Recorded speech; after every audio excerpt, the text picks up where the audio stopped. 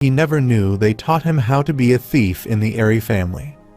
Hoken asks what that means, while the family leader replies that it seems he has already paid the price for theft. He then tells Hoken to go ahead and pass by the outside, stating that he will not stop him. Hoken wonders what the scoundrel is up to if he is not going to stop him. Suddenly, Mazino arrives with Hua Ryan, stating that he cannot find him anywhere and asking where he has gone. Hua Ryan comments that, for some reason, she feels like he predicted she would show him the way, so he must have taken a different path. She adds that it is fortunate they split into teams and let them go. She thinks they arrived here so quickly that her head hurts, and she hopes nothing dangerous happens to them. Mazino calls Yuri, who is on the other side, and asks where she is. Yuri replies that they are still looking, and will be at the exit soon. She then asks how about him. He responds that he was not there, and she asks if he truly said this. She concludes that, in that case, there is a chance he will be here. He agrees, stating that he is going ahead, and she confirms it. He reiterates that he was not over there, so there must be a high chance he is here. She warns that it is dangerous, and when she gives the signal, they should follow her into the bong bong. He confirms and then hears a voice. He asks what it is and runs inside the room, thinking that the feeling he has could be. Gustang attacks Hoken, absorbing his energy, while Karaka asks if Hoken is alright. Karaka's thoughts spiral in confusion as he tries to make sense of the situation. He had been about to leave this place unimpeded, yet the moment he attempted to do so, he was repelled as if the path were blocked by an unseen force. He wonders if it could truly mean what he fears. Gustang observes the scene and comments that Hoken seems unaware of the situation. He explains that in exchange for obtaining immortality, the souls bound to the spirit room are subjected to a curse that prevents them from leaving this place. Hoken, startled and frustrated, demands clarification, asking what Gustang means by a curse. He insists that it cannot be true, pointing out that the curse remains unbroken even after he absorbed so much power. He calls it absurd and questions how he can be unable to leave when he has gained such overwhelming strength. Gustang explains that by acquiring even a fragment of power, Hoken has sealed his fate. He describes Hoken as a pitiful creature trapped by his own inferiority complex toward his father. Gustang adds that Hoken has now condemned himself to an inescapable torment, a futile pursuit where even the sword remains unreachable, standing in a place beyond anyone's grasp. Hoken silences Gustang with a furious outburst, ordering him to stop speaking about him in such a way. His voice, heavy with defiance, declares his intent to escape. Summoning his power, Hoken unleashes a ferocious attack on Gustang, driven by sheer determination despite the insurmountable odds. He claims he can break the curse right now and begins forming Shinsu circles around Gustang, stating that it feels so far away. He remarks that the pitiful one has only himself to blame for coveting what belongs to others and attempting to accumulate power. Now, it is time for him to return what does not belong to him. Gustang then extracts Hoken's soul from his body and remarks that he should not be too discouraged. His life will not be taken, even though he might have wished for that in certain moments. Meanwhile, Mazino arrives on the scene. Gustang notices his arrival and deduces that spatial distortion must have been used. When Mazino questions his presence there, Gustang inquires whether Mazino actually employed spatial distortion to reach the place.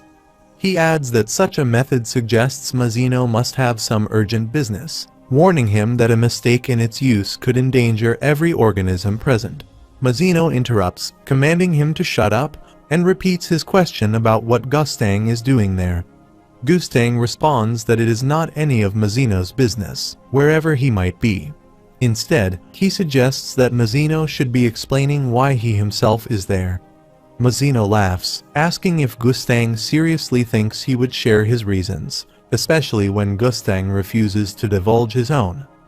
Mazino quickly shifts the focus, demanding that Gustang hand over the souls in his possession. Gustang questions if Mazino means the souls he has just taken and wonders aloud if Mazino, too, is drawn to their power. Mazino clarifies that it is not about power. His friend is among those souls, and he insists they be handed over. Gustang inquires who this friend might be, asking if he is truly among these little souls. Mazino retorts, telling him to stop belittling them, stating firmly that Joe is no small man. Gustang laughs when Mazino questions the reason for his laughter. Gustang replies that Mazino never ceases to amaze him. He adds that he can somewhat understand why Mazino is acting so strangely, comparing it to someone the size of a whale being suddenly confined in a small fishbowl. Gustang remarks that he feels as though he has been repeating the same statement for so long that his mouth might fall off, but he reiterates it once more. The only individuals equal to him here are the 10 family leaders and Jahad. He addresses Mazino, dismissing Walhiksong and the games he plays with his friends as mere deceptions. Gustang assures him that there is no need to worry, as he will ensure these souls are returned to their proper places. Mazino questions whether he truly intends to do so. Gustang confirms, stating that he has no desire to see Mazino lose his temper and annihilate their family. Mazino laughs, declaring that Gustang has made the right decision and warning him to comply unless he wishes to meet his end. At that moment, Yuri arrives, calling out to Mazino and asking him to wait while inquiring about his actions. Gustang intervenes, telling Mazino to hold on as he corrects his earlier statement, acknowledging that there may be one more person who could be considered equal to him. Bomb arrives and stands atop a high building, gazing downward as he asks what is happening. He notices Hoken, who has lost the will to live and is now floating aimlessly. Gustang, observing the scene, asks about the individuals who are deemed worthy of standing on the same level as them. Bomb shifts his focus to Gustang and questions who he is. Gustang greets him, addressing him as Arlene's son. He expresses his satisfaction at finally being able to see Bomb's face and introduces himself as Pobido Gustang, stating that he has been waiting for Bomb for a long time. He explains that he has come because he has a favor to ask. Meanwhile, a girl rushes toward another scene, calling out to the warrior and asking what he keeps watching as it is growing late. Rak replies that her question is unnecessary. He is watching his prey. Rak expresses his desire to kill the creature immediately, but another girl firmly objects, reminding him that he needs to join forces with others to defeat such a beast. She insists that no one else is needed, claiming she can handle it on her own. However, she retorts that he cannot, pointing out that he failed the last time he tried. She remarks that he is too inexperienced to fight a beast of that caliber, and adds that the truth can be harsh. Rak reflects on his predicament, wondering how he ended up in such a situation. After being caught in the attack, he awoke to find himself stranded in this place, completely alone. He realizes he cannot leave because the beast is blocking his way and wonders where he is and where the other turtles might be. Meanwhile, Hoken observes Haljo, and Mazino arrives on the scene as well.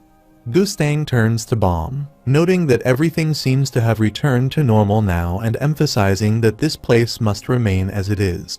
He suggests they discuss something important, addressing Bomb as the son of Arlene. Bomb questions why someone as powerful as Gustang, a leader of one of the great families, would ask him for a favor. Gustang acknowledges Bomb's point, clarifying that it is not so much a favor as it is a test. Bomb asks what he means by testing him, while Yuri expresses her surprise, remarking that she never expected to encounter one of the 10 family leaders. Yuri recalls having heard that the leader of the Pobido family is very interested in their world, though she never imagined he would be monitoring Bomb's activities. She asks why Gustang referred to Bomb as the son of Arlene, questioning who Arlene really is. Gustang confirms her inquiry, explaining that he wishes to test whether Bomb is the one destined to take the thorn, climb the tower, and change its structure. He wonders if Bomb is truly worthy of waiting for, and if he is the savior Arlene spoke of. Bomb acknowledges his knowledge of his mother. prompting Gustang to affirm that Bom is indeed the one. He mentions that he is one of the 10 leaders, and at one point, he even traveled with Arlene. He reflects that they had been well suited to each other, as he had been unfriendly while she had been able to get along with everyone. Bom inquires about his father, and Gustang responds that he will not discuss him, describing him as the absolute worst person he has ever encountered. Bom asks what Gustang means by the worst person, and Gustang replies that Bom will eventually find out. Before discussing the favor, Gustang tells Bom that if there is anything he wants from him, he should speak up. He explains that he is an expert in the science and medicine of the tower and promises to grant any favor Bom desires. Bom asks what Gustang means by whatever he wants. Meanwhile, Wangnin and Yura observe Baro and Sachai through a lighthouse. Wangnin inquires about the situation, and Yura explains that it seems they have captured Rachel. She appears to be in pain, though she also seems to be asleep, making it clear that rescuing her immediately would be difficult. Baro notices something flashing in Rachel's hair and asks if it is Yura's hidden camera. Yura speculates that the attackers must have done something to Rachel, as there is no way she could have been captured so easily otherwise. Wangnin jokingly asks if Yura is a member of Rachel's fan club. In response, Yura suggests that Wangnin try asking the captors for a favor, as they were once his companions. She believes that if he could get them to let their guard down, he might be able to help Rachel escape. Wangnin dismisses this idea, explaining that if Yura has forgotten, he is traveling with her to ultimately betray Rachel. He reflects on how he joined the team with the intent to stab Rachel in the back, but now she has been captured by those very people. He thinks to himself that if Bom were with them, he would only complicate matters or interfere with his plans to kill Rachel. As Bom and Gustang arrive, Yura notices and asks if someone is there, wondering if it is Bom. At that moment, the lighthouse breaks, and Wangnin asks if it has been damaged. Baro, pointing his sword at Bom, demands to know who he is and asks Bom to explain himself. Bom assures him that he is not an enemy and there is no need to worry. Gustang looks at Rachel and asks if she is the one in question. Bom confirms Gustang's assessment, and Gustang responds with a simple done as he walks toward Rachel. After checking on her, he walks away, with Bom following him. Gustang explains that he has fixed her, the poison has disappeared, and she will wake up soon. Bom asks if that assessment was made just by looking at her. Gustang replies that it is, and then suggests they move on to discuss his favor, proposing they go somewhere else. Meanwhile, Heljo sits down, groaning as he questions what has happened so suddenly. Matsuno casually explains that it is not a big deal. A bad guy tried to cause trouble but failed, and now everything is over, so Joe shouldn't worry. Joe asks if that means Mizuno helped him again. Mizuno confirms, adding that he has some good news, he might have found a way out of this place. He reveals that one of the individuals who cast a spell on their location turns out to be someone he knows. If he pressures him enough, Mizuno believes he can get information on how to escape, as that person will do anything for him. Excitedly, Joe asks if Mizuno is serious, and Mizuno confirms that he is. Joe expresses his relief, thrilled that he might finally be able to leave this place. Mizuno responds that if he is going to help someone escape, he cannot leave himself. Joe, acknowledging his weakened state, says that even if he were to leave now, he would either be slaughtered or live in misery. Sanchez asks what Mizuno means by saying that Joe could definitely be okay, to which Mizuno replies affirmatively. Joe, however, urges him to stop and not pressure him. He admits that he now understands the kind of person he is, something he hadn't realized before. He says he never imagined that he would resort to such actions if he gained power.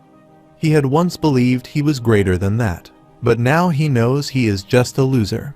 He acknowledges that he is not the kind of person Mizuno wants him to be and cannot live the kind of great life Mizuno envisions for him. He pleads for Mizuno to leave. The scene then shifts to the spirit room, where Deja attacks Hoken, demanding to know where he is running off to, calling him a traitor. Hoken, desperate, begs for mercy. Elsewhere, Gustang informs Bomb that the spirit room is the innermost part of the foundation, where 3 waterfalls flow. He admits he had no idea such a place existed within the foundation. He points out that ordinary people cannot enter due to the immense pressure of Shinsu flowing through the area and asks if Bomb can feel it. As a bright light appears, Gustang wonders aloud if it is the thorn. Bomb responds affirmatively, confirming that the thorn fragment is indeed there, though still sealed. Gustang offers that if Bomb does him a favor, he will break the seal for him. Bomb, curious, asks what the favor could possibly be. Gustang explains that the favor is a simple yet difficult test. He reveals that there is something he has been trying to obtain for ages, but Jahad has hidden it in a place he cannot reach, preventing him from obtaining it. He says that Bomb only needs to acquire it and bring it to him. There is a place in the tower where even he, one of the 10 great leaders, cannot go. Despite his ability to move freely within the tower, there is a location he cannot return to because of his rank. Bomb asks if he means the regulars area, and Gustang confirms that this is correct. He goes on to explain that even within the regular area, the most difficult place to reach is inside the Hell Train.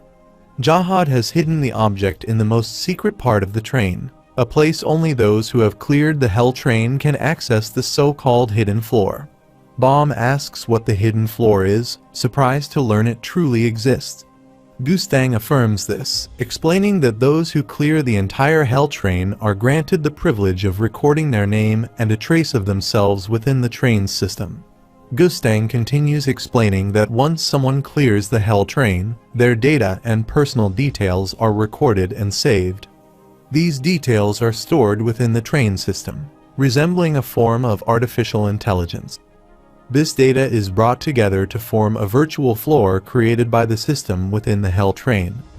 Although the virtual floor does not physically exist, it forms an expansive world that mimics an entire floor. Those who clear the train gain the privilege of temporarily syncing themselves with the version of themselves that exists in that place. However, Gustang outlines several rules regarding the virtual floor. The first rule is that anyone who reveals the existence of the floor to those outside the Hell Train will lose both their data and their memory. The second rule is that once someone becomes a ranker, only their data remains, and they can no longer enter the virtual floor. The third rule is that once someone has cleared the train, they cannot update their data or take any items or goods obtained on the floor outside of it. Gustang admits that, as the leader of a family, he is exempt from some of these rules. However, as a ranker, he still cannot return to the virtual floor.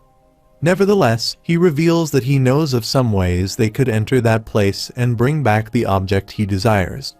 Gustang explains that one of the ways to access the hidden floor is by using the master key.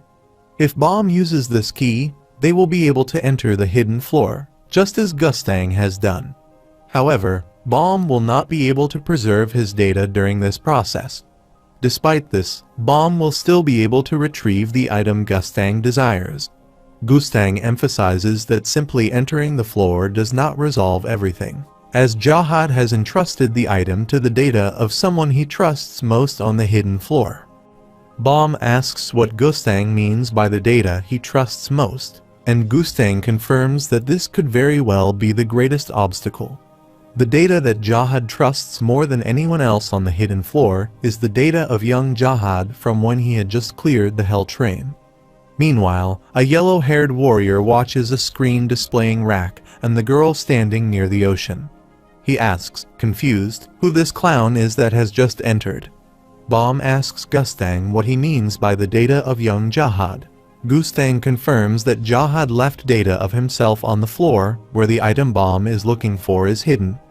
This means that in order to retrieve the item, Bomb will need to fight and defeat Jahad's version from the time he had just cleared the Hell Train. Gustang hands Bomb the master key and tells him that if he brings back the item, he will tell him more about it. However, Gustang warns that he can only guarantee that the item will not harm Bomb or his companions. Baum then asks if Gustang is involved in the spell on the floor of death. Gustang confirms this, and Baum asks if, by retrieving the item for him, he would be able to release the souls of everyone trapped here. Gustang responds that this is not possible. He explains that removing a completed spell is difficult, even for him. Furthermore, there is a significant risk that the secrets of this place would be exposed if the people here were allowed to leave. He adds that releasing them would put Garam in danger, and Baum is mistaken if he thinks that removing the spell would help the people here. Most of the residents are too afraid to leave because they fear death, so Baum should not assume that breaking the spell would be beneficial for them. Gustang asks if Baum has heard that, several years ago, the residents here voted to choose the Grand family over Joe. He explains that this decision means they chose complacency over change. Gustang notes that Baum is interfering for no reason, as the residents made their choice and accepted their situation. He questions if Baum is trying to impose his own opinion on them just because he doesn't agree with their decision, expressing that he can't understand his request. Meanwhile, Deja chases after a commander, demanding he stop, but the commander pleads for mercy. Gustang continues, asserting that the residents made their own choice to stay, and now Baum's attempts to change that are misguided. Back at the broken lighthouse, Wang Min looks at the damage and wonders what to do next. Yura asks what he means by what's now and insists they must rescue Rachel immediately. Wang Min dismisses the idea, questioning how they could possibly get Rachel out of there. At that moment, Hoken and Karaka arrive. Karaka tells them to follow him, saying they will escape the place while the others are distracted. Meanwhile, Evan urgently calls Yuri, telling her to hurry and come over. Garam also adds that she has something important to say to Yuri. Hearing Garam's voice, Yuri and Endorsi both react, with Yuri asking if it is really Garam calling. Endorsi asks if she means the princess of the deep-colored sea, and Yuri confirms it. Endorsi, filled with excitement, says she wants to meet her too and asks to be taken along. Yuri, thinking that she is such a nuisance, teleports with Endorsi's skill bong bong in front of Garam. Garam, looking at them, asks what is going on. She had told her not to tell anyone, so what did she drag along with her this time? Endorsi responds that it is real, that Anak wasn't lying, and that the missing princess truly is on the floor of death. Garam then asks what Endorsi means by mentioning Anak and whether she knows her. Endorsi says, of course, she knows her, as she was climbing the tower with Anak. She adds that Anak had looked after her for a while she was in hiding. At first, she had wondered if it was a lie, but now she is certain that it is true. Yuri observes the exchange and thinks that there might be some connection between Anak's daughter and Garam Jahad. Garam finally says that she indeed looked after Anak for a short time, but this had occurred when she had briefly left the floor of death. She explains that she was flustered when Anak came to see her, claiming she was the only person she could leave her with.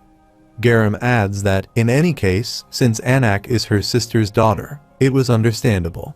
Garam says that she had tried to bring Anak here, but Anak had different plans. She had opposed the idea of becoming a regular and climbing the tower, but when Head-On appeared, she could not stop her. Since then, the only news Garam had heard about Anak was that, for some reason, Yuri took the Green April and that Anak was safe. Garam then asks why an official princess of Jahad would come to meet her, as she is not exactly someone she should meet. She adds that she might even lose her rights as one of Jahad's princesses.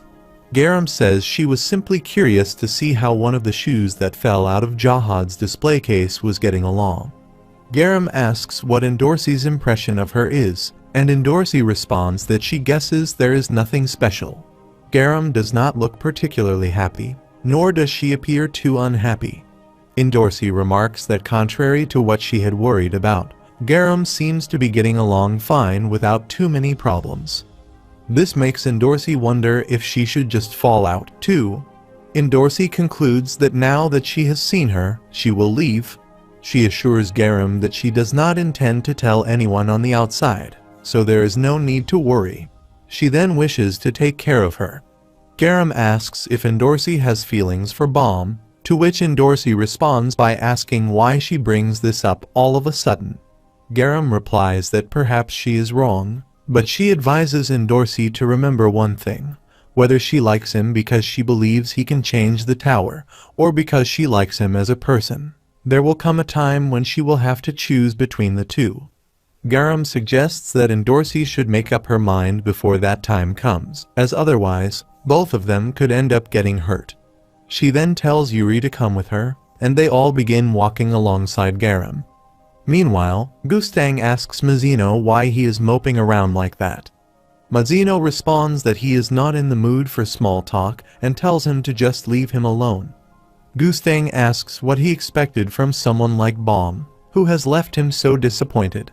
Mazino replies that Bomb is not just anyone, to which Gustang retorts that he is nothing more than a bug that would be blown away by even a sigh from him. He continues, saying that Mazino is a bug that would be crushed to death by a stomp of his feet. A bug that could never reach the soles of his shoes, no matter how high it flies. Gustang adds that he can give a bug a name and feel affection for it, but a bug is still just a bug. Mazino mutters that they are all idiots, which is why he doesn't associate with them, so he gets up to walk away. Gustang asks where he is going, wondering if he is going to meet Garam Jahad. Mazino responds that he isn't going to her, as he has already done all he can for her. He adds that he feels like he has been forgiven for what happened with Joe, and that he has no intention of doing what she truly wants, so he should just leave. Gustang nods and says he understands, speculating that what she wants from him is likely the death of Jahad. He then asks what Mazino plans to do about this place. Mazino calmly replies that he is going to erase everyone's memory. He adds that if Gustang wants, he will spare the kid's memory. Mazino dismisses the offer, saying that erasing memories is futile. He recalls what Gustang had once said to him, that fish trapped in a fishbowl are happier when they don't know how vast the sea is. He remarks that maybe Gustang was right, but he doesn't think so. He believes that the reason fish try to reach the sea is not because of memories, but because of instinct. Meanwhile, Joe enthusiastically says they can start again, to which Sanchez confirms, adding that he will use his seductive powers to lure men. Elsewhere, Garam meets Bomb and Hockney, asking if they are leaving now. Bomb nods and says that his companions are waiting for him, and since the enemies from Fug have disappeared, he should get back to the train. Garam agrees, saying that he must have met them. Bomb confirms, adding that he didn't expect it, especially considering she had to hide with the people here. Garam reflects that all of this feels like it's her fault, but reassures him not to worry about it. She reminds him that he must decide his own fate, just as she and everyone else here must do the same. She urges him to follow his own path. Bomb acknowledges her words with a simple right, just as Hockney spots Mata and calls out to him. They greet each other, and Mata expresses his relief, mentioning that it seems like his picture is also on the lighthouse, referring to the woman Bomb brought here. Hockney confirms this and apologizes for leaving him alone again. Mata brushes it off, saying it's okay. He adds that while he may be able to leave here, he doesn't envy Hockney for it. If anything, he's more afraid of going outside, where death awaits. He laughs, admitting that when he once went on a journey to bring Bomb to the outside, he thought he might want to leave, too. But now, thinking about the outside world, he feels fear. He acknowledges that he knows the dangers, and they both walk together. Mata reflects that he had merely deluded himself for a while, seeing Bomb dreaming of freedom. He believes that because Bomb has the right to go outside, destiny must have chosen him, as Bomb has always longed for the outside world. Mata contrasts himself with Bomb, stating that he has no intention of going out to conquer anyone or bury others for the sake of his own dream. He simply wanted to fly in a larger space, that's all. He asserts that he is a bird, not a bug crawling around underground like Bomb, and that his destiny is to go outside and fly. After a while, the other regulars arrive, and Khan calls out to Bomb, asking if he has finished talking. Bomb confirms that he has. Mazino arrives as well and asks if they are ready to leave now. He promises to send them off quickly, referring to them as babies, before using his skill to teleport them out of the floor of death. As they leave, Bomb reflects on the floor of death, thinking to himself that someday, he will definitely return here. Meanwhile, Gustang uses his powers to erase all the memories of the regulars. Elsewhere, Dija ties up Sanchez and asks why the savior hasn't arrived yet. A flash of light appears, and Helljo, accompanied by Zigzag, finally arrives. Elsewhere, Mata reflects that, in the end, he never got the chance to tell Bomb that it wasn't a coincidence that he found him back then. He reveals that he had always wondered if Bomb would return after he left, so he kept circling that spot, hoping that only freedom awaited him. Mata admits that he actually wishes he could go with him. At the end of the Floor of Death episode, Karaka, Hoken, Wangnan, and Yura arrive on the train. Wangnan looks around, asking what kind of place this is. Meanwhile, a little girl asks Rak what he is staring at. He replies that they are coming. When she asks what he means, as she doesn't see anything, Rak explains that he can feel it. The turtles are coming. The scene shifts 1 hour after leaving the Floor of Death, high above it, aboard the Walhaksong submarine. Bomb asks if he has met Yiwa and Danhua. Mazino confirms that he is right, adding that they are currently climbing the tower to catch up with them. Bomb expresses relief, and Kun agrees, responding that it's a relief indeed.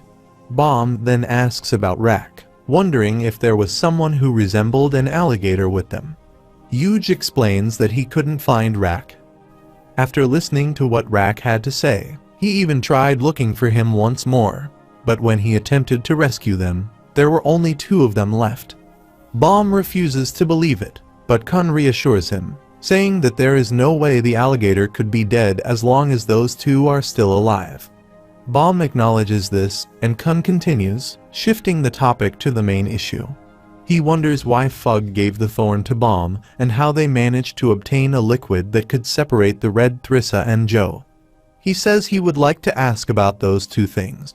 Mazino, considering the fact that Garam and Gustang have been watching Bomb and the things they told him, says that he has a basic idea of what's going on. But if Bomb is from the outside? Bomb thinks for a while, contemplating whether it's okay to tell Mazino.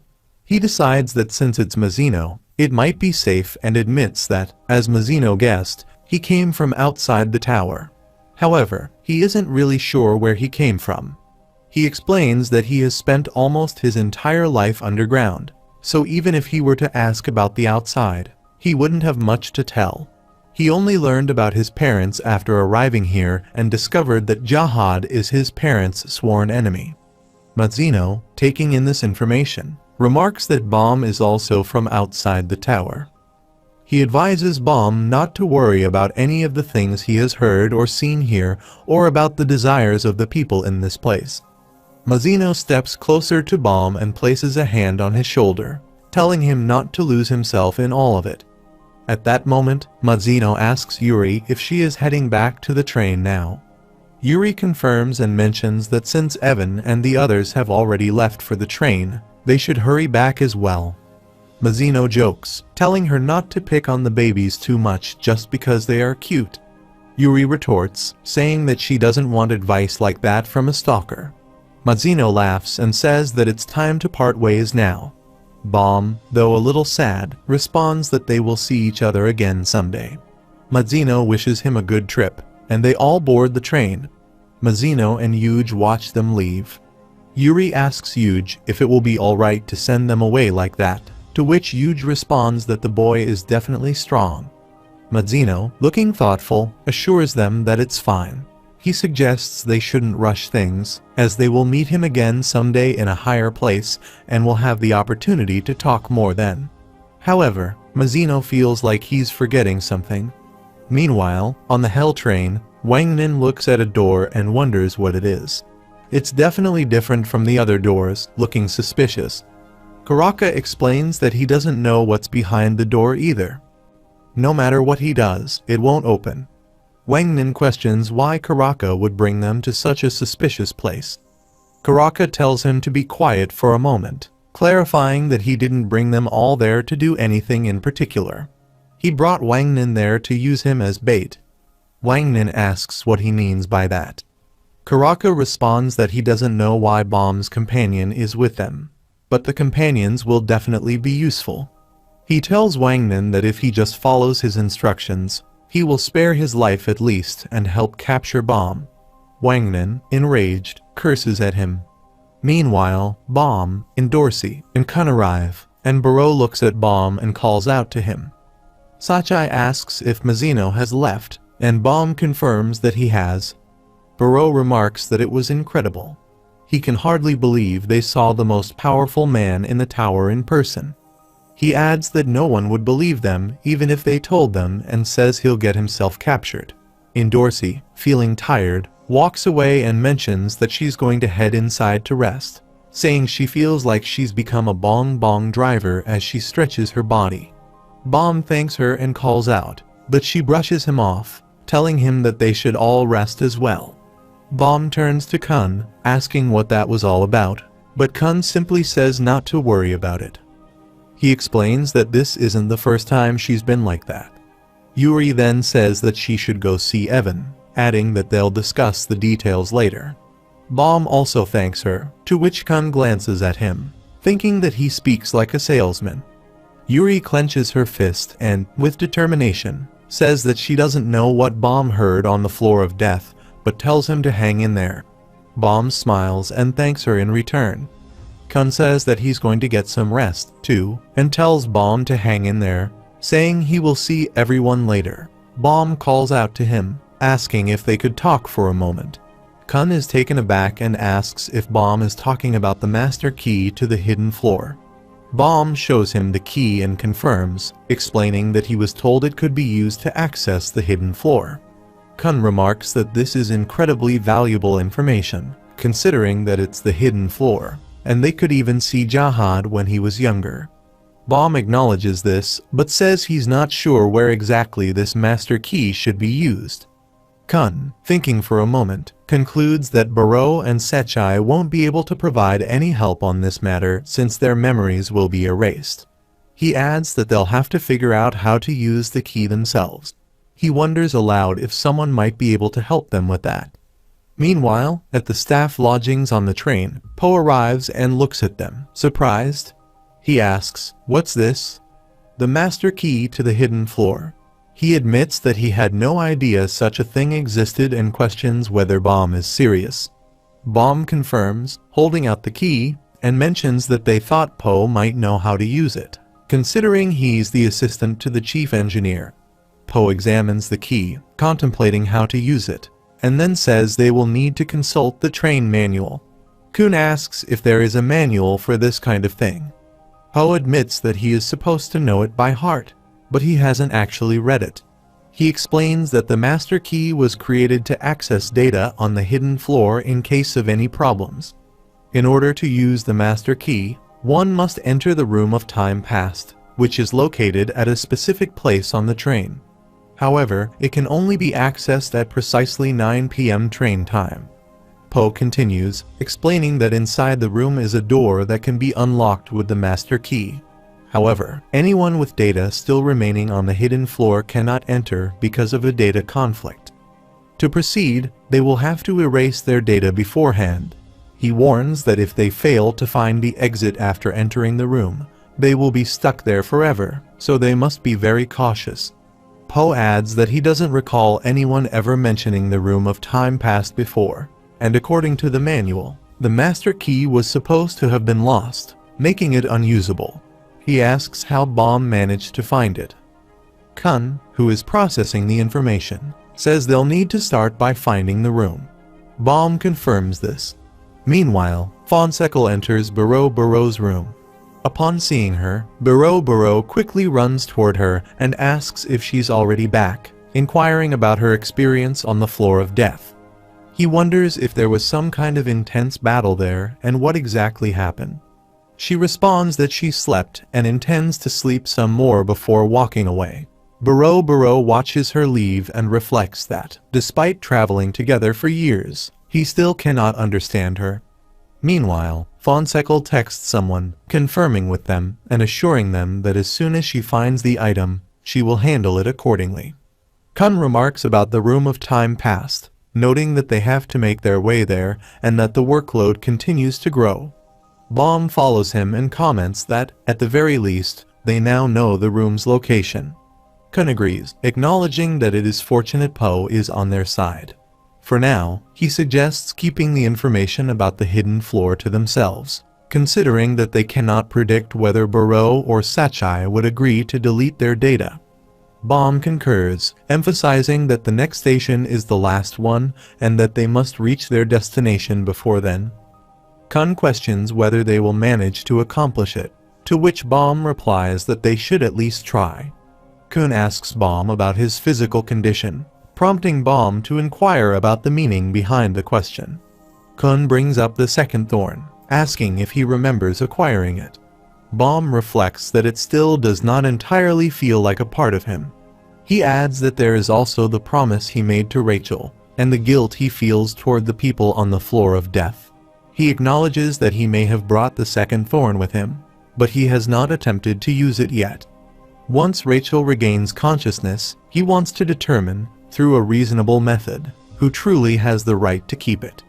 His fist clenches with resolve. Kun responds that if it makes him feel better, he should do so. Baum then mentions that, since the battle with Heljo ended, he has been capable of something new. A Shinsu circle manifests behind him, and Baum steps into it, disappearing instantly. Kun is startled and demands an explanation, asking where Baum acquired such Shinsu abilities. Baum reappears and explains that he created a Shinsu room just beyond the hallway. He adds that since the battle, his range for manipulating Shinsu and his ability to perceive and analyze situations have grown significantly, much like the Red Thris's influence. Kun marvels at the revelation, calling it incredible. Meanwhile, Hockney lies on his bed, holding a sparkling pendant resembling an eye. He examines it thoughtfully and muses that he has finally reclaimed his eyes, but he remains unsure how to use them. He resolves to retrieve the remaining fragment of the red light from the woman who holds it. Until then, he knows that the mysteries surrounding it will remain unsolved. He observes a waterfall with 3 streams of water. Baum discovered the thorn fragment at that altar, leading him to speculate that the waterfall depicted in his picture might represent this location. He suggests that the picture may not directly show the thorn fragment he encountered, but instead contains clues about the whereabouts of another fragment he is destined to find. Baum considers that perhaps the thorn itself is guiding him and leading him to the other fragment. Meanwhile, Gustang concurs, acknowledging that Mizuno may be a significant variable, yet the overarching situation remains unchanged. He notes that the second thorn fragment has been delivered and mentions that he had given Mizuno a gift before arriving here. In another room, Rachel rises and ponders her surroundings. She notices something floating before her and reflects that whether this newfound power becomes a disaster or a gift depends entirely on those involved.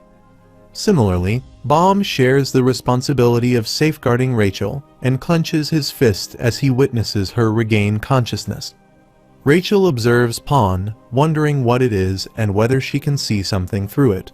She attempts to grab it, but it flies away, leaving her to ponder if it has vanished. As she hears a beeping sound, Baum arrives, remarking that she is awake and inquiring about how she is feeling.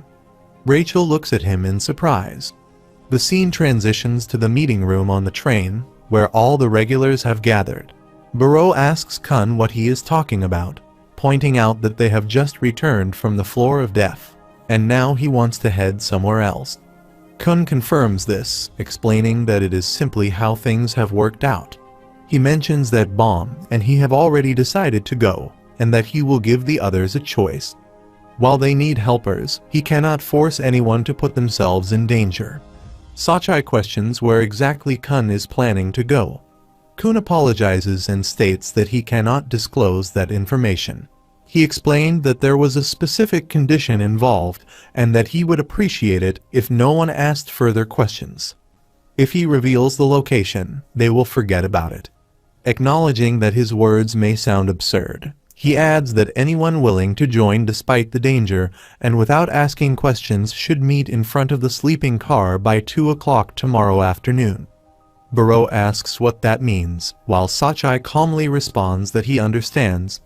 Buro, still confused, questions how Sachai can agree so easily. Sachai explains that he thinks he understands the essence of what is being said. Buro then exclaims in frustration, realizing he is the only one who does not grasp it. Sachai asks Kun if he has discovered a way to get there, and Kun replies that he believes he has, inwardly noting that it seems Sachai has figured it out. He adds that only those who wish to go should gather by 2 p.m. tomorrow, and whoever is present in the hall at that time will join. Later, in Yuri's room on the train, Kun arrives to meet her. She comments that she understands they are heading to the hidden floor on their own. She remarks that if they must go, she will allow it and offer her assistance for now, as Karaka is also on board.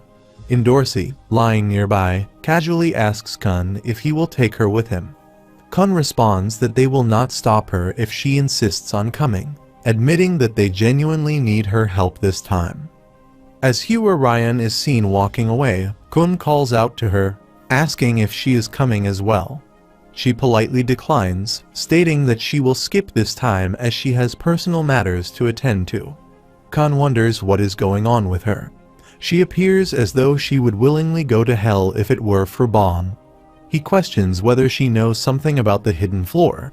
Hockney asks where Bomb is, to which Kun replies that he is meeting Rachel. Dorsey is surprised and asks why Rachel is going. Kun explains that Bomb and Rachel have things to discuss, including Hockney's picture, and it seems Bomb is planning to take her to the hidden floor. Dorsey, incredulous, asks what he means by that and why Bomb would take her along. She speculates whether he is inviting himself to be betrayed again. Yuri interjects, stating that despite everything, they cannot simply leave Rachel behind, as she is harboring many secrets. Kun acknowledges the danger but insists that they must uncover whatever Rachel is hiding. Meanwhile, Rachel meets Bomb and remarks that he wants to go to the hidden floor, where the thorn will belong to whoever finds it first. Bomb agrees, saying that it seems inevitable they will need to determine among themselves who will claim ownership of the second thorn fragment. He then asks Rachel why she is offering him this chance. Rachel counters with a sharp tone, questioning if it is because she saved Kun, or because Bomb feels sorry for her. She tells him not to delude himself. She did not do it to earn his pity. Bomb clenches his fist and responds firmly, saying it is because they are enemies. He states that since they are enemies, he believes the competition should be fair. He explains that they need to retrieve Hockney's picture, and that there are some things he wants her to reveal to him. Under those conditions, he informs her that they are leaving tomorrow afternoon at 2 o'clock. If she comes to the hall in front of the sleeping car, they will depart together. Advising her to get plenty of rest, he leaves the room. As he steps out, something strikes his face, causing him to bleed. He asks in confusion what has happened and why he is bleeding. Before he can process the situation, Dorsey appears and calls out to him. She states that she heard he has decided to take Rachel to the hidden floor. When Bomb tries to respond, she cuts him off, declaring that she does not want to hear any excuses. She demands to know how much longer he plans to defend Rachel. Bomb replies that he is not defending her. Dorsey retorts that he wants to learn the truth from Rachel and retrieve the picture, to which he agrees. Dorsey, determined, declares that she will recover the picture herself and uncover all the secrets Rachel is hiding. As she walks away, Bomb wonders aloud what she is planning to do. She asks him if he is more concerned about Rachel's safety than hers, and whether he remembers that she is part of his team now as well. She tells him that if he plans on letting Rachel join their team, he will need her permission, too, so he should not try to stop her. He acknowledges this, and she heads into Rachel's room. Dorsey observes Rachel and remarks that she looks much more at ease than she had expected, even while being surrounded by people who resent her. Rachel glances at her and recognizes her. Dorsey approaches and sits near her, asking how much longer she intends to cling to Bomb. Rachel questions what she means by clinging, and to whom she is referring. Endorsi clarifies that she is talking about Rachel herself, stating that Rachel claims she cannot stand Bomb yet continues to linger around him. Rachel laughs softly in response. Endorsi, irritated, asks if she finds this amusing and what she is laughing at. Rachel then asks if Endorsi is jealous of her. Endorsi admits that she is, prompting Rachel to laugh again. She remarks that it is surprising for someone like Endorsi to feel jealous of her. Endorsi responds sharply, saying that she already has most of the things she desires, so the idea of being jealous of Rachel is strange. She questions what exactly Rachel possesses that would make her feel this way. Rachel comments that Endorsi has beauty and power, plus she is a princess like the heroine in a fairy tale. She admits she wishes she had been born like that, too. She reflects that they have both stained their hands with blood to climb the tower. But while Rachel sees herself as a nasty scoundrel, Endorsi is viewed as a beautiful, composed princess. She adds that Endorsi is forgiven for everything because of her beauty. Isn't that right?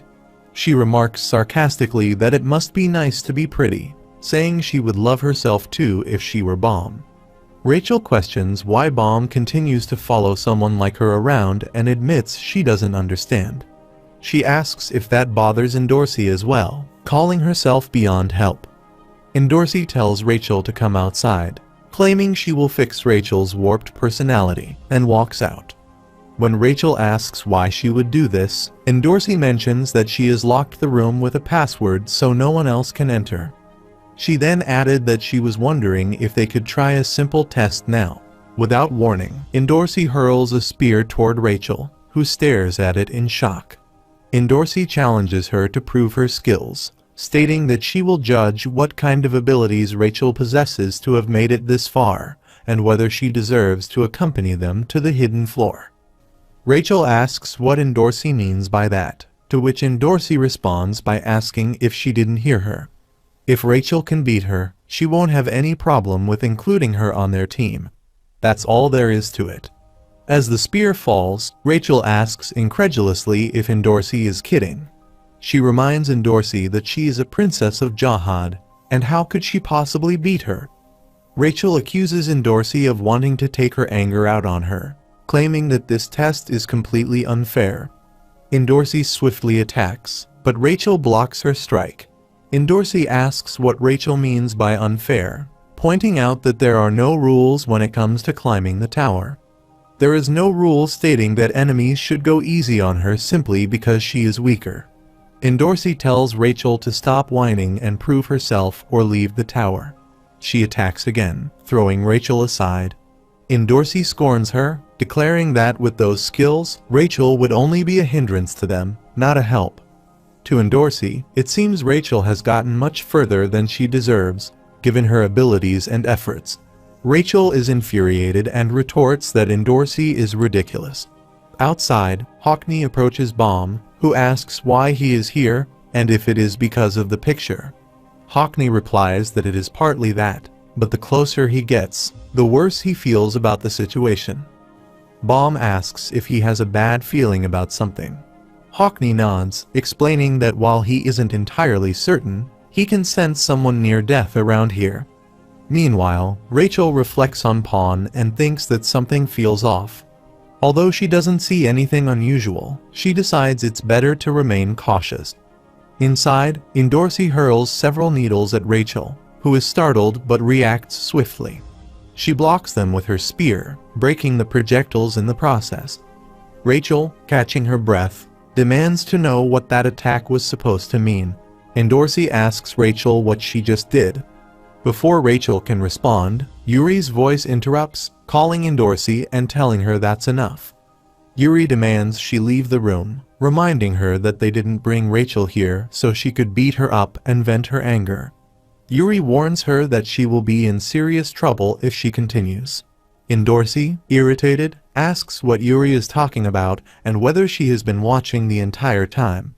Yuri confirms, explaining that she installed a camera on the pocket. Endorsi, startled, accuses her of spying on everything. from her showers to her private moments, and threatens to expose it all if she keeps talking back. Endorsi exclaims that such surveillance must be illegal. Yuri smirked and replied that she was the law here, ordering Endorsi to leave immediately.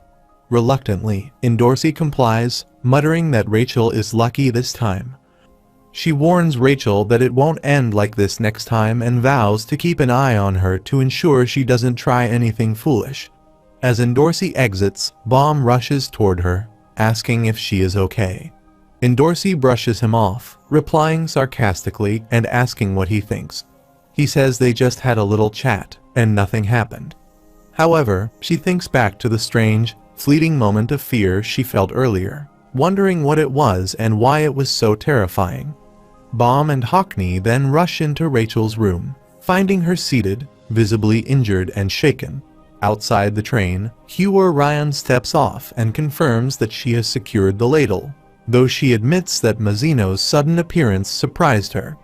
She tells the person on the call to inform Medarako that if he wants to make a deal, he should wait until after they have gotten off the train. As for how to proceed with the deal, she will follow the instructions of the elders. She concludes the conversation, but the person on the other end asks what she means by elders. Evan also steps off the train, commenting that they are involved in her activities, the ancient elders of Fug, who are even more shrouded in mystery than the Slayers. She makes it clear that she has no intention of revealing everything. Evan responds that he already knows, and he hears that she is not going with Baum this time. She confirms this, and Evan remarks on how strange it is that she wouldn't go with him, especially if she knows what's on the hidden floor. Hugh Ryan explains that she doesn't know, but she has heard stories that there is an evil force sealed away by Jahad after he became a god. The next day, at 2 o'clock in the afternoon, Baum stands in front of the sleeping car, pondering how many people will show up. Kun replies that he's not sure. His speech the day before might have scared some of them off, and there's no longer any reason for Sachai or Barreau to help them. He adds that Hockney might show up because of his picture. Kun suggests that they should just assume they will go on their own if no one else shows up and not worry too much about it. Baum agrees, pointing out that he initially told everyone to gather here, and now it seems like they are planning to go off on their own again. Just then, Barreau arrives and says that they should take him along. Baum, excited, calls out to Sachai, Barreau, Hockney, and even Barreau, whom he refers to as Candy, and they all join him. Barreau remarks that if there's anywhere worth seeing on the train, she wants to tag along, too. She also comments that they've been helping her with the test so far and playfully asks why she is called Candy while still eating it. Sachai assures them that he has a general idea of where they're going, so they don't need to worry. Barreau then asks about Baum. Baum smiles and thanks them, asking if they're ready to go. He wonders what kind of tough opponents they will encounter this time. Meanwhile, Rachel, sitting in her lighthouse, looks at all the regulars and mutters that they are nothing but irritating idiots. 4 hours later, they arrive at the hall leading to the Room of Time. As they walk down a hallway, Hockney follows them and asks what's going on with this place. Kun, sensing something off, replies that he has never seen anything like this before. The place seems suspicious, and he warns them to be careful. Barreau explains that there are special routes on the train where boss-level guardians and their minions appear. Baum, confused, asks what he means by boss-level guardians and minions. Barreau clarifies, mentioning creatures like the Bloomer Guardian or the Motherfish. He adds that the more important the area, the stronger the guardian protecting it, so they should proceed with caution.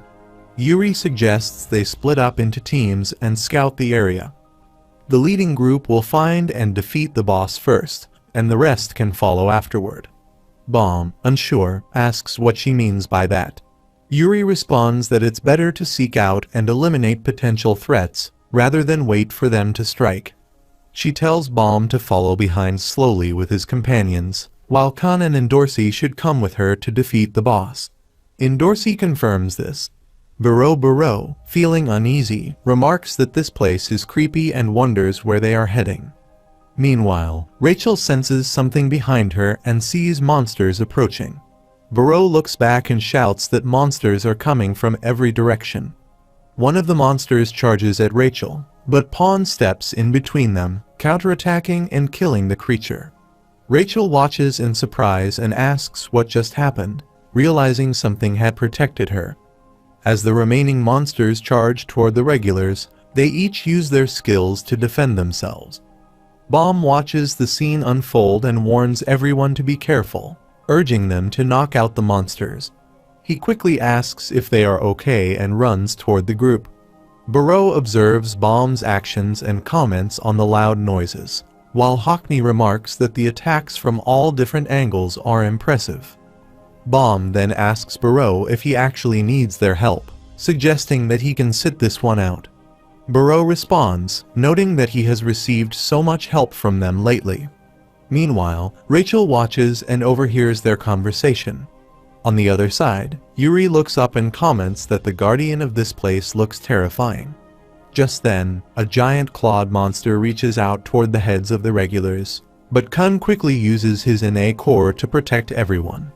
He thinks to himself that the power feels lacking, as it was repaired in a rush. As the monster prepares to counterattack, Kun uses his abilities to block the strike. He calls to Endorsi to hurry, and she flies toward him to assist, telling him to hang in there a bit longer and stop whining, just holding on. She creates a Shinsu circle and hurls it toward the monster, declaring "Bye-bye, chicken." Kun, impressed by her skill, smiles and says, "Wow." Yuri, watching the scene, nods in approval and says, "Well done. It looks like those new skills have stabilized now."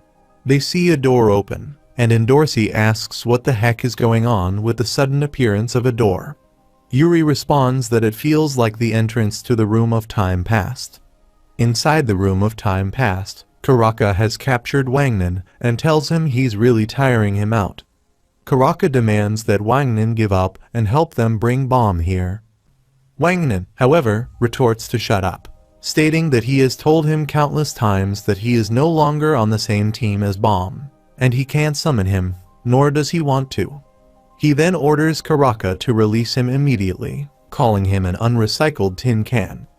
Karaka, visibly irritated, asks what Wangnan means by tin can and warns that he didn't want to resort to this, but now he has no choice. Karaka reveals that he has also captured Yura and Miseng. Yura, visibly tense, asks what Karaka intends to do. Karaka informs her that unless Wangnan helps them bring Bomb here immediately, he will smash the kid's head into pieces. He gives Wangnan a grim choice, either save the kid or Bomb and place his hand on Miseng's head. Wangnan, in a panic, asks if that's the ring and how Karaka managed to do this. Karaka asks what Wangnan is saying. Wangnan urges him to wait and asks if he can talk to him alone for a minute. Karaka warns Wangnan that he had better not try anything foolish to buy himself time. If he doesn't cooperate, he will kill the girl right now. Wangnan, desperate, points out that Karaka's ring, with a jihad symbol on it, looks familiar. He says he has one, too, a ring with the same symbol, which causes Karaka to look at him suspiciously. Meanwhile, Bomb runs toward Yuri and asks if she has found the entrance to the room. Yuri glances at the door and confirms that she has, mentioning that she believes the room is on the other side of that entrance. However, when she tried to cross, the door wouldn't open yet because it wasn't 9 o'clock. She says forcing the door open would break the rules, so they will have to wait. Bomb nods in understanding and asks if they should just wait there until 9. Kun, taking a more relaxed approach, suggests they use the time to unwind. He notes that it will be 9 o'clock in a couple of hours and suggests they relax while waiting. He mentions that they were rewarded with food for defeating the Guardian, although the food looks pretty strange. Hockney arrives with some snacks and Bomb, excited, exclaims about the chips. Hockney, noticing the group's mood, asks if they could talk for a bit while they wait. Bomb asks what he means, and Hockney reveals that he would like to discuss Rachel. On the other side, Endorsi asks Yuri if she's saying she has a strange feeling about Rachel. She also teases Yuri about eating chocolate and other sweets, suggesting that she should be on a diet instead. She replies, expressing surprise at how delicious the snacks are, while Baro eagerly starts eating as well. Hawkney, still uneasy, mentions that he has had a strange feeling ever since they boarded the train. He adds that he also felt the energy of death just a little while ago, which has only heightened his bad hunch. Kun asks what a bad hunch means, considering the power of Hawkney's eyes. He admits that they can't ignore the feeling, though it seems Hawkney can hardly see the future at the moment. Bomb asks what they should do next, and Kun suggests that they'll have to keep an eye on Rachel since it's just a hunch. Yuri, noticing Endorsi's focused gaze, asks if she's staring at something as if she's trying to shoot lasers from her eyes, wondering if she's attempting to kill her with laser vision. Endorsi casually replies that she's just keeping an eye on Rachel. Yuri, unamused, asks what she's so worried about, as Rachel wouldn't be able to harm them by herself. She warns Endorsi not to let her emotions get ahead of her and risk ruining everything. Endorsi retorts that maybe Rachel is hiding some other nasty surprise. Meanwhile, Karaka continues to squeeze Yura and Miseng, with Yura silently wondering why Karaka suddenly stopped threatening them. Afterward, Karaka steps out with Wangnan and demands that he explain how he knows about the ring, asking if he truly has one of these rings as well. Wangnan confirms, saying that he has the same type of ring, and removes his mask, revealing his face. He adds that he is from the red light district. Karaka pauses, confused, and asks, wait, if he means that he has one. Wangnan continues, revealing that he actually has no recollection of the place. He explains that the person who raised him was a nanny, not his real parents, and he doesn't know who his biological parents are. He recalls hearing that, shortly after he was born, the nanny took him and left the red light district. He says she told him that the secret place had already been burned to the ground before they left. The nanny always called him Prince, and while he thought of her as a real mother, every time he expressed this sentiment, she would tell him to call her mother because he was a prince. He shares that the ring she gave him when he turned 10 was a token meant to prove that he was a prince. Though he didn't take her words too seriously, he believed he should try to live up to her expectations. Wangnan admits that, despite this, he never felt particularly special or talented. He always lagged behind the other children, which caused his confidence to wane. Yet, he never gave up. He reveals that his nanny was always there, standing behind him and protecting him despite his shortcomings, and he truly believed she loved him. For all his life, he had thought of her as his real mother. He says that, yes, it was only until the day she died that he realized the truth. One day, she started growing weaker and quickly. Perhaps she had been ill the whole time, but he never noticed it until it was far too late. He admits that by the time he learned about her sickness, it had already spread throughout her body, and there was nothing he could do to help. Despite his best efforts to save her, no one around them would lend a hand since they were both outcasts. Before she died, she apologized to him, telling him that she was sorry for not raising the king's seed properly. Wangnan says it was at that moment that everything clicked. The reason she cared for him wasn't because of love, but because of a duty she had been given by a king. Right until her last breath, she had seen him not as a son but merely as a king's seed. The love he had believed she had for him was nothing more than his own delusion. He reflects on how she left him without revealing anything about the red light district, leaving him with unanswered questions. Not long after her death, a strange man appeared. He claimed to be an acquaintance of hers and said he would take her body. He also told Wangnan that the ring she had given him was an important key in the tower, something he needed in order to progress.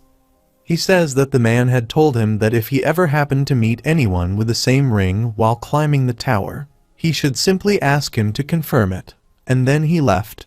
He explains that after the man left, he became a regular and entered the inner tower, where, upon entering, he made a promise to himself. He says that now that he has come this far, he is determined to become a real prince. Karaka states that he doesn't know what qualifications a prince must possess.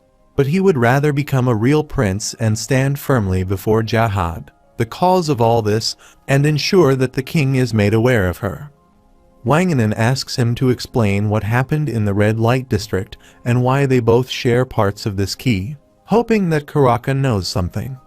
Karaka replies that he tried to find information about the red light district while climbing the tower, but he couldn't uncover anything, neither its location nor its existence. He urges Karaka to tell him the truth about that place when Karaka asks where the ring is. He tells Wanganan to show him the ring as proof, and he will reveal everything, but he cannot tell him anything until then. He explains that, like him, he intends to share the secret only with those who possess the ring. Wanganan says that the ring is not with him and thinks to himself that, of all times, Rachel has the ring now. He admits that he doesn't have it at the moment, but he will soon. Karaka responds that there is no soon. If Wanganan doesn't have the ring, he cannot be trusted.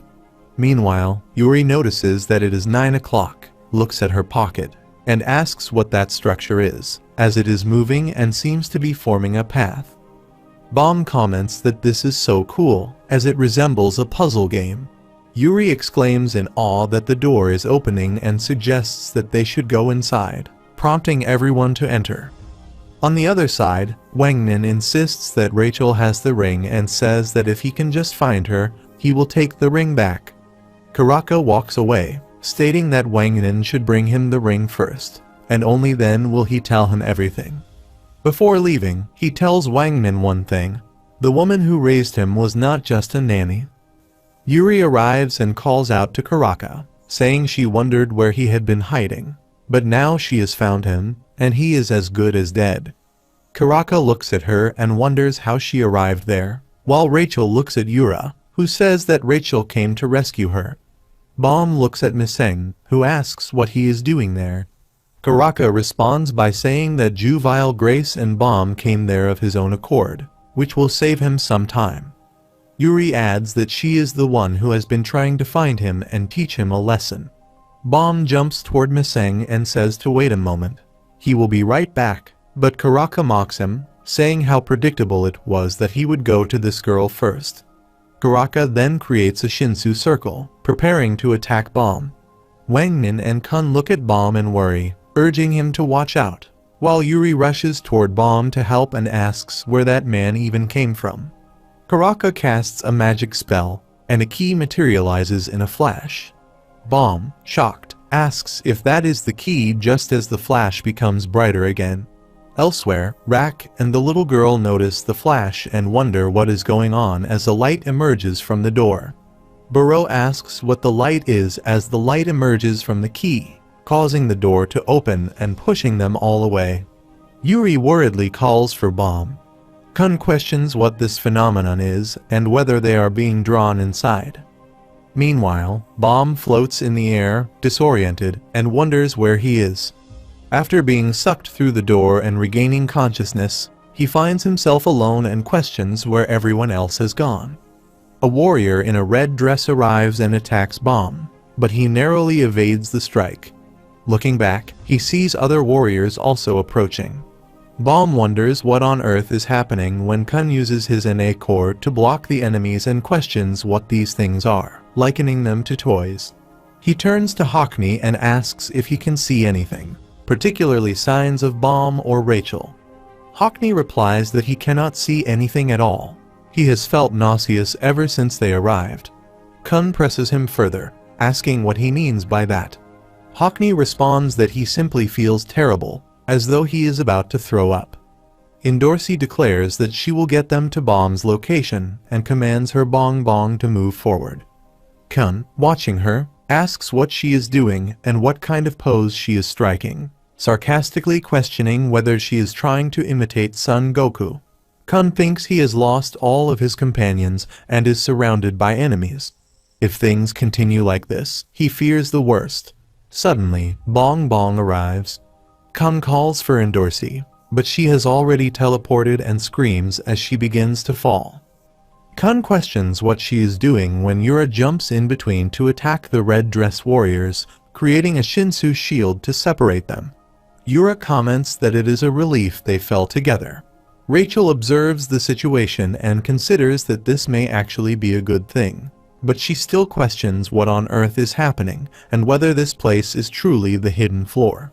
Someone remarks that the situation is highly unusual and expresses disbelief that these people have entered the place using a key. He wonders aloud if something has happened on the train and claims he is dying to know the details, though he won't ask.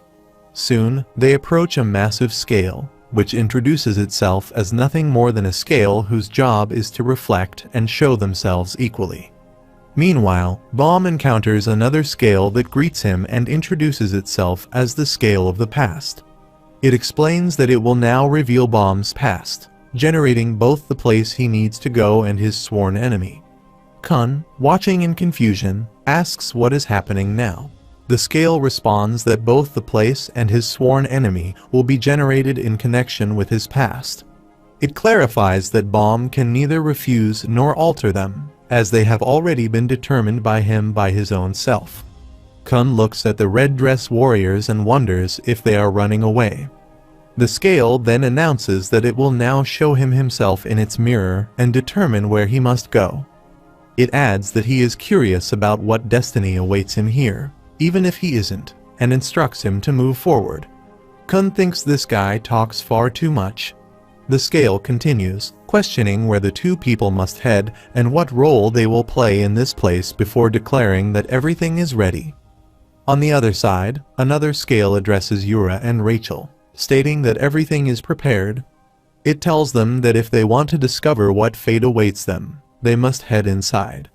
At the same time, it instructs Sachai and Baro to enter as well. Confused, Baro asks what it means by that, while Sachai mutters about losing their memory on the hidden floor. The scale announces that the place Sachai must go to is the king's cradle and asks whether he has a past.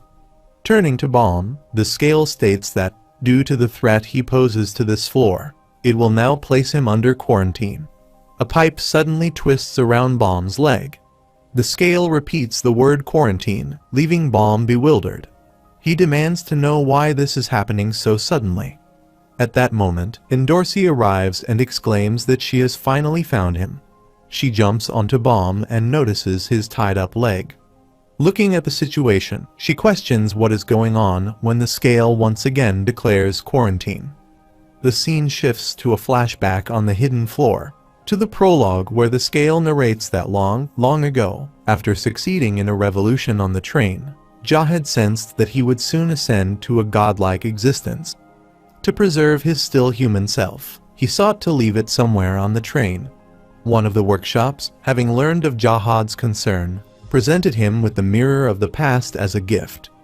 The scale explains that the mirror was said to possess a mysterious ability to store a person's present self within it. Jahad, delighted to receive such an extraordinary gift, immediately attempted to store himself in the mirror. As soon as Jahad looked into it, a tremendous flash occurred, and the mirror captured his appearance.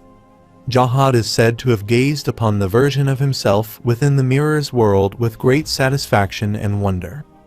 Afterward, upon hearing of this mysterious phenomenon, several of Jahad's companions stored their current selves within the mirror as well. To showcase their former selves to those who traveled aboard the train, Jahad placed the mirror in the final room of the train, ensuring that only those who cleared the entire train would be able to witness the world within the mirror. He explains that after Jahad conquered the tower, he became something akin to a god and was crowned as its king. Meanwhile, the disciple from the workshop who had returned to the train experienced something truly mysterious. The data stored not only of Jahad, but also of everyone who had cleared the train and looked into the mirror were living within it, creating their own new world. The scale continues, stating that the disciple decided to protect this mysterious world, likening it to a colony of microorganisms in a flask. From that moment onward, a spell of oblivion was placed on the room, ensuring that whenever those who had stored themselves in the mirror attempted to reveal anything about the place, they would forget its very existence. He adds that the disciple created a single door leading to the world within the mirror, and forged only 2 keys capable of opening that door. One key was given to Jahad, while the other was entrusted to the train administrator.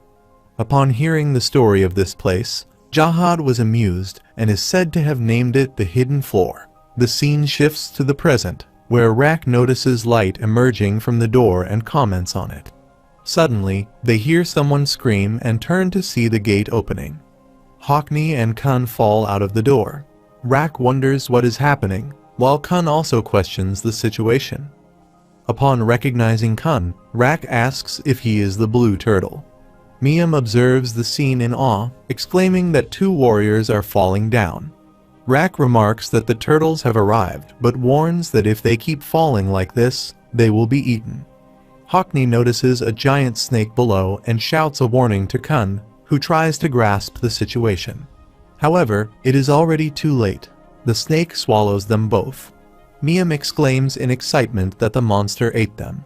Rak immediately runs off, prompting her to ask where he is going. Rak responds that he is going to save them. She watches him charge toward the giant monster without hesitation and marvels at his bravery. She declares that this is her warrior, convinced that Rak will now unleash his hidden power to tear the monster apart. However, as Rak attacks the monster that swallowed Hockney and Kun, he, too, gets swallowed. Inside the monster, Kun comments that it seems they have somehow managed to survive and checks on Hockney, asking if he is okay. Kun then questions whether they are inside the same monster as before. Hockney responds affirmatively, adding that it isn't too bad. Rak suddenly appears, cheerfully calling out Blue Turtle. Kun recognizes him as well. Elsewhere on the hidden floor, in a treatment area for quarantined elements, Bomb and Endorsi are seen sleeping. A voice instructs the elimination of all individuals on this floor who may pose a danger. A door opens, releasing a bright light, and Bomb and Endorsi float into the air before being teleported to another location. Yu Hansung arrives at the scene, observing them with satisfaction. He remarks that he knew they would arrive here, and a team consisting of a princess of Jahad and someone considered a quarantined element on this floor. Laughing, he adds that it seems waiting here all this time has finally paid off. Inside the hidden floor within the quarantine area, Bomb opens his eyes, looks around, and wonders what this place is. He asks himself where he is and contemplates whether he might be inside the hidden floor. Hansung arrives with 2 cups of tea, commenting that Bomb is awake and expressing disbelief that Bomb could sleep so soundly even in such a situation. Bomb turns his gaze toward Hansung, who smiles and greets him warmly, prompting Bomb to recognize him. At the same moment, Endorsi rises and questions Bomb about what he is staring at before shifting her attention to Hansung. Irritated, she hurls an insult at him. Hansung laughs, observing that the two of them seem to know him, though he claims not to know them. Bomb, confused, asks Hansung if he truly does not recognize them. Hansung refuses, explaining that Bomb must be Bomb, and judging by her pin, Endorsi must be one of Jahad's princesses. Bomb demands to know what is going on. Hansung calmly introduces himself, suggesting that Bomb likely already knows his counterpart from the outside. He offers Bomb a warm cup of coffee, revealing that he is merely the data of the regular Hansung. Bomb questions what he means by being the data of the regular Hansung. Endorsi, equally baffled, asks what Hansung is talking about and if Bomb truly understands what he is saying. Hansung explains that this place is an imaginary space within the so-called hidden floor, and that he is a data human, the data of the past, of a person named Hansung, someone Bomb knows.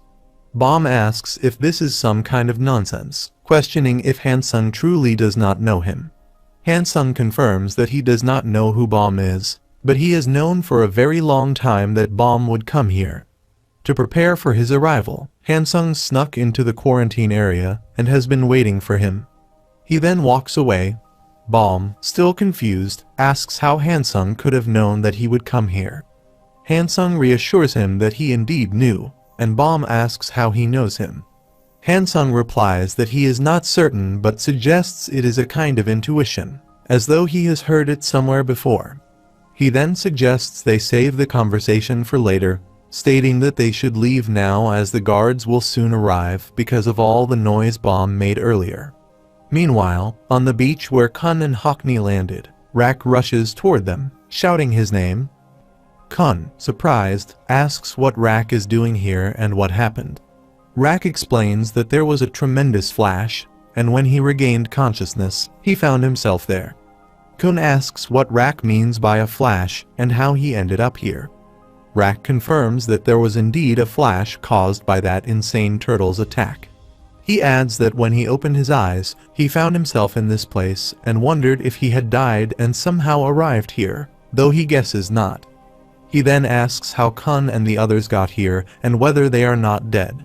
Kun ponders the situation, considering that if he was attacked and, upon regaining his senses, found himself here, it suggests that there may be more passages connecting this place to the outside world. He wonders what is going on Earth.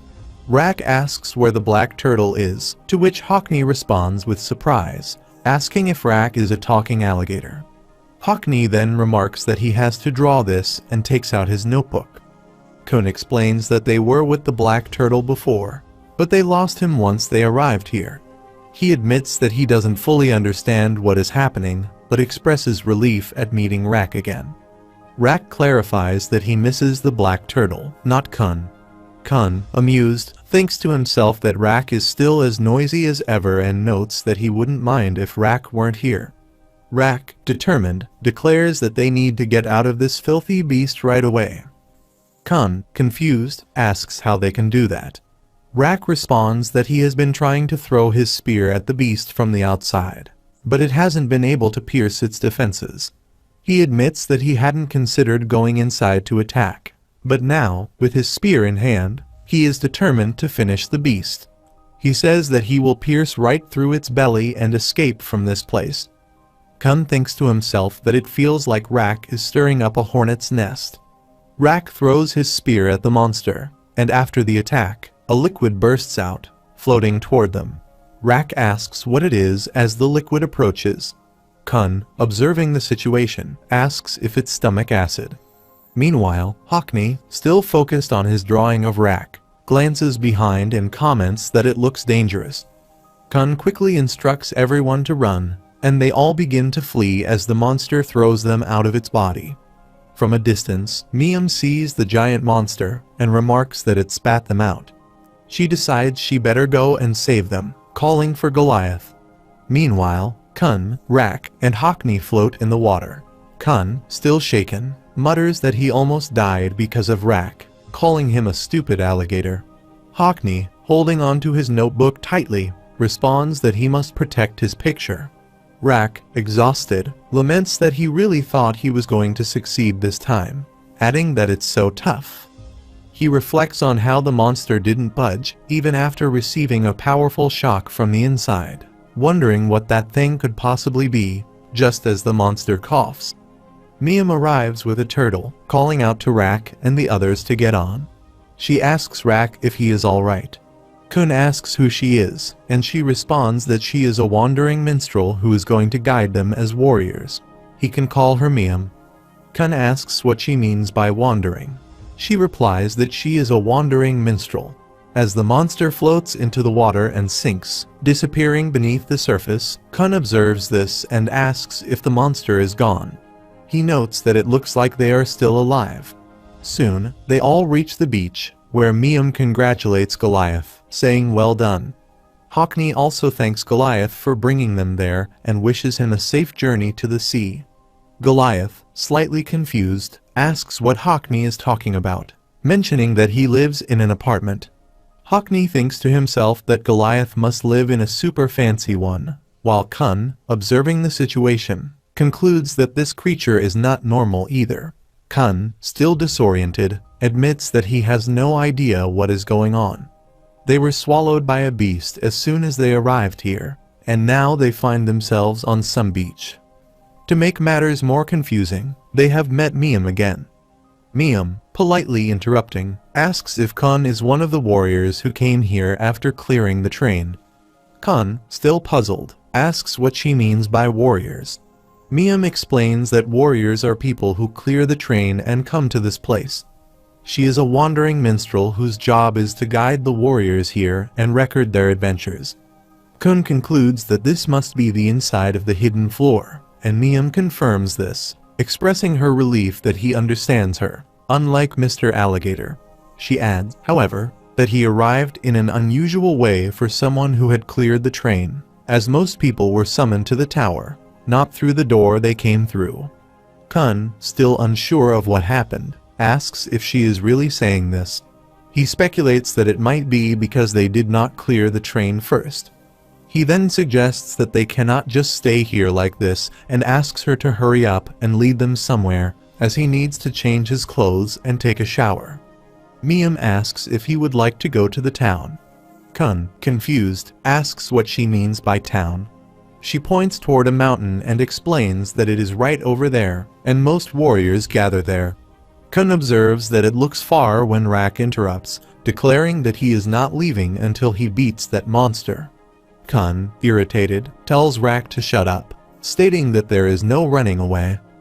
Rak hasn't even been able to make a scratch on the monster.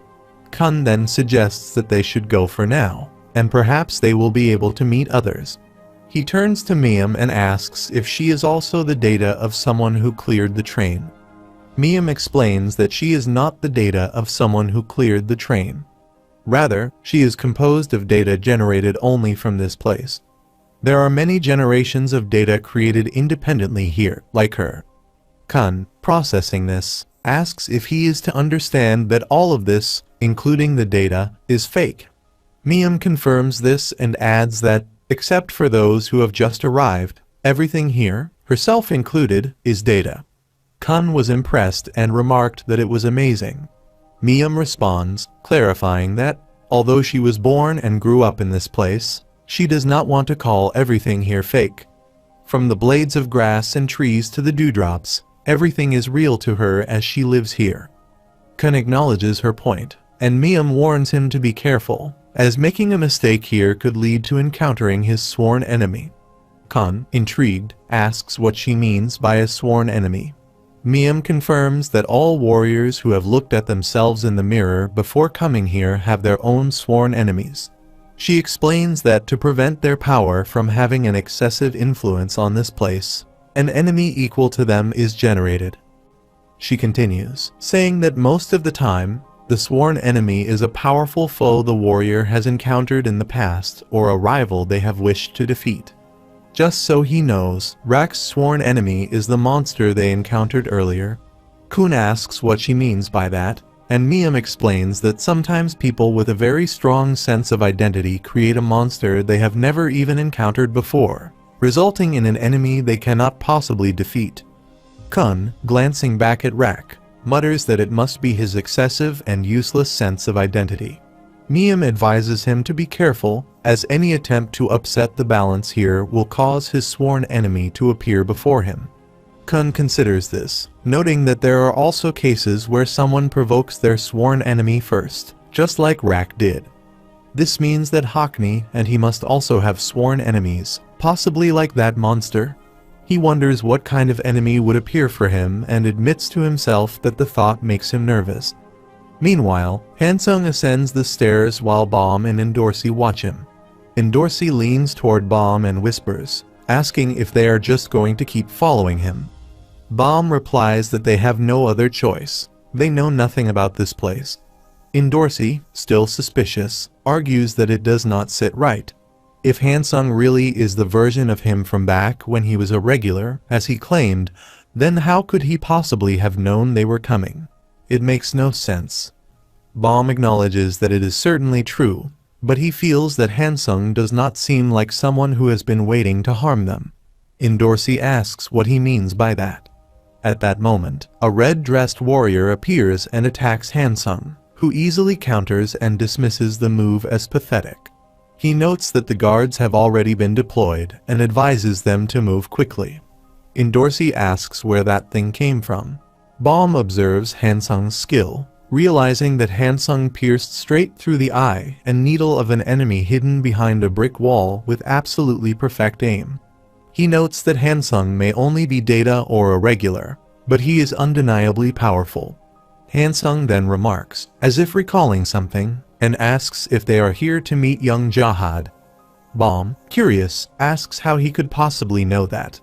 Hansung explains that he could tell right away, but states, unfortunately, that this is the quarantine area on the lowest floor, which is the farthest place from where they can meet Jahad. Bom asks if that is really the case. Hansung reassures him not to worry, adding that he is going to help them now. Dorsey leans over to whisper in Bom's ear, calling Hansung definitely suspicious, before laughing to herself. Hansung continues, explaining that there are very specific conditions for leaving this place. Furthermore, aside from a few safe areas, they will constantly be pursued by soldiers here. Hansung tells them not to worry too much since he is very strong, though he admits there is someone who even causes him a bit of concern, his sworn enemy. Bom asks what he means by sworn enemies. Hansung confirms that when they entered this place, they saw themselves reflected in the scale's mirror. He explains that to balance their presence here, the scale summons their sworn enemy.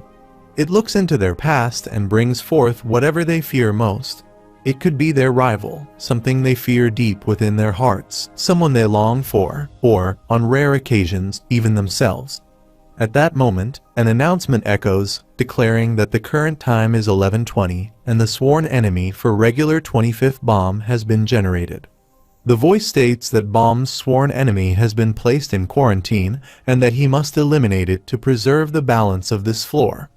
Inside the quarantine area, Hansung ascends the spiral staircase and explains that if anyone attempts to disrupt the balance of this place, their sworn enemy appears from somewhere and instinctively tries to eliminate them, as they are able to detect their location. He mentions that, in this world, they are currently designated as quarantined individuals, so their sworn enemies may appear soon. He further adds that sworn enemies continue to be generated, no matter how many times they are destroyed, making them a real nuisance. Hansung then notes that the sworn enemy might turn out to be an old friend they have not seen in a while, which could be something to look forward to, even though they still have to fight them. He then asks if Bom thinks a particular person could be his sworn enemy. Bom laughs and says maybe, while Hansung clarifies that the data saved in this place cannot be a sworn enemy. That means Hansung himself is not Bom's sworn enemy, as Bom would be able to sense his sworn enemy immediately upon seeing them. Hansung then states that now that they are here, they need to figure out how to leave this place. He warns that if they are not careful, they might never get the chance to leave again. Dorsey, concerned, asks what he means by never being able to leave. Bom tries to brush it off, saying it is nothing. She presses further, asking if he has a bad feeling, while Bom suddenly senses something. He turns to look behind him and sees someone arriving. Bom sees a person identical to him arrive and becomes shocked at the sight. He stares in disbelief and asks if that is really him. Meanwhile, Kun breathes heavily as he follows Miam, who remarks that she cannot tell from afar, but the mountain is massive. She encourages him to hang in there, assuring him that they will reach the town soon. Kun asks if she did not already say that earlier, or if he is just imagining it. He then notes that she has far better stamina than him, even though he comes from one of the 10 great families. He wonders if it is because she is a data human. Miam replies that she believes she is designed to have good stamina, and they continue moving forward. As they proceed, Kun suddenly notices something and asks what that is as he moves closer. Rak also calls out to him, and Miam tells them they are finally close. When they reach a large stone monster, Miam points toward it and says that it is called the fruit of good and evil. Kun asks what she means by the fruit of good and evil. Miam explains that it is a quarantine place for the most dangerous and evil people here, or for those who threaten the balance of this floor. She elaborates further, saying that if someone lives a life steeped in evil rather than good, the giant consumes that fruit, breaks free from his shell, and punishes them. On the other hand, she adds that if someone lives a good life and overcomes evil, the giant drags the fruit of good and evil deep into the underworld. She says it is said to prevent them from ever returning, and warriors who achieve that are then able to proceed to a higher level stage. Kun asks if that is the setup, implying her involvement. She confirms, saying yes, she has actually cleared this stage many times with other warriors, and adds that he is a quick learner. Kun asks what she means by this stage. She tells him to try sticking out his hand and saying, "Show a stage that she can move to." Reluctantly, Kun repeats the phrase, showing him a stage that he can move to, and suddenly a booklet appears before him. She asks if he can see the current stage now. Kun looks at the booklet in surprise and says wow, if they clear this stage, they can move on to another one. She explains further that every time he clears a stage, closed stages open up, and he can choose one of those stages to proceed to. If he clears another stage, even more stages will open. She adds that she has heard if someone keeps clearing stages like that, they will eventually meet truly great people somewhere in this tower, although she herself has never gotten that far. Kun processes this information and thinks to himself that this must mean young Jahad exists somewhere in one of these stages. Just then, Miam instructs them to check their right pockets. Both Kun and Hockney reach into their pockets and pull out chain watches. Kun looks at the watch in confusion and exclaims, asking what the heck it is doing in his pocket. She explains that it is not a watch, but a good and evil monitor. It indicates his level of good and evil. The more good deeds he performs, the more the black portion on the monitor's circle disappears. She adds that if he completely eliminates the black part of the circle, he will get a chance to destroy the fruit of good and evil. However, if they commit evil acts, the black portion of the circle increases, and if it exceeds more than half, their sworn enemy begins to pursue them. She warns that something very frightening will happen if the entire circle turns black. Kun considers this and thinks that ultimately if they keep doing good deeds, they will be able to eliminate that thing and move on to the next stage.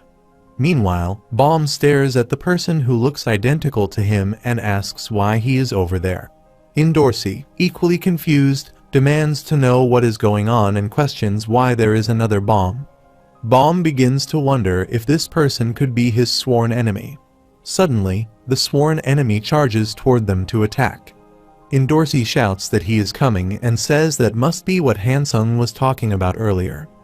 Baum agrees, saying that she is probably right, and that he never imagined that his own self would appear as his sworn enemy. The sworn enemy lunges at Baum, forcing him to step back quickly to avoid the attack. However, the sworn enemy closes the gap in an instant and lands a powerful kick on Baum, sending him staggering backward. Dorsey worriedly calls out to Baum when she notices a powerful Shinsu behind her, thinking that it resembles the Shinsu Baum uses. The sworn enemy continues to attack Baum, who attempts to block the assault. But then 3 Shinsu circles appear behind the sworn enemy and strike him. However, he steps onto his Shinsu shield, Blue Fury, to escape the attack. Baum watches this in surprise, realizing that it is Blue Fury. Not only does this person look like him, but he is also able to use the same skills as him. The sworn enemy then leaps in front of Baum again and attacks once more. At that moment, Hansung arrives and remarks that the person seems to be his sworn enemy. He comments that the enemy must think of him as himself and notes how different he looks with his long hair. Seeing him like this, for some reason, stirs Hansung's desire to tease him. Baum expresses his hope that his sworn enemy will defeat him, while Dorsey wishes him good luck and says she understands. Hansung, admitting that he would like to play around with him too, regrets that they are busy and asks if Baum would mind looking up for a moment. Hansung activates a trap to attack the sworn enemy and explains that it is actually a trap that had been activated while they were passing through earlier.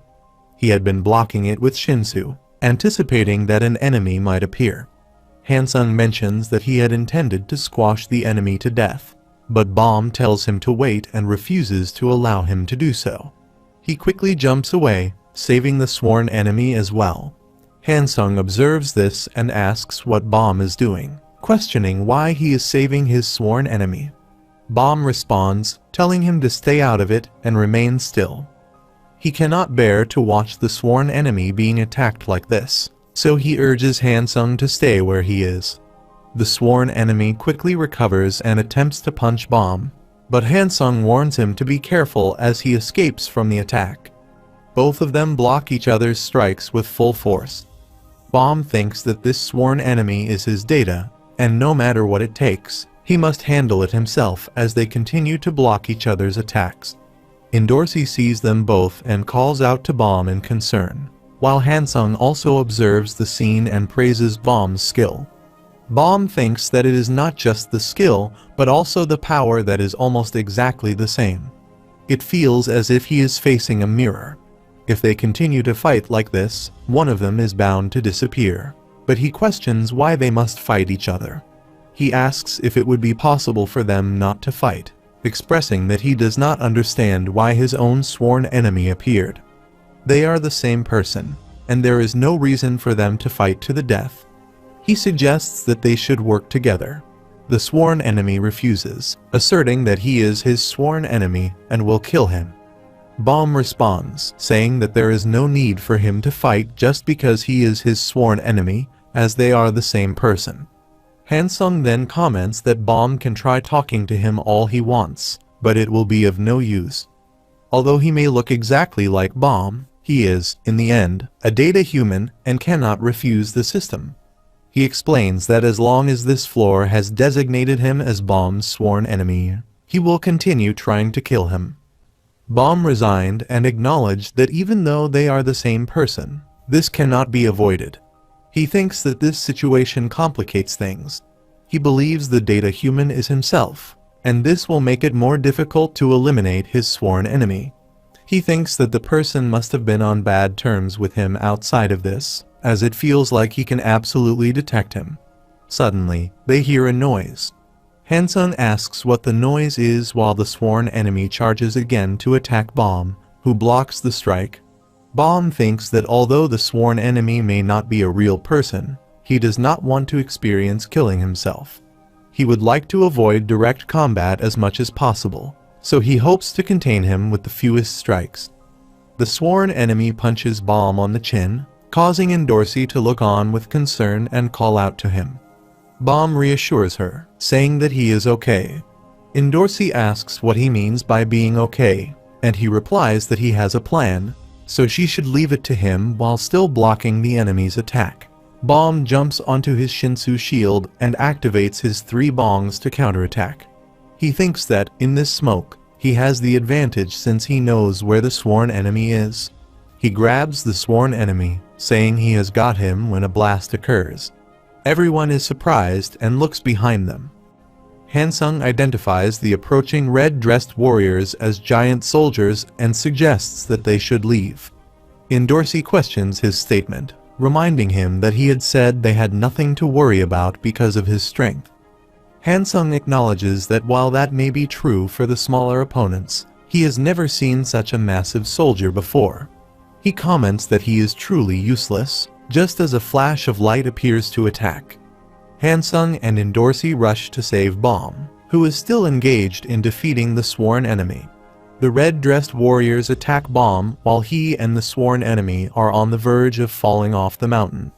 Indorsey grabs Bomb, who also grabs the sworn enemy's hand.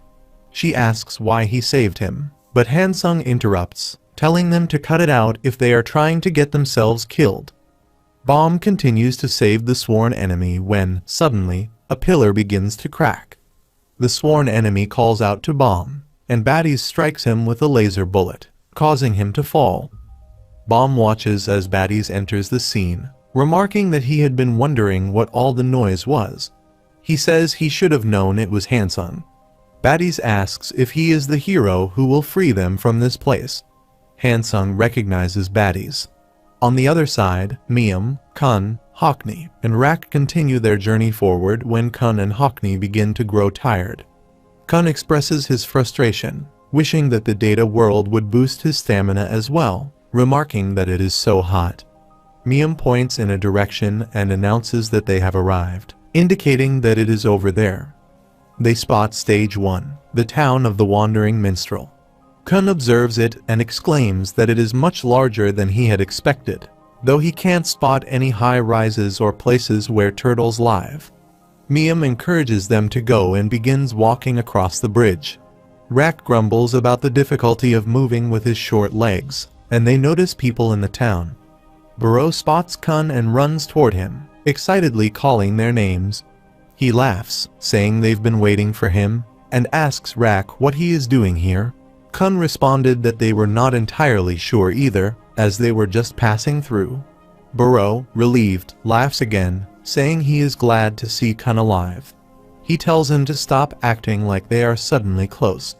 Rak, moving closer, retorts that Baro is just a nobody and should worry about his own life. Kun laughs at them, and Baro then asks Kun what this place actually is, noting that he has never seen a world like this before. Kun thinks that these two must have lost their memories of the hidden floor. He explains that they fell into the well over there, and as soon as they found them, people began calling them heroes, singing songs, and making strange proposals. A civilian arrives and greets them as great heroes, stating that they will defeat evil and save the world with pure light, embarking on a great journey. Baro, slightly sarcastic, points out that there is one now as the civilians praise and greet them. Their leader, D, arrives and says that they have finally arrived. She mentions that she heard from Miam that they were on their way and acknowledges that they must have faced many hardships to get here. She introduces the town as the town of the Wandering Minstrel, a place that will welcome them and send them off to an even greater world. She warmly welcomes them all and declares that they are the great heroes who will triumph over the demons isolated in the struggle between good and evil, leading them to hell. Kun asks who she is, and D replies that she is the head of this village, introducing herself by name. Kun thinks to himself that it feels as though they chose random letters from the keyboard for everyone's names around here. D continues, stating that they are the great heroes who have completed a dangerous journey on the train, and will destroy the demons in the fruit of good and evil to bring peace to this stage. She asks if Kun will help them bring peace to the village. Baro leans in and whispers in Kun's ear, explaining that this is exactly what D told them as well. He adds that they had refused to help, considering her suspicious, and suggests that Kun should refuse too. He mentions that she looks crazy and that she is a terrible singer. Kun thinks about the situation, realizing that this might be a requirement to clear the stage. While he is not entirely sure, he decides to give it a shot. He tells D that they will help her. D thanks him and asks if he would accept the quest first.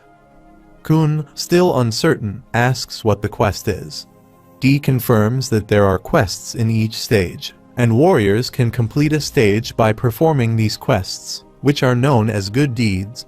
She explains that this is his practice quest, a grade E quest, and it involves hunting the screaming plant monsters. Kun asks what the screaming plants are, and D explains that they are monsters that make terrible noises, disturbing the peace of their town. She tells him that if he opens the scroll, he will find a quest code at the bottom. By shining the scanner he has on the code and pushing the button on the right-hand side, the quest will begin immediately. She explains that when the quest begins, a villain will appear at a specific location. If he defeats the villain, he will complete the quest and receive good deed points. She encourages him to try completing the quest to gather these points.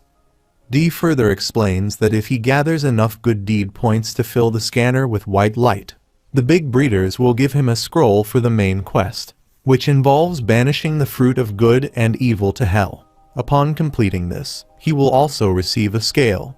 Baro asks if Kun is really going to do it, to which Kun responds affirmatively. D then walks away. Kun reflects that, for now, it seems they are the only ones in the town and that his companions might be in another stage. He suggests they finish this quickly and move on since they are intruders here. Baro, confused, asks what Kun means by stage. Kun replies, explaining that, apparently, these are stages. After a while, Baro asks where Kun got his clothes, and the shopkeeper greets them, saying, "Come again, heroes." Kun expresses his surprise, commenting that he can't believe all the clothes are for them. He admits that they are more comfortable than he expected. Buro explains that it's not just the clothes. Food and booze are free, too. The villagers welcome them wherever they go, calling them heroes. He adds that they eat flowers here, but they are delicious, and the booze is free as well. Hockney asks if Kun isn't going to get charged, to which Rak responds that he is comfortable in this place. Kun wonders if they hadn't gotten on the train just to come here. He wonders if they will complete the quest now that they are here. Buro asks if Kun wants to start the quest right away. Kun replies that since it's not a difficult quest, it won't be dangerous. He suggests they do it for practice and tells Buro to shine the scanner on it. Just as they are about to start, a flash appears behind them. Kun begins running, saying something just appeared in the mountains and urging them to go. Meanwhile, inside the fruit of good and evil, in the quarantine area, Baddies carries the sworn enemy on his shoulder as they move further inside. Baddies comments that he was taking a shortcut when he ran into a big soldier. Hansung confirms this. Indorsi asks who that is, and Baum responds that he isn't sure. Hansung comments that the path was completely destroyed and that it was seriously dangerous. He says he has never seen such a large soldier before. Baddies responds with relief, glad that Hansung is alive. Hansung agrees, mentioning that they were fortunate Baddies showed up when they were in danger. He continues, referring to the giant soldier as likely being the captain of the guards. Hansung expresses disbelief that Baddies summoned him, stating that the soldier must pose a serious threat to them. Indorsi expresses her dislike for what the giant soldier is saying and asks if anyone else can tell that he is clearly more dangerous than Baddies. Baum tells her not to be rude, to which she retorts, asking what he means by rude, as she is just telling the truth. Hansung reassures everyone that Baddies, though he may not look like it, is a kind person and is on their side. He encourages them to trust him and follow him, as he can vouch for Baddies. Indorsi, however, comments that Baddies is the most suspicious one of all, which causes Hansung to laugh as they reach the front of a gate. Baddies enters a password at the gate to open it, and they all step into the quarantine area. Inside, they look around at the so-called shelter for the seed. Hansung, impressed, exclaims in awe when a robot guard approaches and asks Baddies who they are with him. Baddies replies that they are the heroes they have been waiting for and instructs the guard to open the door. Once the door is open, Medley rushes towards Baddies, calling him Baba as he approaches. Baddies taps Medley's head affectionately, and Medley grabs his leg, looking behind at the others. She asks who they are, sensing they seem suspicious. Hansung greets Medley while Indorsi wonders why Medley calls Baddies Baba. Baum and Indorsi smile and assure Medley that they are not suspicious at all. Baddies tells them to come in, and two guards carry the sworn enemy inside. Baddies explains that before the heroes from the outside can clear this stage, they must first escape from the fruit of good and evil. Hansung asks what Baddies means by the fruit of good and evil. Meanwhile, some lizard-like monsters charge toward Kun and the other regulars. Kun uses his lighthouse to block their attack, commenting on how noisy they are. Sachai also attacks, using his rose vine strings to capture the monsters and raise them high into the air. Kun then asks Rak to shoot them down. Miam, watching from the sidelines, claps and praises them for killing the screaming plant monsters so quickly. She expresses her admiration, calling them amazing warriors. Kun questions whether such actions will really reduce the black gauge, stating that the process seems much simpler than he expected. Miam confirms that completing quests does reduce the evil gauge. She adds that Kun has earned 50 good deed points for this accomplishment. Kun notices that the dark part of the scanner is decreasing and checks his watch. Miam explains that this means the evil power in this stage has decreased by the amount shown on the scanner. He thinks that the gauge has indeed decreased, though only slightly, when Miam explains that if they manage to eliminate all of the evil gauges, they will have the opportunity to attempt the grand quest and clear the stage. Kun agrees, saying they should hurry. Buro, looking at the ground where water has gathered, remarks that there is water and wonders why they have to go through all of this. Inside the quarantine area, sworn enemy remains unconscious while Medley sits near him. In another room, Baddies is seated with the other regulars when Bomb asks what Baddies means by being dragged underground forever. Baddies confirms that this is true, explaining that the other name for the quarantine area is the fruit of good and evil from the outside, a place that resembles a giant ball. He continues, stating that whenever heroes from the outside manage to clear this stage, they are trapped deep underground by a giant. Even if they fail to clear the stage, they are devoured by the giant. Baddies adds that they don't have much time left. Hansung says that's why they need to escape from this place before it's too late, or they will be trapped in complete darkness until the next heroes arrive. Bomb reacts with concern, and Baddies reveals that they have been repeating this stage for a long time, attempting to escape many times, but they have never succeeded. Bomb asks why Baddies is isolated in this place, and Baddies explains that everyone has their own reasons for being here.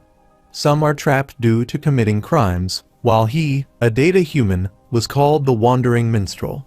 He elaborates that the Wandering Minstrels greet heroes like Bomb, telling them about this world, singing songs, and leading them. Their role is to serve, worship, and praise the Big Breeders, the rulers of this floor. Bomb asks what the Big Breeders are, and Baddies answers that the Big Breeders are like administrators of this place, acting as gods who decide the rules and settings for this data world. They also serve as mediators who correct any wrongdoings. Baddies continues, explaining that they were created to praise the Big Breeders, but one day, he witnessed the truth about them. He saw the Big Breeders and their soldiers mercilessly beating, mocking, and laughing at a citizen here. He says they erased and manipulated all of his memories, and without realizing what was happening, he began singing songs in praise of the Big Breeders again. When he realized the truth, he became enraged. He composed a song to expose the truth about them and sang it in front of the people. At first, the people didn't believe the song, but as they listened more, the buried memories of the evil deeds of the Big Breeders began to resurface. His song spread quickly among the people. Baddies continues, explaining that, ultimately, his song ignited a fire in the hearts of the people. Many residents began standing up to the Big Breeders, which flustered the Big Breeders, and soon, they became furious. They sent their soldiers to destroy the tower, violate the residents, and reset their memories. The song was burned and destroyed, and ultimately, only Baddies and a few people around him remembered the truth. He says that one day, a Big Breeder came to him, furious for being humiliated by the song. He vowed to make Baddies feel eternal pain, which trapped him in this place. The Big Breeders set the completion requirements for warriors to knock the quarantine area down to the underworld. Since then, Baddies and the others have repeatedly experienced death and failure in this place, all in an effort to stop him from singing again. To ensure this, the Big Breeders ripped his mouth apart and placed a curse on his daughter, ensuring that she would never learn to speak. Dorsey, with anger in her eyes, says that she wants to escape from this place and seek revenge on the Big Breeders. Bomb asks where they are right now. Meanwhile, Kun ponders whether there is a separate villain they must defeat for the Grand Quest. Miam confirms this, explaining that in the Grand Quest, he must face a champion villain summoned by the Big Breeders themselves. Kun asks what she means by a champion, and if it refers to an especially tough enemy. Miam confirms that the champion villain is indeed a powerful foe stored on a scroll, which only the Big Breeders possess. The villain varies from stage to stage, but it is always formidable. Kun, intrigued, inquires again about the Big Breeders whom she keeps mentioning. Miam elaborates, explaining that, in terms of the outside world, the Big Breeders are like administrators. She guesses they could be considered gods. Kun presses further, asking what she means by gods. Miam confirms that the Big Breeders are the rulers and transcendent beings of the data world. They control the data, granting life and death, and are the only ones among the data humans in this world who possess the power to adjust other data.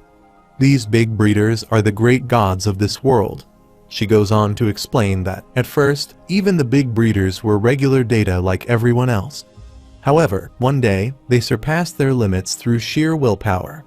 Kun, processing this new information, wonders if the big breeders might also know where the data of young Jahad is.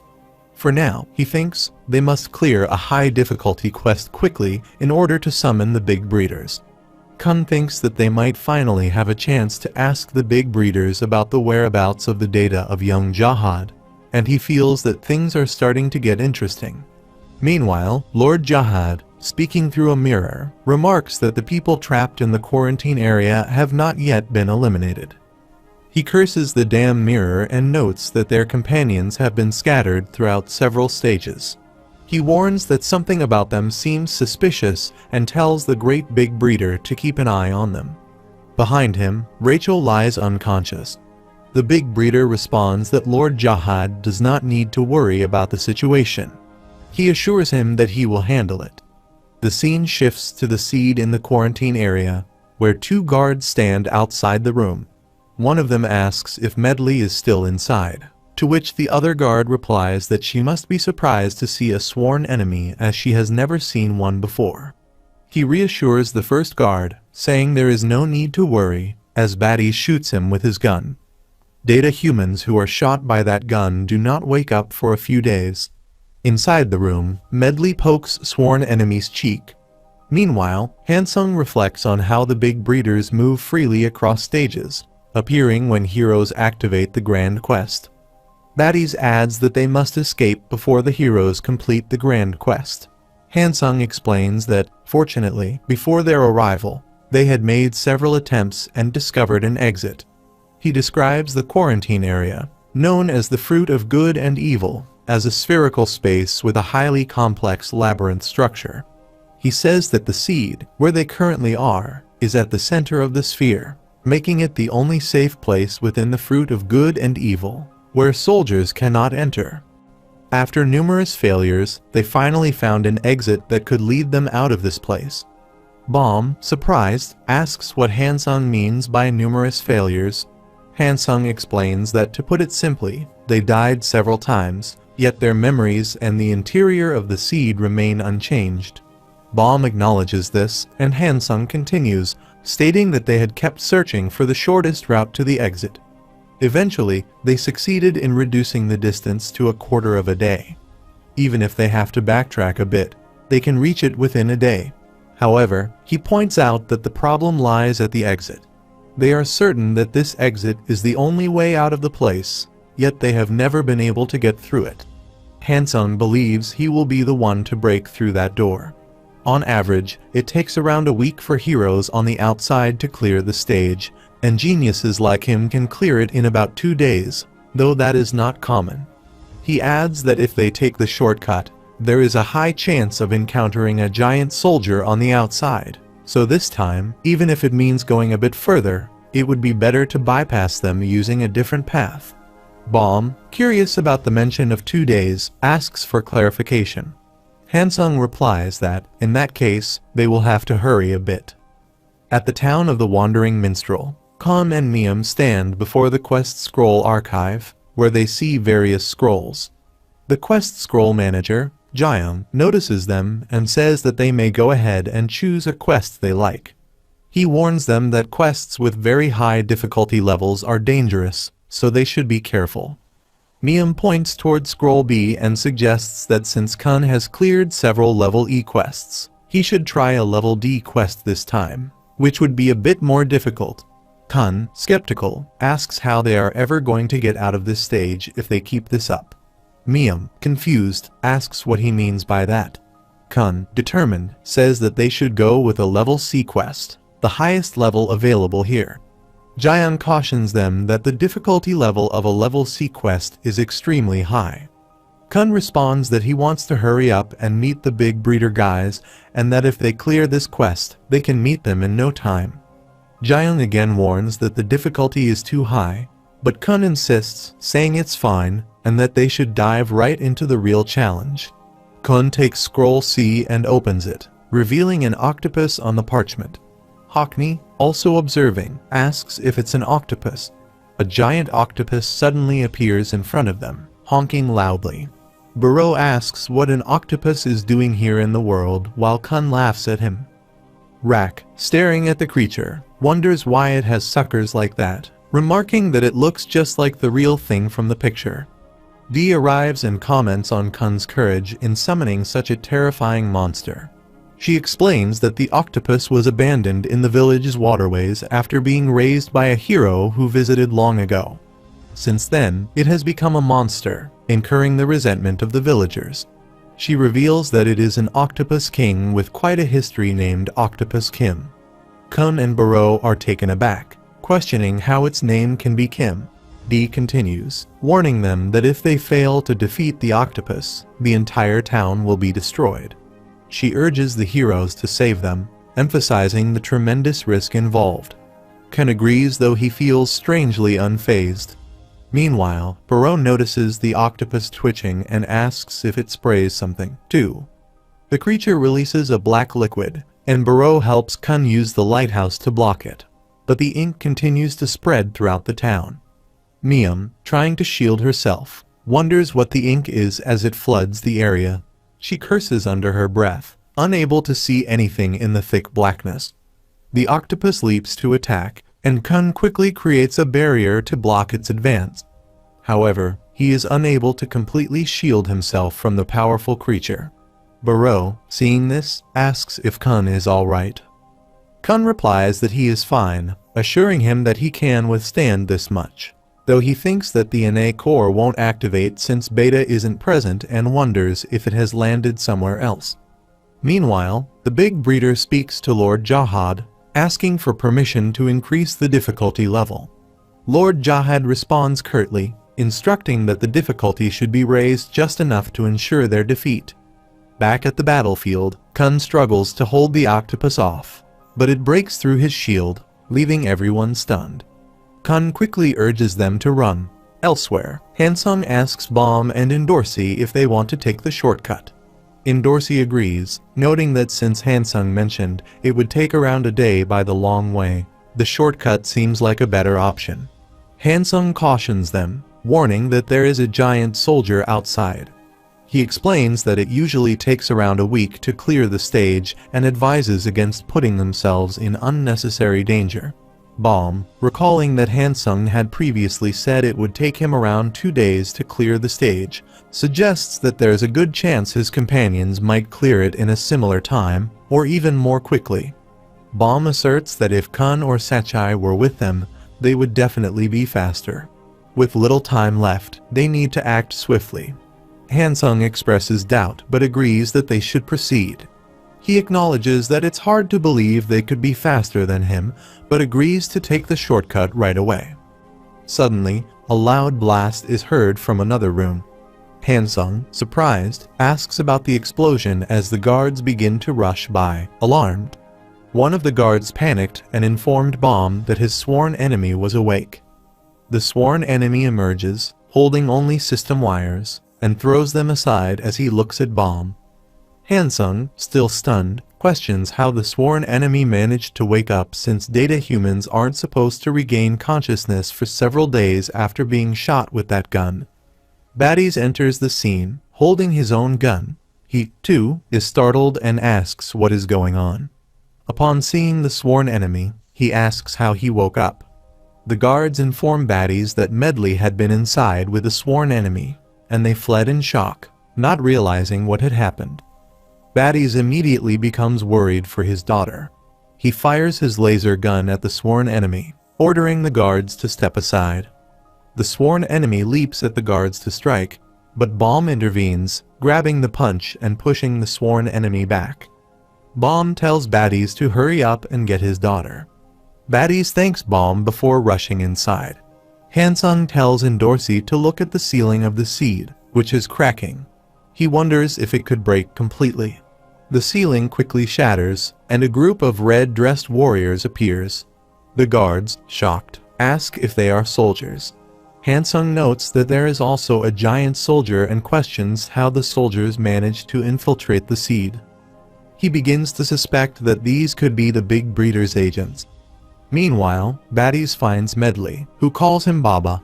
He picks her up, places her on his back, and emerges from the room. Upon seeing the red-dressed warriors, he demands to know how they got inside. Bomb glances back at him. Hansung, concerned, tells baddies that he doesn't think even this place is safe anymore, and they need to move quickly.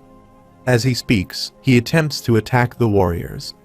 Dorsey joins him, thinking to herself that it's becoming a disaster. The sworn enemy charges toward Bomb from behind. Hansung sees this and urgently warns Bomb to watch out. Bomb quickly reacts, sitting down to dodge the attack.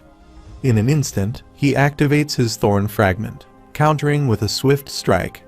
He slams the sworn enemy to the floor with full force, declaring that he may be the same as him, but if he harms anyone else, Bomb will never forgive him. Hansung asks Dorsey if she can take Bomb with her and escape from the area. Dorsey, confused, asks what he means by that. Hansung replies that he will take the others with him and get out, revealing that he planted an explosive device in the seed as a precaution, showing her the remote control for the explosion. Dorsey agrees, saying she will take Bomb with her. She then calls for Bong Bong to teleport them.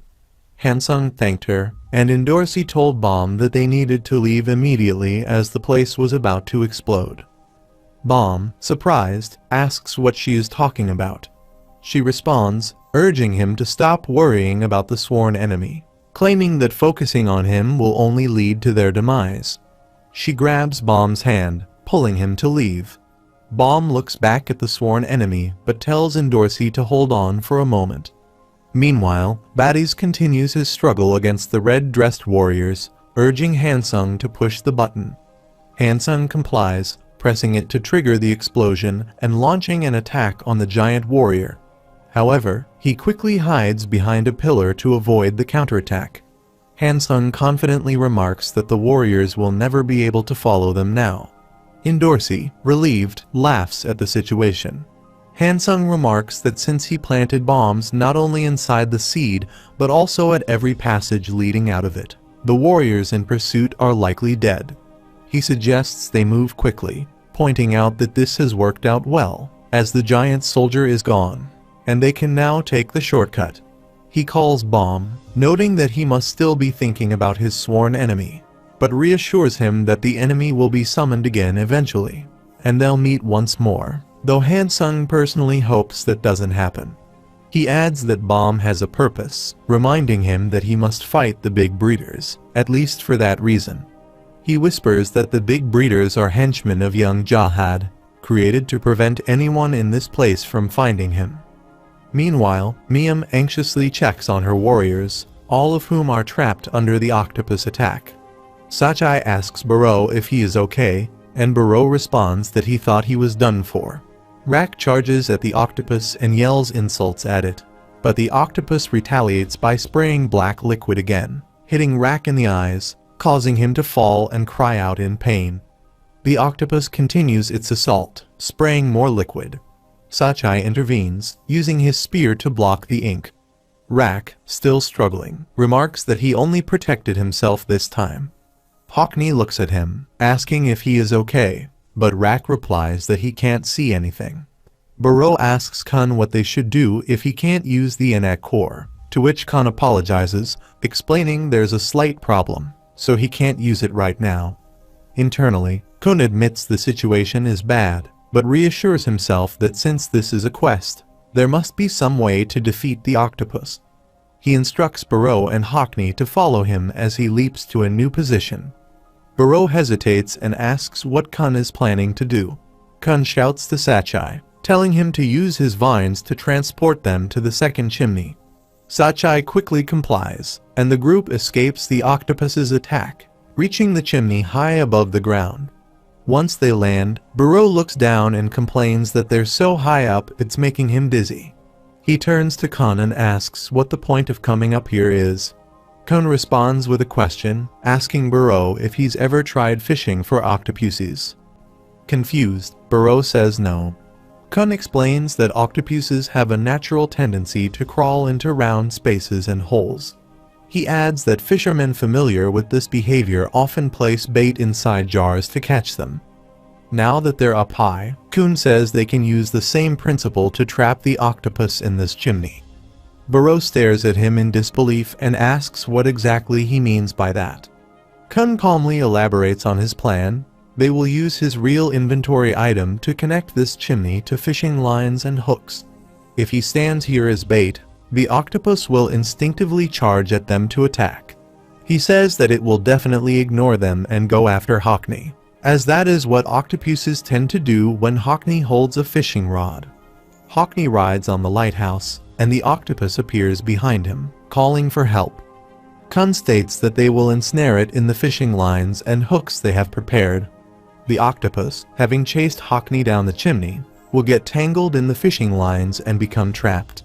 He adds that once it is immobilized, its ink will be useless against them, and they can slowly fry the octopus. This, he explains, is what he means. Baro remarks that it is a perfect plan if it proves to be as simple as it sounds. Hockney asks about his opinion, but Kun quickly insists that they must hurry and tie the fishing lines in place before the octopus arrives. Baro runs off, agreeing to the task. Kun orders Hockney to wait at the lighthouse just as the octopus approaches and honks again. Kun notices its agitation and warns that it is coming. He asks Baro how the fishing lines are progressing. Baro responds that he has tied them all down, but emphasizes that they need to slow the creature down if they intend to trap it. He urges them to hold out just a little longer.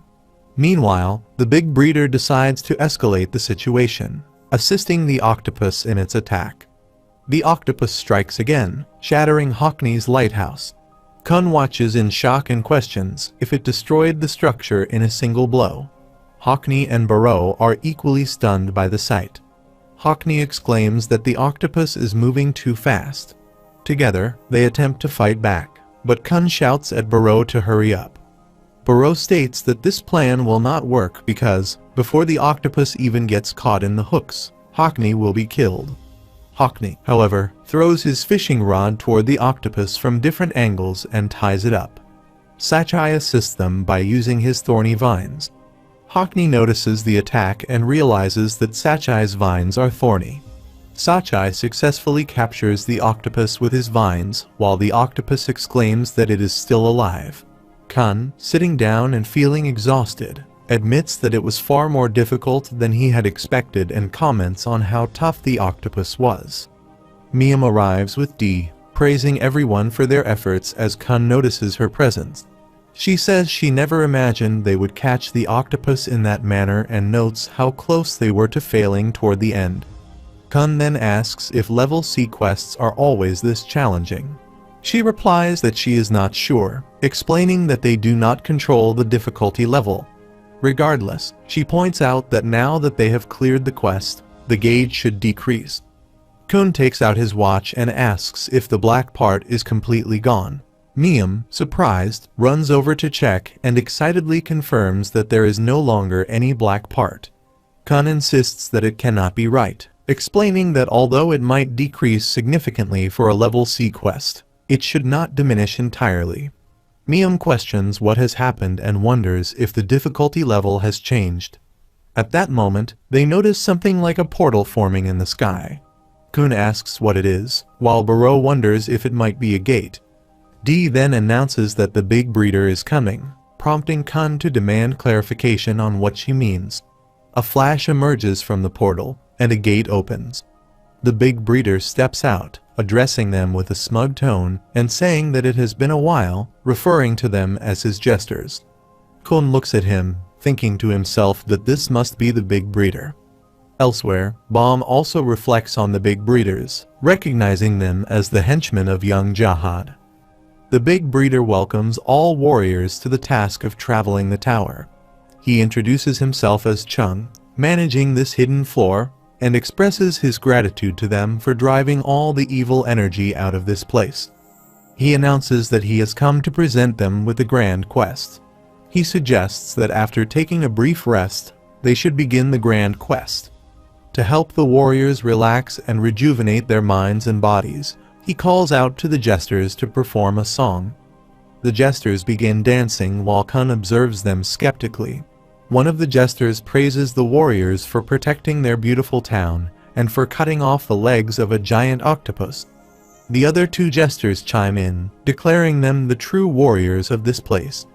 Kun, watching the performance, thinks that resting has now become even more challenging, as he feels obligated to endure this spectacle. Meanwhile, Indorsey and Hansung walk alongside some other warriors. Indorsey remarks, with some frustration, that taking all of them along seems unnecessary. She points out that at their current pace, it will likely take 3 hours, a quarter of a day, to get out of here. She suggests that they could reach their destination much faster if they used the bong bong and traveled on their own. Hansung, however, disagrees. He reminds her that he has endured death with these warriors several times since arriving on this floor. While they may be slower, he insists that he wants to leave with all of them together. He firmly adds that he does not wish to commit an unkind act like abandoning his companions and laughs lightly to ease the tension. Indorsey asks if he used to be kind when he was younger and wonders what could have happened for him to become the way he is now. Baum responds that he is unsure, as both of them notice Hansung running with a group of soldiers. Hansung approaches and asks if they have seen any other soldiers. Suddenly, they all hear a noise and look up, prompting Indorsey to ask what is happening. Hansung observes that the vibrations have arrived much sooner than expected.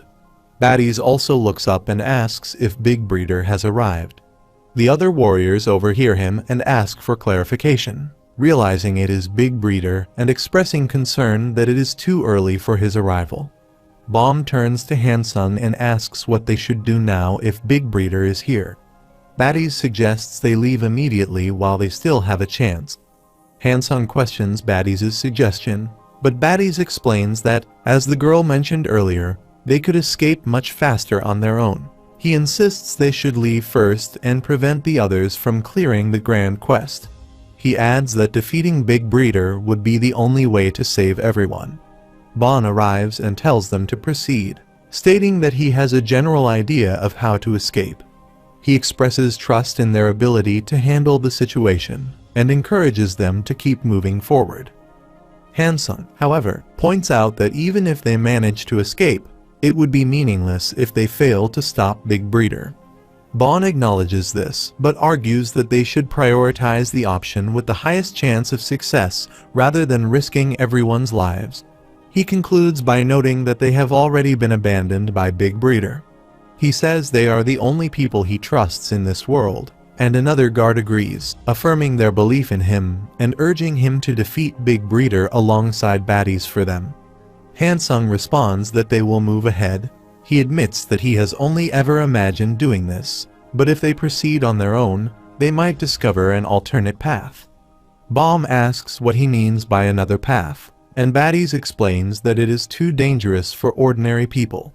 For now, however, he urges everyone to hurry, warning that if those outside complete the grand quest, it will lead to everyone's demise. He urges them to move quickly. Bon agrees and encourages everyone to keep moving forward, expressing his trust in Baddies. Another warrior echoes the sentiment, saying they should proceed. A different warrior remarks with a grin, revealing his shiny golden teeth, that they have already died numerous times and fear nothing anymore. An hour later, they arrive in the town of the Wandering Minstrel, where Chung stands ready. He asks if they are prepared to begin, announcing that this is the grand quest he wishes to present to them. He explains that upon completing this quest, the fruit of good and evil will be pulled into deep darkness, allowing him to progress to the next stage. Chung declares that he will now open the scroll, but before he can proceed, Kun interjects, asking him to wait. Chung inquires what the matter is, and Kun asks if he can reveal the fate of the young King Jahad. Chung thinks for a moment, smiles, and asks if Jahad refers to the king of the tower, to which Kun confirms that it does. He responds that Jahad's data is indeed present in this place, but he has no way of knowing its exact location. He explains that he arrived here even before he existed, and if they wish to meet Jahad, they will need to find him themselves. Kun, surprised, asks if that is truly the case, while Baro wonders what he means by Jihad's data. Observing Chung's expression, Kun suspects that the look on his face suggests he is hiding something. It seems that Chung knows where Jihad's data is. Chung then unfolds a scroll and declares that they shall proceed with the grand quest. He announces that the champion villain they will face this time is the mother long-tailed tit. Miam asks what he means by long-tailed tit. A sudden flash of light appears, and a bird-like creature materializes alongside several eggs, chirping cheerfully.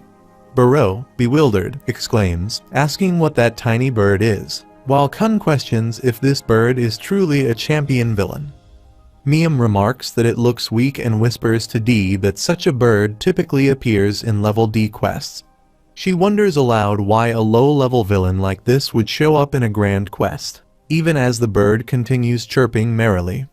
D wonders what the big breeder is planning, while Chung explains that the mother long-tailed tit is a champion villain belonging to the Aegithalos family. He states that she is exceptionally weak, and in fact, she can be considered the weakest of all champion villains. He describes her as being highly protective of the eggs on her head and notes that she does not initiate attacks. Her strong maternal instincts prevent her from retreating, but her abilities are described as utterly inadequate. Baro questions the purpose of summoning such a weak villain, suggesting it was done intentionally. Chung confirms this, explaining that the difficulty level of the previous quest was accidentally increased by 1 level. He clarifies that this place is meant to welcome them and send them on their way as they have successfully cleared the train. It is not designed to torment them, but rather serves as a small gift from him. Internally, Chung admits that he hopes they clear this stage quickly so he can proceed to eliminate their companions trapped within the fruit of good and evil. Miam urges Chung to hurry. Baro then asks Kun for guidance, wondering whether they should attempt an attack.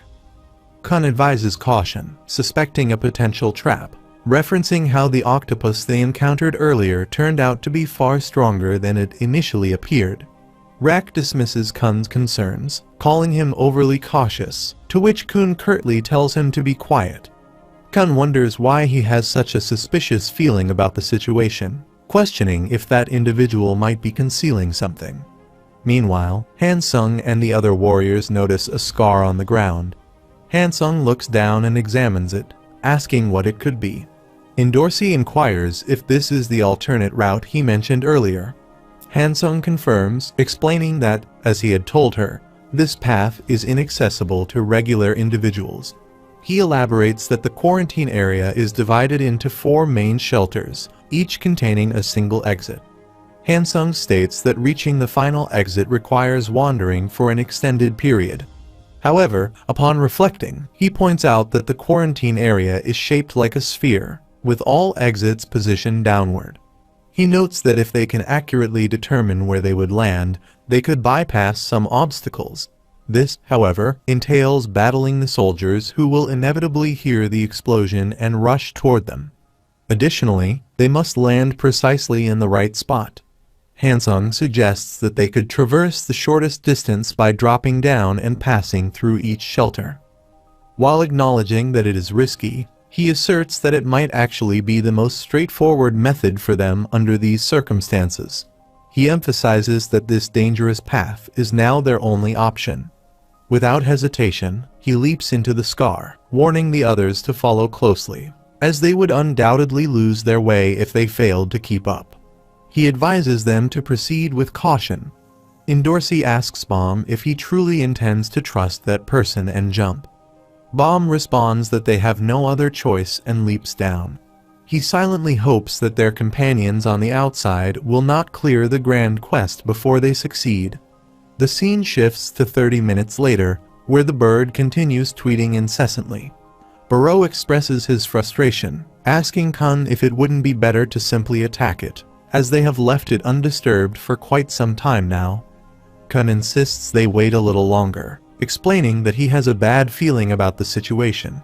Rak dismisses Kun's hesitation, urging them to attack quickly, grumbling about how he was deceived on the test floor and now feels similarly misled here. Kun silences him with a sharp retort, thinking to himself that this feels like a trap, and that the big breeder is certainly hiding something from them. Kun suggests that the bird is concealing tremendous power, even as it continues tweeting.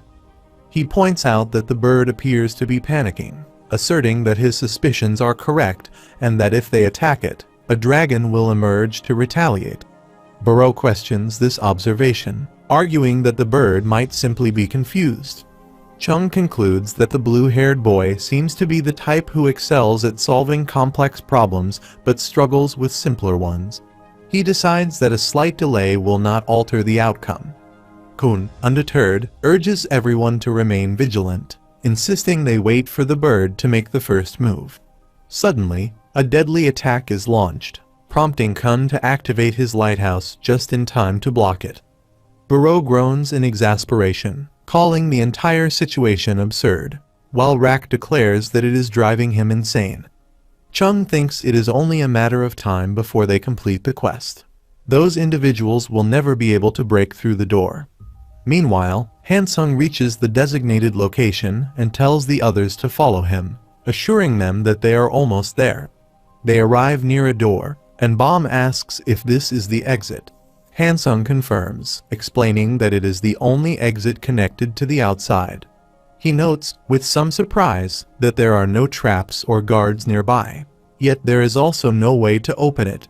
He recounts how, after passing through the traps to reach this point, he observed the door with its empty window and the lack of any means to enter a password. At that moment, he realized the truth. He explains that the big breeder had placed such a labyrinthine challenge before them to mock their efforts. He reflects on how they had narrowly avoided death countless times along the way, only to find themselves in front of a door with no way to escape. He laughs bitterly at the irony, likening it to a cruel trick. Leaping onto the exit gate, Hansung turns to Bomb, asking if he understands the meaning behind it. He reveals that he has been waiting for Bomb's arrival, knowing that Bomb would possess the power to defeat them. With that power, Hansung suggests Bomb could easily open the door. He urges him to give it a try. They all walk toward the gate when Bomb thinks to himself that it is an impenetrable door. If the big breeder is a servant of young Jahad, then the power required to secure it might be overwhelming. Bomb uses his Shinsu black hole sphere to open the gate, accomplishing the task in a single strike. Baddies watches in astonishment, asking if Bomb really opened it. Dorsey and Hansung are equally surprised by the display. Hansung, still processing what happened, asks if the door was really that easy to open, expressing a sense of disappointment. Baddies remarks that they were unable to open it themselves, while Hansung silently acknowledges to himself that Bomb is the one they had been waiting for. Bomb, looking around, asks if the door is now open. Meanwhile, on the other side, Rak charges forward to attack the bird, but Kun stops him, asking where he is going. A reporter, speaking to the big breeder, urgently relays the news that those in the quarantine area have broken through the door and are escaping. Elsewhere, Bomb, Dorsey, Hansung, and Baddies teleport through Bong Bong. Dorsey remarks that they must now be outside the quarantine area. Hansung, relieved, says they have finally managed to escape. Baddies, confirming their location, scans the surroundings. His mind briefly drifted back to a moment when he had asked Dee if she could sing a song for him. He had written lyrics for the song, though it was still unfinished. Dee had taken the papers, telling him that it would be a truly beautiful song. He had expressed a desire to let the world praise the big breeder and enjoy that lovely moment with her. Hansung calls to him, pulling Baddies from his thoughts, and urges him to move on. The reporter informs the big breeder that the group who escaped appears to be heading toward the town. Rak, eager to act, tells the other regulars to move out, but Kun tries to stop him, asking where he thinks he's going. The reporter, unsure of what to do next, asks for instructions. Chung, deep in thought, wonders how they managed to escape. He had even borrowed power from him to create that door. No human with data, aside from them, should have been able to open it. He considers the possibility that it could have been Bomb who opened the door, but quickly dismisses the idea as ridiculous. He knows it may cause a stir, but it is time to awaken the giant. Meanwhile, Bomb runs to catch up with Hansung, calling his name and asking if they were really inside that enormous structure. From the outside, it seemed much smaller than he had imagined. Hansung explains that the space inside was likely compressed.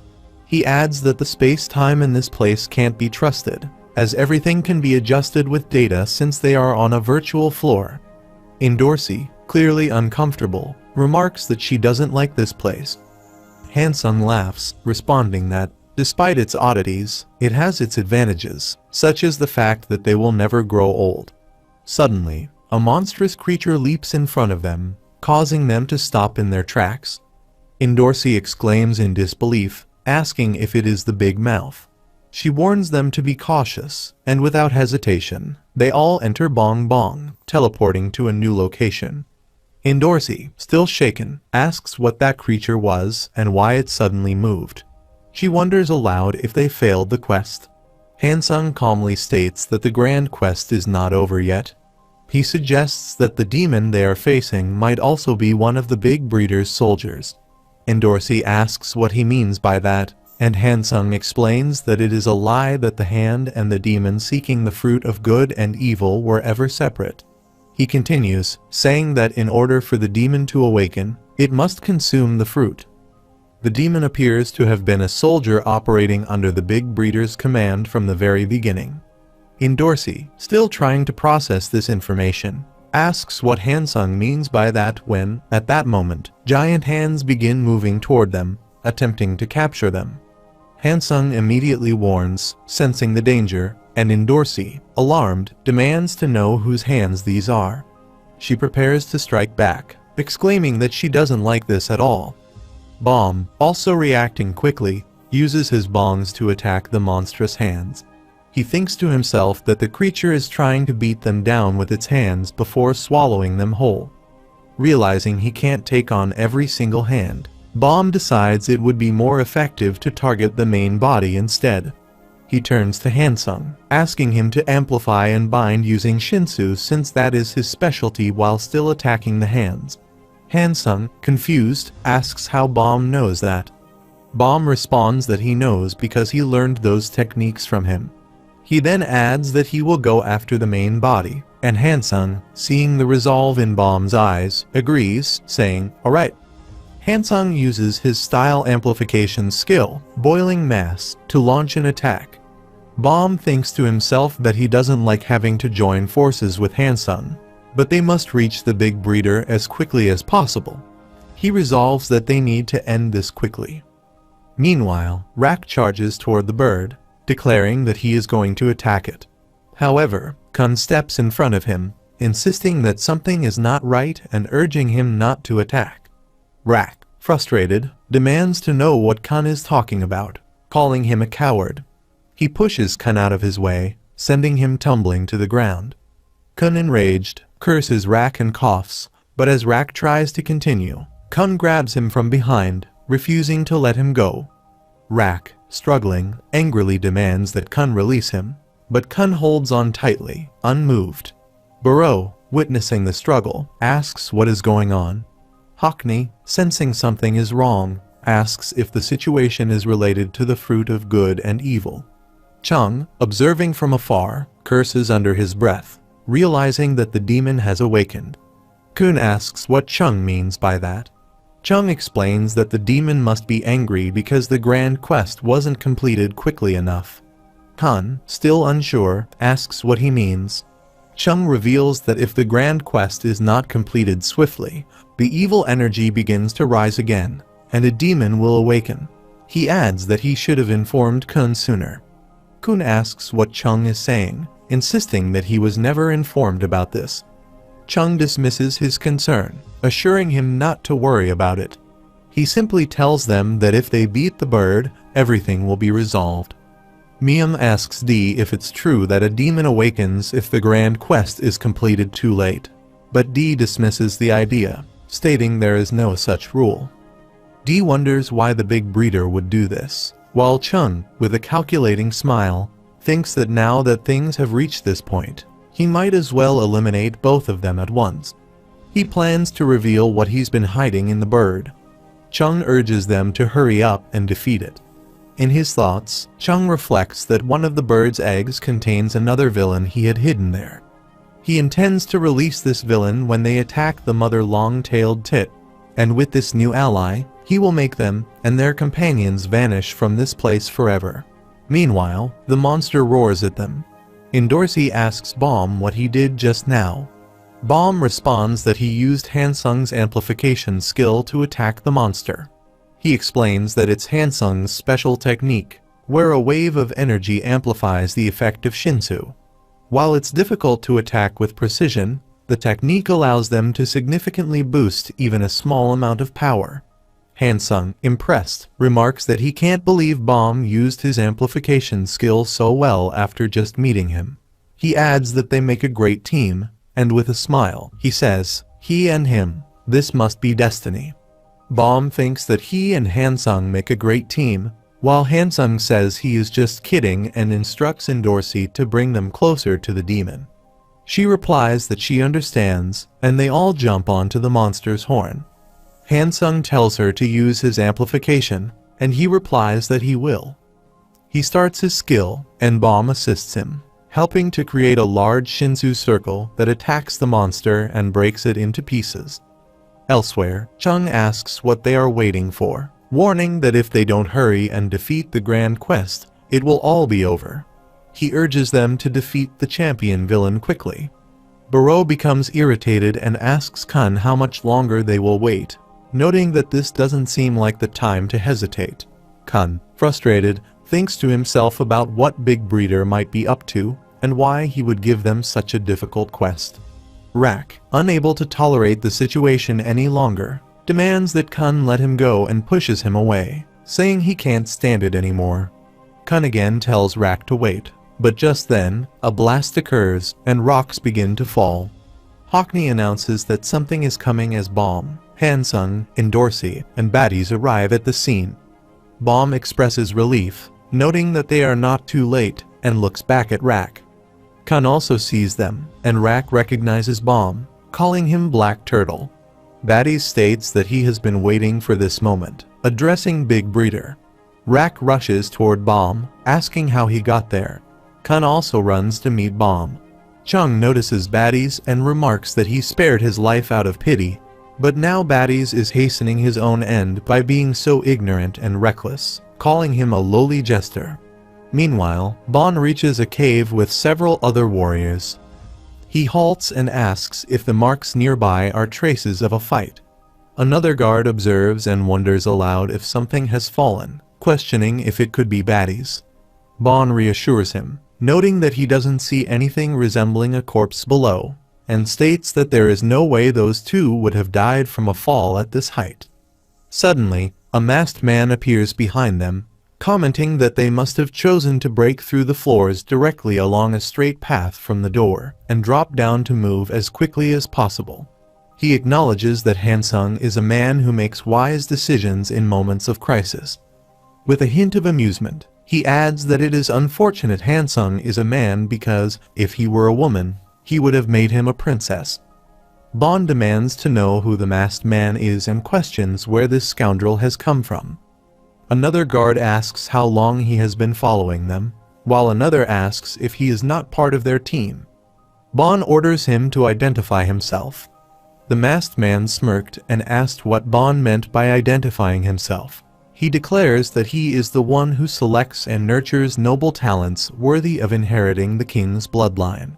He explains that he separates noble talents from their prey, and, with a grin that reveals golden teeth, proclaims that now he is someone's sworn enemy. The guards are stunned by his declaration, questioning if he is truly someone's sworn enemy. Bon retorts that the man must be lying, explaining that if he were genuinely a sworn enemy, the other party would immediately recognize him. He adds that he has never encountered a sworn enemy with self-awareness like this masked man displays. He smirked, responding that such doubts were likely due to his uniqueness. He describes himself as both an individual and a collective, existing and not existing simultaneously, a mere strand among countless lives. He declares that the hunt shall now begin. Suddenly, tentacles emerge from his mouth, shocking the guards further. One guard stares at him and exclaims in horror, asking who this freak is. Bon shouts that something is emerging from the man's body. He yells for the guards to kill the scoundrel, urging immediate action. The guards charge at him, weapons ready, but as they attack, he vanishes, leaving them momentarily bewildered. Bon curses and commands them to shoot, and the guards unleash a barrage of firepower. The masked man effortlessly blocks their attacks and retaliates with his tentacles, dismantling the robotic guards with swift, devastating force. The tentacles then retract, enveloping the masked man's body and transforming him into a grotesque, tentacle-covered creature. He marvels at his own transformation, remarking on how extraordinary it is that even this ability functions as intended. He states that he should leave immediately, noting that the quarantine area will soon vanish. Bom and his companions turn their attention to Chung, and Bom calls out to Kun, asking why Rak is there. Kun explains that they encountered Rak upon arriving, mentioning that he seems to have been transported to this place before being struck by the rose shower. He admits he doesn't know the exact details.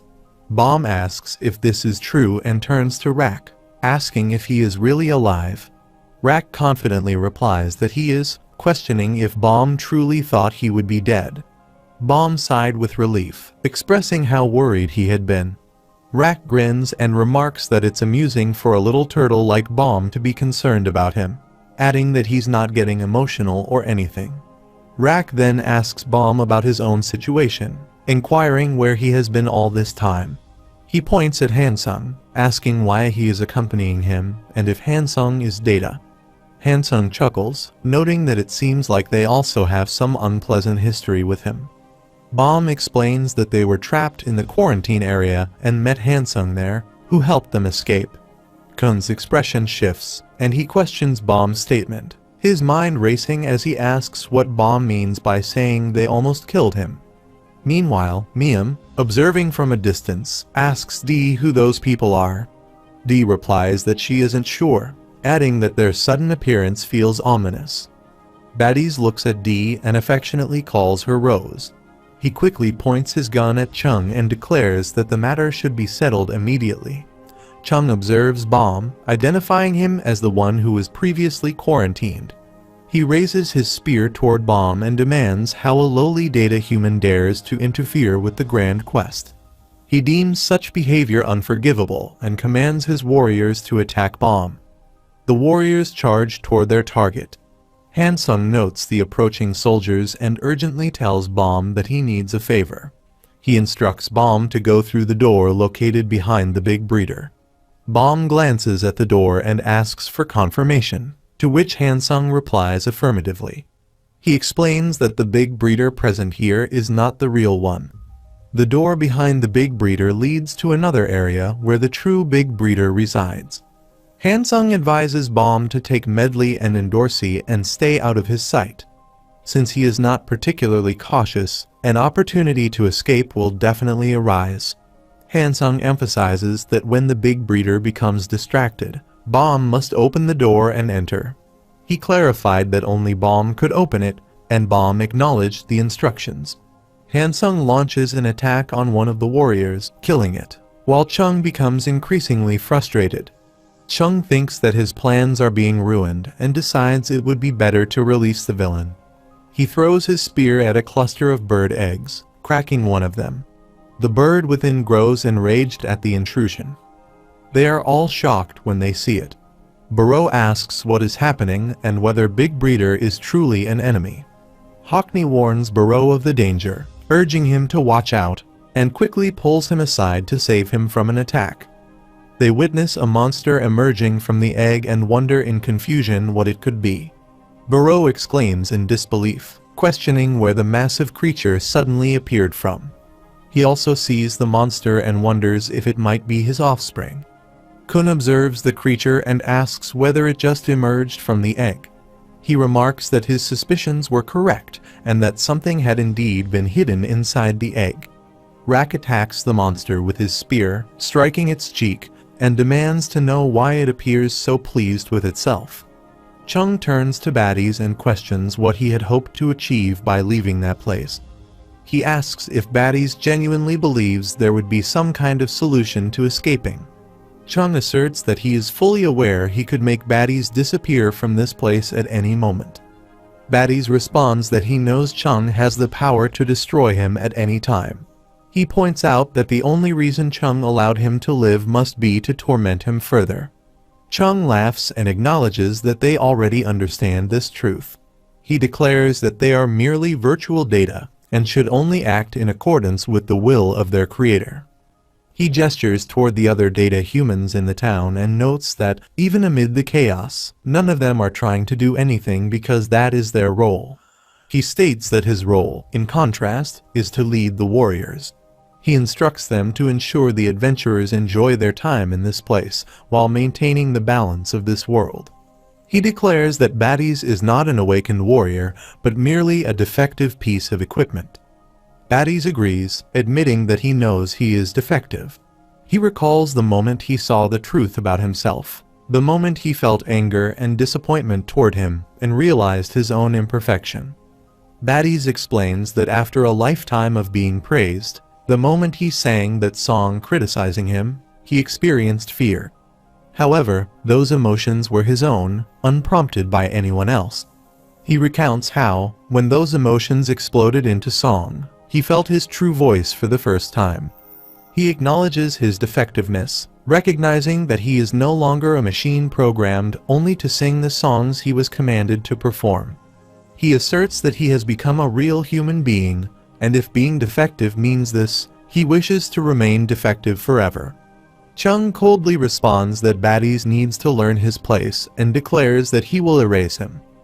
Bomb observes the situation and seizes the opportunity to act. He creates a Shinsu circle and launches an attack on Chung. However, Chung sees the attack coming and blocks it. Bomb is shocked, realizing that Chung has successfully countered the Shinsu black hole sphere. Chung demands to know how Bomb dares to imitate their power, questioning who he truly is. Bomb rushes forward to punch him, but Chung counters and blocks the strike once again, retaliating with a powerful counterattack. He declares that Bomb's efforts are futile and commands him to vanish. Bomb launches another Shinsu attack, but Chung effortlessly blocks it once more. Bomb, overwhelmed, notices how his Shinsu is being nullified and begins to lose balance, about to fall. The monster bird's offspring roars at Kun and the other regulars before launching an attack, forcing them to flee. Hockney warns Burrow to be cautious, prompting Burrow to curse under his breath as he scrambles to evade the assault.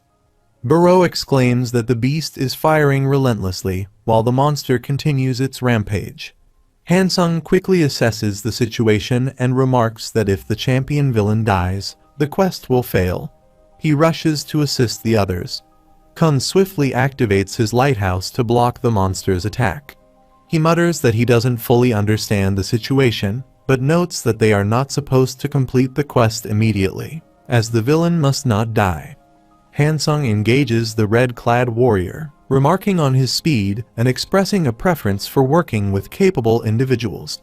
Kun curtly tells Hansung to stop talking, stating he has no interest in speaking with him, a sentiment Rak echoes. Meanwhile, Bomb charges toward Chung, attempting to attack. Chung counters with precision, commanding Bomb to disappear. Bomb retaliates with Shinsu, but he notices its power diminishing and begins to falter, losing his balance. Dorsey witnesses Bomb's struggle and quickly rushes to his aid. She grabs him to pull him away and asks if he is alright. Chung observes this and is intrigued by the impressive technique, speculating whether it could be teleportation. He warns Baddies that it is dangerous, but Baddies aims his gun at him and declares not to be messed with. He reminds Chung that he is a member, and that the bullets Chung gave him before locking him away are capable of stopping and eliminating data humans. He asserts that these bullets could kill him if he were shot. Chung acknowledges this, confirming that he gave Baddies those bullets, which offered him a faint glimmer of hope. However, he remarks that this is not good. He wants Baddies to despair even more in a place from which escape is impossible. Hansung intervenes, stating that it's useless. But Chung counters that baddies can only dodge the bullets. Bullets that can't hit anything are ultimately useless, he adds. Bomb calls out to Endorsi, suggesting that they use those bullets. If they can hit the big breeder with even one of them, it could make a difference. Endorsi agrees and says they should proceed. Together, they teleport near Chung once more to launch another attack. Chung notices them instantly and points his spear at them, declaring that their efforts are futile. Endorsi responds by using Bong Bong at 40% power with separate movements to strike at Chung. Her attack lands hard on his head, and she triumphantly declares that she has hit him. Bomb quickly closes the distance and grabs Chung by the neck. Chung coldly asks if Bomb truly thought he would die from this, and in an instant, he stabs Bomb with his spear. Bomb cannot comprehend how this could happen. Endorsi rushes to help Bomb, quickly grabbing him to provide support. Meanwhile, Kun observes the situation and sees Sachai capturing the monster's baby legs with his rose vine strings. Baddies notices this as well and, confused, demands to know what's going on. He wonders why Chung isn't dead when he sees the bullet scar on his body. Chung places a hand over his wound and nonchalantly explains that when he told baddies those bullets could kill him, it was a lie. He proceeds to heal himself and reveals that the bullets don't actually work against him, although they might have affected other Data humans. Baddies curses him, enraged by the deception, but Chung merely laughs. He mocks Baddies, asking if he really became so excited, thinking he could kill him. Chung laughs loudly, finding the situation amusing. He taunts them, remarking that they truly understand nothing. He scoffs at the idea that baddies ever thought he could escape. Chung finds it all deeply entertaining messing with them, knowing full well that no matter how much he tries to explain, they just don't get it. He challenges baddies, asking if he truly sees the difference between them. He claims that while baddies may think he's aware, he's only fooling himself. Chung asserts that he is the one who's truly aware. He continues, saying that baddies knows absolutely nothing about this world. He describes him as a larva that's still half asleep, while the butterfly, the one who truly understands, would be someone like him since at least he knows the truth. Elsewhere, Rachel observes a man seated nearby and wonders where on earth this place is and who that man might be. Meanwhile, Dee and Miam watch Chung, and Dee questions what he is doing there. Chung notices Dee and calls out to her, addressing her as Chief and beckoning her closer. Baddies asks Chung what he intends to do. Chung points his spear at Dee and declares that this one, she was his wife, or at least, that was probably the story. Dee asks what he is talking about, denying any claim that she is the wife of that man. Chung silences her, demanding to know if she would obey him if he ordered her to die. She asks what on earth is happening, but Baddies cuts her off, telling her to be quiet. Chung repeats his question, asking Dee if she truly wants to kill him. Dee replies affirmatively, and Chung responds that he will kill her, much to Baddies' horror. Baddies pleads with Dee to stop. Bomb intervenes, urging Chung to leave her alone, but Endorsi, still supporting Bomb, warns him to stay out of it. She reminds him that Chung is dangerous and that the woman is just Data, arguing that her death doesn't truly matter. Chung smirked and said very well before attacking Baddies. Hansung, alarmed, calls out to Baddies, while Hockney, witnessing the scene, exclaims in disbelief. Baddies raises his gun and fires at Chung. However, Chung redirects the bullet toward Dee, causing her rose petals to scatter into the air. The other regulars watch in shock and call out to her, overwhelmed by the turn of events. Chung bursts into laughter, mocking their reactions. Endorsi demands to know why he is laughing like that and why he refuses to answer her when she calls him. She presses further, asking who he is and why the woman was lying there in the first place. Chung tells Baddies that he should not fire his gun like that, and then he disappears when Bomb and Endorsi witness the scene in shock. Endorsi asks if he is gone, while Bomb informs her that they need to focus on Dee, who is about to fall, and points in her direction. She responds that she is on it. Elsewhere, Rachel approaches Chung, wearing a helmet, and she removes it. He asks how long she has been awake. She replies that she just woke up and mentions that he was laughing so loudly and seemed completely engrossed in whatever he was doing as he focused on the screen in front of him. Chung stands up and remarks that they could call it something like a game. When Rachel questions what he means by something like a game, he explains that it is essentially a game to him and promises to elaborate later. He then requests that she return the VR device, noting that it stopped at an important part, and urges her to hurry. Rachel asks what he means by VR device and whether he is referring to the object in her hand. She refuses to return it, arguing that if she does, he will continue playing the game excessively. He insists, urging her again to give it back, but she stands firm, stating that he should not spend so much time playing games. He explains that it is not a game but something very important, while she responds that she is sure it must be a very important game. She demands that he hurry up and tell her why she is there. As he begins to say something, she walks away, thinking that the helmet seems significant to him and that she might be able to use it. He tries to stop her, but she continues walking and wonders aloud if this is the hidden floor, noting that it looks entirely different from what she had imagined. Stepping outside, she sees numerous buildings surrounded by water and asks what kind of place this is. Meanwhile, Baddies catches Dee and pleads with her to wake up, questioning why this is happening. Miam also sniffs sadly for her chief.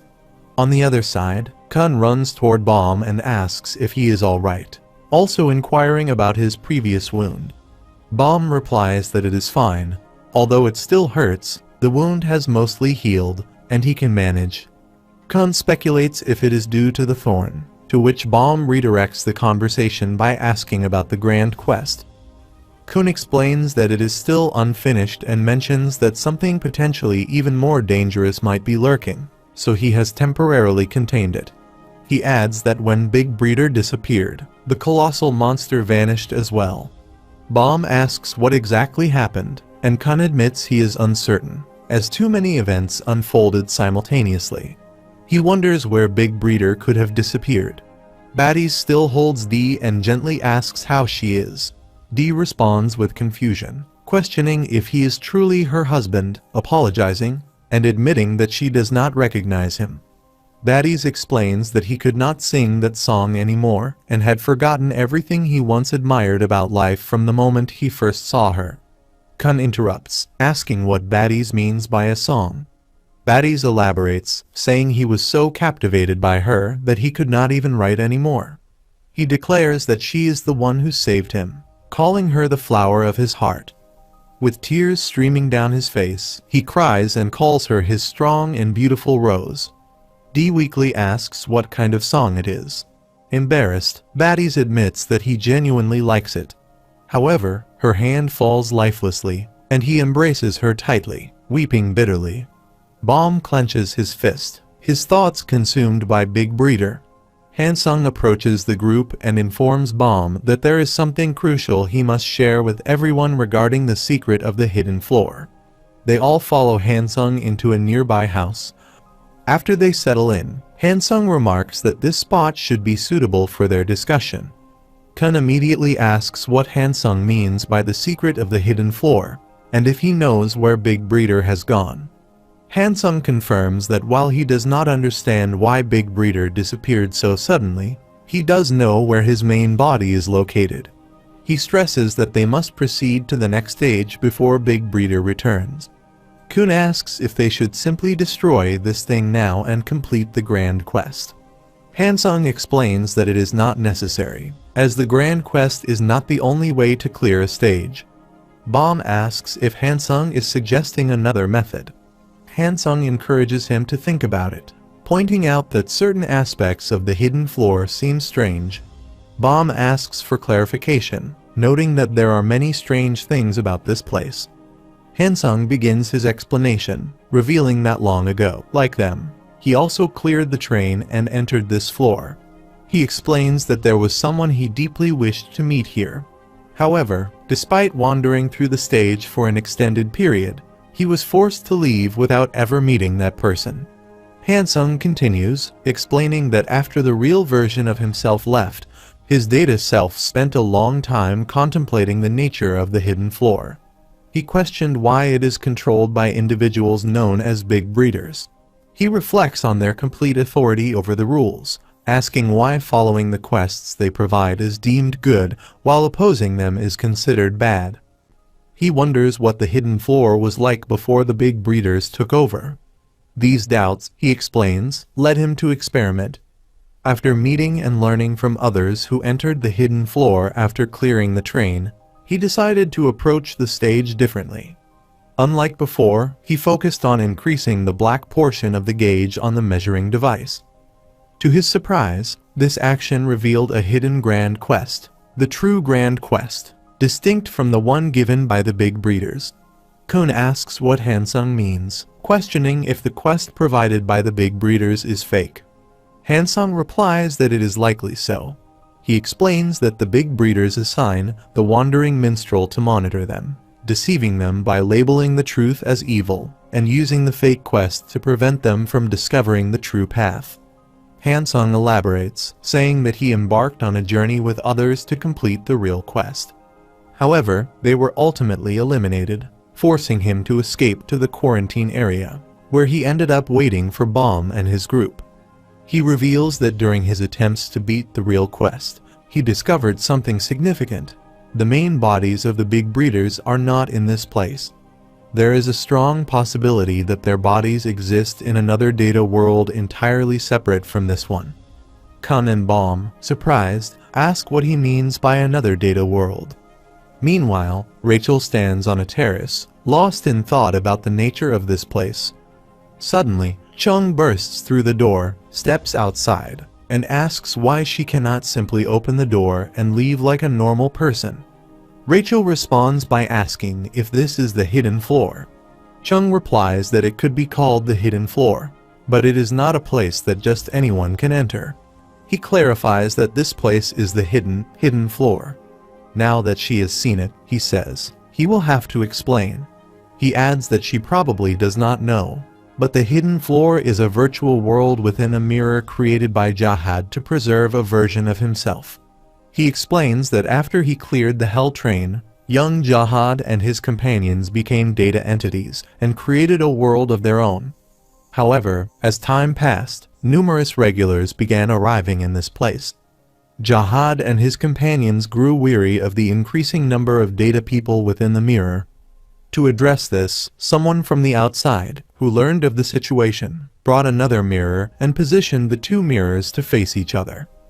This action ensured that only Jahad and a select few would be transferred to this place, separating them from the others.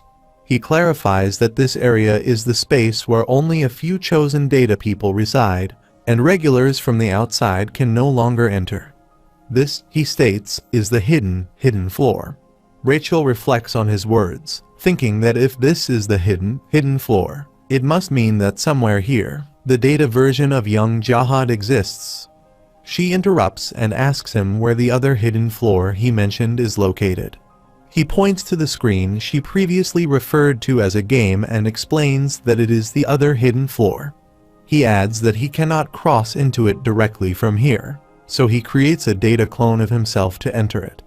He further elaborates, saying that while it might have appeared to her as though he were playing a game, his actual role is to manage the people within that world and prevent those who cross over from the train from accessing this place.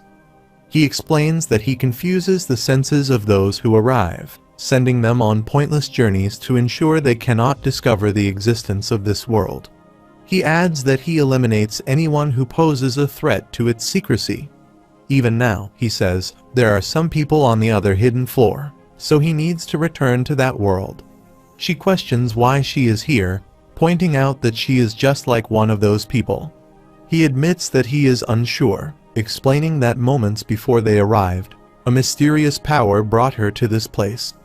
He reveals that he chose to leave her alone to prevent others from discovering him. She reflects silently, unsure of the specifics but confident that she has been given a unique opportunity. He then insists that since he has shared everything with her, she should return the helmet, rushing forward to take it back. She refuses, firmly saying that she does not want to. He asks why not, reminding her that he has explained everything and emphasizing that he has important work to do.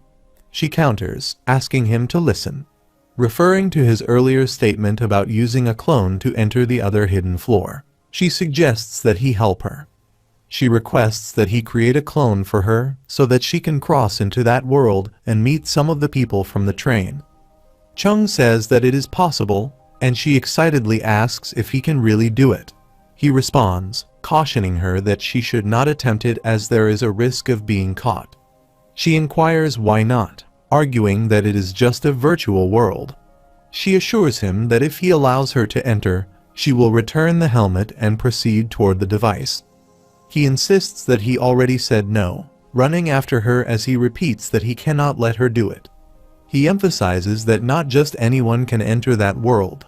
If she does, something bad will happen. She asks what could possibly go wrong, reminding him that he himself had said it was like a game.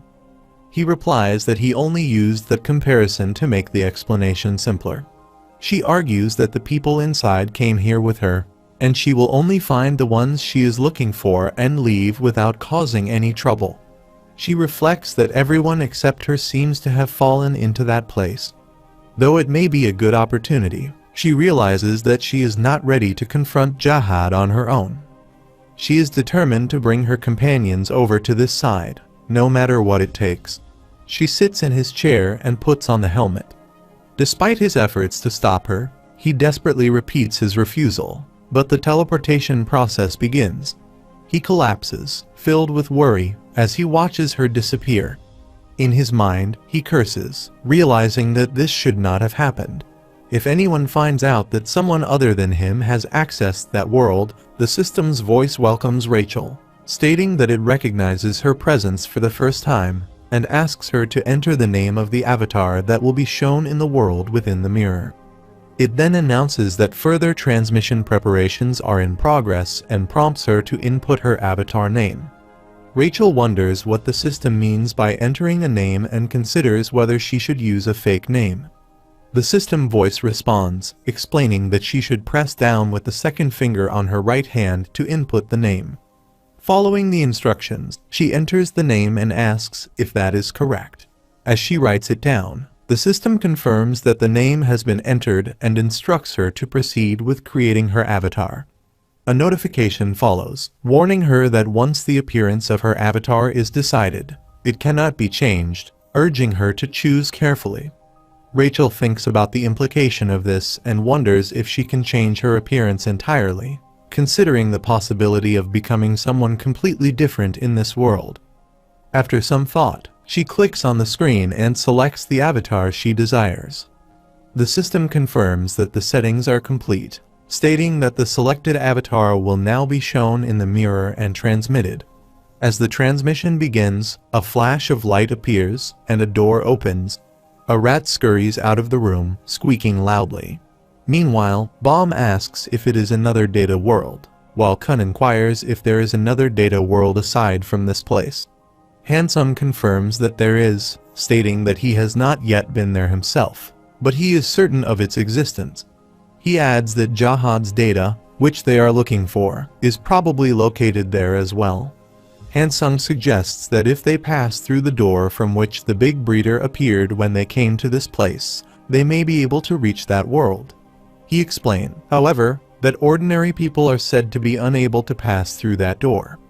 This is why he wanted to try sending Bomb this time, but he acknowledges that the big breeder is incredibly powerful.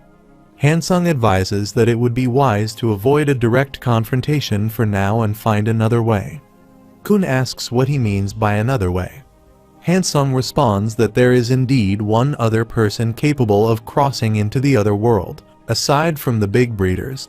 He reveals that he knows where this person is, thanks to a previous adventure, but the issue is that meeting him is difficult. Kun asks what he means by difficult to meet. Hansung explains that the person in question is one of the 10 great family leaders and the only data version of a lord remaining in this place.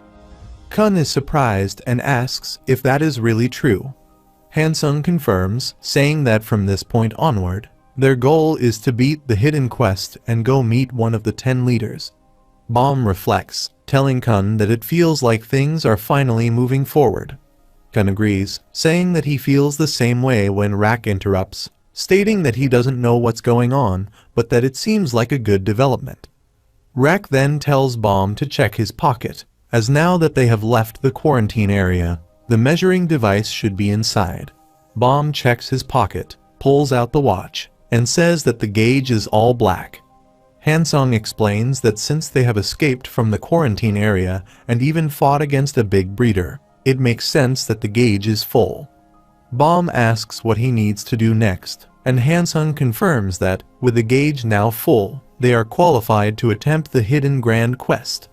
Hansung instructs Bomb to hold down the button on the measuring device and shout, "Come out, grand quest." As Bomb does so, a scroll appears with a picture of a mouse. Kun remarks that the scroll has appeared, and it seems like the picture is of the villain.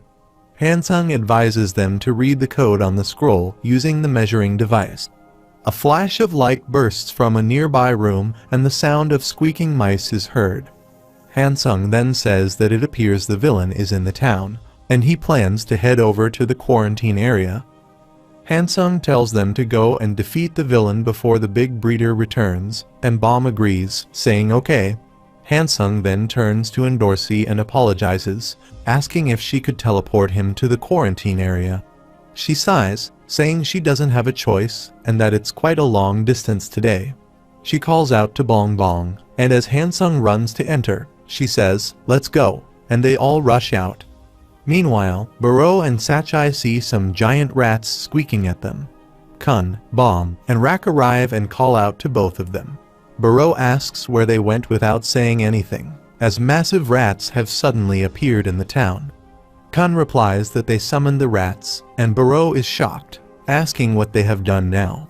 Kun apologizes, saying he will explain later, but for now, they need to get rid of the rats. Bomb moves forward and attacks the rats with his shinsu, while Sachai suggests that they deal with the rats first. Baro agrees, calling the rats little buggers. Elsewhere, Hansung and Rachel arrive at their destination. Hansung looks around, sensing that something doesn't feel right. Meanwhile, Bomb and his companions kill all the rats, with Baro standing near one of them. He says that he thinks they got them all and asks Kun to explain why they summoned the rats in the town now that it's finished. Kun replies that it's a bit of a long story, to which Baro responds, asking him to keep it short as he is tired. Kun nods and begins, explaining that the rats they just killed were the villains for the real grand quest. Sachai asks for more details, wanting to understand better. Baro sighed, saying that while Kun had requested to keep it short, he needed more information to comprehend the situation. Hockney overhears their conversation from another room and mutters, "A rat." Bomb rides on his Shinsu shield, saying he will handle this, and Kun thanks him. Bomb moves behind the rats and sends his bongs to capture them. He almost catches one, but he struggles, thinking that it's so fast, far more difficult than the other rats. Rachel arrives at the scene just as she notices a rat coming toward her. She thinks it's a massive rat, and in a panic, she realizes she has to attack it. She launches an attack to kill the rat and declares that she got it. Bomb arrives at the same spot, noticing Rachel and looking at her, and she, in turn, notices him as well. Bomb approaches her and asks who she is, inquiring whether she really did kill the rat. Rachel hesitates, thinking about what she should say. Should she reveal that she is Rachel? She quickly dismisses the idea, realizing that if she tells Bomb the truth, it will make it harder for her to use her advantage of being in this place. For now, she needs to meet Yura. Once that's done, she might be able to make a deal with Bomb. With that in mind, she responds by saying her name is Icarus. Bomb asks if she is a data human, and she confirms, saying she probably is a data human, so he doesn't need to worry. She assures him with a smile that she is just an ordinary data human and not a shady person at all. Bomb finds her response highly suspicious but doesn't say anything. Suddenly, a scroll appears, accompanied by an announcement from the mirror congratulating him on clearing the stage. He has now obtained the right to advance to the next stage, and is instructed to use his measuring device to scan the mirror on the scroll, which will open the path to the next stage. Bomb confirms that the path to the next stage is open and quickly says sorry, explaining that he's busy. He thanks her for killing the rat and jumps onto his Shinsu shield, preparing to leave. However, Rachel stops him, asking which stage he's referring to. Meanwhile, Hansung gazes at the broken portal and wonders aloud what's wrong, asking if he isn't going to go through. Dorsey notices his behavior and asks why he is just staring ahead. Hansung replies that he has a bad feeling about something. Dorsey asks what he means by a bad feeling. Hansung suddenly notices something and asks, "What are those snakes?" as he sees snake-like creatures sneaking toward them. Dorsey questions if those are really snakes, wondering if it could be what she thinks. One of the tentacles moves closer to her and greets her as a princess.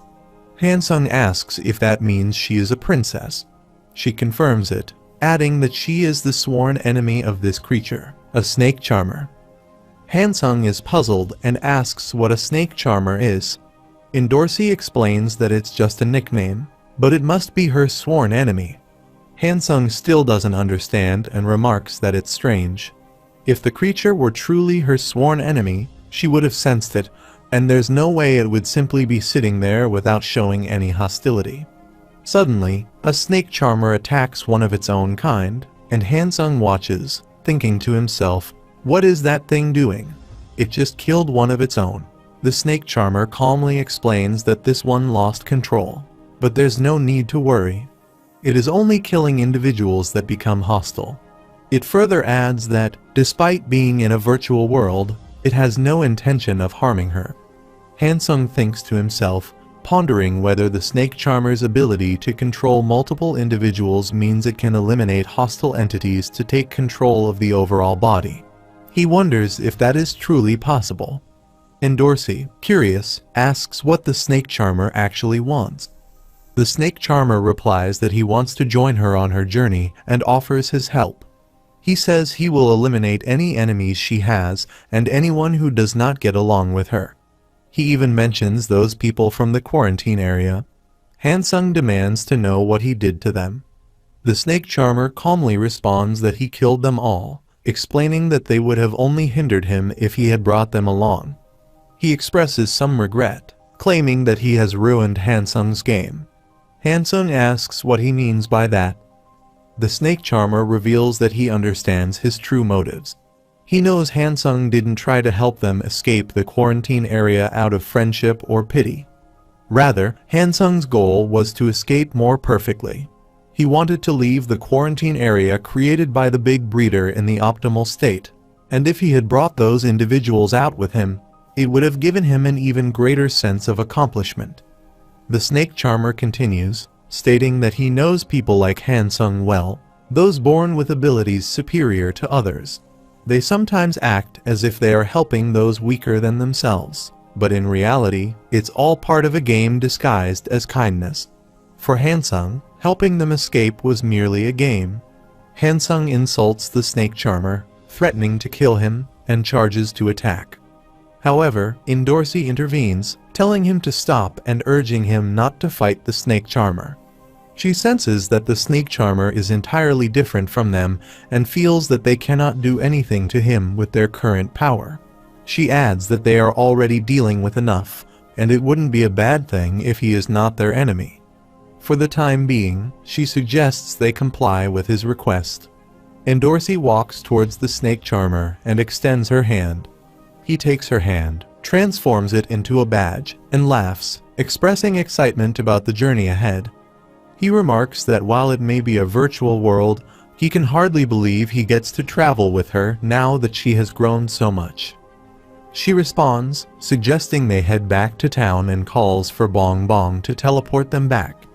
Meanwhile, Baro asks if this is the hidden floor, as he and Sachai had been there before. He realizes that the group came to this place to meet the data of Jihad. He explains that the big breeder actually works for Jihad and creates a fake quest to prevent them from finding Jihad. He asks if the rat they encountered was the real villain of the grand quest. Kun affirms, indicating that Buro understands. Buro becomes irritated and asks what Kun means by understanding. He questions whether all of this would make sense to anyone suddenly hearing it and asks if Kun is just memorizing the information. Buro tells Sachai that he is going to lose his mind if he has to continue traveling with those people. Sachai responds indifferently, telling him to forget about it. Meanwhile, Bomb arrives and informs Kun that the scroll they obtained after defeating the last rat leads to the next stage. Kun asks if Bomb is telling the truth. Just then, Endorsi and Hansung also teleport in. Bomb inquires about the quarantine area, asking why only Hansung and Endorsi are there. Hansung explains that all the data humans who were in the quarantine area are dead. Bomb, confused, asks what he means by dead. Hansung tells him he will explain the details later, as they are in a hurry. For now, he suggests they focus on reaching the next stage. Bomb confirms that he has cleared the grand quest. Hansung then tells Bomb to wait a moment and goes to retrieve Baddies. Baddies is still sitting near Dee's dead body when Hansung arrives. He opens the door, calls for Baddies, and informs him that he went to the quarantine area. Baddies asks if everyone escaped safely. Hansung responds that they are all dead. They encounter a sworn enemy on the way. Baddies becomes visibly upset. Hansung apologizes, saying that he couldn't keep his promise to everyone. He reflects that perhaps he saw helping them all escape as a kind of game. He admits that he had a more important goal than saving them, and that rescuing them became a smaller objective along the way. Deep down, he confesses that he might have thought of giving up on that goal, treating it as a test too difficult to pass. He bows his head and apologizes again. Baddies reassures him, saying it's okay and that Hansung hasn't done anything wrong. After all, they are just data humans. He believes they will all return to life when the next warriors arrive, including Rose. He expresses how, at some point, life and death started to feel like a joke. Since the big breeder took control of everything, he reflects, those who fall will always return to life. He then declares that he intends to take back the town from the big breeder so that they no longer have to live in a world like this. He says that alone would be enough. Turning toward Hansung and the others, he urges them to move forward, mentioning that there is more to discuss, but they can talk on the way. Hansung agrees, and as the group starts to leave, Miam stays behind and asks what she is supposed to do now. Baddies tells Miam to forget everything she has seen, though he knows the big breeder will make her forget anyway. He asks her to take care of Rose for him and reassures her that someday, the truth will prevail in this town, and only songs of truth will be heard. With that, Baddies walks out toward Bomb and the other regulars, leaving Miam behind. Hansung urges everyone to go to the next stage, while Rachel watches them from behind a wall, observing them in secret. She wonders what to do next. She feels she missed her chance to join them, but questions what Hansung is doing here and where Yura is. She is uncertain about the situation with Hoken and his companions. Rachel also realizes that it seems like they are planning to go somewhere, and for now, it would be best to follow them. However, she hesitates, wondering if she should reveal her true identity to Rachel. She questions how she should explain why she looks the way she does. Just then, they all teleport to the next stage, and Rachel runs to catch up, calling out to them, but they have already gone. Bomb notices a set of cards representing stages and asks what they are. The mirror responds, congratulating them for passing the stage and informing Bomb that he has earned the right to proceed to the next stage.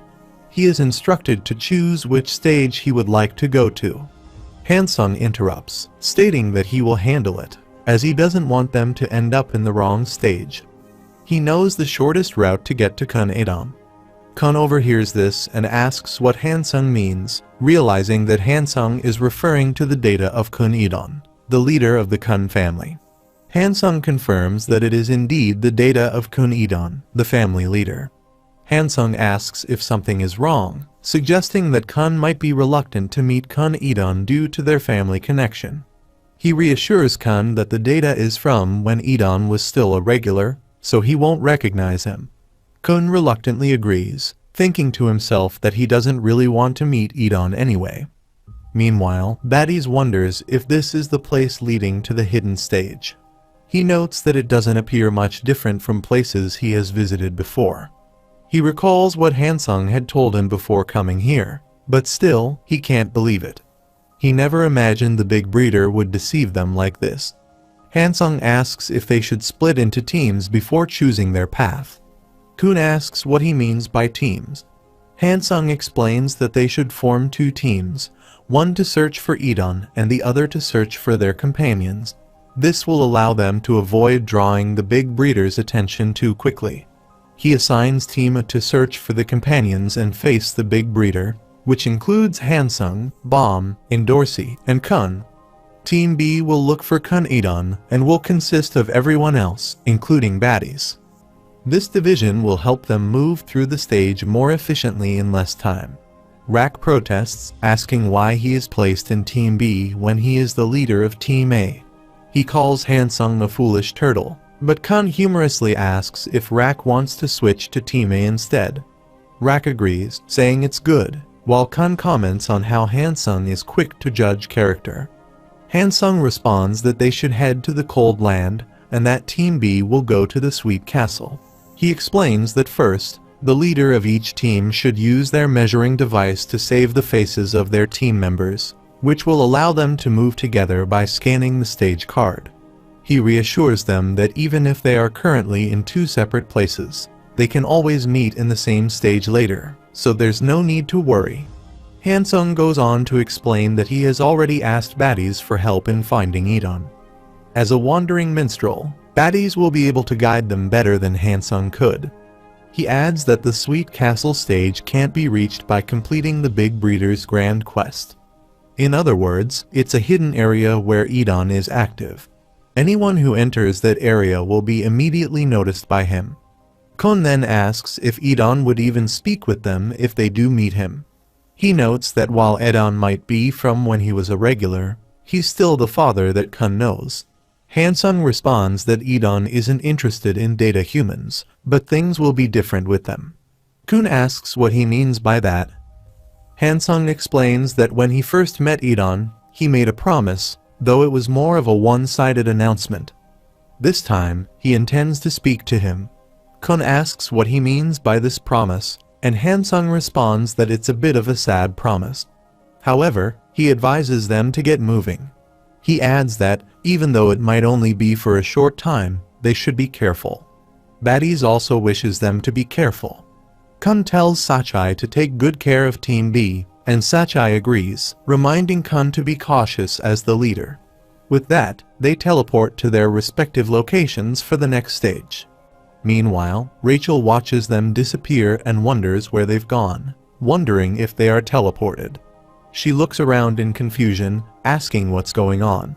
She then transmits back into her room and inquires about what has happened, asking what the other person has done. Chung responds that he cut off the power source by force, explaining that King Jahad had given it to him, so he is the only one who can turn it back on. Rachel insists that he turn it back on, as she hasn't finished what she came to do, before removing her helmet and walking toward him. He warns her that she's not allowed to do this. If another big breeder finds out, he will be in danger. Rachel asks what big breeder means, and he confirms it, adding that he doesn't like being trapped here, merely observing that place. He explains that what he's doing is carrying out a task assigned to him by King Jahad. He might be able to leave the floor if he gets caught, but if that happens, he will disappear forever. Rachel asks for more details, wanting to understand better. He responds that she should have listened from the start. He was originally a data human living in the world until, one day, he was summoned by King Jahad and sent to this place. Since that day, he has been serving as the big breeder who rules the area, but with one condition: he is never allowed to leave the building where he lives. In fact, no one else lives in the building, and he can't even interfere with or enter from the outside. It's as though the building exists in another dimension. He admits that he has tried several times to leave, but he failed every time. He adds that the condition isn't indefinite, though. If he faithfully performs his role and the next big breeder is chosen, he will be allowed to leave. However, there's a complication. There are 2 other big breeders besides him. Rachel asks what he means by that. He confirms that there are 2 others, and although they don't know each other well, they serve the same role as he does, though in completely different positions. These 2 have actually been big breeders for much longer than he has, making them his superiors. He explains that he is merely a lowly administrator managing the place while the 2 other big breeders are the real rulers. They possess immense power and are well acquainted with King Jahad. He warns her that if those 2 find out she is here, he is finished. Since they don't know each other, they may not notice if she logs in with the machine as she did before. However, if she tries to bring other people into this world using that device, they will catch her immediately.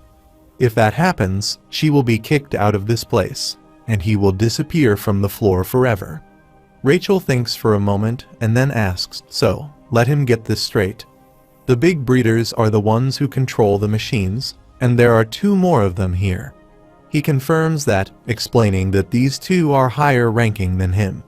She deduces that the key point is that he cannot run into them, and they wouldn't allow him to bring anyone over from the other world or even let him remain in this one. She then realizes why this particular big breeder kept her here. He wants to escape, but he cannot do so by himself. He saw that, unlike the others, she was able to enter this place, so he wanted to use her power to get himself out. She proposes a deal. Perhaps they could help each other out. Meanwhile, at stage 2, the cold land, Baum and his team arrive, with Baum commenting that this is the next stage and noting something sticking up in the air. Hansung agrees, confirming Baum's observation. Kun remarks that it's a bit cold and that he thinks he hears a sound coming from over there. Baum suggests they move forward while Kun complains about the cold, and the team continues their journey. Elsewhere, Baro rushes toward a pillar, attacking it with a punch, but immediately recoils in pain, exclaiming that her fist hurts like crazy. She curses, lamenting that they are out of snacks now. Fonseca arrives beside her and asks if she's okay, but Baro, lying down, responds that she is not. Fonseca assesses the situation, noting that the building seems to be built on an extreme slant. Based on the characteristics of this world, it doesn't seem like they will be able to penetrate it with Shinsu or sheer force. Baro notices a strange electrical current interfering, even if they attempt to fly over it. It seems there isn't much they can do. However, Baro refuses to give up after coming this far. She says they've already made it to the Grand Quest and found themselves in this bizarre place. They've worked so hard to beat the various quests to get out of this stage. She vents her frustration, stating that this would all be over if they could just defeat the villain inside. She can't believe it's come to this. Big Breeder Jiak asks if she hasn't cleared the quest yet. Baro, still upset, responds that the villain is too strong, and they have no idea how to defeat it. The quest seems too difficult. Jiak laughs and tells her that he will explain how to beat the quest. At the hidden stage 2, the Sweet Castle, Baddies and his team arrive, with Baddies remarking that this is the hidden stage. Meanwhile, at an unknown stage, Kun Idun sits calmly when Data Asensio informs him that some outsiders have likely infiltrated the hidden stage. Kun Idun inquires if that is truly the case. Baro asks Jiak if he is really giving her a hint. He replies affirmatively, stating that his hint is simple: the ground. If she can't destroy the pillar, she should destroy the ground that supports it. Once the ground is gone, the pillar will tilt. He adds that once the pillar tilts and falls, all she has to do is defeat the champion villain inside it. Baro, impressed, responds that it's a genius idea and thanks him. Jiak laughs, pleased to have been of help, and urges her to hurry up, knock down the pillar, and defeat the champion villain. Baro agrees. Meanwhile, Baum and his team continue moving forward and come across several dead villains. Baum asks if those are villains. Hansung inspects the scene and replies that it looks like there was a quest here. Bomb, understanding, asks if that means someone arrived here before them.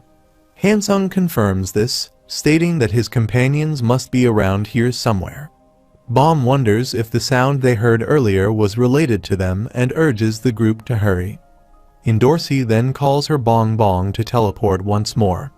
Elsewhere, Fonseca uses a strong gale to attack the ground beneath the pillar, aiming to break it. Biro watches as the ground begins to crumble and remarks that it's deeper than she thought and that this won't be enough. Fonseca tells her to step aside, as she will make her attack stronger. Biro steps back, feeling unexpectedly motivated by the challenge. Fonseca uses her high gale skill to dig further, thinking that this part is her job. Bomb and his team arrive and spot Fonseca and Biro. Bomb, recognizing them, asks if they are Candy and Sleepyhead. Kun asks what they are doing. Hansung, observing Jiak, asks if he is a big breeder. Bomb asks if Jiak is really another big breeder. Hansung confirms, stating that he has met him before, and it appears he is in the middle of a grand quest. Bomb, eager to take action, asks if they should stop him right now and runs toward Jiak. Hansung quickly stops him, saying that even if Bomb charges at him, there's no way he could beat the big breeder. He advises that the wisest course of action is to disrupt the quest without being noticed by the big breeder. Hansung explains that if they delay the grand quest as much as possible, while completing their own quest without the big breeder noticing, they will solve everything. Bomb, thinking that Hansung and Jiak seem to work well together, asks what they should do next. Hansung suggests they split into teams, Bomb and he will tackle the quest, while Dorsey and Kun will work to disrupt his plans. He adds that Bomb's gauge is still full, so he should be able to proceed with the grand quest. Kun, agreeing, asks if he should go with Bomb, while Hansung goes with Dorsey to disrupt the big breeder's quest. Hansung sighed and asked why Kun was so picky, like a little kid.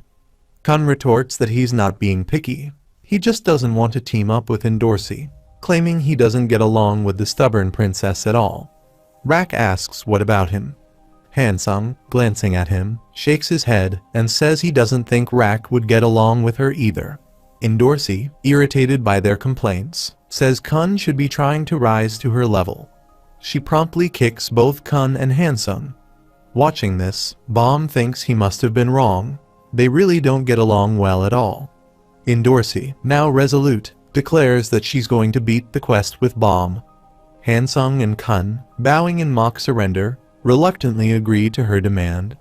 Rak interrupts, calling her Big Eyes Turtle and accusing her of leaving him out. He says she can't just ignore the leader because he was gone for a bit. Dorsey's irritation boils over. She yells at Rak not to call her Big Eyes Turtle and threatens to turn him into a bag if he keeps it up. She adds that he should stay back and guard them from a distance since he's a spear bearer. She warns him not to pop out and get his butt kicked again like usual, or she'll kill him. Rak thinks to himself that she is terrifying and mutters a quick, "Sure." After some time, Kun and Hansung, part of the quest disruption team, hide behind a rock, observing the hidden floor. Kun inquires what they are supposed to do, while Hansung explains that he has a rough idea of the quest type. He speculates that they need to defeat the villain residing inside the pillar. He further adds that the others are likely attempting to dig out the ground beneath the structure since they are unable to destroy or directly approach the pillar itself. Kun suggests reinforcing the ground with Shinsu to prevent further digging, but Hansung dismisses the idea, explaining that such an action would undoubtedly attract the big breeder's attention. When Kun proposes secretly contacting their companions, Hansung rejects that as well, pointing out that it would also lead to detection. Gesturing toward the pillar, Hansung notes visible cracks near the top and observes that the upper section might be detachable if rotated properly. Meanwhile, Bomb and Dorsey, part of the Grand Quest team, arrive at a steep mountain. Dorsey assesses their location and determines that it seems like an appropriate spot for the challenge. Bomb agrees, scanning the surroundings as Dorsey calls forth the Grand Quest. A glowing image of a monstrous figure materializes on the mountainside. Baum studies it curiously, wondering what it represents. Dorsey remarks that it appears bizarre but fits the challenge. Baum, focused and serious, states that there is little time to waste and urges them to defeat it quickly. In a sudden burst of light, the monster takes on a physical form, towering before them with an intimidating presence. Both Baum and Dorsey prepare themselves for the confrontation ahead. She remarks that the monster looks vicious as it prepares to launch an attack on Baum. Baum evades its strike, leaping onto his Shinsu shield, and counters with a precise assault using his 3 bongs. Elsewhere, at the hidden stage, Sachai's team observes a massive ice cream cone in the distance. Hokenki comments on its sheer size while Sachai asks what their next move should be. Buro speculates whether they need to complete the quest as they did in the previous town. Suddenly, a figure emerges from the cone, startling the group. Dragon exclaims that it is a dragon as Scroll C appears and announces that it is the quest scroll monster dragon. Buro asks if this creature is the same one that issued their quest, noting that it seems slightly different. The dragon confirms, instructing them to choose the quest they wish to undertake. Baddies interrupts, explaining that there is something they must address before starting the quest. He requests assistance to reach the top of the gigantic cone. Sachai agrees and uses his rose vine strings to lift Baddies to the cone's summit. Upon reaching the top, Baddies introduces himself and addresses the entity he believes is listening. He declares that he has come to deliver a message from Hansung. Buro watches curiously and questions what Baddies is attempting to achieve. Baddies states that, as promised, he has found someone capable of fulfilling a long-held wish, Lord Kun Edon. He pleads for support, expressing hope that Edon will aid them in their fight against the Big Breeder, who controls this realm and helps clear the path to King Jahad. He urges Edon to join them in their battle against the Data of the Big Breeder and King Jahad. Meanwhile, Data Asensio listens to the message with a smirk. He asks if this is truly Baddies' intention, referring to him as an arrogant fool. Edon, chewing on something nonchalantly, pauses and spits it out. Rising from his seat, he commands that the group be brought to his stage, remarking that the time for battle seems to be drawing near. Baddies ponders how strange it is. He has followed Hansung's instructions, yet there is no response. Something seems amiss.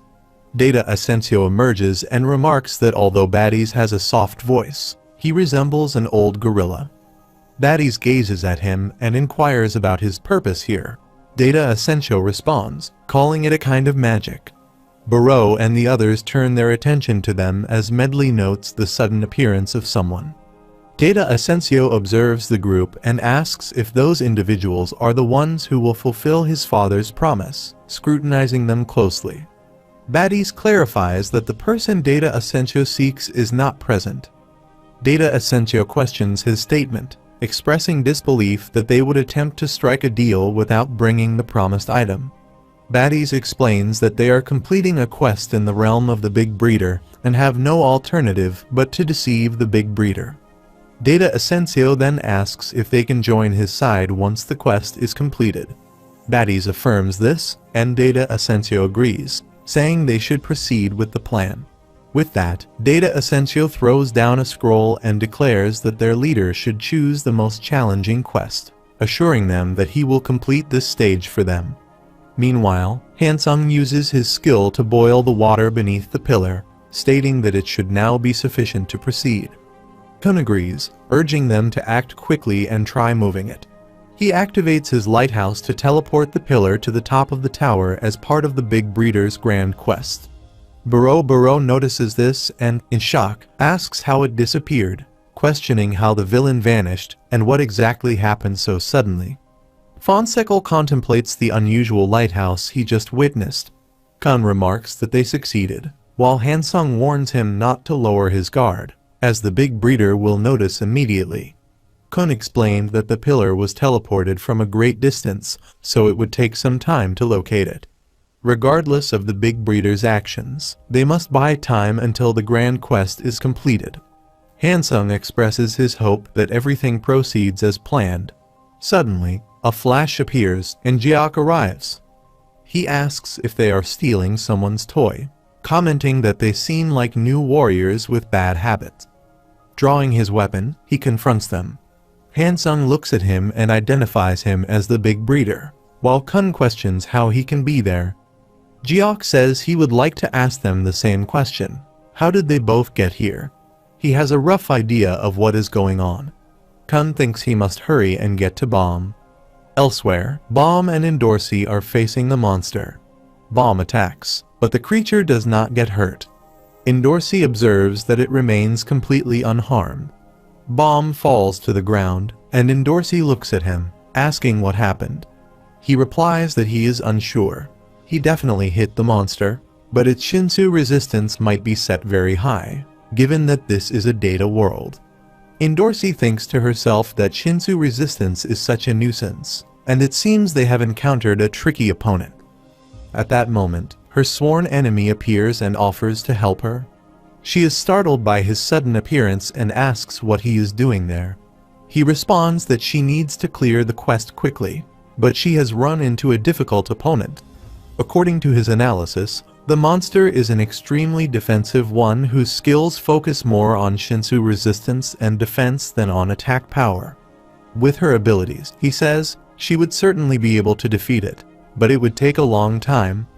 Bomb, noticing the situation, asks her if the man is her pet or something. She halts him with a hand gesture, signaling for him to come closer. Her sworn enemy immediately moves toward the monster, stating that he will quickly take care of it for her. Bomb wonders if the creature has turned into a person, questioning whether it might be some kind of stalker. Meanwhile, her sworn enemy instructs Bomb to watch carefully, promising to show him the skills required to be on the same team as a Jahad princess. Elsewhere, Rak sits on a high mountain, observing the scene through a lighthouse. He thinks that this must be a crisis. The turtles had told him not to get involved until they gave him a signal, but it seems they won't be able to give him one now. Grabbing his spear, he mutters that he will have to intervene. At that moment, Rachel transmits from behind him as Icarus. Rak turns and thinks to himself that he wonders who this female turtle is. He points his spear at her and demands to know who she is. She responds that she is not an enemy and introduces herself as Icarus, explaining that she has come to help him.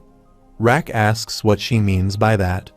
Elsewhere, Data Asensio battles the Sweet Castle's champion villain, the Chrome Cutter.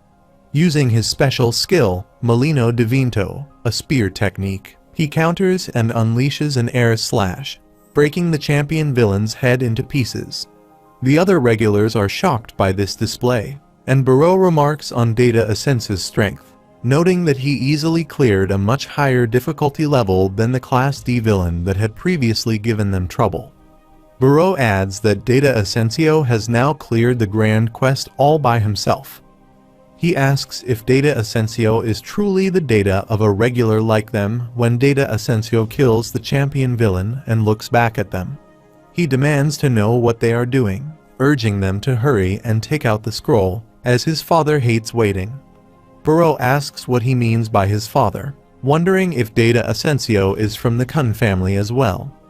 Data Asensio confirms this, stating that his name is Kun Macro Asensio, and his original body is that of a direct son of the Kun family. Sachai remarks that there must be many Data people from the Kun family on Edon's side. Data Asensio denies this, explaining that his father hates nuisances and only leads 3 people whom he likes. Barreau asks if it is really just 3 people, and Data Asensio affirms, saying they are all strong like him and serve his father. He adds that his father is a very self-centered person, and the sons of the Kun family do not particularly like him. He mentions that almost no one who meets his father ever leaves again. Barreau nods in understanding while Kun's sister speaks through his pocket, asking if he has met them. Kun's sister responds that she wasn't speaking ill of their father behind his back. Data Asensio brushes it off, saying that whatever she is babbling about, they should hurry and bring them over, as his father has been excited since he heard the news. He warns that there's no telling where his father might run off to, urging them to hurry. Kun's sister replies with a simple yes, and Sachai thinks to herself that he said sister.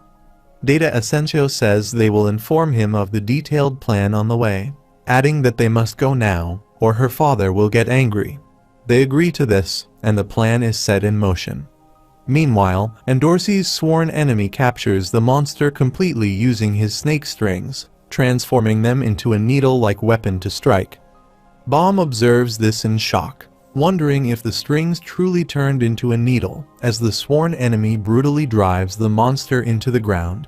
Both Baum and Endorsi are stunned to witness this, while the sworn enemy declares that it is over and suggests they leave. Elsewhere, Barreau and Fonseca are seen running to escape. Barreau questions Fonseca about what she is implying. She claims that Kun's lighthouse had stolen the villain, leading her to suspect that Kun was the one responsible. Fonseca replies that it is possible and adds that it seems Kun is trying to interfere with their quest. She speculates that perhaps the big breeder is his enemy. She then urges Barreau to hurry. Meanwhile, Rack questions what Rachel means by claiming she will help them, asking who she thinks she is to offer such assistance. Rachel responds that they hate the big breeder as well. Rack presses her further, asking what she means by that. Rachel replies that she will explain the details later, but promises to infuse his spear with a special power that will undoubtedly assist him. Rack questions why she is talking about his spear. Rachel insists that he must want a more special and stronger spear, but if he doesn't, she won't interfere. Rack, deep in thought, wonders what she means by a stronger spear. He begins to imagine how, with such a weapon, he could defeat Jiok. He imagines that Kun will say he has lost, and Hansung will praise Rack, calling him amazing. He snaps out of his thoughts and agrees, stating that he will allow it. She thinks it is a great opportunity, as this gives her an excuse to join their team. The scene shifts to several hours earlier on the hidden floor within Big Breeder Chung's residence. Chung asks her what she means, and if she truly wants to travel with them. She confirms, explaining that she intends to use the machine to disguise herself and accompany them. She assures him that she will be as careful as possible to avoid detection by the other big breeders. In exchange for his help, she promises to assist him in escaping from this place as well. Chung expresses his confusion, questioning her motives and asking if her goal was not to bring them here. She clarifies that there are still some of her companions in this place whom she has yet to meet. She states that she will not leave until she finds them. Therefore, she plans to travel with the group to locate her companions and uncover what they are up to. In doing so, she believes she can achieve her purpose in coming to this place. Chung inquires about her true goal, remarking that these people are completely unlike anyone he has encountered in the outside world. She explains that there is something they need to obtain, and Jahad possesses it. They must defeat Jahad to acquire it. She asks whether he will take the risk of helping her and escaping from this place or remain trapped here indefinitely. He considers her words, wondering if they truly plan to fight Jahad, while she questions if he really wants to spend his life tormenting the data inhabitants of this realm. He eventually replies that he will help her but urges her to be cautious. She seeks confirmation, asking if he truly intends to do so.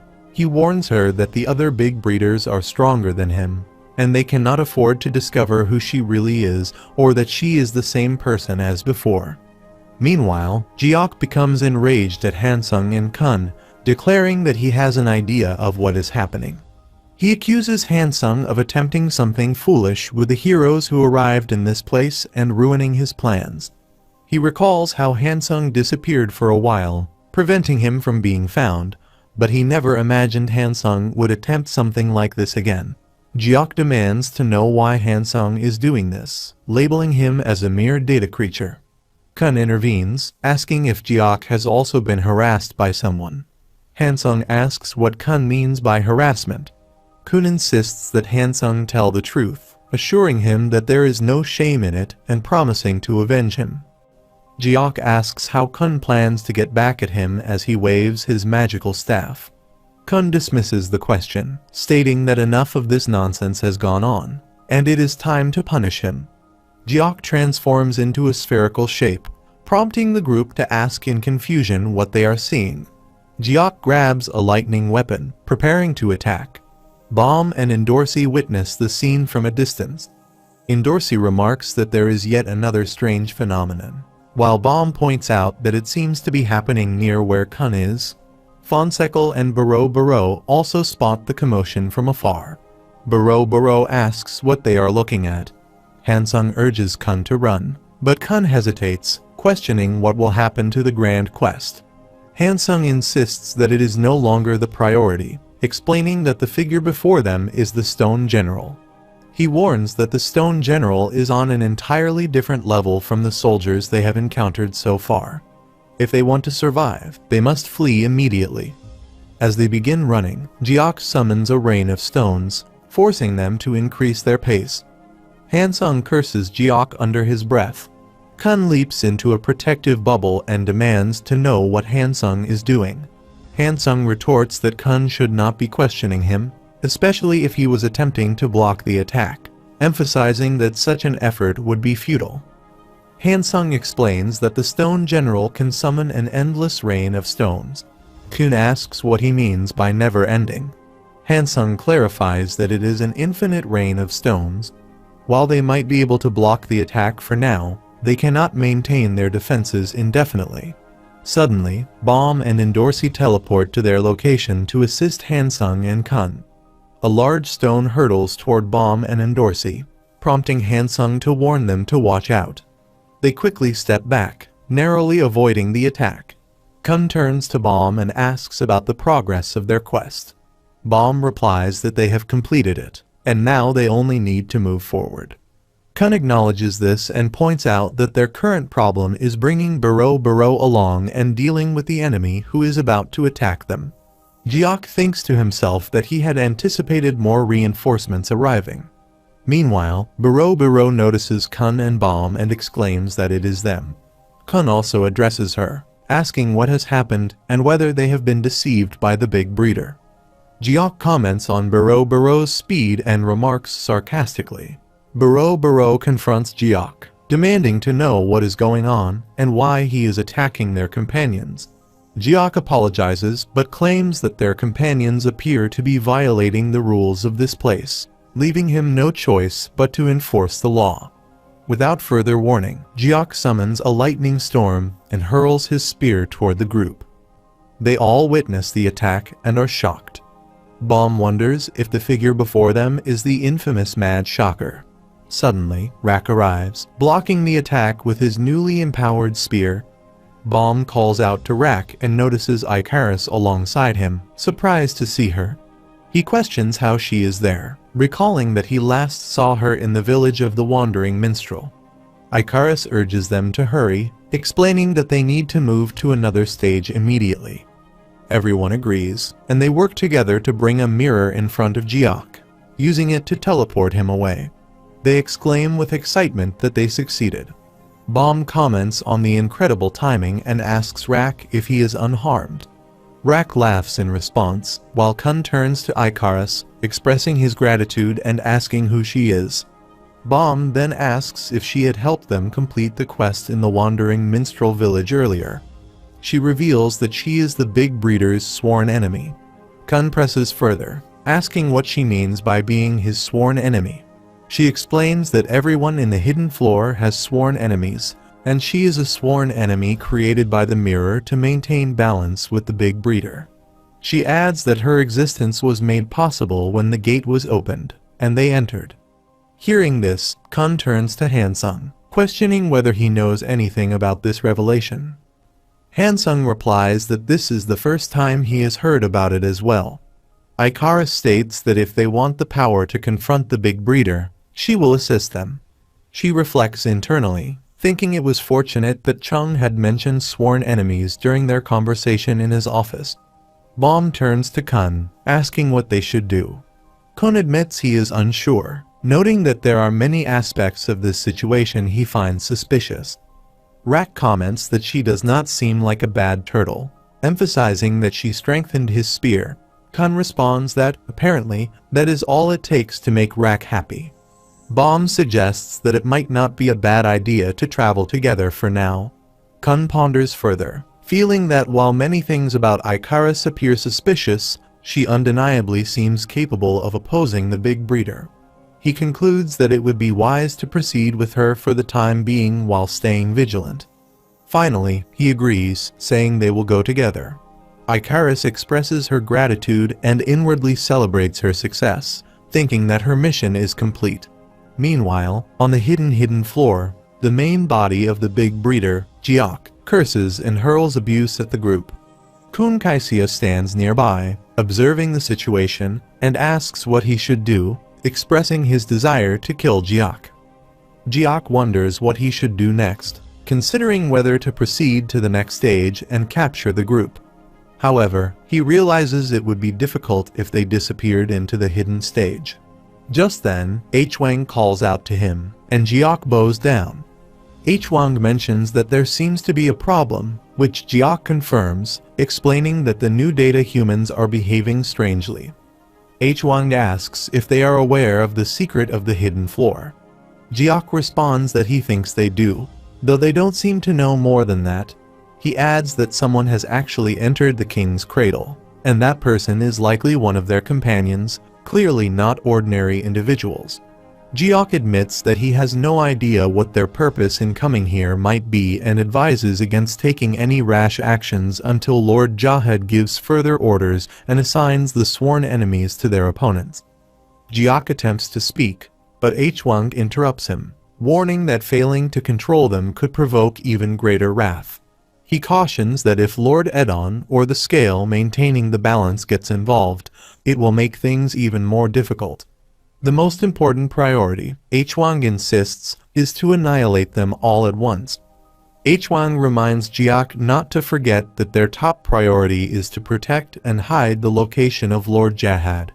They will deal with the group if they try to approach the scale. Jiok acknowledges this, confirming that he understands everything. Meanwhile, Kun asks what they should do if they encounter the big breeder again in the next stage. Hansung responds that there is a high chance of that, but he emphasizes that he cannot give up on finding his companions. He mentions that reinforcements will arrive once he and Edon meet, and suggests that they should continue advancing through the stages while searching for his companions. Icarus thinks about who Edon is, while Kun concludes that they have no choice but to press on. He reflects that something feels off, recalling the intense chill he felt on the stage just moments ago. A chill that has now disappeared as if it had never been there despite the place feeling cold. He wonders what could have caused that biting cold. The scene shifts 2 days later as Team Burrow reaches an unknown hidden stage. Asensio announces that they have finally arrived, and this is where his father is. They arrive at the residence of Kun Edon's data, the Palace of Spears.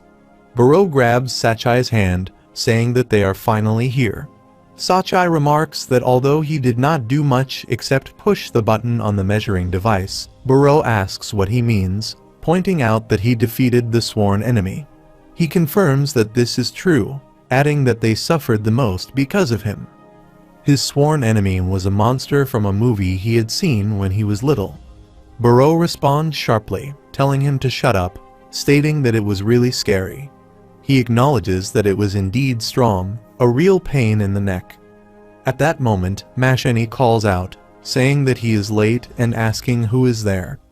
They all hear the voice and wonder if it belongs to a woman. She then jumps in front of them. Asensio bows before her as she asks why it took him so long. She adds that their father left the palace because he got tired of waiting. Burrow comments on how small the kid is, asking if she is Mashani. Asensio rebukes him, saying that it is rude and that he should be careful with what he says. He explained that she was like that because she had cleared the train when she was still young. He introduces her as Kan Mashani Jahad, but she interrupts, saying not to talk about her outside. He adds that she is one of the most powerful princesses from the outside, having been given one of the 13-month series. Sachai asks if she is truly one of the 13-month princesses, to which Asensio affirms, stating that she is indeed a remarkable person. Mashani interrupts, saying she told him to stop as she is blushing. Asensio then asks what she means by her father disappearing. She explains that it is exactly as she said. Her father waited for them all day yesterday, but must have grown impatient and left without saying a word. He responds that this is not good, but she reassures him, saying that her father has a strong presence wherever he goes, so it should be easy to find him. Suddenly, a flash appears at another rock in the air, and she points out that he must be over there. She warns them to watch out as a monster attacks. She jumps high to counterattack, but the monster manages to escape her strike. She remarks that her body does not cool off once it heats up and expresses her eagerness to meet them, the son of V. She then throws rocks at the monster, but they fly away. Meanwhile, Team Rakkenbam reaches stage 7, the Labyrinth of the Minotaur. The mirror announces congratulations on defeating the champion villain and informs them that they can proceed to the next stage once they find the exit. The little monsters thank them for their efforts. Kun comments that slaying a minotaur, rescuing some little villains, and escaping certainly make for strange quests. Bomb agrees and then asks Endorsi how things are on her end. She responds that they have also defeated the villain, and now they just need to find the exit. Kun thinks that they have safely passed this stage and is relieved that the big breeder has not shown up. But they still have not found their companions. Suddenly, he feels a chill and wonders what is happening. Hansung also asks the same question. Bomb, noticing something, asks if it could be an observer. An observer arrives and calls out to Kun. He looks toward the voice and asks if it is really an observer. Kaisia replies, saying it has been a long time and that she never imagined she would see him here like this. Kun tries to recognize the voice, while Kaisia adds through the observer that she is glad he considers her his sworn enemy. She says she has been waiting for him here and urges him to hurry, or one of his companions might just disappear. Kun asks what she means by that, and she explains that she is a very cute girl wearing red clothes. For some strange reason, she has been watching and waiting to kill something, so she might kill her first if she cannot wait. Bomb asks if it could be Miseng, and they have to go save her. However, Kun refuses and thinks that he should go by himself. Kun tells the others to go and look for the exit for now, and he will stay behind with the lighthouse. He asks them to call him if they find it. Since she seems to be his sworn enemy, he will handle her himself. As Kun walks toward Kaisia's observer, Bomb calls him from behind. Hansung agrees with Bomb and suggests they should go, and Bomb follows him. Meanwhile, Kun follows the observer and reaches a gate. He says to himself that he knew it was her. Kaisia asks if he came alone, noting that she thought he would bring his other companions. Kun replied that there was no need for that. Kaisia then asks why not and accuses him of not wanting them to find out, calling him a despicable person. She implies that he doesn't want anyone to know that their sister died because of him. Drawing her dagger, she challenges him to fight her. She tells him that if he wins, he can kill her and take his companion with him, but if she wins, she will take his life. She admits that, on the outside, she only ever resented him, but now, she wants to kill him so badly that she can't stand it. Kun replies that he should have known she was his sworn enemy. Kun also draws his dagger and says that he guesses he has no choice but to fight her. Kaisia thanks him for giving her the chance to kill him and immediately charges at him. She appears behind him to strike, but he creates a lighthouse barrier to block her attack. She counters by using her baby growler, but Kun is able to block that as well. She smirked and said that it seemed he hadn't forgotten. She mentions that the growler, which she received from her mother, can neutralize his lighthouse and smiles with satisfaction. Kun thinks to himself that here they go again and acknowledges how difficult it is to block her attacks. The two of them continue to exchange strikes, each trying to land a decisive blow. Kun feels the sharpness of her dagger coming at him like lightning as he attempts to counterattack. However, Kaisia quickly retaliates and stabs him. She comments on how warm his flesh feels, despite him being a data human, almost as if he were a real person. She wonders if her mother will see this, if she will feel anything at all, seeing her murderer. Kun falls to the ground, bleeding heavily from the wound. Kaisia expresses her immense happiness, acknowledging that although he may be a data human, at least she was able to kill him in this way when Kun coughed up blood. She wonders why it took her so long to do something so simple, and why her external self lacked the confidence to do so. She reassures herself, thinking that this vivid sensation of piercing living skin and spilling blood should be enough to make her feel as though she has truly killed him. She questions whether his data feels pain, wondering if he experiences as much pain as their sister had. Kun reflects that, of course, he had opened the gate and come here himself. He is not data, and if he dies here, he will truly die. She steps closer, declaring that it is time to end this, as she points her dagger at him. Meanwhile, Endorsi curses under her breath, realizing that they have reached yet another dead end, while Bomb comments that this place indeed seems like a labyrinth. She responds that finding the exit here will be difficult, and she asks Hansung through her pocket how things are progressing on his end. Hansung replies that there is nothing to report yet on his side either. They are not even sure of their location, let alone where the exit might be. Rak notices a sculpture nearby and asks if it is him, while Icarus contemplates using the Big Breeder's abilities, gazing at a wall and wondering if the way forward lies that way. Icarus states that the exit is in this direction, confirming that it leads to their way out. Hansung responds, informing Bomb, and Icarus confirms that she has found the exit. Bomb suggests that they should check it out for now, and Endorsi agrees as both of them teleport. Kaisia declares that it is time to end this, expressing her frustration at how long it has dragged on, and she is about to attack Kun. However, Kun strikes her with his head, pushing her back. She comments that such pathetic behavior is not like him, and as she looks behind, she wonders if the hostage has been moved. Kun explains that while she was focused on him, he had moved the lighthouse to a distant location, knowing he couldn't defend himself with it. He believes it is better to at least save the hostage, and Kaisia, so consumed with him, fails to notice that it has already been moved far away. She comments that using the lighthouse as his last resort to save his companion is uncharacteristic of him, but she dismisses it, stating that he is her target, not the hostage, and she simply needs him to die. She then attempts to attack again. Kun uses his lighthouse to teleport away, and Kaisia observes its movement, realizing that his lighthouse is not far. It is right above them. Kun sits beside Miseng, who remains unconscious, and apologizes, admitting that he lied about moving the lighthouse far away. He reveals that he only tried to distract Kaisia to prevent her from activating the growler. He explains that there is something he must do before he dies. Kaisia remarks that this behavior is completely unlike him. He was never the type to foolishly become attached to data. She asks how long he believes he will be able to last in his current condition, knowing he will soon die anyway. Kun responds that he will not die until he becomes the leader of the Kun family. Once he attains that position, there will be much more for him to do. At that moment, he receives a message on his lighthouse from Bomb's side, announcing that they have found the exit. Kaisia laughs, mocking his claim of becoming the leader, dismissing it as nonsense. She questions how he can even think of such a thing, knowing what kind of person his father is.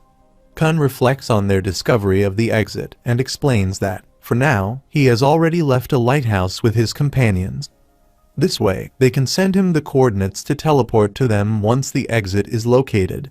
He adds that this is why he focused more on saving the hostage than on defeating her. As she continues to call out to him, Kun teleports with Miseng to Bomb and the others. Bomb sees Kun covered in blood and rushes toward him, asking if he is playing. Kun urgently replies, telling him to hurry, as his sworn enemy is following him, and they need to move on to the next stage. Bomb agrees, opening the mirror for teleportation, and they reach the next stage. Worried, Bomb calls out to Kun, but Hansung observes that Kun is bleeding too much, warning that he may be in danger if this continues. Icarus offers to try healing him, and Bomb asks if she can heal people. She responds that she isn't entirely sure, but will give it a try, thinking of what Chung had told her. She uses healing skills to treat Kun's injuries. Hansung notices a bracelet in Icarus's hand and realizes that it is the big breeder's marble. Kun's injuries heal quickly, and he is surprised, thinking that the bleeding has stopped and that his pain is gone. He asks if she really healed him, and she simply responds, "Well." Bomb interrupts her words, amazed by her ability, and thanks her. Kun also praises her, calling her incredible. Hansung then asks if they now have a healer on their team. Icarus responds modestly, saying not to mention it, as it was nothing when Rak jokes that she would make a useful turtle. Hansung remarks that he guesses she isn't exactly an enemy of the big breeder. Kun thinks to himself that while she may not be an enemy of the big breeder, she is still definitely suspicious. Meanwhile, Kaisia expresses disbelief that Kun managed to escape when Jiok appears behind her, accompanied by other sworn enemies. He reassures her, saying not to feel too bad, as she will meet him again soon, and he will help her with her revenge. At the hidden stage, the Palace of Spears, Buro's team arrives and meets with Edon, who asks what they are just staring at. He then tells them to eat the food that has been served. Buro notices that the meal consists only of grapes and wine, nothing more. Sachai reflects that the person before them is the data of Kun Edon. Edon comments that the grapes here are both very sour and very sweet, which is why he settled in this place. Sachai recalls that Edon is one of the irregulars who entered the tower with Jahad. He later became one of the 10 leaders, ruling and fathering numerous sons. Sachai also thinks to himself that Edon is known as the greatest spear bearer on the tower, one of the strongest in melee combat, alongside the leaders of the Eri and Ha clans. He reflects that Edon truly is the god of spears. Hockney calls out to Sachai, who replies that he senses it too. He believes it may be the data of Edon from his younger days, but there is a very faint holiness about him. Edon then asks if the kid who made a promise to him hasn't arrived yet. Asenio denies it, explaining that the kid is still in the other stage, and bows down. Sachai also tries to speak, but Edon interrupts, saying he knows. He adds that the kid wishes to fight the big breeder and attack Jahad. Sachai responds affirmatively, admitting that, to be honest, he doesn't understand why the kid would lend his help in fighting Jahad. Edon reflects that the people on the outside clearly called him leader and King Jahad, but he insists that those titles are only for appearances. He explains that how the outside world sees him as great and how Jahad became king are two separate matters. Edon continues, recounting that long ago, after clearing the Hell Train, Jahad received a remarkable mirror as a gift. Following this, only a few companions who had accepted Jahad's offer left data of themselves in this world within the mirror. From there, they began to live as data, and eventually, people from the outside started entering this world as well, but only after a very long time had passed. Edon explains that Jahad brought a mirror to this world, one that leads to a new mirror world, and he claims that he received it from the version of himself on the outside. Jahad proposed using it to transport only their group to the new data world, and they all decided to go because they were tired of the people on the outside. However, Edon chose to stay behind. He reveals that he noticed something different about Jahad when Sachai asks what he means by different. Edon confirms that the data of Jahad after he had met the Jahad from the outside world was noticeably different from before. Although he was still the same person, something about him had changed. It felt like something entirely different had returned. Meanwhile, Lord Jahad watches footage of Bomb's progress through the hidden floor and asks if that is the same kid who imitated the Shinsu black hole sphere. Another person confirms, stating that Bomb used a special power, according to a report from the office. Jahad responds that he understands and remarks that he will have to check things for himself. Edon states something entirely different and appears uncertain about how to explain it. He mentions that he stayed behind in this place, which later split into two. One side came under the rule of certain individuals known as the Big Breeders. He attempted to cross into that mirrored world, but found no one he recognized there. All the data of humans who had crossed over with Jahad were deleted. According to him, no one remains in that place now except for the Big Breeders. Meanwhile, Baum and his companions sit aboard a boat, moving forward. Hansung reflects that it has been 2 days since they encountered Kun's sworn enemy.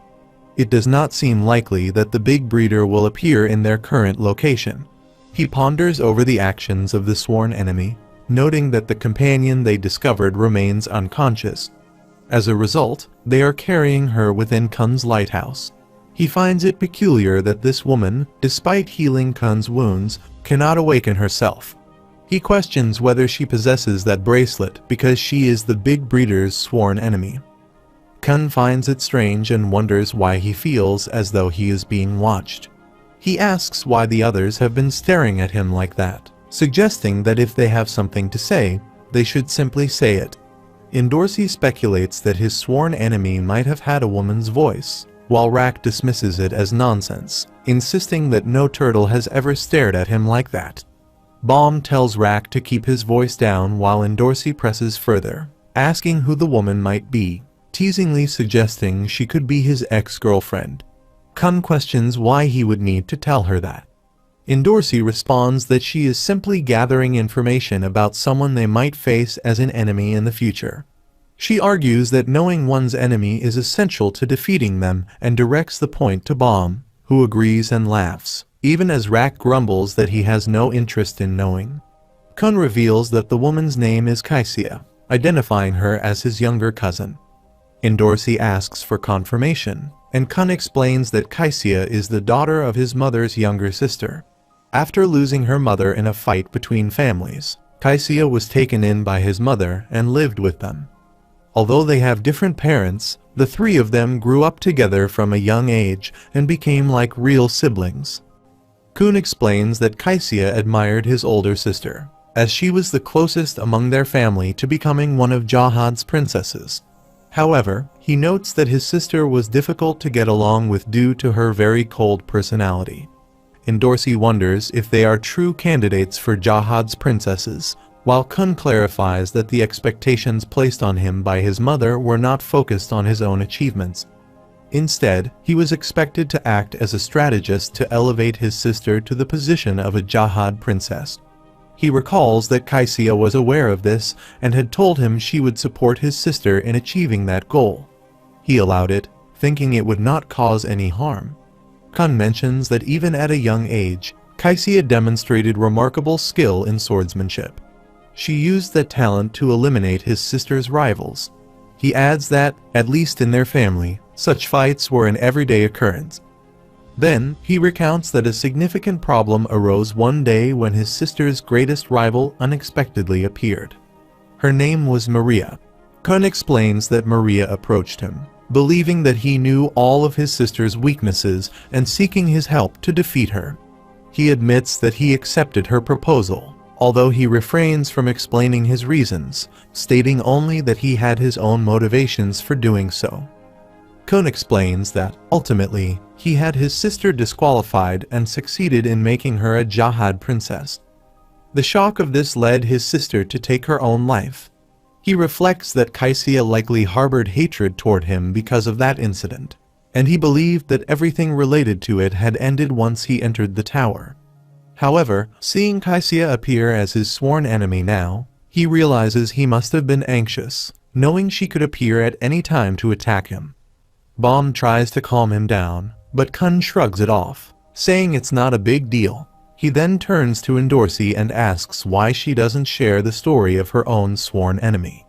Indorsey replies that she has heard from Baum about the person who appeared from the gem and asks whether this is some kind of background check. Kun confirms that he told her everything and suggests she owes him something in return. Indorsey exhales deeply before agreeing to share her story. She begins by explaining that, as Kun probably knows, She had no parents when she was born and spent much of her early life wandering. One day, while she was wandering, a couple took her in. They were ordinary and good people, especially considering they were from the middle region. For a brief period, she was raised as an ordinary girl. But then, one day, something appeared in front of her. Dorsey recounts that the creature appeared before her, looked at her, and declared that she possessed talents worthy of becoming a princess. It instructed her to keep the gem it resided in, promising to help her achieve the status of a princess. Naturally, she brought the gem home, but that very night, the creature killed her adoptive parents. While they never directly admitted to the crime, she is certain it was responsible, believing her parents would have interfered with her path to becoming a princess. Afterward, she followed its instructions and assumed the identity of a daughter from a ruined noble family that was striving to raise a princess.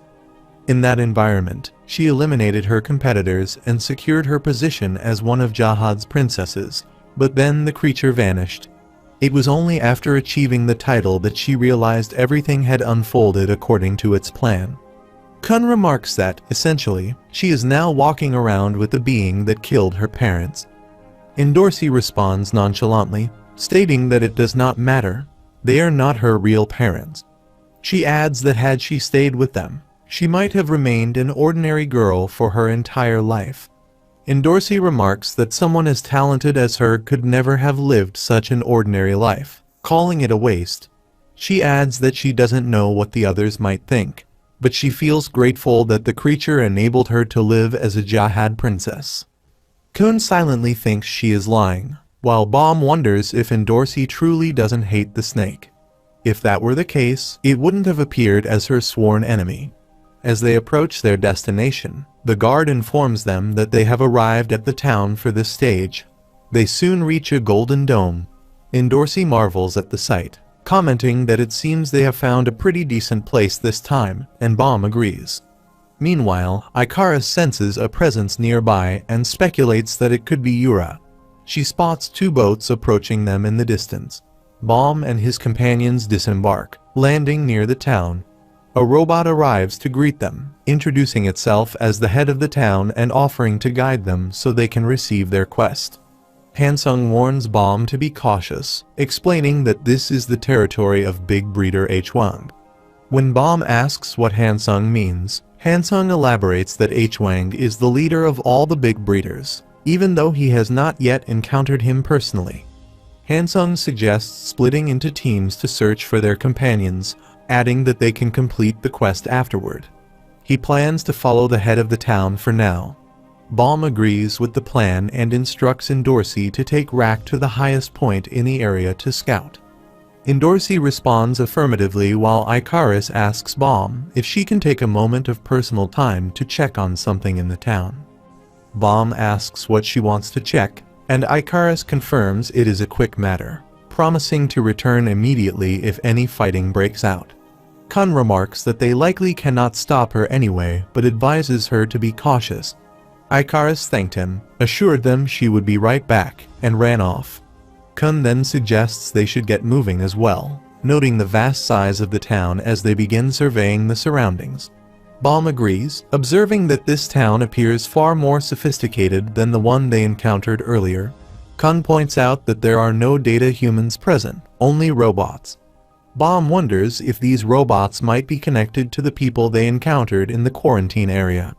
Kun considers the possibility, and then agrees with Baum's suggestion to split up and continue searching for their companions.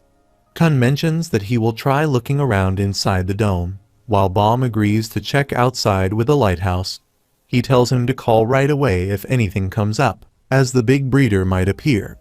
Baum acknowledges this and moves toward the central dome.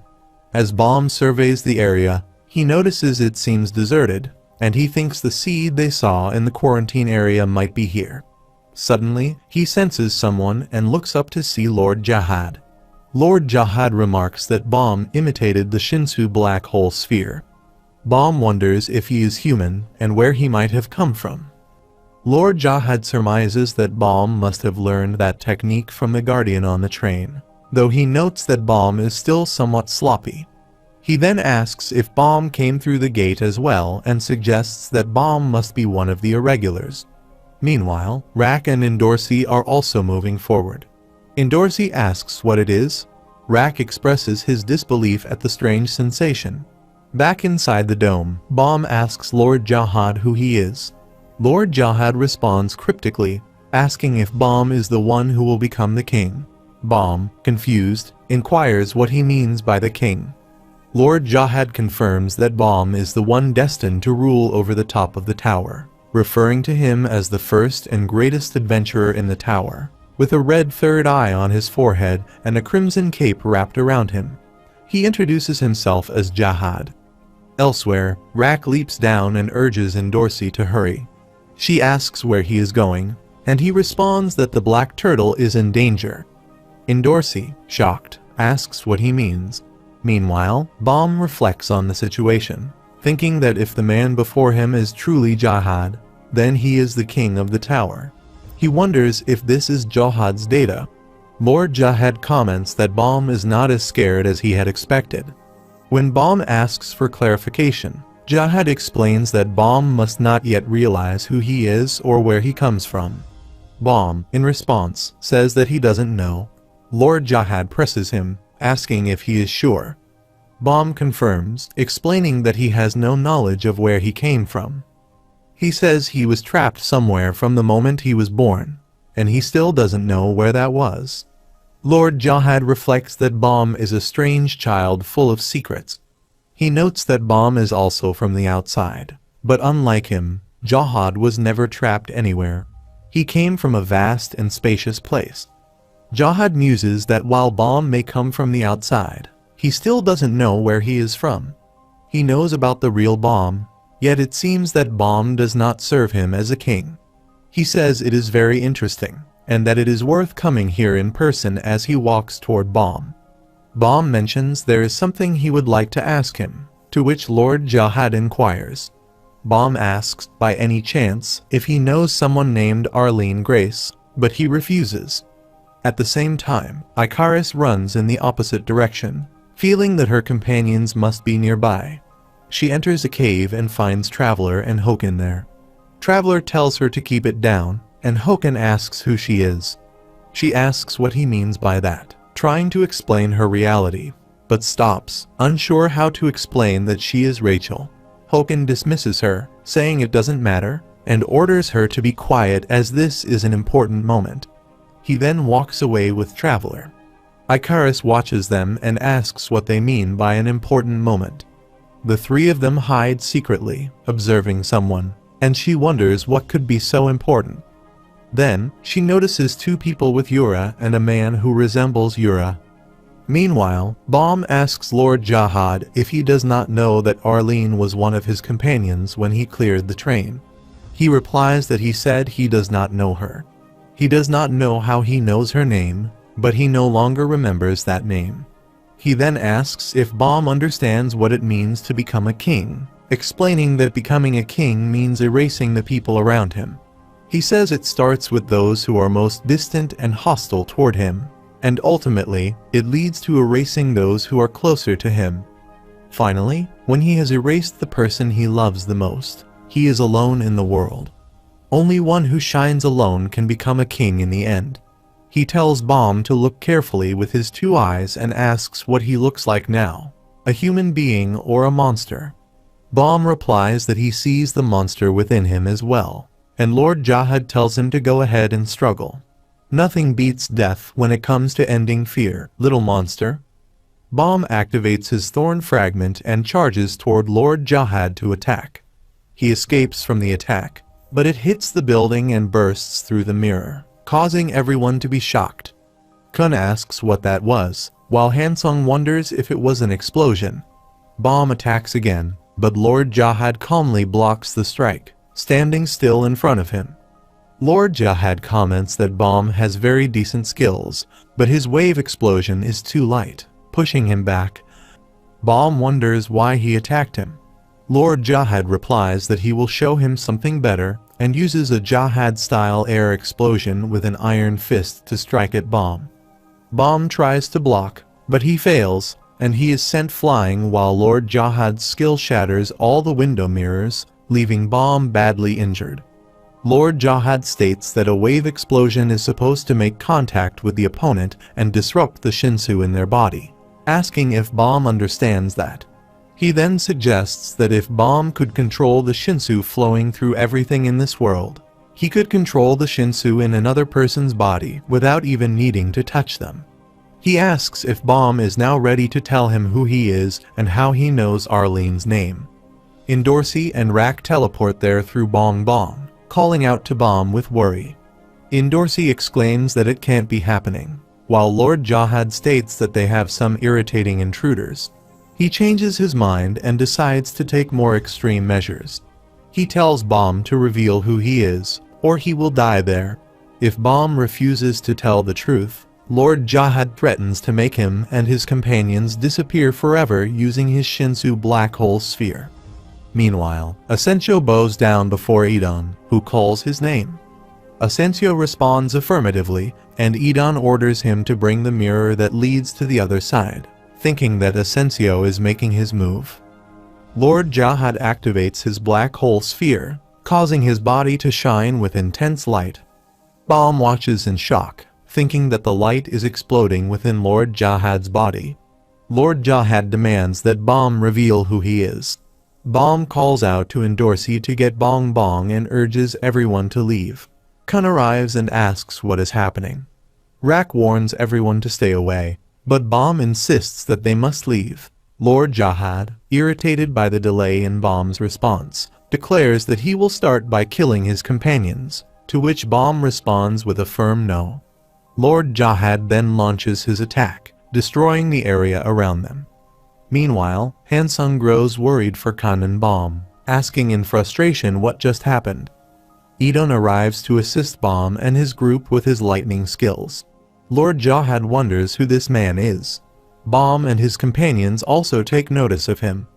Kun, feeling the immense power emanating from Idon, realizes that this is the power of Kun Idon, the data of which he is familiar.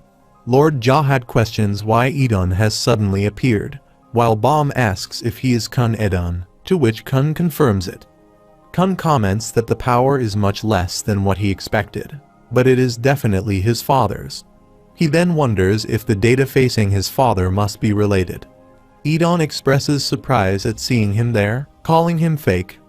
Lord Jahad demands to know what Idon means by fake, questioning why he keeps calling him that.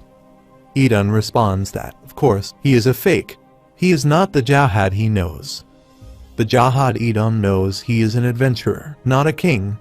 Lord Jahad retorts that Idon must not have known him very well, as he was born with the seeds of a king. Idon dismisses this as more nonsense. Hansung arrives and calls out to Idon, who looks at him and asks if it's really him, referring to him as Coffee. Hansung thanked Idon for coming, acknowledging that he remembered his promise, and bowed deeply in gratitude. Idon tells him there is no need to make a fuss about it, admitting that he hardly expected anything. He then asks which one of them is the kid he promised to help. Lord Jahad wonders if the kid Idon promised is the one with the black hair, and if so, he begins to suspect something. Hansung looks at him and wonders if the data he is seeing could indeed be Jahad. Idon calls out to Asensio, who responds affirmatively, addressing him as a father. Idon instructs him to take them to the mirror, and Asensio agrees. Biro and Fonseca notice his hand reaching from the mirror, calling them to enter and teleport to a safer place. Biro questions if it's really a hand from the mirror, to which Asensio, from within, urges them to hurry and come through. Lord Jahad orders them to stop, declaring that no one can leave. Idon, calling him fake once again, says that they can go if he permits it, urging them to hurry and move them. Lord Jahad reiterates that they cannot leave. Biro instructs everyone to hurry, and Rak begins running toward the mirror, asking the other regulars why they are just standing there. Bomb reflects on the scene, shocked that the data of those who will become one of the 10 family leaders, and the king of the tower are fighting right before his eyes. He watches as Idon and Lord Jahad block each other's punches, both trying to counterattack. Rak, still urging them to move, asks what they are waiting for. Lord Jahad attempts to punch Idon, but Idon kicks him away, creating a massive lightning blast. He warns Lord Jahad to let the kids go before he regrets it, calling him fake. Lord Jahad responds that Idon's insistence only makes him less inclined to let them go. Idon warns him once more, telling him that he will regret this. Lord Jahad uses his Shinsubongs to counterattack as Idon summons his giant lightning spear. Lord Jahad then activates his golden needle from Mystery Island, and both attacks collide with each other, causing a massive explosion. Baro tells Endorsi to get inside for cover, and Bomb quickly responds, saying he will get her. He rides his Shinsu shield to reach her as quickly as possible. Some rocks nearly hit them, while Rak is on the verge of falling. Kun notices some broken mirrors that almost strike them, ordering everyone to watch out. He activates his lighthouse to block the shattered mirror pieces. He thinks to himself that if the data they're seeing is indeed from before they became rankers, it raises the question of how much stronger the current 10 family leaders are now. Lord Jahad states that getting them out of here won't do any good since Edon and he are holding their companions hostage. Even if they escape, he can bring them back at any time. Edon responds, calling him a fake, and suggests a bet. Lord Jahad asks what kind of bet, and Edon replies that Jahad has a very competitive spirit, often putting his life on the line for bets or competitions. Edon proposes a bet that he believes Jahad will find hard to refuse. He asks what kind of bet could be so hard to refuse. Edon replies that if Jahad lets them go, he will train the black-haired kid and make him strong enough to beat him in less than a month. Bomb grabs Endorsi and begins moving toward the mirror. Lord Jahad inquires what Edon means by that, to which Edon explains that if the kid loses, he will admit defeat and disappear like the other data people. He asks if that sounds like a good bet. Edon adds that a completely clueless regular from the outside is catching up to Jahad in just a month. If Jahad doesn't accept it, he's not the real Jahad, not even in the data. Jahad laughs, calling Edon a terrible bluffer, and asking how a kid could possibly beat him in such a short time. Edon responds that it's not for him to judge and presses him to decide whether he'll accept the challenge. Jahad finally agrees, saying that he will accept the bet. Edon laughs and comments that now, that's more like Jahad's data. However, Edon clarifies that the training and the showdown must take place in this stage. If Jahad moves them to the other side, the bet will be considered a victory for Edon, and he will kill all their companions. Edon then tells Jahad that if he wins, he wants to know who the kid really is. Edon assures him that he promises all of that, and now, they should let them go. Kun looks on, confused, and asks what they are talking about. Lord Jahad replies that he will see them in a month. Lord Jahad walks away, declaring that the battle will take place in 1 month, and he will decide where it happens. He assures them not to worry about there being a trap because he is going to win anyway. He adds that if he wins, Edon will have to tell him exactly who he is. If Edon doesn't show up, Jahad warns that he will kill all of his companions that he is keeping here. Bomb asks if he means his companions, to which Lord Jahad confirms, stating that he means the yellow-haired kid, as well as the others who are separated from him in this stage. He marks his words, if Edon doesn't show up in 1 month, all of them will die. With that, they all teleport through the mirror. Meanwhile, Hoken, Traveler, and Icarus remain hidden behind a rock, observing Yura. Hoken comments that they are back here after all. Yura's twin brother reveals that their mother has been wanting to see her, asking if Yura knows. Yura asks who she is, and he responds that yes, she does, as she saw him with this. He holds up a mirror fragment, and Yura recognizes it, confirming that she still has it. Back at the inner tower, on the 45th floor, Teen Yon Yua and Danhwa are present. Yua asks why they are chasing after that Yura person, wondering if it's because of love. Danhwa hesitates, saying he's not supposed to tell her. She asks if he won't tell her now after they have come this far. He replies that when he first met her in Train City, she told him that she had been to the hidden floor. She asks what he means by the hidden floor, pointing out that only people who have cleared the train can go there. He confirmed that she said she had been there. She then questions if it must have been a lie. He explains that she mentioned her mother, or rather, her mother's past, being there. She asks what he means by her mother's past. He says that, as proof, she showed him a small fragment of a mirror, so small that he couldn't really see it well. He continues, mentioning that the mirror revealed a completely different world and people, and Yura claimed that it was the hidden floor. According to her, the people in it were all from the past. After hearing her story, he wanted to follow her to that place.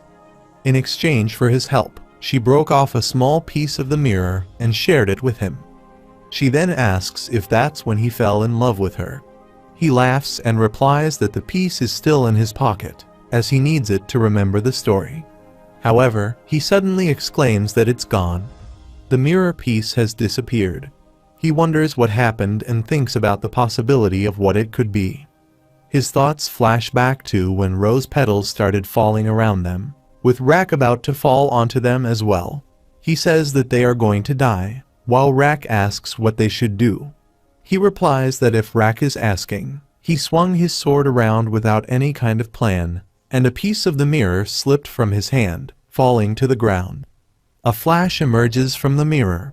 He snaps out of his thoughts and curses, realizing that he lost it when he was hit with that attack. He had thought that the fragment would connect him to her. Yewa suggests that he try looking around for it, though she's not sure what it is. He replies that he wasn't supposed to lose it. It was her mother's, and he says he can't remember anything. He asks what they were talking about just now, while she asks if they were talking about something. Meanwhile, Yura's twin brother says he's not sure and shows her the mirror fragment. She responds by saying that he still has it, and if that's the case, it must be him. Her mother told her she had been here before. He confirms, saying that's right.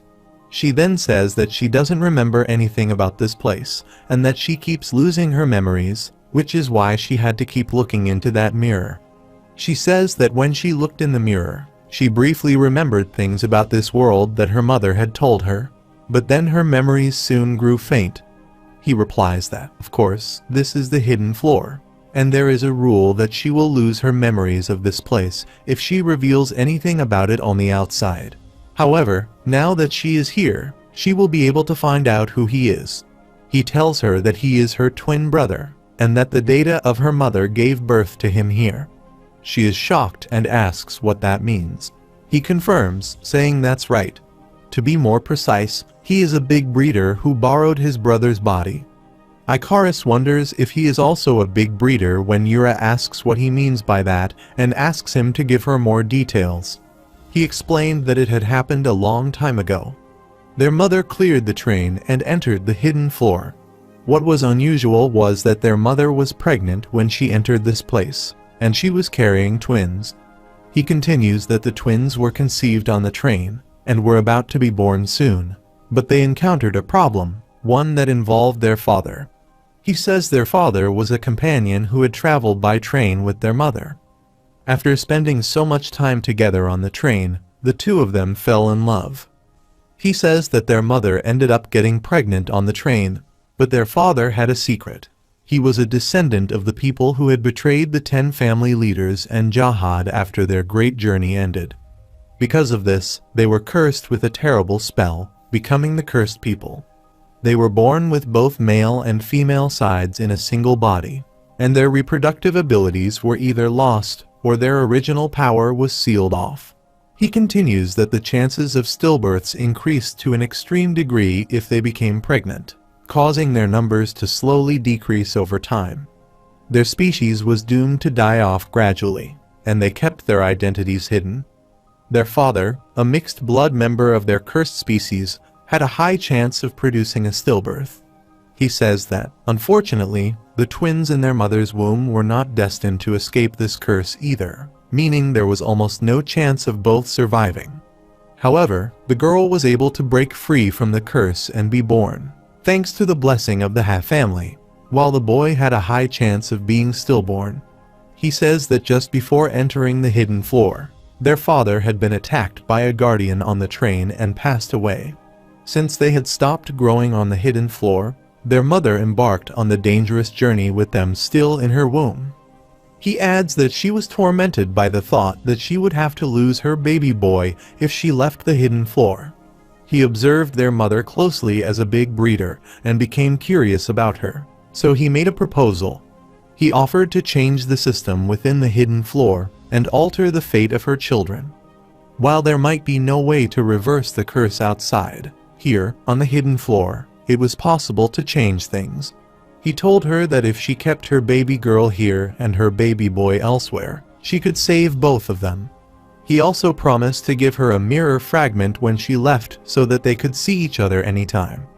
With no other options available, the mother accepted his proposal. She took the mirror fragment, returned to the train, and the data of the mother that remained on the hidden floor gave birth to a baby boy. He says that the data of the mother that remained on the hidden floor gave birth to a baby boy, with the curse having been switched around. The data girl had died, but with the mirror fragment, their mother could see that her baby girl was born safely on the outside. He adds that one of them may only be data, but at least both of them existed somewhere. He had no idea that his mother had gone through all of that. He admits that he doesn't know much about his mother on the outside and asks how she is doing now. Yura replies that their mother later gave up on climbing the tower and settled in a middle area so that she could raise her. However, shortly after that, rumors spread about a woman from the Ha family giving birth to a strange child. She says there must have been something wrong with her because they ended up being chased away by the family. Miraculously, their mother became a regular. She adds that the last time she saw her mother was right before entering the tower. As she gave her the mirror fragment, their mother told her to get on the hell train and go to the hidden floor. She says that her mother from the past will be there, and she wasn't able to meet her after that because she chose to return to the family and die. She explains that she became a very famous singer as she climbed the tower, and not even the Ha family dared to harm her. She believes that, by becoming someone beloved by the public, her mother must have been watching her from somewhere. However, shortly before getting on the train, she learned from Emily that her mother had already passed away. She adds that now her goal is to team up with Fug and get revenge against the 10 family leaders.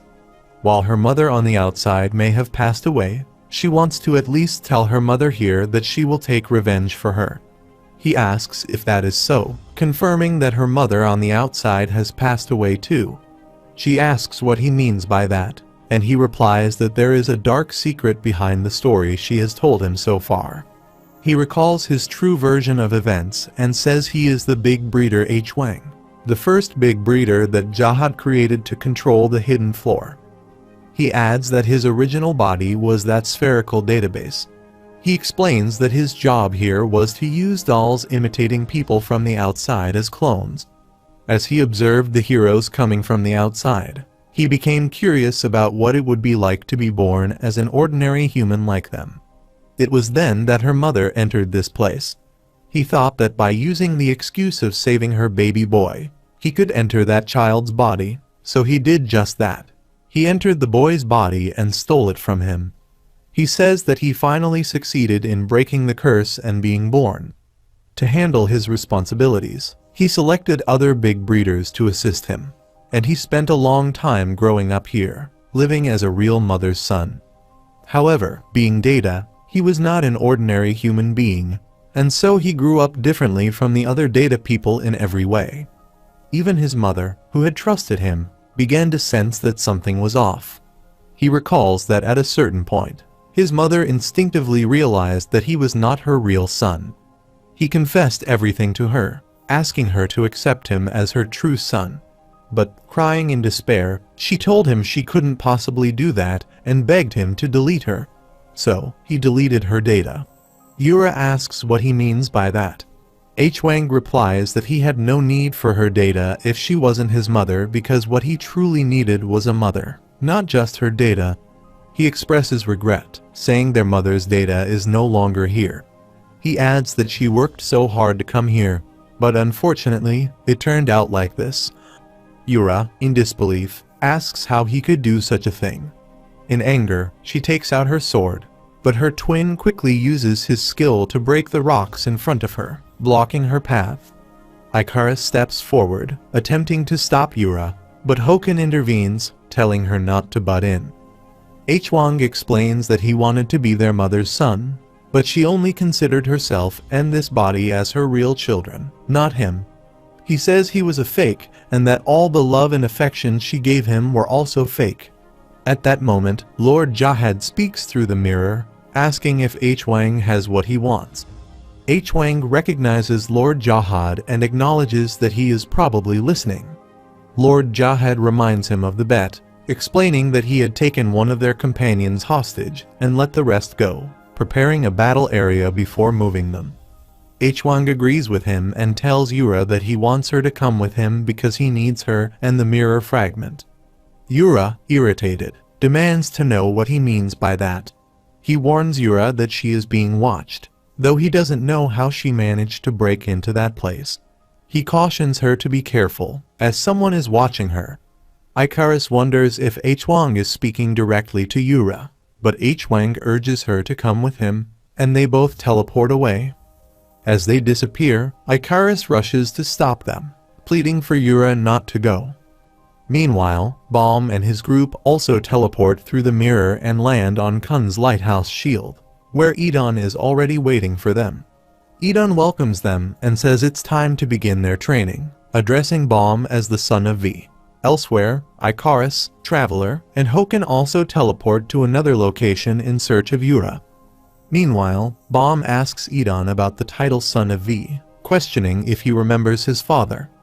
Edon confirms that he does, explaining that V was a fellow companion who climbed the tower with them. At the same time, Hwang contacts Lord Jahad, who inquires if he has finished moving the group.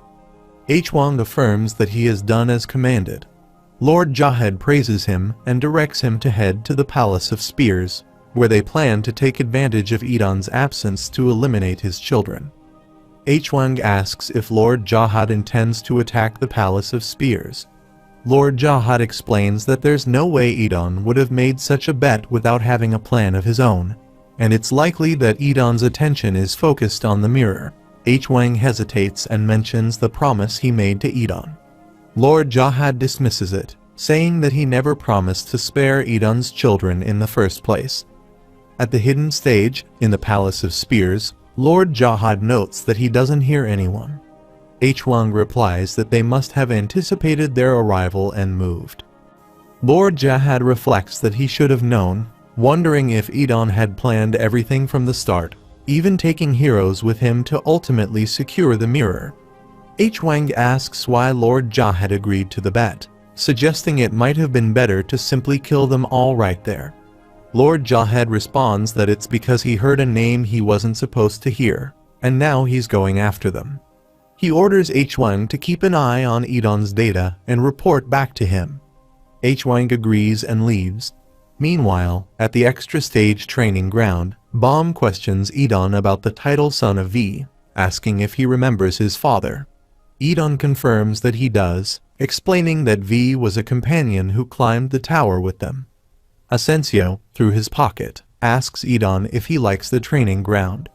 Edon replies that it's just so-so, but he smells grapes nearby. Asensio proudly states that this stage was designed with the highest regard for Edon's tastes, featuring grapevines and a waterfall flowing with grape juice. Edon dismisses Asensio's claims about catering to his tastes, accusing him of trapping him there because he is up to something and berating him for it. Asensio responds that the floating island above is fully equipped with accommodations, food, and clothing sufficient for a month, along with a variety of wines, which is Edon's favorite. Edon, unimpressed, accuses Asensio of changing the subject and declares that he is right to be suspicious. Asensio, ignoring the remark, explains that the island is also a stage and that there is a champion villain awaiting him at the island's end.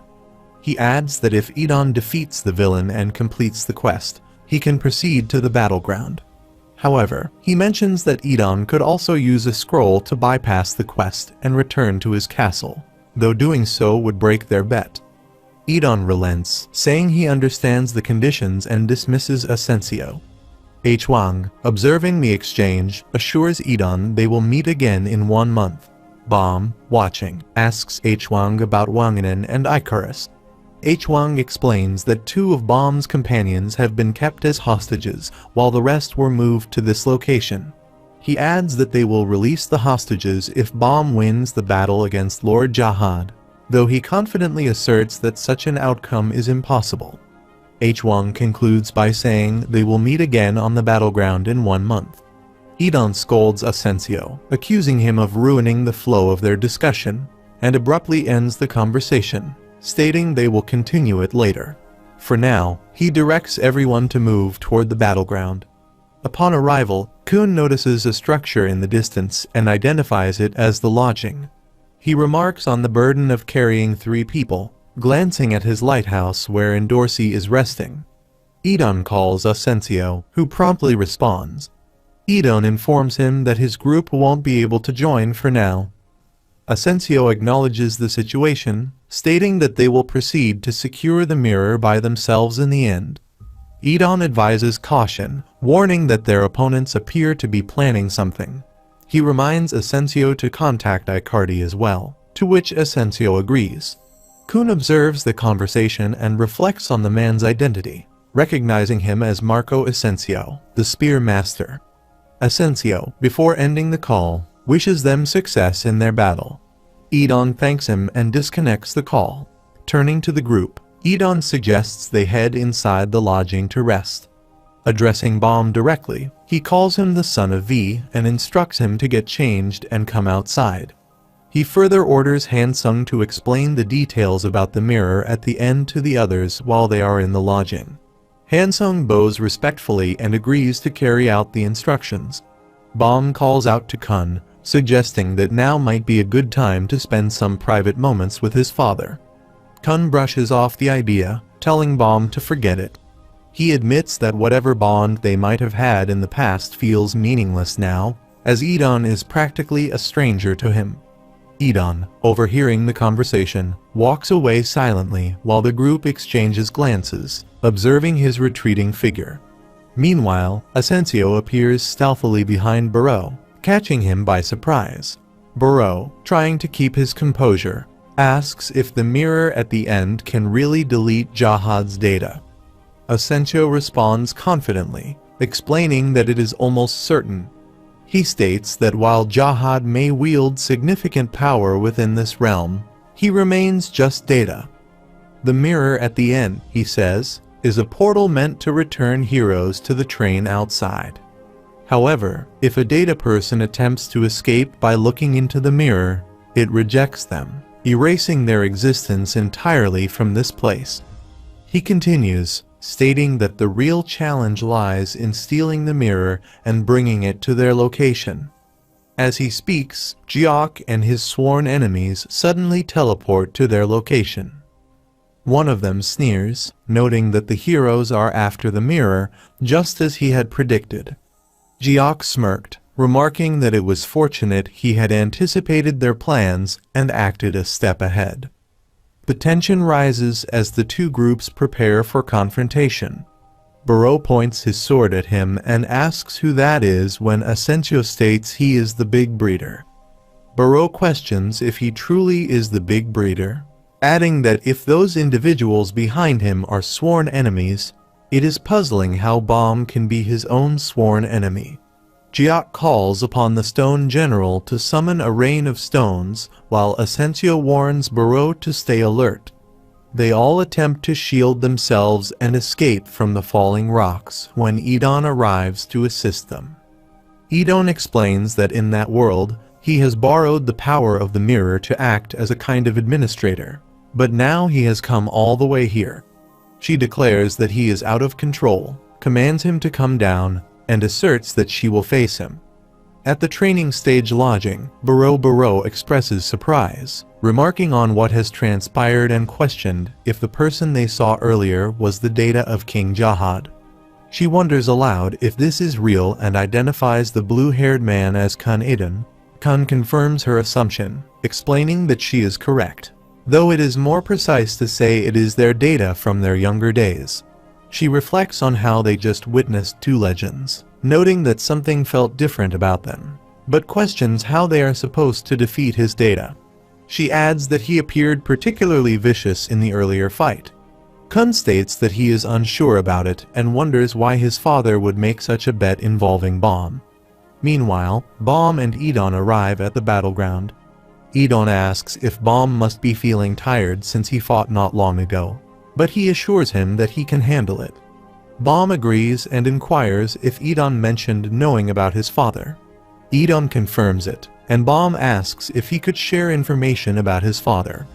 Edon replies that, of course, V traveled to the tower with them, though he does not remain in this mirror as data at present.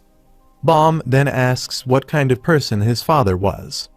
Edon explains that it is difficult to describe him, but if he had to choose one of them to be the king of the tower, it would have been V.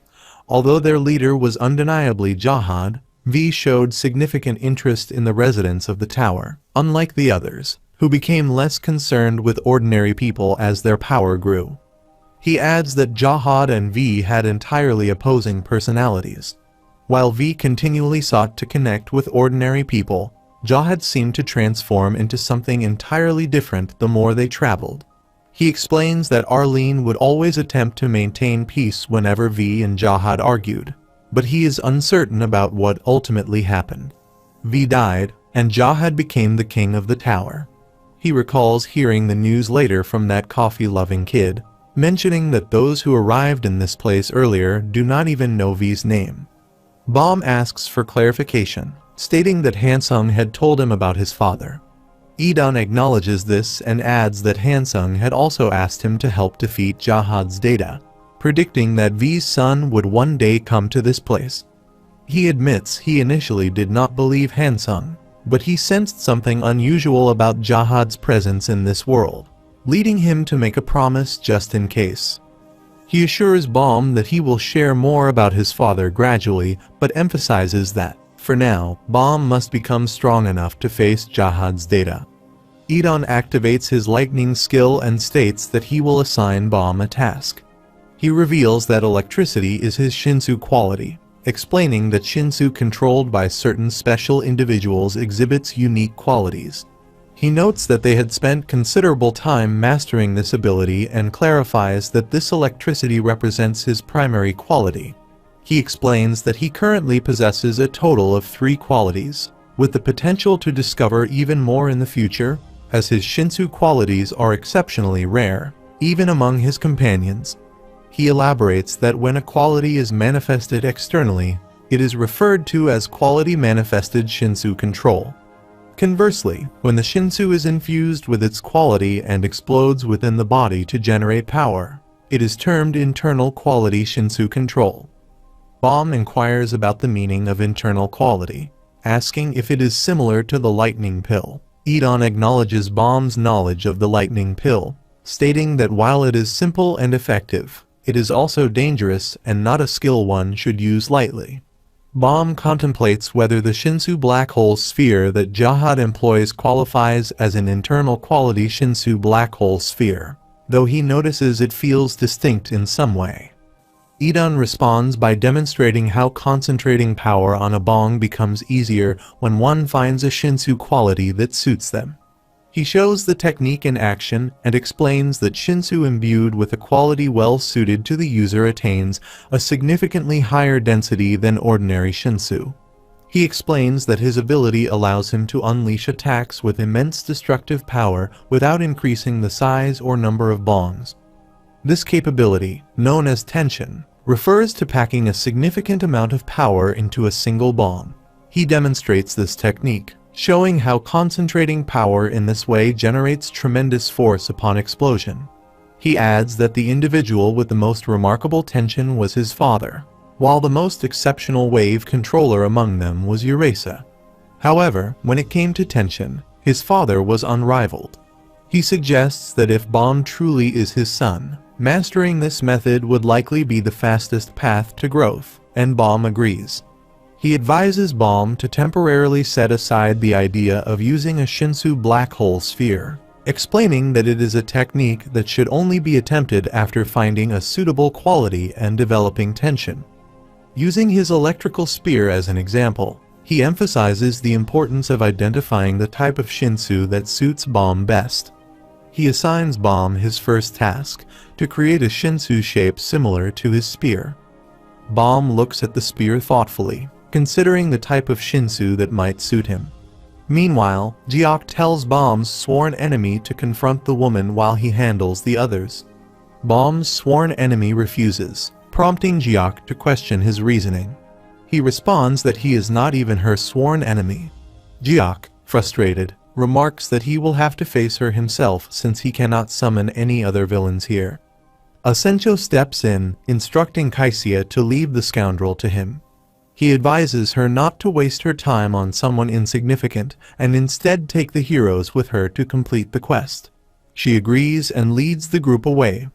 Jiok remarks on their strategy, noting they have replaced her with a weaker opponent. Asensio dryly responds, acknowledging that he might meet his end here today. Jiok summons the Stone General once more, instructing the sworn enemies to pursue those who fled. Meanwhile, Baum's sworn enemy hesitates, thinking that he does not want to go. Frustrated, Jiok urges him to move and then charges at Asensio, who counters by throwing his spear. Asensio tells Jiok to focus on the battle, pointing out that Jiok can neither manipulate the world as he pleases nor borrow Lord Jahad's power. He questions what gave Jiok the confidence to confront him under such conditions. Jiok laughs dismissively, declaring that he is more than capable of dealing with a small fry like Asensio without relying on those advantages. He attacks, boasting that this is the power of his clone. Roaring like a bull, Jiok charges forward. Asensio mocks him, remarking that he was expecting something impressive, but instead finds that Jiok has merely become uglier. Jiok, angered, retorts that Asensio will soon regret those words. He declares his intent to fight him with the spear, in which he places so much confidence that he launches a full-force attack. Asensio evades the strike with agility, allowing the spear to crash into the wall behind him, shattering it completely. Observing the destruction, Asensio thinks to himself that the spear's power is indeed ridiculously overwhelming. Jiok attempts another attack on Asensio, taunting him by claiming that he is far stronger than Asensio's spear. He suggests that if he weren't, he wouldn't have become a big breeder, unable to tolerate the sight of those spears. Jiok says he has been waiting for this moment to finally come, and now that it has, they both engage in battle, each determined to defeat the other. Asensio observes Jiok's spearmanship, noting that it seems to resemble his family's style. Meanwhile, Mashini uses her villain, Flying Monster Needles, to attack Jiok, while Sachai also launches an assault with his spear. He warns that their attacks are constantly shifting trajectories and advises caution. Barreau joins the fray, laughing as he comments on how their weapons seem almost invincible against each other. Mashini then summons the champion villain monster Lord Needles, preparing for another strike. She informs her allies that she will take care of them, urging them to hang in there as she moves away. Barreau, full of excitement, agrees enthusiastically, and Sachai looks at him, thinking to himself how excited Barreau seems. Jiok summons his Stone General once again to launch another attack. Hockney notices the imminent danger and warns everyone to watch out. The group tries to escape as rocks explode from the ground all around them. Meanwhile, Asensio assesses the situation, scanning the area as the chaos unfolds. Jiok taunts Asensio, asking if he is simply running away because he is afraid of Jiok's spears. Asensio calmly replies that it's not so much that he is running away, but rather that he is observing. Jiok asks what he means by that. Asensio responds that it is amateurish, but something about the way Jiok handles his spears reminds him of his own family. He then decides to demonstrate something of his own, drawing out a giant spear that gleams with energy. He warns Jiok to focus, as this spear is so fast, it is nearly impossible to track with the naked eye. Jiok, still skeptical, asks what Asensio means by that and draws his own spear in response. Meanwhile, Kaisia watches the exchange, feeling as though she has encountered Asensio before. She realizes that he is indeed the same Asensio, the high ranker who had formed his own faction within his family and was known for wielding his spear like a flying fish. She notes that this style, called the flying fish spear skill, is dangerous even for a big breeder and warns that facing him here would be perilous. Jiok, overhearing the conversation, scoffs, asking if Asensio truly believes he will be intimidated by waving around that little toy and that he will simply stab him to death. Asensio commands the Shinsu to ride along with his flying fish spear skill, attacking Jiok from all directions. Jiok tries to defend himself but struggles to block the numerous strikes. Confused, he thinks to himself that he is certain there are only 2 of them, but it feels as if hundreds of them are flying at him. Asensio executes his Aqua Slash, another attack from his spear skill, but Jiok manages to block it once again. Asensio asks if Jiok learned his spearmanship from the Kun family, to which Jiok affirms, stating that he did indeed learn from them. Asensio then questions why Jiok looks the way he does, to which Jiok responds that nothing has changed, even if his appearance is different. In the eyes of those from the 10 families, anyone who isn't from their pure bloodline is seen as lesser. Asensio remarks that Jiok is still a hideous monster in his eyes, but then realizes they have become sidetracked in their conversation. Jiok declares that he will no longer fight with spears. Instead, he will use every ounce of energy his body has to kill Asensio. At that moment, Mashini rushes toward Asensio, calling his name. Asensio looks at her, asking what happened to the quest. Mashini replies that they completed it successfully. Asensio asks about the massive rock, and Mashini confidently responds that they destroyed it as well. Nearby, Sachai turns to Baro and asks what they have been doing all this time. Baro chuckles and comments that Mashini truly acts like an older sister, not a child, to which Sachai humorously adds that anyone stronger than him is an older sister.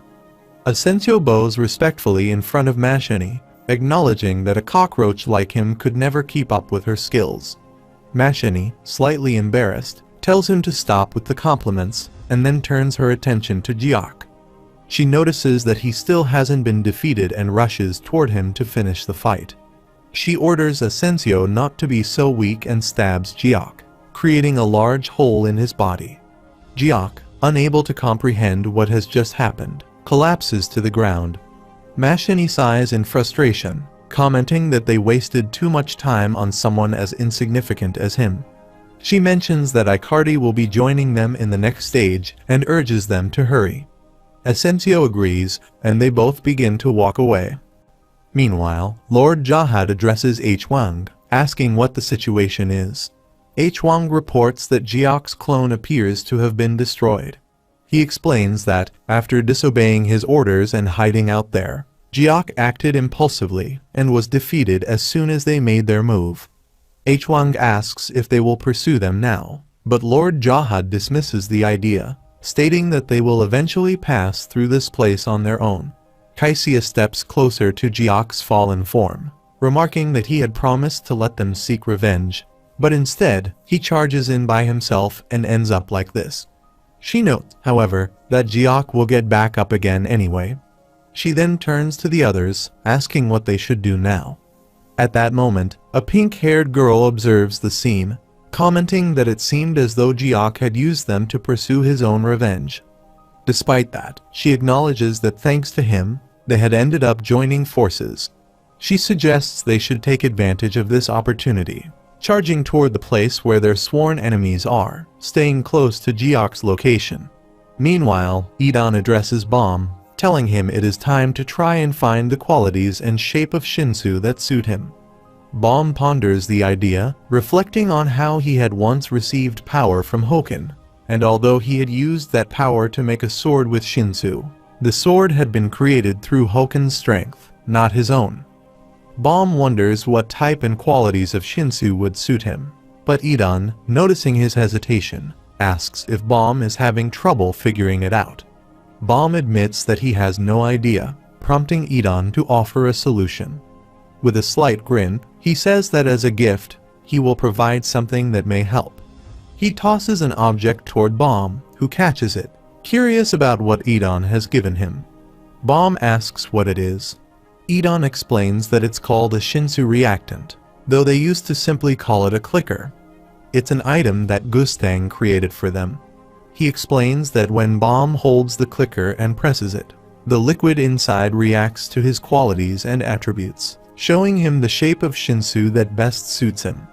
Idon adds that while it only shows the shape, it doesn't mean that the Shinsu is truly his, but it's much faster to see an image of it than trying to guess. He encourages Bomb to give it a try, saying it will help him a lot. Bomb, after a moment of thought, agrees and politely excuses himself to use the clicker. Curious, Idon asks what Bomb means by this, and Bomb responds that it feels like a waste for him alone to receive lessons from Idon like this. He wonders if, by any chance, his other companions could join in and learn too. Idon shrugs and says it doesn't matter to him. Meanwhile, at the lodging, Kun asks about the mirror at the end. Hansung confirms that it is, in fact, a mirror. He explains that it is a mirror one can encounter after clearing all of the stages on that side. This mirror allows heroes who have completed all the stages to go to the outside world. However, he warns that if data people left in this world try to look at themselves in the mirror and attempt to exit, the mirror will delete them. Kun asks Hansung what he means by the mirror deleting them. Hansung explains that even if they manage to obtain the mirror and Lord Jahad looks at himself in it, his data could be deleted. He further adds that Lord Idon plans to find the mirror and use it against Jahad during the battle, and it seems he made a bet in order to buy time. Kun realizes that it was all part of a plan, but he then asks what would happen if the team fails to obtain the mirror. Hansung grimly answers that Bomb will end up in a battle with Jahad without any chance of winning, leaving him in a very tricky situation. He stresses the importance of keeping this information a secret from Bomb. Kun acknowledges the risk, saying that knowing Bomb, he would probably rush in to help them right away. Hansung confirms that. Elsewhere, Ikaris watches them through her mirror, wondering what the mirror at the end is. She recalls that she didn't hear anything about it from Chung. If they obtain that mirror, could she also face Jahad? And who, exactly, is this person who is involved in all this? Meanwhile, Hansung, recalling Ikaris, wonders aloud if she has still not arrived. He muses that she would be somewhat helpful in the fight. Kun says he's not sure, mentioning that the big breeder had said he sent her here. Just then, Bomb calls out to Kun and Rak, asking if they can come outside right away because there is something he wants to practice with them. Meanwhile, Baro, feeling tired, starts snoring heavily as Fonseca lies down next to her. At the same time, Kun and Rak teleport near Bomb and Idon. Kun asks, confused about what exactly is going on, wondering why Bomb wants him to push this. Bomb explains that it will help him understand the qualities and shape of the Shinsu that suit him. Kun says he gets that, but he's curious as to why Bomb wants to do this all of a sudden. Idon yawns and suggests they give it a try, pointing out that it seems a bit unfair for Bomb to do this on his own. Kun shrugs, saying he doesn't mind if Bomb does it by himself. Bomb presses the button, and a circle appears above his head, shining brightly. Kun asks if that is an orb. Rak, eager to join in, says this looks fun and presses the button as well, causing a giant stone shield to appear over his head. He looks at it and asks what it is. Bomb wonders if the stone shield indicates that it would be better for Rak to use Shinsu for defense.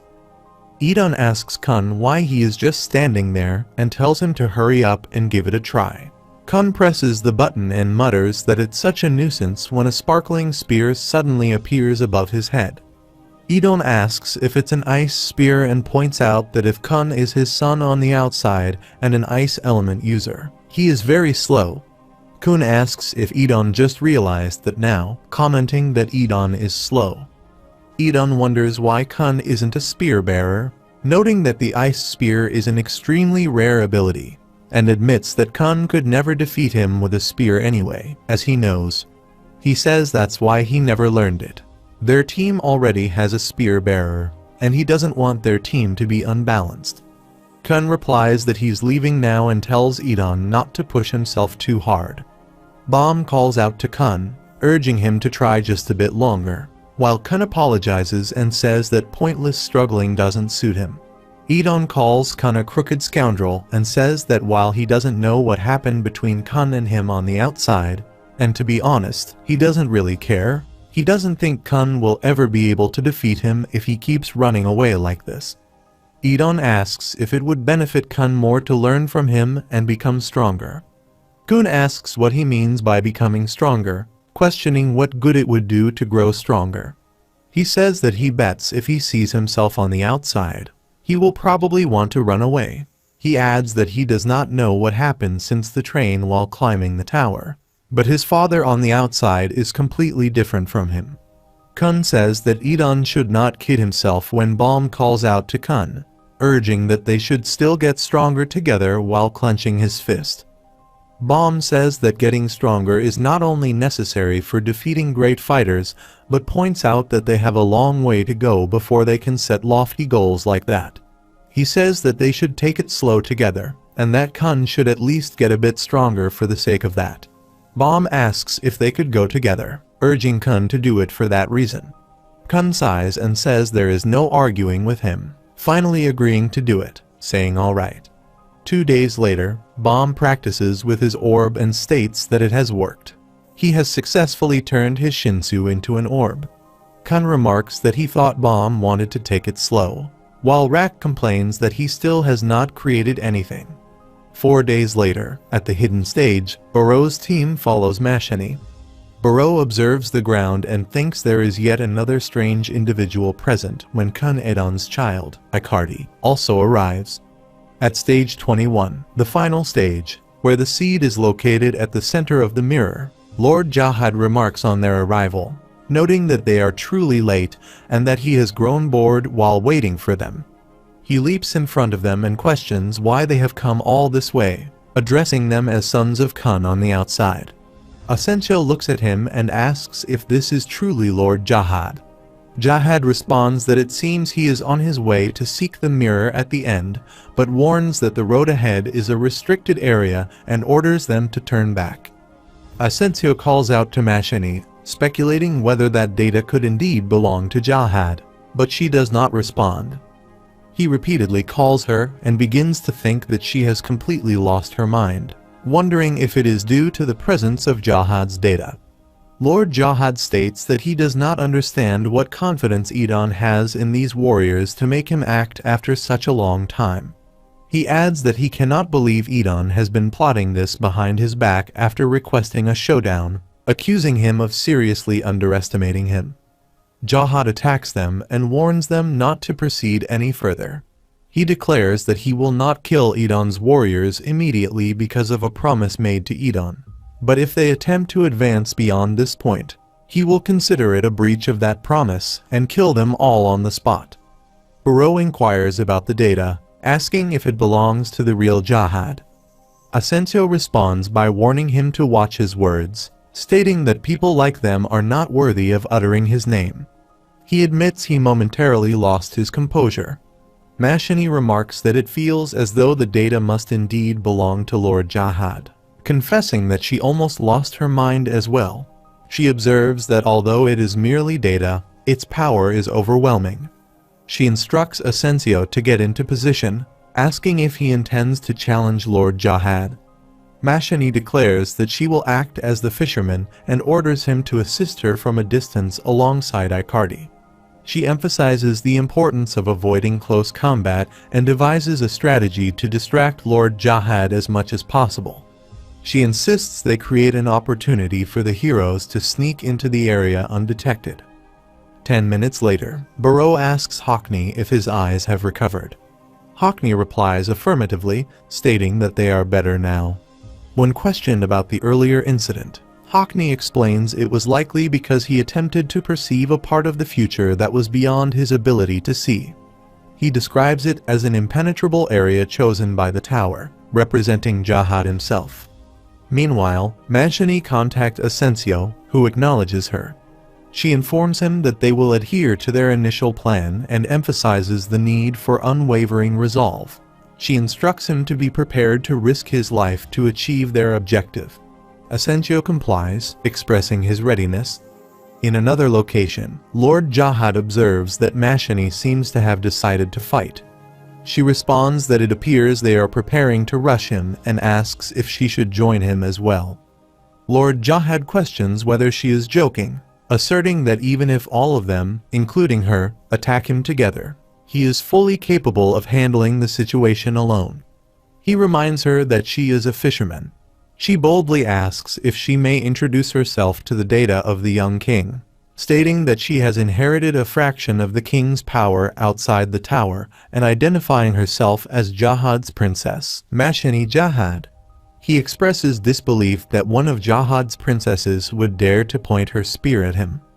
He remarks that he cannot tell whether she is insane or underestimating him because he is Data. Regardless, he says it does not matter, as she is about to cross the crevice now. She confirms this. Lord Jahad replies with approval, challenging her to bring it on. At that moment, a spear bursts through the roof, heading directly for Lord Jahad and cracking the structure above him. Asensio observes the scene and remarks that his sister is crossing the crevice. He alerts the others, instructing them to prepare. Meanwhile, Barreau exclaims in frustration, describing the situation as insane. Sachai urges him not to lose composure, reminding everyone to stay focused as they all attack Lord Jahad together. Despite their combined efforts, Lord Jahad remains standing in place, unharmed. They are all shocked to witness this while Sachai reflects on how Lord Jahad was merely standing still, yet the spell was ineffective. He reminds himself not to panic.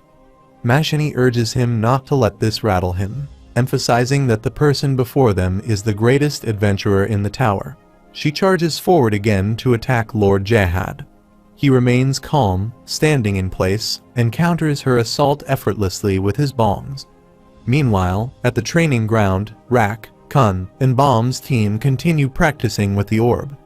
Edon observes their progress and states that maintaining that level of tension should suffice. He suggests they now attempt attacking with the orb. Pointing to a rock, he identifies it as their target and instructs them to try. Bomb agrees, resolving to give it his best shot. He uses his orb to strike the rock, managing to crack it slightly. Edon instructs him to try again, reminding him that he should not fling the orb in that manner. Bomb apologizes, acknowledging his mistake. Edon explains that orbs are tools designed to maximize the use of Shinsu. If the orb suits Bomb's type of Shinsu, then the way he uses it must also reflect the essence of the original orb. He advises Bomb to focus not on throwing the orb itself, but on maintaining its form while releasing the Shinsu contained within it. He explains that it is not about throwing the orb, but using it effectively and asks if Bomb understands. Bomb replies affirmatively. Rak then calls out, summoning his orb shield to appear. Hansung observes them and wonders what Rak is doing there, questioning how they can be so oblivious about Shinsu. Rak continues shouting for the shield to emerge. Hansung remarks that Rak has probably always had the ability to create a bang. Edon comments that Rak has been practicing during his journey up the tower, but notes that his skill is still limited to basic strengthening. Rak collapses in frustration, wondering why it won't work. Hansung remarks that Rak is highly incompetent for someone from one of the 10 great families. He adds that Rak's biggest problem appears to be his excessive pride. Edon, visibly irritated, asks Hansung what he means by that. Hansung replies that while Rak may lack the natural talent for Shinsu, his birth in the Kun family has predetermined his attributes. He explains that using Shinsu for anything beyond those attributes may be challenging, but controlling Shinsu for those specific attributes alone is often much easier. Hansung notes that it usually takes a long time to discover one's attributes, but in their case, they seem to have identified them unusually quickly. He advises Rak not to keep denying his abilities deep down and suggests that it would be better to embrace the power he possesses naturally. He explains that doing so would make it much easier to use Shinsu. Edon counters, saying that this is difficult for Rak. Disappointed, Rak questions why his efforts are failing. He notices some nearby rocks, picks up a few pieces, and starts eating them. Edon, confused, asks what Rak is doing. Rak responds that he is eating rocks, reasoning that if he accumulates enough stones inside him, he should be able to create a stone shield. Shocked, Edon approaches, grabs Rak by the shirt, and exclaims that such logic is nonsensical, calling him an idiot. Rak retorts, telling him to shut up and not dictate his actions. Edon angrily tells Rak to stop acting so self-important, calling him a rock-eating alligator and demanding that he spit the rocks out. Rak stubbornly refuses. Hansung and Endorsi watch the commotion, perplexed by their behavior. Endorsi remarks that it is pathetic, creating a Shinsu needle effortlessly to emphasize her point. She questions why they struggle with something so simple, adding that she mastered it in less than 2 days. Meanwhile, Baum focuses intensely on learning to control the orb. He concentrates on maintaining the orb's shape with tension while maximizing the Shinsu within it. His thoughts guide him: maintain the orb as much as possible, sustain its structure, and maximize its energy. Through his determination, he succeeds in creating a massive orb, its circular form radiating with power. Edon observes Baum's progress and exclaims in amazement. Baum, equally surprised, realizes that his effort has succeeded. He thinks to himself that it worked, then immediately focuses on attacking the rock. He uses the orb's power, shattering the rock into small fragments completely. Edon praises Baum for his achievement, but suddenly notices patterns forming in the air and asks what they are. Hansung, observing the scene as well, remarks that the power bomb displayed is remarkable. Endorsi, watching closely, thinks to herself that it is dangerous. Baum declares that this is the true power of the orb. Edon reflects on Baum's performance, concluding that if Baum can maintain the orb consistently, he should be ready to advance to the next stage of training. Meanwhile, sworn enemies teleport into the training stage through a mirror. Urier arrives and announces that it is time to start hunting the sworn enemies. Kaisia observes the new arrivals and thinks that it seems some worthy opponents have finally appeared. Edon refers to Baum as the son of V and remarks that he believes Baum's sworn enemies have arrived. Confused, Baum asks what he means by that. Edon clarifies that the opponents who just appeared are his sworn enemies, instructing Baum to confront them and return afterward. He emphasizes that Baum should only use the skill he has just learned. Endorsi observes the exchange and thinks to herself that it looks like another nuisance is about to unfold. Meanwhile, Lord Jahad launches an attack on Mashini, who quickly raises her shield to block it. He notes that her shield seems to have been created by Icardi's spell, the language storage. Lord Jahad questions if it is indeed a spell that allows the recreation of rare items through language and promptly shatters her shield. Mashini reflects that she should have anticipated this outcome, realizing he destroyed the shield with a single strike.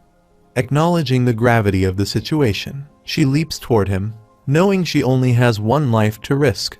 Mashini unleashes her signature technique, the Mashini-style deadly spear technique, lightning spear, to attack. However, Lord Jahad effortlessly catches her spear with his bare hand. He remarks that her speed is far too slow, pushes her back, and breaks her spear with ease. He remarks that Mashini acted under the assumption that her attack would fail, suggesting she was fully aware she could not win.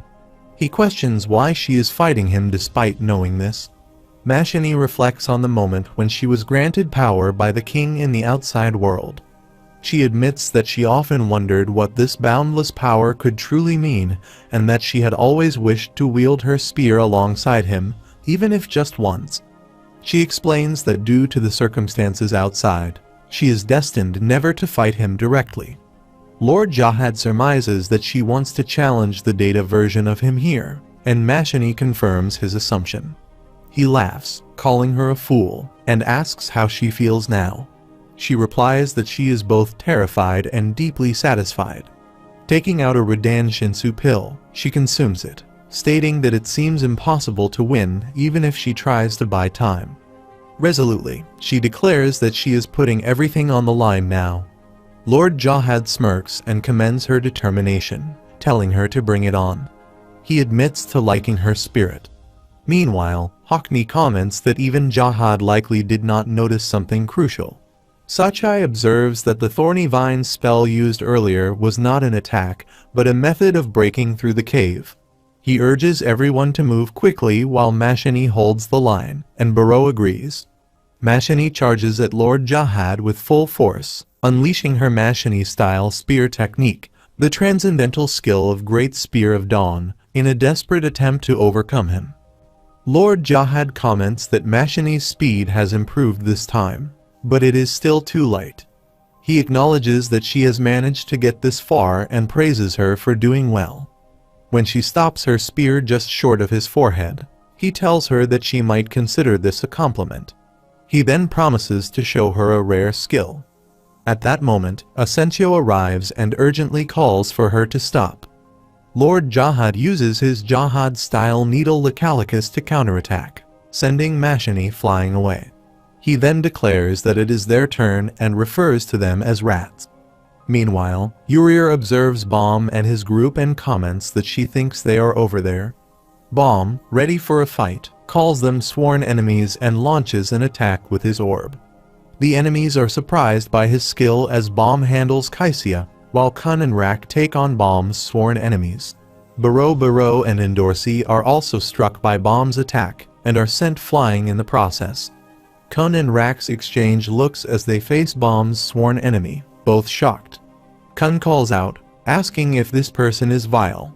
Meanwhile, Kaisia draws her dagger and prepares to face Baum. She asks what Baum, his brother's companion, is doing here in front of her instead of her brother. Baum responds that he is not sure but believes Lord Edon moved him here. He adds that this must be Kun's younger sister. Kaisia refers to Edon as her father and asks what the leader of their family is doing here. Edon calmly responds that he assumed she might feel awkward facing her sworn enemies, so she will face someone different. He assures her that she will be able to showcase what she has learned more easily this way.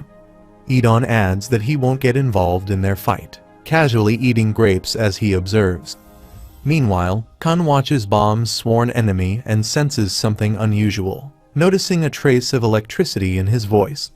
Kaisia comments that the situation is even more awkward now, but Edon remains indifferent, focused on his grapes. Kaisia, determined to prove herself, charges Baum, stating that she cannot afford to lose with him watching. She believes she must kill Baum to reach her brother. Baum steps back, gathering his energy and building an orb circle in preparation for an attack. He tells her that he understands why she hates her brother, but warns that if she tries to harm Kun again, he will do everything in his power to stop her. Baum then summons his thorn fragment and alters the color of the orb circle to match it. Kaisia watches, wondering if the orb's color change means it is made from Shinsu, just like before. Baum thinks to himself that he will maximize the Shinsu within the orb and launch his attack. Kaisia, taken aback by his move, looks at his attack and asks, in disbelief, what in the world that is? Kaisia wonders what would happen if she were hit by Baum's attack. Baum, struggling to maintain control, thinks that it is harder than he anticipated and that he will vanish in an instant if he fails. At the same time, his sworn enemy disappears as well, leaving Kun shocked by the sudden turn of events. Baum resolves to control his next attack more carefully, avoiding any mistakes. Kaisia, realizing the futility of continuing, surrenders. When Baum asks what she means by that, she explains that it is obvious what the outcome will be. With skills as unfair as his, she knows there is no way she can defeat him. She questions who he is since he doesn't even seem to be from one of the 10 families. Just as she finishes speaking, a sea fish leaps out of the water and crashes into a rock nearby. Kaisia, about to lose her balance, looks behind her and asks, astonished, if that is a divine sea fish. Meanwhile, Bomb's sworn enemy attacks Kun and Rak. The two of them quickly try to block the attack, with Kun calling out to Rak, who replies with understanding. They cover each other and counterattack together, but the sworn enemy uses his bongs to easily counter their moves. Fear strikes them, and they begin to retreat. Kun, realizing the overwhelming strength of their enemy, says there is no way to defeat it while it remains airborne and urges Rak to knock it down, as he is the spear bearer. Rak asks how he is supposed to hit something so fast. Kun tells Rak that hitting it is a spear bearer's job and calls him an idiot, just as the sworn enemy attacks him again with full force. Rak, worried, calls out to Kun and scolds him, summoning his rock shield to protect him. However, the sworn enemy's attack shatters the shield. Rak exclaims that he did it, having created a rock.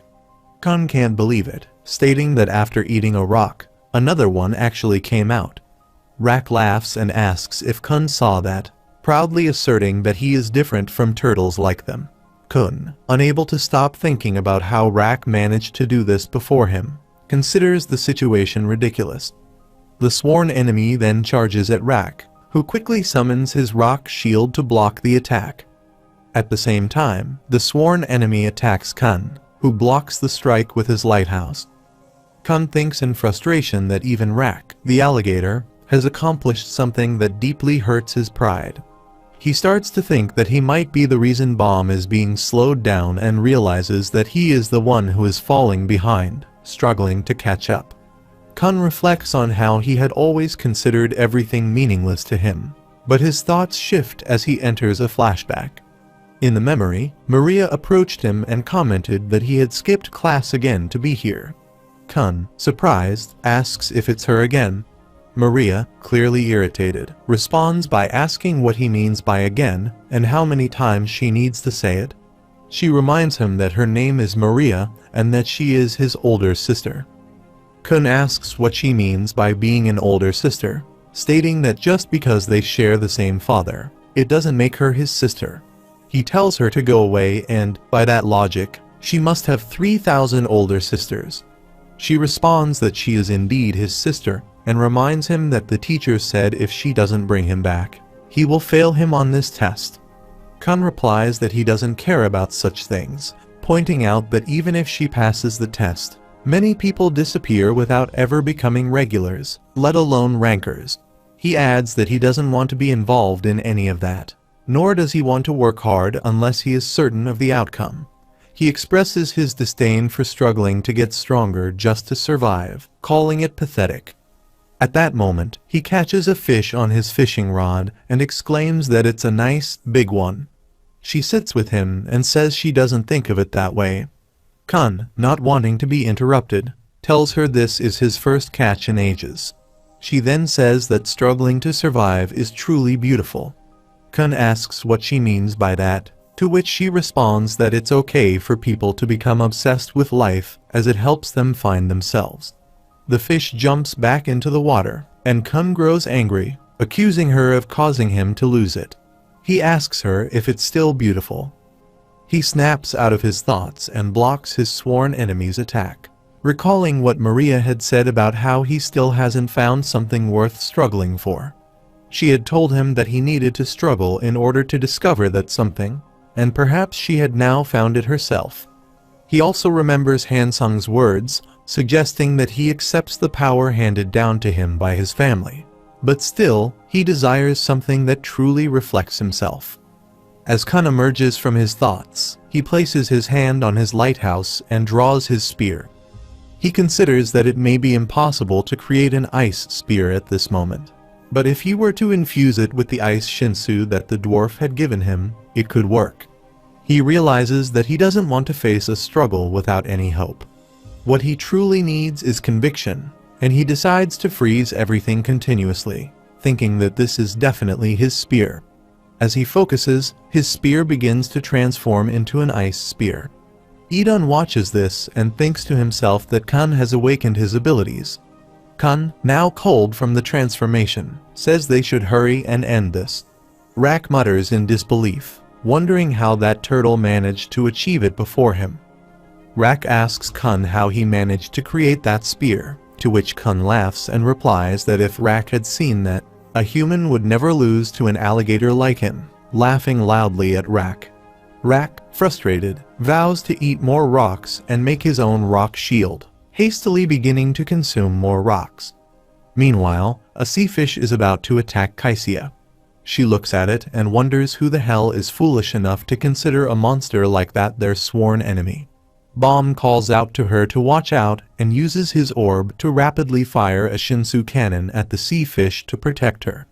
Kaisia thinks to herself that the kid just saved her, while Bomb reflects that it feels like this power is so enormous that it's overwhelming to even be near it. However, something within him seems to be controlling it at the moment, and he wonders if he will be able to control everything in this place.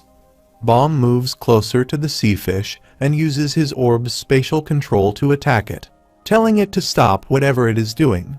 He declares that there is nothing more for him to do here. Meanwhile, Endorsi commands Biro to go away as a creature follows her. She thinks to herself that she never expected that thing to appear as a sworn enemy. It's the toy her father once pretended was chocolate and gave her as a trick because she ate too much chocolate when she was younger. Endorsi reflects on the sight of the toy, thinking about how it caused her to break all of her teeth and forced her to eat only porridge for a while. Even now, the sight of that toy brings tears to her eyes, as it remains a traumatic memory. Frustrated, she mutters that she can't defeat that thing and asks, hoping for someone to intervene to get it out of her face. Just then, Urier arrives at the scene. Endorsi looks at them, questioning the noise, and asks who Urier is. She remarks that Urier doesn't seem like her sworn enemy.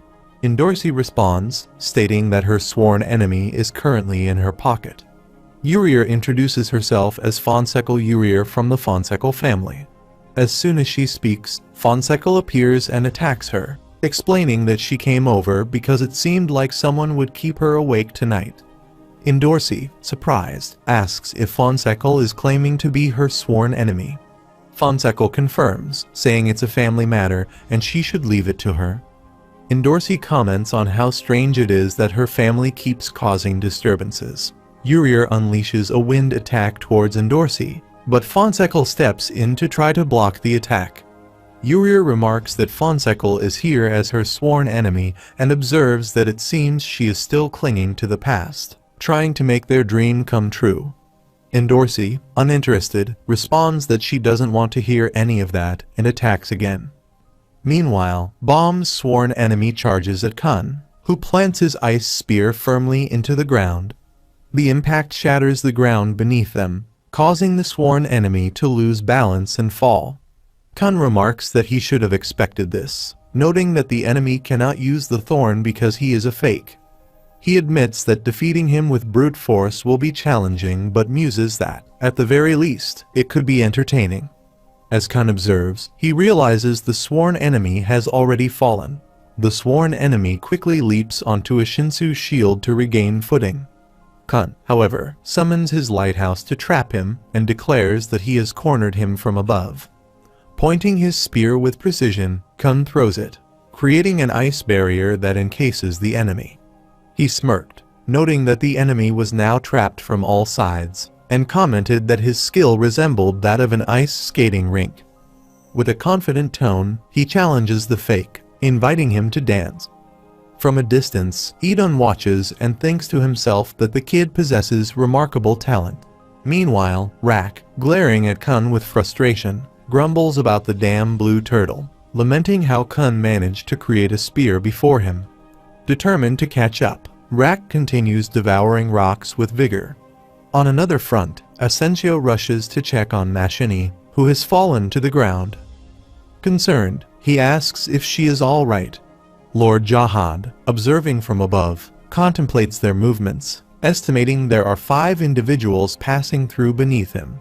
He reflects on their hastily assembled plan, acknowledging its ingenuity, but scoffs at their assumption that he wouldn't sense enemies at this proximity. His thoughts darken as he resolves to make them pay for underestimating him. Mashini, struggling to rise, defiantly declares that it isn't over yet. Asensio calls out to her, worried about her condition, but she dismisses his concerns, stating that she is still enjoying herself. Lord Jahad, unimpressed by her resilience, coldly remarks that it seems he will need to kill her to put an end to her defiance. Lord Jahad acknowledges that he had initially spared her because he admired her courage, but he points out that her body has already reached its limit for fighting. He asks if her struggle is an attempt to buy time for the ones below. Mashani, with unwavering resolve, retorts that she fights not for them, but for her own pleasure, and questions whether he truly intends to deceive her as she stakes her life on this battle. Jahad admits she is correct. It was a mistake on his part to attempt to resolve this gently. Recognizing her determination to face death, he invites her to come closer so he can kill her. Meanwhile, Hockney leaps into a cave, guided by an observer who leads him to Barrow, Sachai, and the others. With excitement, he declares that he has found the wall leading to the seed. Sachai expresses relief and eagerness to proceed, urging the group forward. However, Hockney questions their sudden determination to move when a battle awaits them. As they turn, they notice a yellow orb glowing ominously behind them. Baddies quickly identifies it as the Big Breeder, drawing his gun without hesitation. He announces that they have been discovered and instructs the others to proceed while he holds off their pursuer. Sachai unleashes his thorn vine in an attempt to strike, but the Big Breeder scoffs at the effort. Dismissing the attack as futile, he mocks their audacity to challenge Lord Jahad with such a skill, declaring their endeavor a ridiculous delusion. He states that even if he had been fortunate enough to arrive on time, he would not have obtained the mirror. Barrow inquires what he means by that, while Sachai asks for clarification, wondering what he implies if they cannot acquire it. The Big Breeder explains that the mirror at the end is no longer there. When Sachai asks again what he means, he dismisses the question, declaring that there is no time for idle chatter as he prepares to annihilate them all. Meanwhile, Mashani launches an attack on Lord Jahad, who counters with overwhelming force, sending her flying and leaving her bloodied. Asensio assaults him from all angles using his needle skills, but Lord Jahad notes a critical moment when he needs to look behind him. Asensio moves to strike from behind, but a massive spear suddenly descends from above, striking him. Lord Jahad notices a flash of light in the distance, marking the spear's origin, while Asensio is gravely injured. Mashani struggles to her feet, heals herself, and unleashes a lightning attack. However, Lord Jahad declares that it is over, stating that her body will not endure further strain. Unable to control herself, she collapses, bleeding profusely. As he approaches, he remarks that Jahad's princesses are meant to possess bodies tens of thousands of times stronger than those of ordinary people. Yet, he observes that she fought to the extent that even her formidable body could not withstand the effort, pondering whether her desire to challenge him was truly that intense. He states that he hopes she has enjoyed herself, as he has realized the dream she could not achieve on the outside, and then walks away. H1 contacts him through the pocket, informing him that he has dealt with those beneath him. He replies that he is aware, but reminds H1 that he should not have acted, as he had explicitly told him not to get involved. He warns that if H1 repeats such actions, he will ensure his disappearance. H1 apologizes and adds that the warriors attempting to take the mirror are now gone. Lord Jahad responds that all he has to do is wait for the final showdown, pondering what he will do with the little monster from the outside. Meanwhile, Baum continues practicing with his orb, remarking that even the 0.1% chance of his victory has now vanished. He senses his power continuously growing and wonders if, with this strength, he will be able to defeat Jahad's data. Suddenly, a monster appears behind him and assists in stabilizing the orb. Elsewhere, Rak is still consuming rocks and contemplates the blue turtle's audacity to create a spear before him. Determined to catch up, he notices his paws transforming the rocks gradually. Surprised, he observes his hand turning to stone and questions what is happening, expressing his discomfort as the rocky transformation begins to sparkle. Edon observes the scene and speculates whether the light indicates that the alligator might be the native one. Kun asks what Bomb's sworn enemy plans to do next as the area becomes encased in ice, trapping him. He points out that there is nowhere to run and that if he dares to come closer, the odds of the spear hitting him remain high, regardless of its accuracy. He adds that he knows his enemy's weakness as well as durability. A direct hit with a spear would likely be fatal for him. Meanwhile, Rak calls out to Kun, proudly announcing that he has made something, too. Kun turns to look and is taken aback by Rak's transformed rock arms. He demands to know what the strange formations on Rak's hands are. Rak explains that he has no idea. He merely ate some rocks, and this transformation occurred. Kun questions whether it might be a side effect and insists that Rak should spit out the rocks immediately. As Bomb's sworn enemy observes Kun's distraction, he begins to strategize. Rak declares that he plans to create a shield like Kun's. Frustrated, Kun yells that he has told Rak to spit out the rocks and calls him an idiot, growing visibly irritated. At that moment, Edon suddenly lands in front of them, shattering the ice barrier with his arrival. He walks toward Rak, who mutters that it seems like everyone has started calling him an alligator. Edon asks if Rak is a native one. Confused, Rak asks what Edon means by native and whether it is something he can eat. Edon explains that the term refers to the descendants of an ancient being, a giant who once lived in the tower before they entered it. This giant split his body into 5 pieces to create descendants, who came to be known as the native ones. He continues, describing how his immense power was passed down, making his direct descendants extraordinarily strong. These descendants could rule and control the elements of the tower, and whenever they used their abilities, they were surrounded by light and transformed into another form, much like Rak's hands. Kun remarks that this sounds far-fetched and suggests it might just be a coincidence. He points out that some individuals in the tower are capable of altering their bodies, and he doubts that Rak is anyone of such significance. Edon responds by acknowledging that there are indeed people who may carry traces of the native one's blood. However, he insists that Rak is different. Kun, intrigued, asks what Edon means by that. Edon elaborates, stating that the descendants he has encountered in this place could only alter their attributes and forms repeatedly within themselves. However, Rak's case is unique. An external element is attaching itself to him, resembling the power of the direct descendants of the native ones who once traveled with them. Kun thinks it is strange. The direct descendants of the pure bloodline of the native ones were all slaughtered by Jahad in the outside world, and he has heard that even the remaining ones were cursed and killed. He wonders how Rak, with such traits, has appeared among them now. Rak interrupts his thoughts, calling Edon an electro-turtle and demanding that he stop saying strange things and simply tell him how to use his power. Rak insists that Edon give him the strength he seeks. Edon replies that he is unsure. The native ones he knew were able to freely use their power and were incredibly strong. He asks why Rak is so weak, suggesting that perhaps the curse has been slightly lifted since Rak came here. Rak complains that Edon is only confusing him with difficult explanations. Edon grabs his face, squeezing it, and says it is truly amazing, wondering whose blood Rak has inherited. Rak insists that Edon let go and points out that Bomb's sworn enemy has escaped. Meanwhile, Bomb is still learning to control his orb. His sworn enemy reaches him and attacks. Bomb notices him and wonders if this is indeed his sworn enemy. Bomb counters with his orb technique, Endless Sky, forcing his sworn enemy to evade. Bomb tells him to retreat, stating that any further fighting would be pointless as he will never defeat him. The sworn enemy asks if Bomb will not kill him. Bomb, confused, asks what he means by that.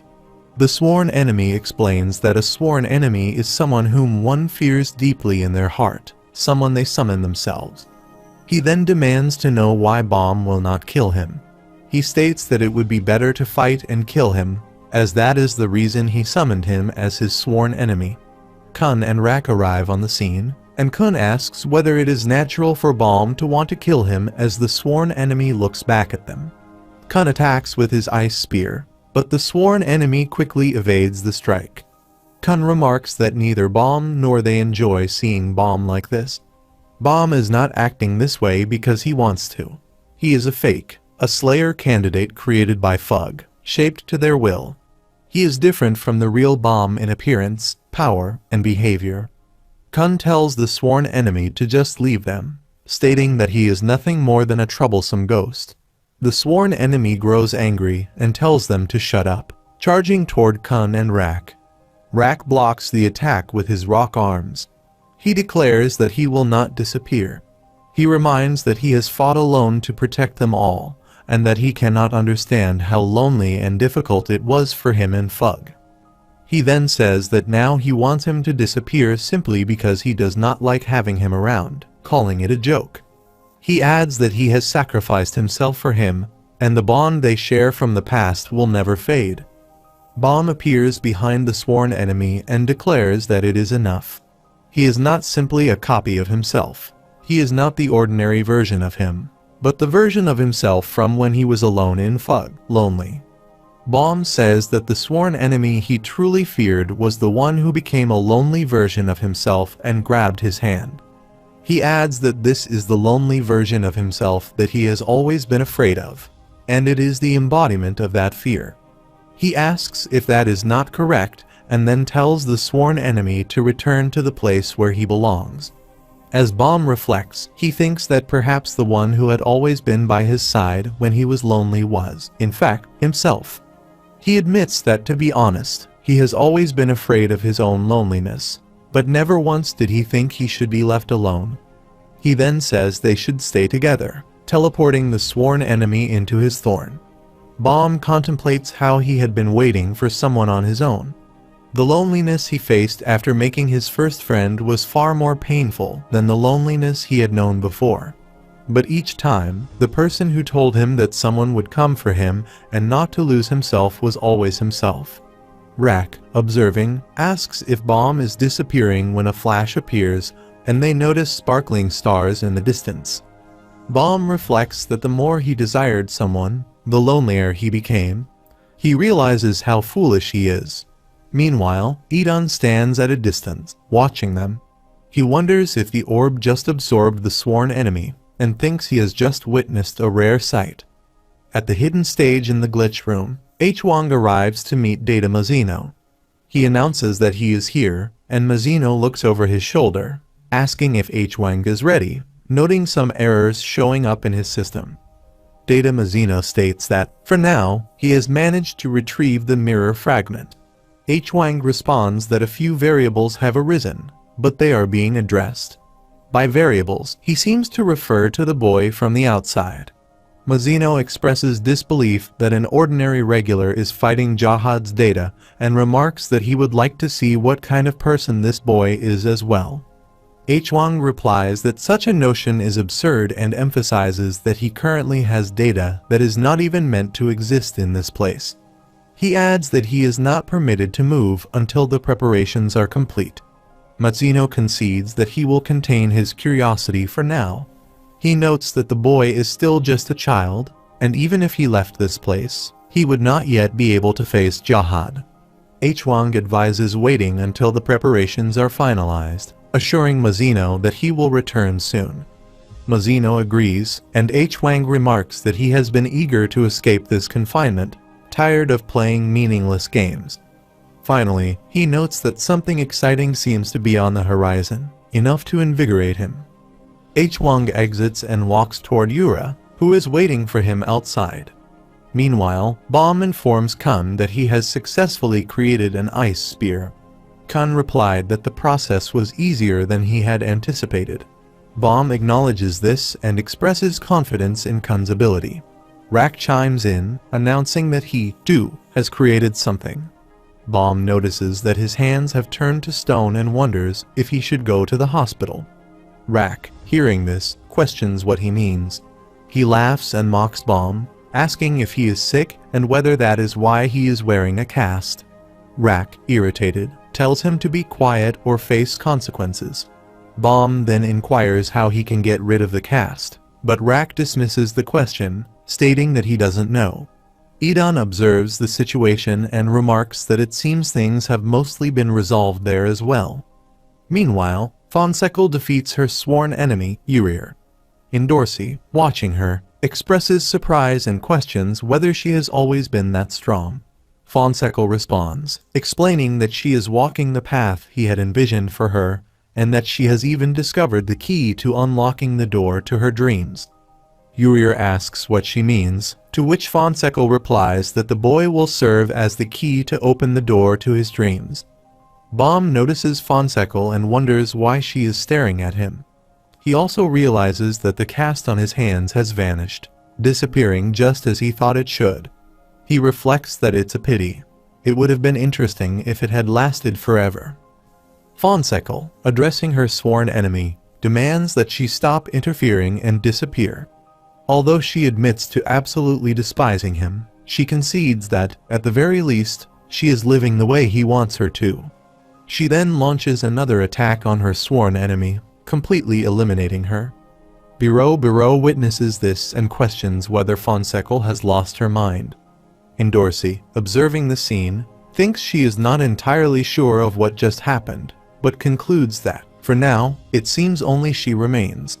Biro remarks that the sparring session was brutal when Hansung asks if they would like some coffee. He adds that, still, it was extremely beneficial for both of them. He reflects that hands-on experience truly is the most effective teacher. Rak takes a sip of the coffee and comments on its bitterness, asking what it is, while Kun observes him and reflects on how Kaisia and Rak have just disappeared. When someone else comments on the coffee's bitterness, they note that it is delicious. Kun then inquires about the outcome of the sparring match, mentioning that Bomb ended up facing most of the sworn enemies alone. Edon responds by saying that, well, Bomb succeeded since they all achieved their objectives in the end. He admits that he never expected Bomb to be able to create an ice spear. Kun praises Edon, calling him a great father, to which Edon replies that they should continue training immediately, emphasizing that it is better not to stop once Bomb has started gaining momentum. When they ask if there will be no time to rest, Kun ponders silently. He notes that he has not received any updates from the hidden stage and hears no voices from the other side of the mirror. He suspects that all of his children outside are likely dead. Despite this grim thought, he reflects that he had anticipated such an outcome, as those children were prepared to die when they entered the battle. His primary concern now is whether the children managed to send warriors through the mirror before their deaths. He considers that, regardless of the outcome, he must prepare for the worst in this situation. Edon calls out to Bomb, who responds affirmatively. Edon instructs him to follow, promising to teach him how to progress to the next stage. As Bomb runs toward him, Edon uses his powers to construct a massive rock and remarks that it should suffice. Bomb then questions what will happen to the others. Edon explains that the ones outside will be trained by Hansung to control Shinsu, while Bomb will receive a special lesson from him directly. He emphasizes that what he is about to teach Bomb is revolution. Bomb protests, mentioning that he has already been in the rice pot. Edon acknowledges this, stating that he can tell at a glance that Bomb has experienced it, but insists that Bomb only had a brief taste before exiting. He elaborates that the power Bomb has gained so far is merely the beginning. He declares that he will now use the stones and his Shinsu to replicate an environment as close to the rice pot as possible. Unlike the god of guardians, he himself has undergone a revolution, enabling him to provide more direct guidance. Edon adds that, now that he understands the characteristics of Bomb's Shinsu, it will aid in locating the source of Bomb's power. He warns Bomb to brace himself, explaining that revolution is a form of training that not only awakens one's latent power, but also carries the risk of death. Bomb replies with determination, asserting that he is prepared for anything. Meanwhile, Kun and Rak continue to work on mastering their respective abilities. Kun conjures intricate ice flowers within his lighthouse, while Rak generates a sturdy rock shield. Bomb focuses on controlling his own power, creating a massive orb to shatter the rock before him as he strives to master it. Elsewhere, Hoken observes swords floating around him and muses with disbelief that his sworn enemy has manifested as a sword. At the same time, Data Mazino examines the system, seemingly searching for something. The scene shifts to 1 month after the events preceding Bomb's first encounter with Jahad's Data. Jahad arrives at the tower, gazing at a golden orb with an air of anticipation. He remarks that they have made him wait far too long for a confrontation with such an inevitable outcome. He reflects that tomorrow marks the final day of this drawn-out ordeal. The scene shifts to the day of the duel as Hwang arrives at the battleground and asks Lord Jahad if the preparations meet his approval. Jahad responds that the setup looks excellent and commends Hwang on his work, who then thanks him. Jahad inquires about the others' activities, and Hwang explains that they are training their Shinsu. However, he admits that he has been unable to check on Bomb, as Lord Edon appears to have created a sealed space using his powers. Hwang mentions sensing an immense amount of energy emanating from within, but says he couldn't get a detailed view. Jahad remarks that he has a good idea of what it could be and instructs Hwang to gather the others and bring them to the battleground in about an hour. Hwang agrees, reflecting on how powerful Bomb might become. An hour later, inside the training grounds at the location where the mirror faces the arena, Kun arrives and glances at the golden orb, asking what is going on. Hwang, surprised, questions why Kun is the only one present and where the others have gone. Kun explains that Bomb had been training until just recently and is likely resting now, while the others said they couldn't be bothered to show up. Hwang expresses disbelief, repeating their indifference. Kun shrugs and remarks that he can clear the stage on his own anyway, adding that he came to test some new skills. Hwang remarks that Kun doesn't seem to be taking the situation seriously and questions whether it has even crossed his mind that he might have raised the difficulty level to stop all of them. Kun responds that he is fully aware and assures him that he has considered everything. He added that it was fine and asked Hwang to proceed with the quest without further delay. Hwang, slightly amused, comments on Kun's confidence and agrees to begin. Kun nods in agreement. A giant monster emerges before him, prompting Kun to take out his spear, remarking sarcastically that it's a cute little thing. Meanwhile, Bomb shatters a massive rock with his orb as Edon stands atop it, observing. Edon calls out to Bomb, who is lying on the ground, instructing him to get up as it's time to move on. Back at the arena, Kun freezes the monster using his ice spear, commenting on how nice and frosty it looks now.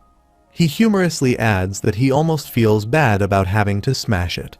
As the monster crumbles, Kun says he will go fetch Bomb and asks Hwang not to get upset and accidentally break the mirror in the meantime. Elsewhere, Lord Jahad sits on a rooftop, gazing down. He muses that Bomb has arrived and expresses his satisfaction that he didn't run away. Hwang then gestures to the battleground, explaining that this is the stage for the duel. Kun arrives, commenting that the arena is impressively large. Internally, he marvels at its towering size and wonders how someone could create such a massive structure so effortlessly. Hwang gestures for them to come inside and explains that the 2 elevators are set to take them to different destinations. He directs Lord Edon and the Challenger to the left elevator, which leads to the top floor where Lord Jahad awaits. He tells the others to take the elevator on the right. As Bomb steps forward, Kun wishes him good luck, urging him to show Jahad's Data the power of the new generation. He adds that Bomb's display of strength will be so impressive that it will leave Jahad in shock, possibly even leading to his deletion. Bomb simply nods, acknowledging the challenge. As the elevator doors close, Bomb reflects on what lies ahead. He thinks that once he passes this point, he will face the person destined to be the king of this tower, the seed of a king, and his parents' enemy. He knows he must defeat him. A wave of fear washes over him, but he accepts it. He may be walking toward his own death. Despite the uncertainty, he steels himself as the elevator ascends toward the battleground. Upon arriving, Balm finds Lord Jahad already waiting for him. Jahad greets him with a mocking welcome, little beast, before leaping in front of him. He adds that he has been waiting a long time to see if Balm has grown stronger. Balm senses it, and the ominous presence of death looms closer. Meanwhile, Hwang observes that Kun and the other regulars sent Balm off with smiles on their faces. But he knows that inside, Kun must be anxious. He taunts Kun, suggesting that things may not be going as expected, and warns him not to get his hopes up too much, as it will only lead to greater disappointment. Hwang adds, almost casually, that his warriors didn't make it, while Endorsi wonders what on earth he is talking about.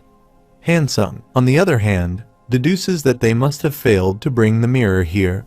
Kun's thoughts spiral as he curses inwardly, realizing that if Sachai's group is attacked, then Balm has no chance of winning.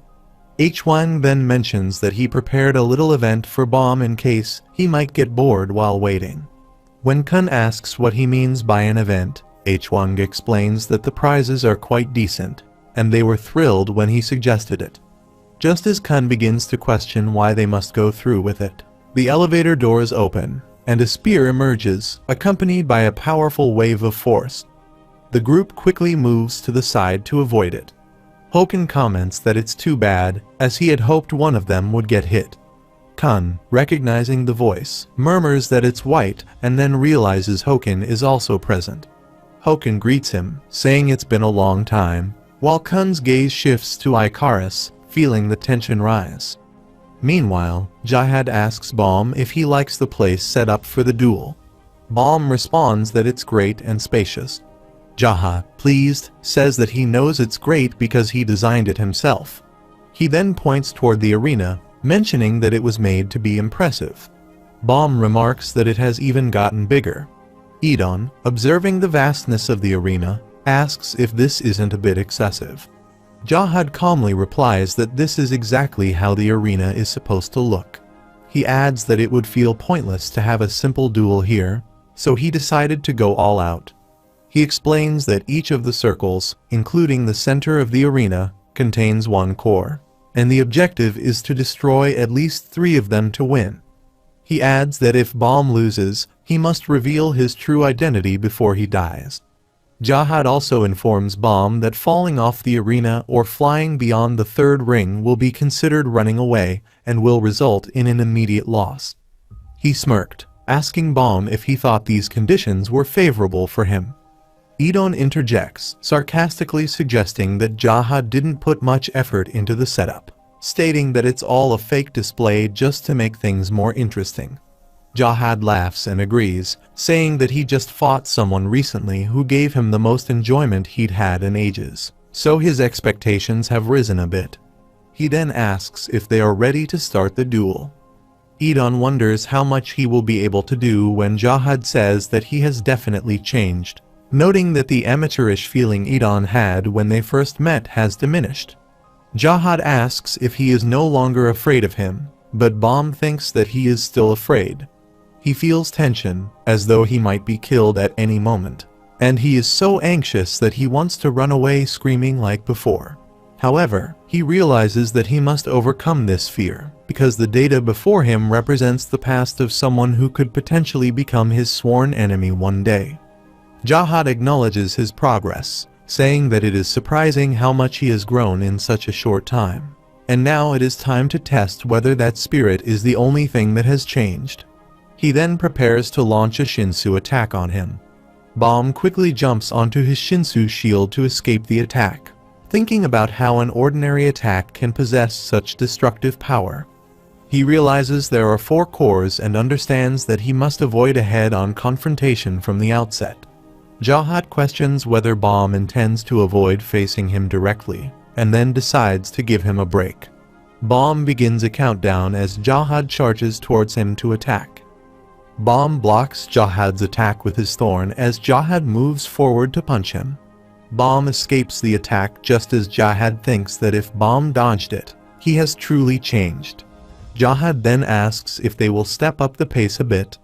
Jahad continues to attempt to punch Balm, who tries to dodge but is unsuccessful and knocked away. Jahad apologizes, saying that he was trying to control himself but must have gotten too excited. He admits that he was extremely surprised when Bomb dodged that first punch.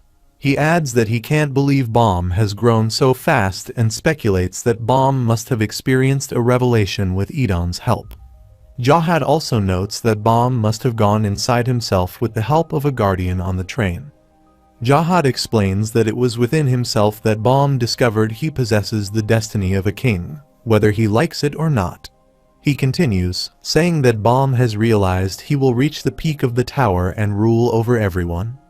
Jahad asks what Bomb saw inside himself and what destiny is making him stronger. Bomb enters his inner self and recalls what he saw during his journey within, healing himself and summoning his monster. The monster asks what is happening, noting that someone has entered again.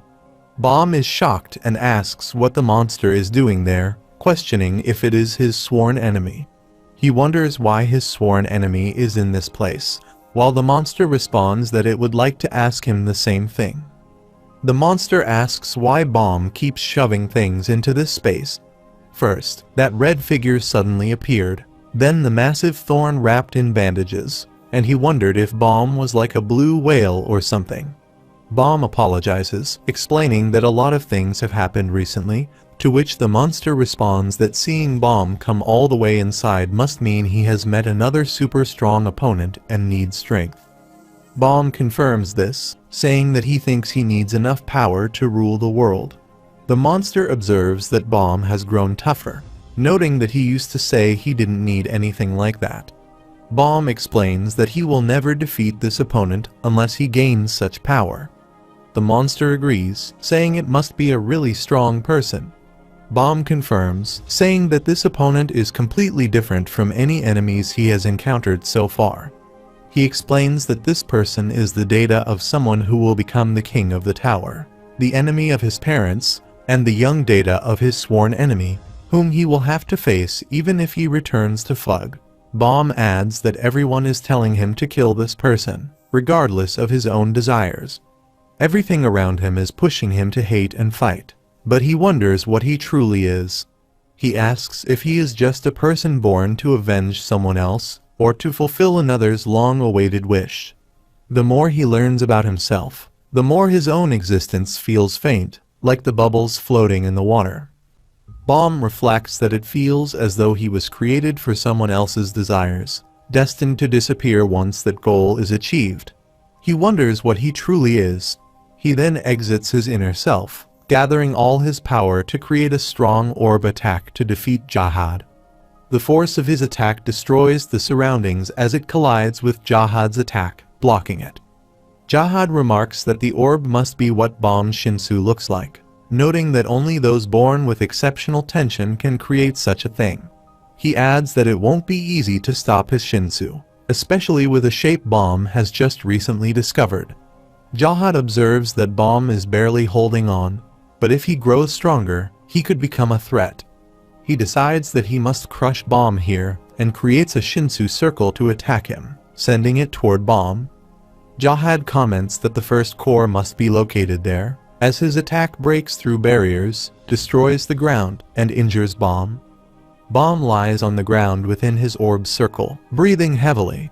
He thinks to himself that he is still alive and recalls his realization. It was inside himself.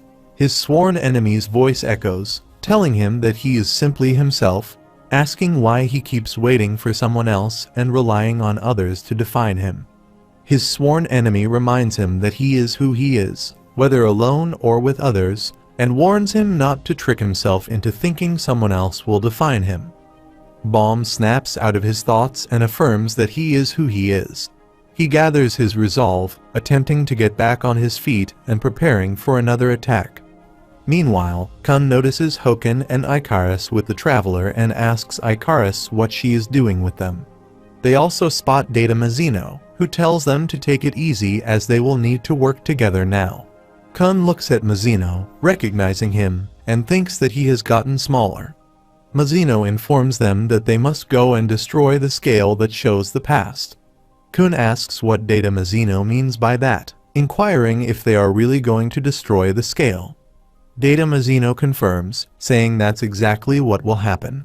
The others will lure the scale to this location, and he will destroy it. He then adds that they must have seen Mazino outside. Kun is stunned and asks, "What? Wait a minute." Mazino, seemingly impressed, remarks that some small-time regulars like them actually met Mazino.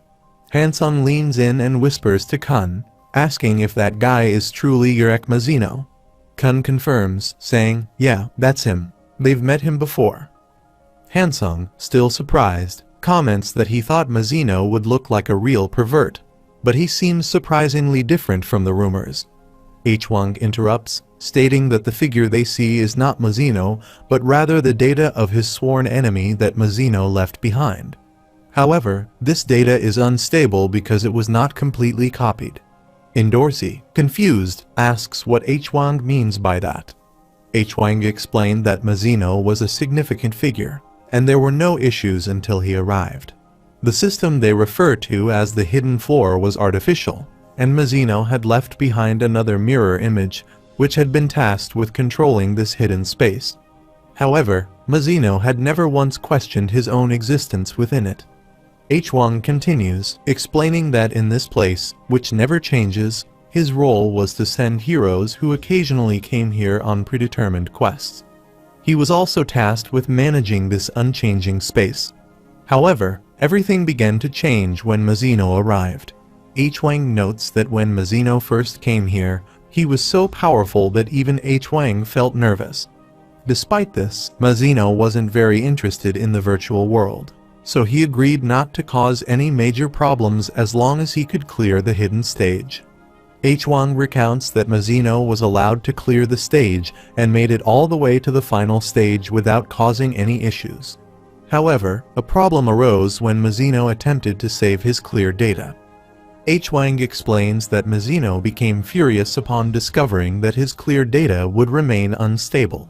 Even in a virtual space, Mazino could not accept the fact that an imperfect copy of himself would be left behind. As soon as he saved his data, Mazino destroyed the mirror and left. The final mirror was shattered into pieces. Hwang says that the effect of this event rippled across the entire hidden stage, causing a temporary error in him and all the other data entities. Hwang continues, explaining that even the sworn enemy, who should have disappeared when Mazino left, remained in an unstable form. This led to the formation of a massive bug room, which encompasses the entire territory of the mirrors. Hwang states that he opened the gate and began placing all the data with errors into the bug room. He believed this was the only way to prevent the hidden stage from collapsing. However, over time, he realized that something within him had changed as a result of the error. At a certain point, Hwang began to take an interest in the data on the outside world. He started creating dolls that were increasingly human-like and often stood before the data entities. Eventually, he met a person who would later be referred to as his mother. Though their encounter ended tragically, Hwang acknowledges that this experience forced him to accept that he had malfunctioned. It was as if he had become more human. Hansung, listening to Hwang's account, thinks that whatever Hwang is describing sounds remarkably similar to baddies. Hwang continues, revealing that after losing the being known as his mother, he became disillusioned with the entire system. As he gazed at the final mirror in the bug room, a singular thought emerged within him. He was going to get out of there. Kun asks what Hwang means by getting out, questioning how he can leave when he is just data. Hwang replies that he is indeed data without a real body, but at the moment, they are all also data, not in the space known as the train. He continues, suggesting that if it is possible for humans to turn into data, then, conversely, it should naturally be possible for data to turn into humans. Hwang explains that the scale of the past, which appeared here after the mirror's territory was split into two and now floats in a third space, analyzes the people who come to this place and turns them into data. The sworn enemies were created based on that data, meaning that the mirror must have some kind of analytical transformation ability that turns people into data. He reveals that he is trying to use the mirror in the opposite way. After looking into the mirror torn from the scale, He found some kind of code that could potentially transform him into a human. Wang plans to show that code, reflected in the scale's mirror, to the final mirror. If it works, he believes he will become a human being and be able to escape to the outside world. Kun comments that it sounds absurd. Mazino, overhearing, replies that he doesn't care what they say. He is going to try it. He further explains that, in any case, that's the reason the guy is trying to destroy the scale. He simply doesn't like being in this form. Wang acknowledges that, despite being his sworn enemy, he agrees with Mazino's idea that he must remain in perfect form. He declares that he plans to destroy the scale and use the mirror torn from it to erase himself from this place. He also mentions that Mazino shouldn't remain in this form either. Wang asserts that he is the strongest person here, aside from Jahad and Edon. If they can lure the scale outside this bug room, he will be able to destroy it. Kun, still skeptical, but now understanding, comments that while it sounds ridiculous, he can now see why the two of them have ended up working together. He then turns to Icarus, asking why she is with them and why she is with White. Wang explains that Icarus is one of the heroes who came in here with them. Kun asks for clarification, prompting Wang to reveal that he doesn't know how she managed it. But she went to the place where the big breeder's real body is, made a deal with him, and returned to this place. Wang continues, explaining that one of his companions was taken hostage, so she agreed to cooperate with him. He believes her name was Rachel. Upon hearing this, both Kun and Endorsi are shocked. Kun asks what Wang means by this, and Endorsi demands to know why Rachel would have helped them. Wang warns them that, just so they know, he is also holding his companions, who were completing the quest, hostage. If they want to save them, they should accept the proposal. He explains that helping them won't harm anyone, and they need the mirror as well. If they don't cooperate, Mazino's plan could be at risk. Mazino suddenly gets up, breaks a pillar, and jumps in front of them. He calls them babies and asks if they would mind going to retrieve the scale for him. He clarifies that it's not about his companions, but rather about preventing them from being crushed. Kun, wondering if they are being threatened, watches as some forks, plates, and lipstick fall toward them, almost hitting them. They scramble to escape. Kun asks what kind of place this is. Wang responds, as he had before, that this is the bug room, and a black hole has formed in the space between the mirrors. Not even Lord Jahad can monitor this place. Kun acknowledges the strangeness of the space, while Endorsi asks what the hell this place actually is. Wang explains that this is the hidden floor. As they know, the real bodies of the big breeders are here, and only Lord Jahad and the big breeders reside in this area. He goes on to reveal that Lord Jahad deleted all the previous data instead of relocating it here. The buildings are now empty, and only illusions float around as a facade. Wang explains that the place where the other big breeders and he live is an isolated space from which they can never escape. They are considered disposable, so their memories are reset at regular intervals, and new data is brought in if they malfunction. He adds that even the big breeders, who believe they were chosen, and the previous data have all been deceived by Lord Jahad. Hansung, realizing the implication, thinks to himself that this is what it all is. Wang continues, explaining that they must pass through the bug room into the third space to lure the scale. He details the plan, stating that the scale will realize something is wrong and will follow them, at which point he will open a gate leading to that space. Once the scale detects an unfamiliar space, it will go into a frenzy, attempting to copy the new space and adjust the balance. As this happens, both the scale and the space will be temporarily sucked into the bug room. Mazino, who has been listening closely, adds that once the scale enters the bug room, he will destroy it.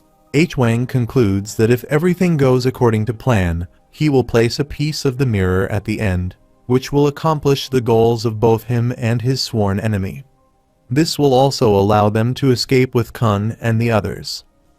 Wang explains that he cannot go to the place where the scale is, and he must also open the gate, so they need to lure the scale. He suggests that 4 people should be sufficient. Kun volunteers himself to go, and Endorsi agrees as well. Meanwhile, Lord Jahad continues his relentless attack on Bomb, shattering the first core. Jahad muses that he has destroyed one of the cores and wonders if the kid has given up.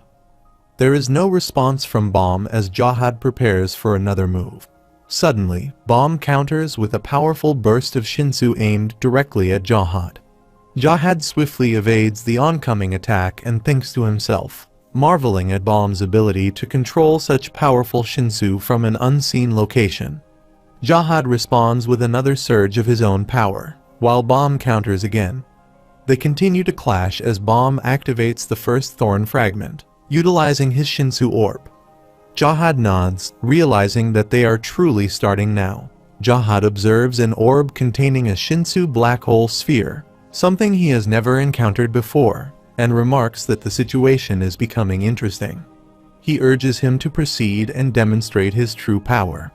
Bomb channels a Shinsu black hole sphere within an orb to launch an attack, causing a burst of light to erupt.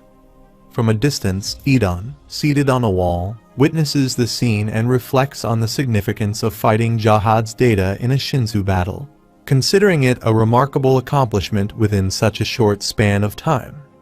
He contemplates further, noting that this sudden surge in Bomb's abilities may only serve to provoke him. The narrative transitions into a flashback, set during the training stage before the battle. Idon observes Bomb and comments that he appears relieved, inquiring whether he has grown stronger. Bomb responds, suggesting that perhaps he has, although he has not discovered something entirely new. However, he believes he may have uncovered a clue regarding his power. Idon inquires if he implies that he has accomplished something beyond merely placing a Shinsu black hole sphere within an orb. Bomb affirms, suggesting that it might be something far more fundamental. He explains that there is something important he wishes to convey. While he acknowledges that he may have grown stronger, he advises against even considering a direct confrontation with Jahad's data. This caution stems partly from the significant disparity in their skill levels. He further elaborates, noting that his data relishes facing opponents who courageously charge at him. Initially, his response may seem indifferent, but once an opponent truly excites him, his power becomes uncontrollable. He warns that the true battle begins only when Jahad shows his teeth. The scene shifts back to the present. Jahad grits his teeth and remarks that Bomb is more entertaining than he had anticipated. Bomb appears stunned and realizes that the flow of his Shinsu has become significantly stronger.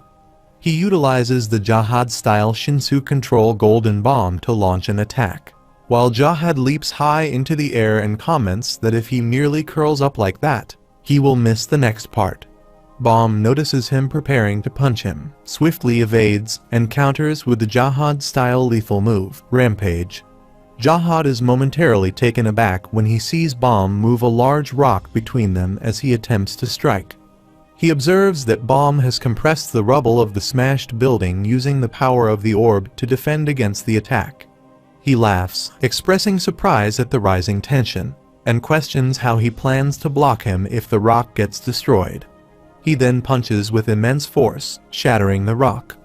Bomb anticipates a follow-up strike, realizing that Jahad has become even faster. Jahad punches Bomb and sends him flying. He then pauses, noticing a cut on his hand, and questions its origin. Reflecting, he recalls the moment of the attack and the presence of the Shinsu black hole sphere. Observing that Bomb has survived even after enduring such an assault, he deduces the truth.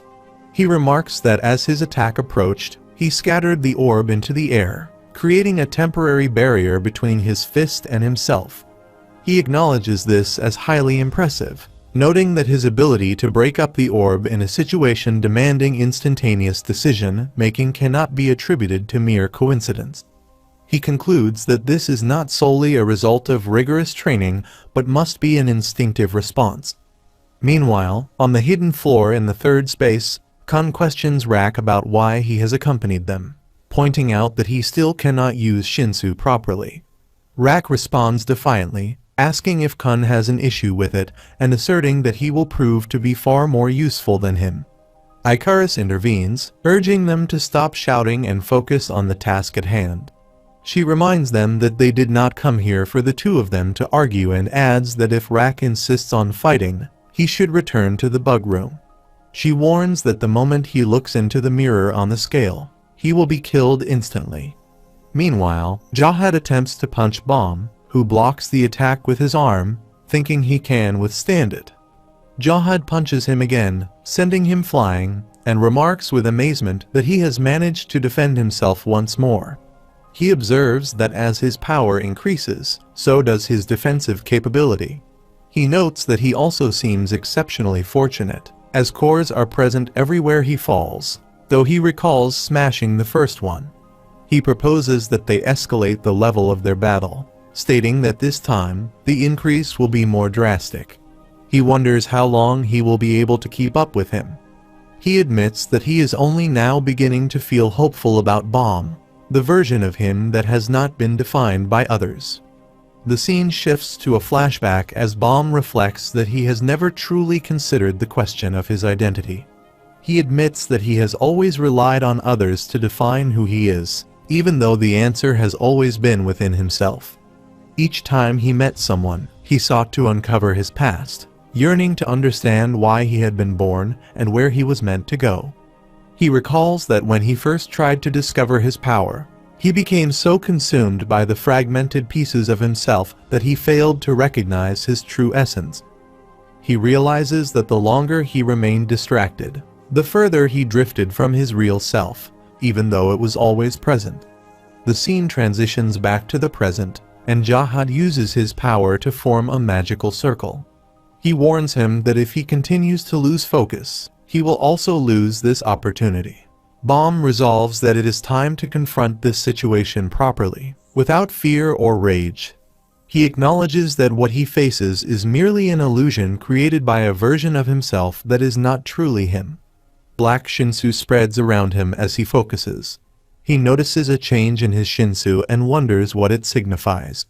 Determined, Bomb moves to attack Jahad. The scene shifts to a flashback where Bomb draws a line and declares it as his power.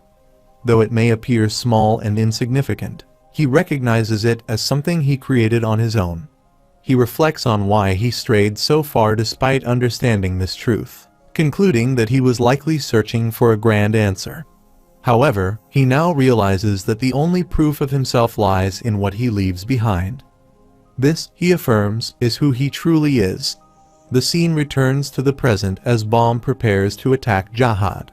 Jahad perceives the need to put an end to this.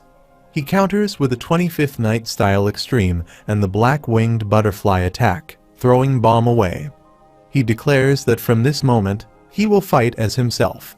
Kun Idon observes the scene and asks what has happened to Bomb. Bomb's black Shinsu shatters his pocket device.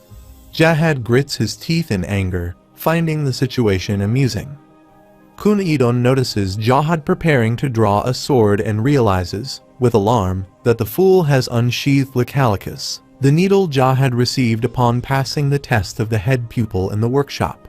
He recalls that Lycalicus is known as the Needle of War because Jahad reserves it for those he considers true opponents. The weapon has 3 stages, marked by changes in color and shape depending on its strength. However, it remains white for now, indicating that Jahad's data now acknowledges him as a serious enemy. He reflects that it is not unusual for Jahad to suddenly shift his demeanor, as his current opponent is displaying an alarmingly powerful presence. He wonders what has suddenly occurred, realizing he never anticipated such a surge in power. He questions whether the coffee machine might have been telling the truth after all. The scene transitions to several centuries earlier, on the hidden stage. Hansung kneels before Lord Edon and pleads for his attention. Edon, appearing irritated, questions his presence once again and orders him to leave, telling him to stop following him around simply because he once saved his life. Edon asserts that he has no time to waste on a lowly creature like Hansung and advises him to be grateful for the one time he intervened. He warns that if the big breeder attacks Hansung again, he will not come to his aid. Hansung, persistent, implores Idon to hear him out, offering a grape jelly drink he had obtained specifically from the last stage. He moves the tin pack toward Idon, who responds incredulously, asking if he takes him for a fool. After some time, Idon drinks the grape jelly and remarks that, according to Hansung, someday the son of V will arrive, defeat Jahad's data, and liberate the hidden floor from their control. He questions whether Hansung wants his assistance in this endeavor. Hansung affirms this, saying it is true. Idon scoffs, admitting he had been curious about his point, but dismisses the claim as absurd, urging him not to fabricate such nonsense. Hansung insists that he has not fabricated anything. He explains that the Jahad in the outside world has betrayed loyalty and justice, ruling the tower as its king. He declares that God will send a disciple to punish Jahad for his actions and to bring upheaval to the tower. He emphasizes that this is not his invention, but a fate intricately connected to Arlene. Idon questions the concept of fate, dismissing it as senseless. Hansung reflects that, as only a fragment of data, Idon cannot know everything about his true self. However, he observes that Idon appears skeptical of the idea of fate. Even so, as data, he seems to have chosen, perhaps on a whim, to believe in what he had been told. He considers that, as a result, he may now be witnessing that very fate unfolding before him. Meanwhile, Jahad wields the Jahad-style needle, the Calicus, to attack Bomb. The needle transforms into a massive snake-like creature, causing an explosion that shatters the floor. The scene shifts to the third space at the scale of the past, where Kun holds a mirror and remarks that they have arrived. He asks what they should do next. A person communicating through the pocket device instructs him to lure the scale toward their group, as the area where it resides is connected to the bug room. Once it enters that space, the gate will be opened, triggering a bug. Kun inquires further, asking if there are any bright ideas about how to lure it. Icarus reflects that if they disconnect this place from the bug room, the connection might be severed, and she would revert to being the ordinary Icarus.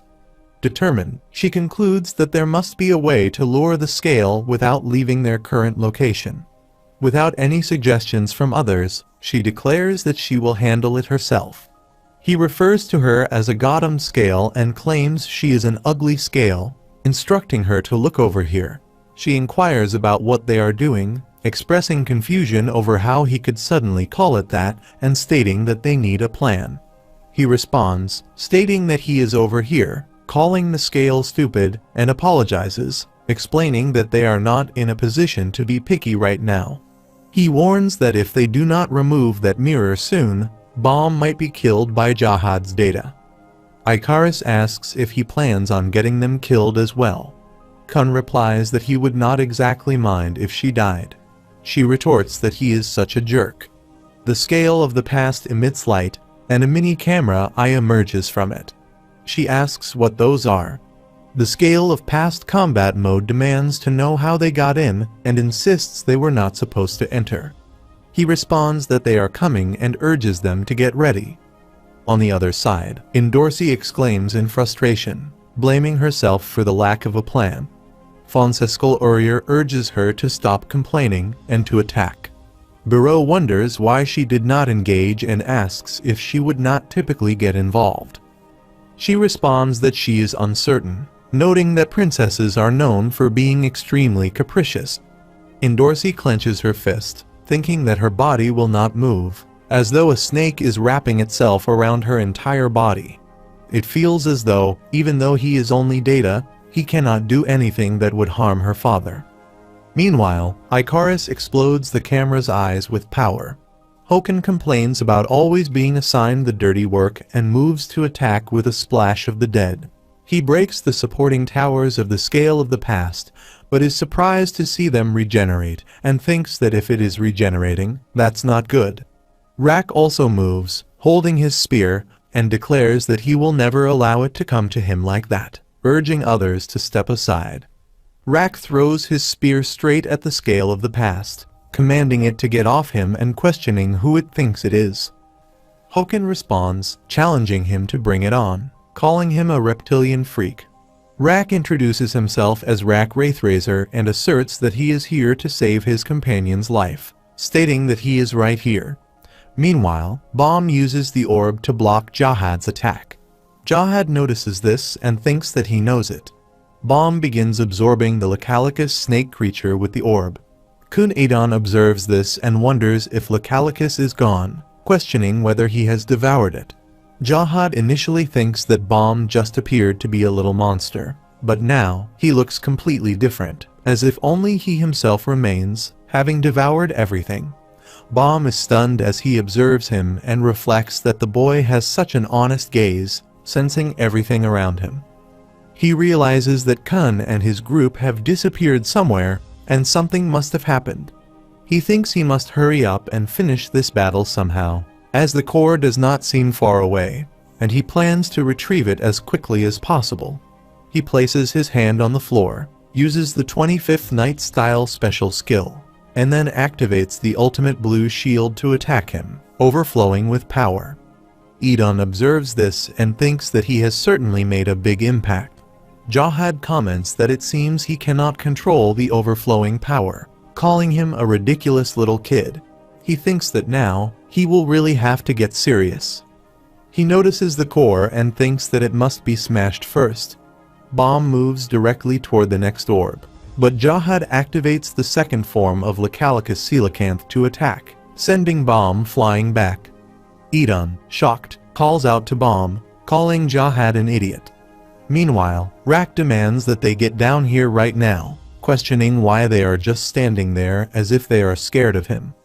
Hoken responds, declaring that he will beat them down to the bone, pointing out that all they have are bones, and then he will make a nice bone stew with them. He continues, challenging them to bring it on, calling them useless scales that cannot even be used to make bone stew. The scale of the past threatens to wipe them off the face of this world. Icarus announces that it is here. Kun warns Hoken and Rak that they will die if they look at themselves in that mirror. Rak thinks about the rock skill and uses the skill he shares with Kun, the 5-second freeze and petrification, to create a rock shield in front of them.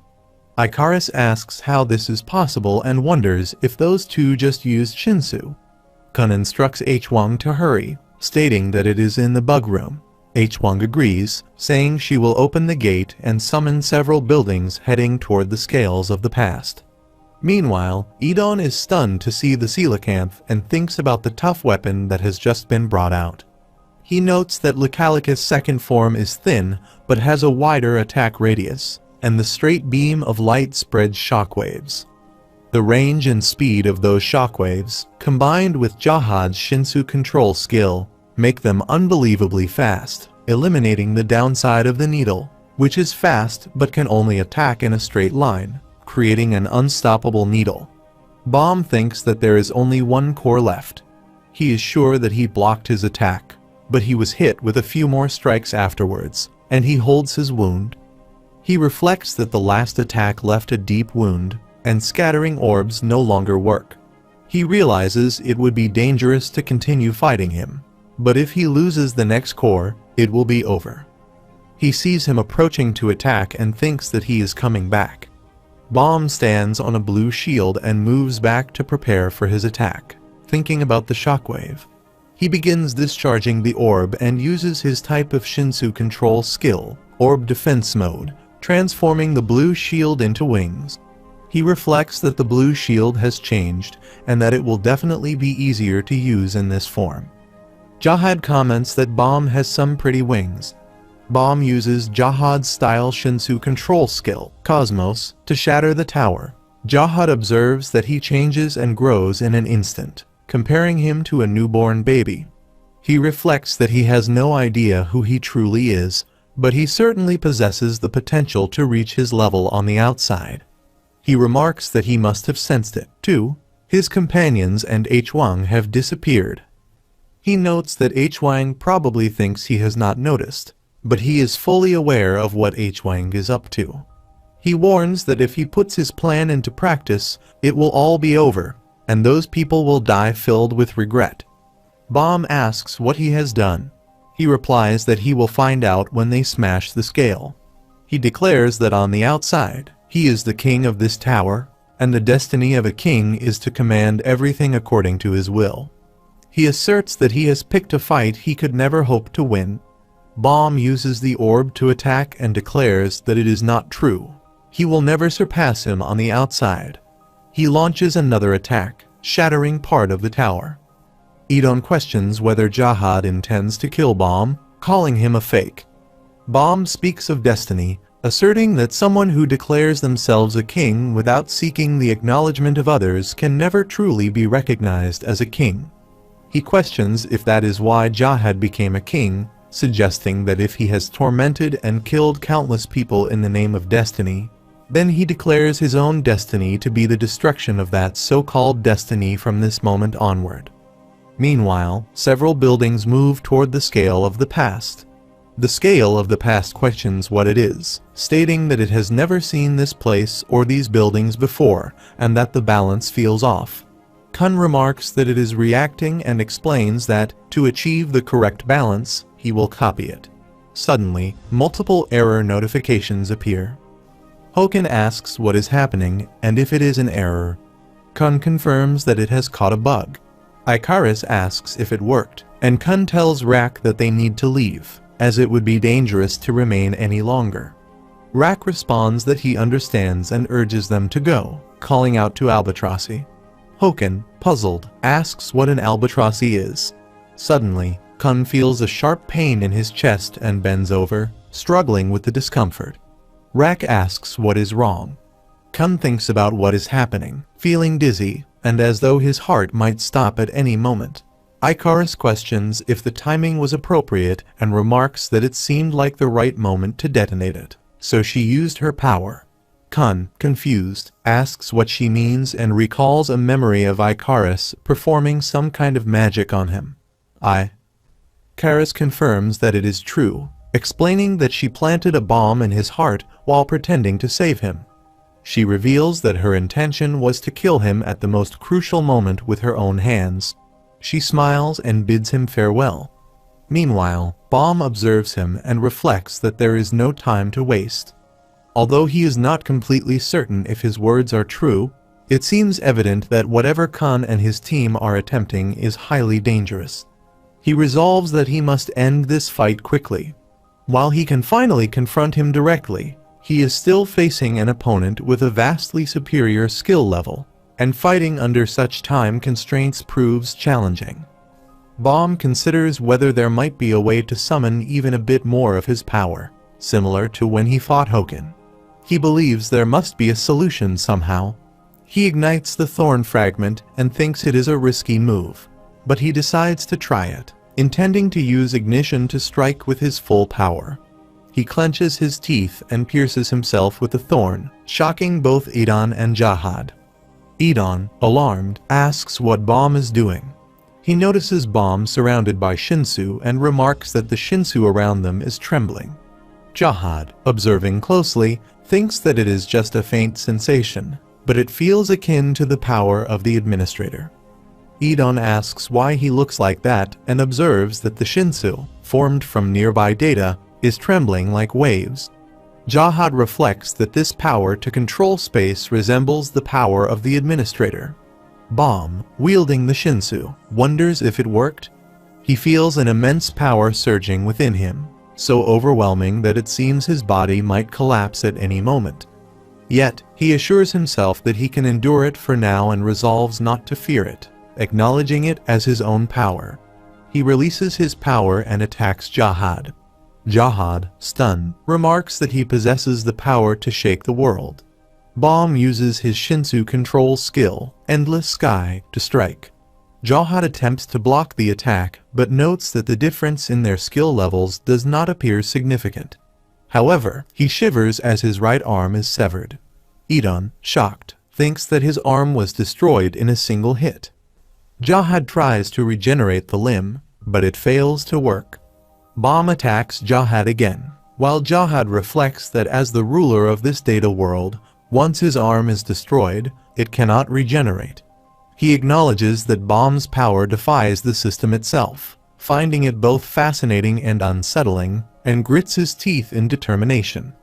Jahad activates his second Cosmos technique and challenges Bomb to bring it on, expressing his desire to experience the mysterious power he wields. Bomb advances once more, using his Shinsu control skill, Rapid Fire Shinsu Cannon, to strike. The attack detonates the second Cosmos in a single blow.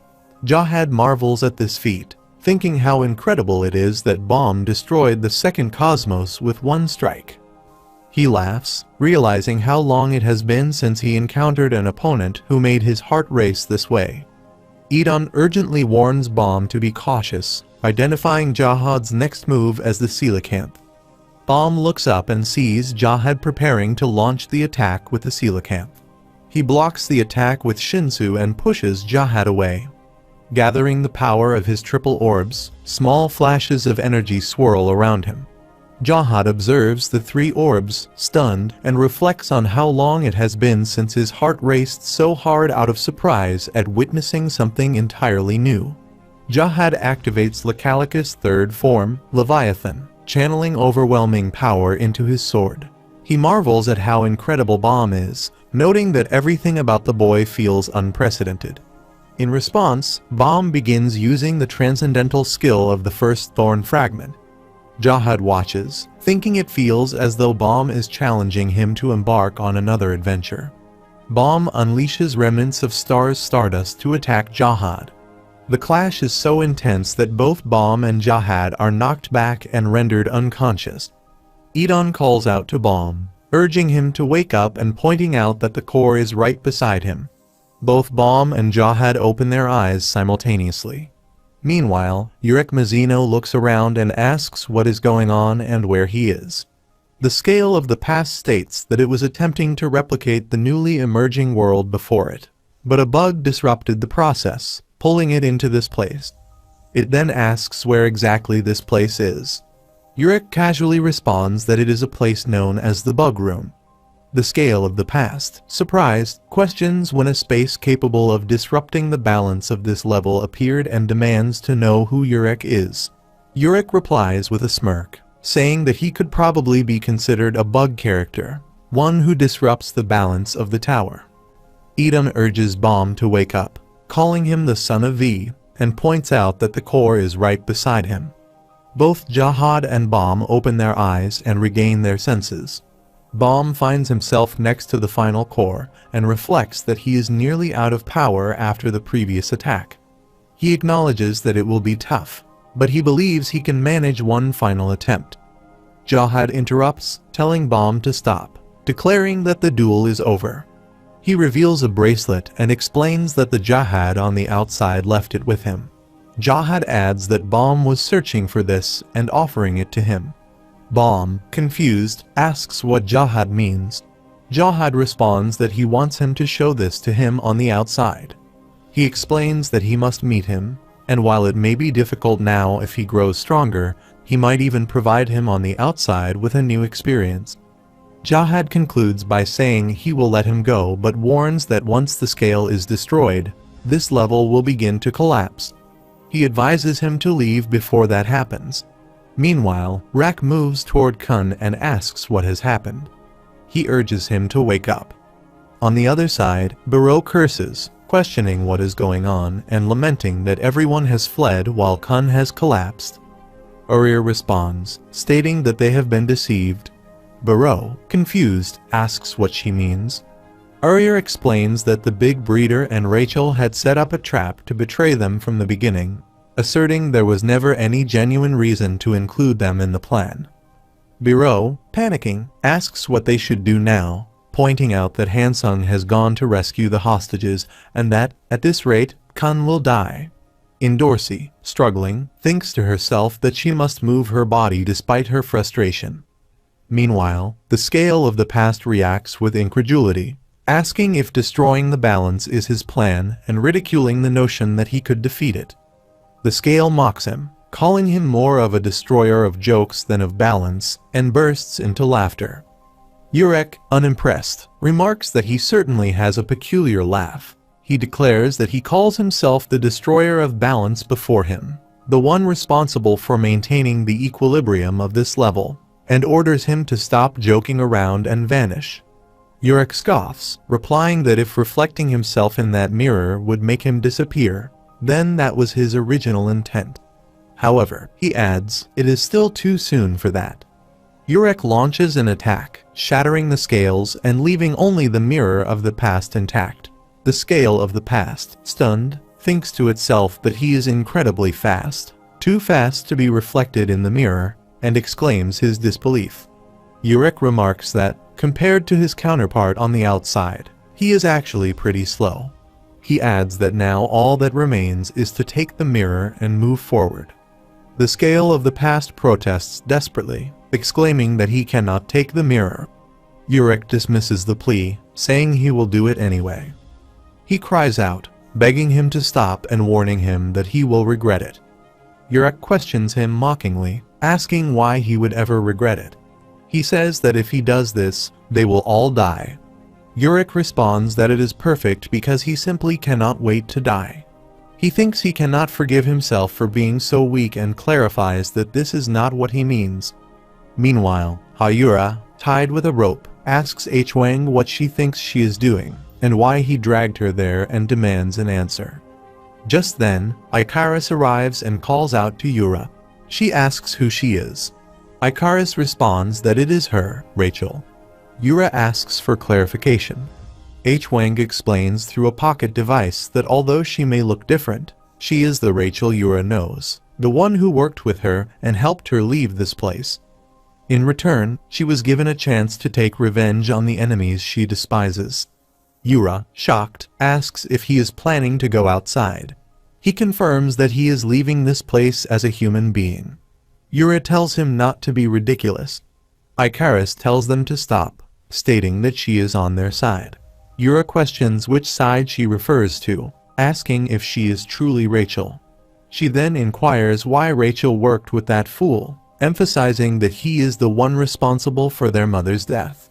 She acknowledges that she has heard about it and says she understands how she feels, but explains it was the only way to save her. She states that she needs to borrow his power. Yura, perplexed, asks what she means by borrowing his power. She explains that she wants to go to the outside while looking like this version of Yura. Yura, shocked, questions her, asking how she plans to leave looking like that and what will happen to her original body. She replies that she can leave her original body behind, adding that she never liked that ugly, weak body in the first place. According to Hwang, she can replicate this body and take it outside. She declares that this body is now the real Rachel and smiles.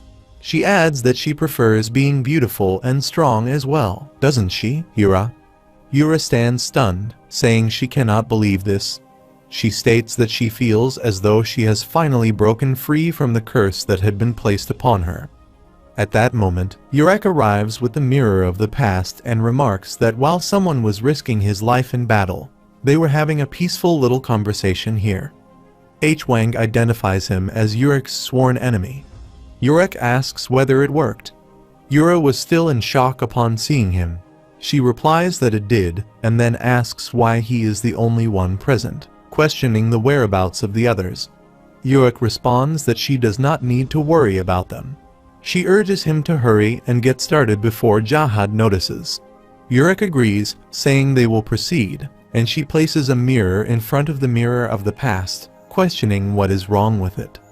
Meanwhile, Edon lands near Jahad and asks in disbelief whether this level is going to collapse. He confirms, explaining that the Jahad from the outside created the scale here for two purposes: to prevent the people within from disrupting the balance of this place and to destroy it in case of an extreme situation. He elaborates that Hwang likely believes he can escape to the outside by destroying the scale and standing in the mirror, but the reality is the exact opposite. His actions will cause a rupture at this level, and that rupture will create an opportunity for Jahad from the outside to interfere with this place.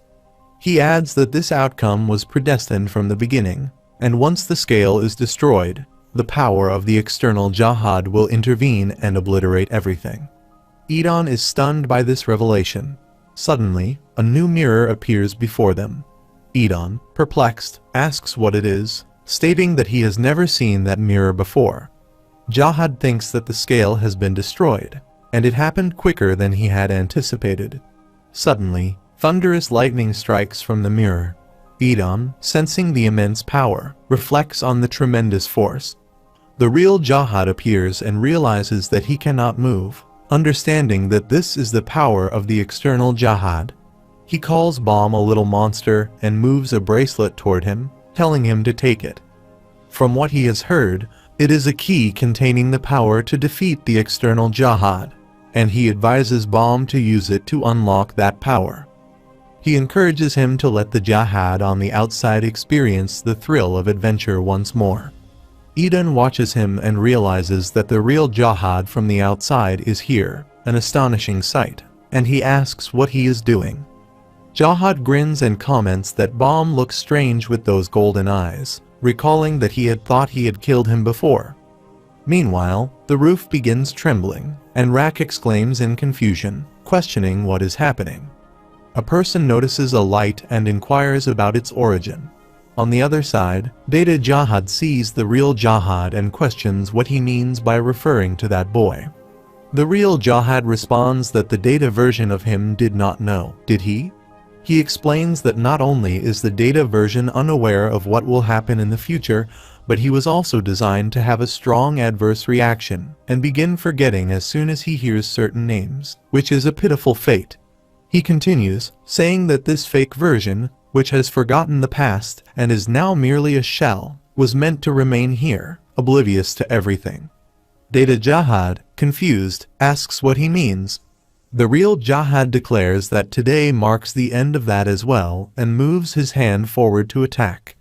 Edon, reacting quickly, warns Data Jahad to watch out and pushes him aside just in time. The real Jahad remarks that he did not expect this and observes that they do not seem to be on good terms on the outside, do they?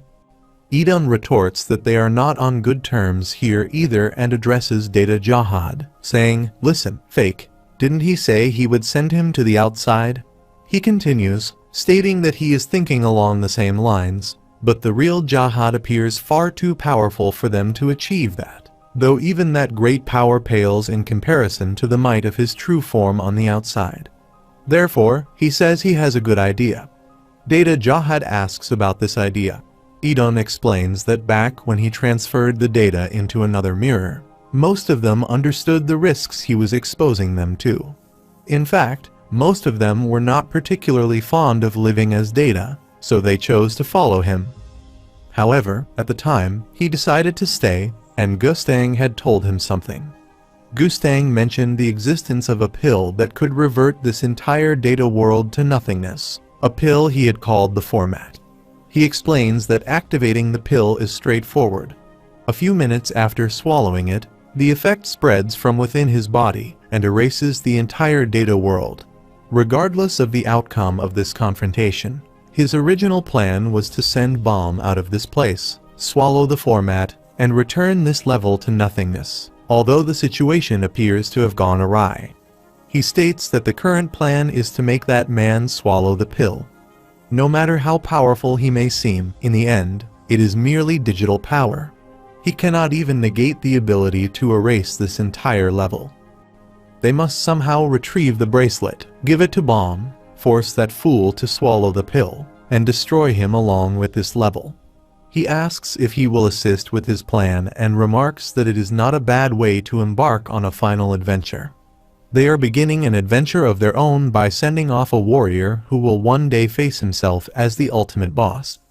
Data Jahad agrees, stating that it does sound like a real adventure. Meanwhile, the mirror of the past and the other mirror begin transferring energy between them. Icarus, alarmed, asks what is happening. Hwang senses an enormous surge of power moving in their direction. At that moment, Hwang, appearing through a device as Hayura's brother, warns that they must stop it. However, suddenly, red tentacles emerge from the mirror of the past, piercing through her body and leaving everyone in shock. Hwang, stunned, exclaims that this power belongs to Lord Jahad. The mirror of the past remarks that it is her, the one who finally opened the gate to the outside. He observes that she desired to become a person.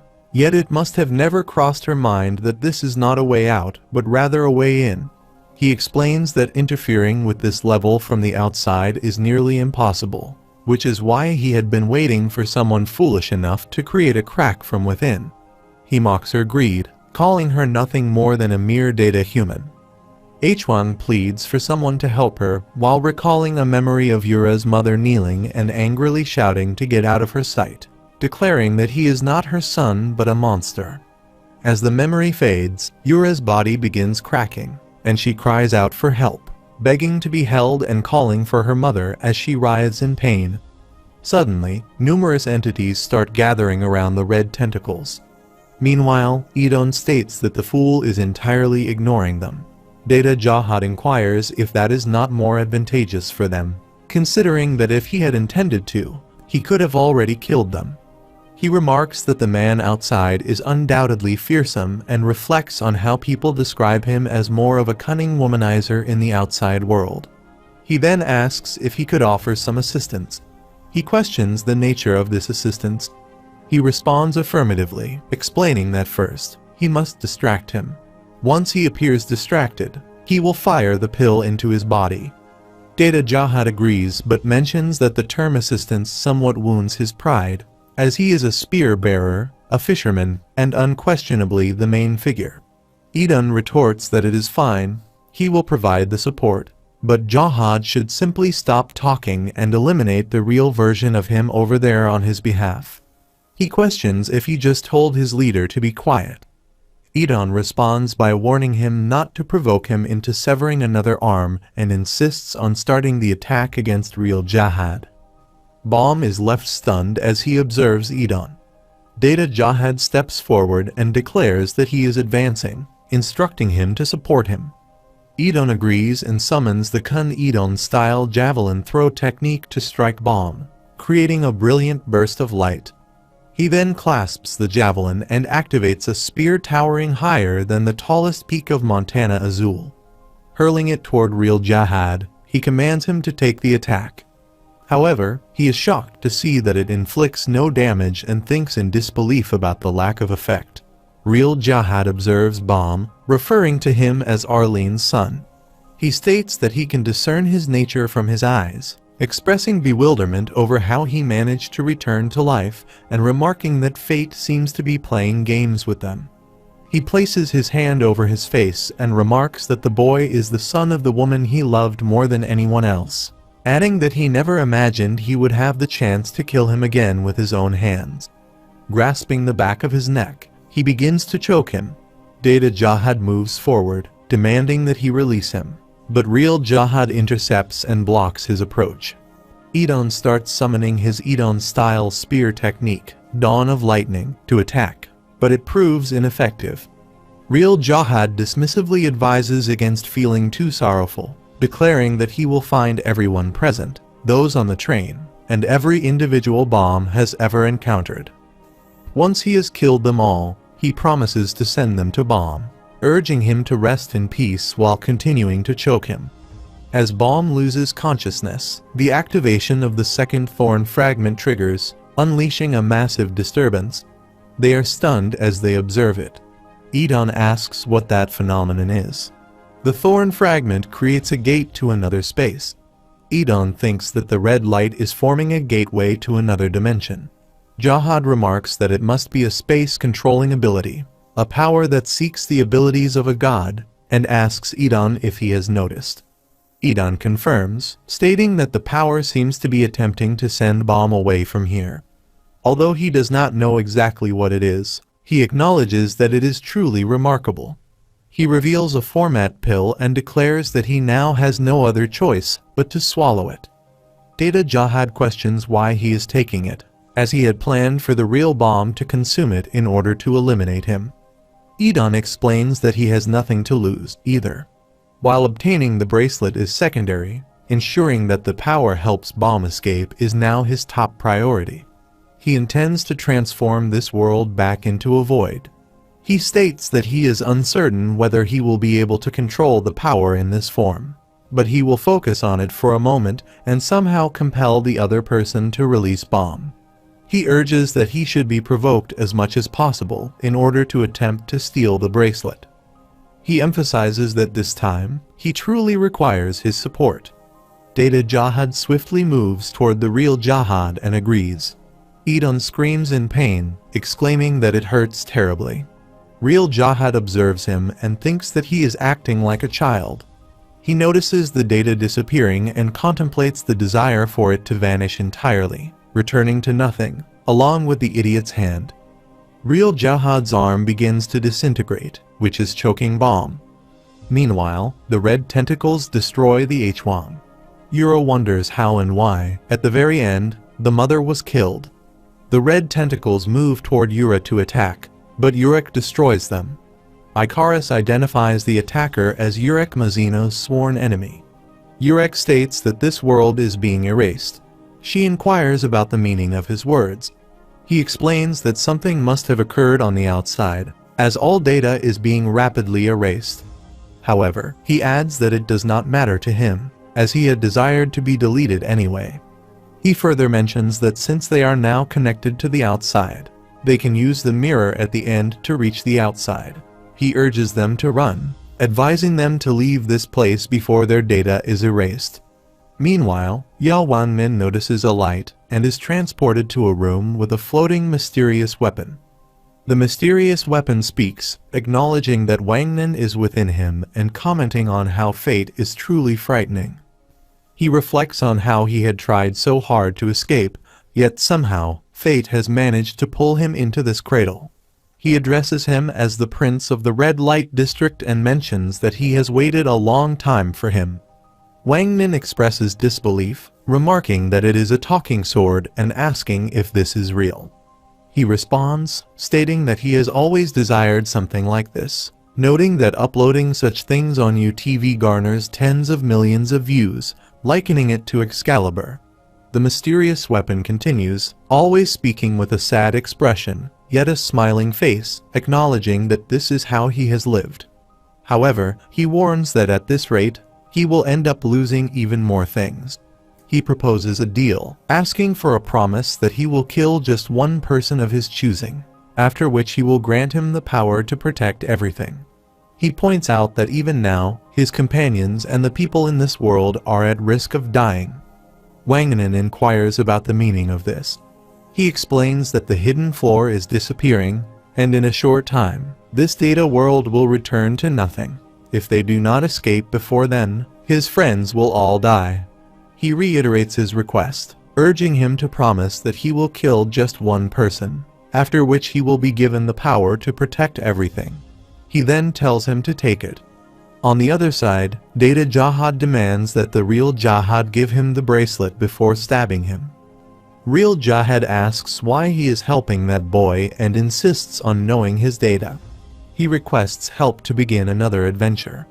Real Jahad inquires about the nature of this adventure. He explains that when he first encountered his future self through the mirror, he was more flustered than happy.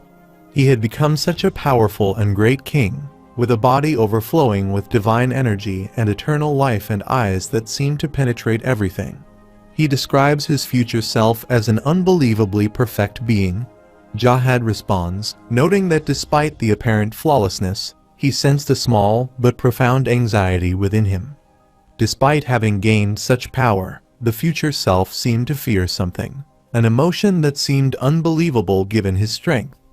On the one hand, he wanted to help him. He explains that this is why he altered the hidden floor and even concealed the bracelet for him, but not anymore. He asserts that if he truly is a king, he must accept a challenge, for that is the essence of who King Jahad is, and adds that the boy is his new adventure. Real Jahad inquires about the nature of this adventure. He confirms that it is indeed embarking on an eternal adventure. If that is his fate, he must accept it. However, he reflects that since the day he began to perceive all causes and effects from the same height as a god, he discovered how to manipulate fate. Meanwhile, Wangnan grasps the mysterious weapon, and a brilliant light spreads all around as he declares that fate is cruel. On the other side, Data Jahad asks if he has played around with fate. Real Jahad confirms this, explaining that as an immature form of data, he would not be able to understand. However, now he seeks to place even fate under his control. He inquires further. Real Jahad states that he does not know what the boy is and admits that he does not fully understand either. When the truth is revealed, he may regret his actions today, but he also wishes to respect the boy's choice. He declares that he is taking this with him, and if the boy is truly worthy of it, he will appear before him again someday. On the other side, a gate to the Hell Train appears before Rak Wraithrazor, Indorsi Jahad, Fonsekal Urrier, and Baro. Indorsi observes that this is the place where they first entered. Baro asks how they were transported here. Rak identifies the gate as the train and inquires if it is an exit. He comments that the white light is even consuming this place. Indorsi reflects that her sworn enemy is gone, and then calls for Bong Bong, instructing him to get them out of there through the exit. Meanwhile, David Hockney, Baro, and Sachai Faker are transported in front of another gate to the Hell Train. Baro exclaims in confusion, recognizing that they have returned to the place where they first entered, and asks what that light was before. Sachai confirms that it was the inside of the train, agreeing that he is correct, and then inquires if that is an exit. He asks Hansung why they were suddenly transported. Baro inquires about his location. Hockney replies that they are gone. He asks in disbelief if they just disappeared. Hockney explains that he was probably flustered due to the suddenness of the event, but he heard it clearly, as he was right near them before they moved. The scene shifts to a flashback where Hansung observes the light and asks what the white light is, wondering what is happening and if this is Lord Edon's doing. She asks if he has chosen to turn this world back into a void. Baddies asks what she means, questioning if she knows something about this. She confirms that from the very beginning, she knew something like this would occur. He asks what. She explains that Lord Edon and Jahad's data would fight to obtain something when the Chosen One appears on this hidden floor, and that afterwards, Lord Edon would turn this world back into a void as part of a promise they made from the beginning. It may have been a predetermined ending, but still, the thought of all this being fake is unbearably sad. She tried to do her very best, just as he took Medley along with him, even though he knew she was not his real daughter. She continues, stating that the thing on his back is merely a location tracker created by the Big Breeder to monitor dangerous data, no more, no less. It was not a coincidence that the Big Breeder found them at every critical moment. He was simply programmed to believe that Medley was his daughter. The two of them are actually completely unrelated. She then asks Baddies how long he has known this. He acknowledges that the same applies to him. He actually knew that everything happening in this world is fake, and that this is all a virtual world. Yet he tried to pretend to destroy the Big Breeder and change this world in some way. His true goal, however, was always to encounter Bomb and make him fight Jahad's data. Of course, some might call it fake, but the time she spent with him was precious. Baddies. She responds by saying that among all these countless data humans, he alone felt like a true human being to her, and for that, she is sorry. Suddenly, a massive light explosion occurs. The scene shifts back to the present. Baro comments that the promise Edon and Hansung made from the beginning was to turn this world back into nothing. Hockney agrees, stating that it seems so and the fact that it happened must mean Bomb has left this floor. Sachai expresses disbelief, remarking that he arranged all of this just to meet Bomb and ensure he obtained something. He then asks how they managed to survive. He reflects on Hansung, admitting that he cannot figure him out. Baro concurs, stating that while he is not entirely sure who Hansung is, it is clear that he is hiding many secrets. Hockney speculates that perhaps the picture he drew is also connected to all of this and expresses his desire to leave this place and meet him in person. Meanwhile, Rachel, White, Hayura, and Traveler sprint at high speed toward another gate to the Hell Train. Rachel asks if that is the train. Before they can enter, the treasure-eating stingray appears before them. On the other side, Jahad's bracelet begins to disappear, and he notices it. He realizes that it is the treasure-eating stingray, Gustang. Chung remarks that he does not know how, but finally, everything is coming to an end. Everyone starts being transported out of the hidden floor. Idon reflects, urging them to leave this place and meet the real him on the outside. He wonders aloud what could have caused such a profound change in him, and what truly happened. Through the gates, everyone, including Yawanganan and Baum, exits together and appears before Hayuri Jahad and Karaka. Hayuri asks Baum what happened. Karaka observes that Baum has returned from the hidden floor, but questions why it is only the two of them. The scene transitions to the upper levels of the tower, revealing an altar used to convey Jahad's orders. Charlie states that this is the place, the altar where Lord Jahad delivers his commands. The Vice Altar Director confirms this, explaining that Lord Jahad remains in his palace and communicates with lower-ranked servants through altars. He adds that this particular altar is the oldest among those serving Lord Jahad.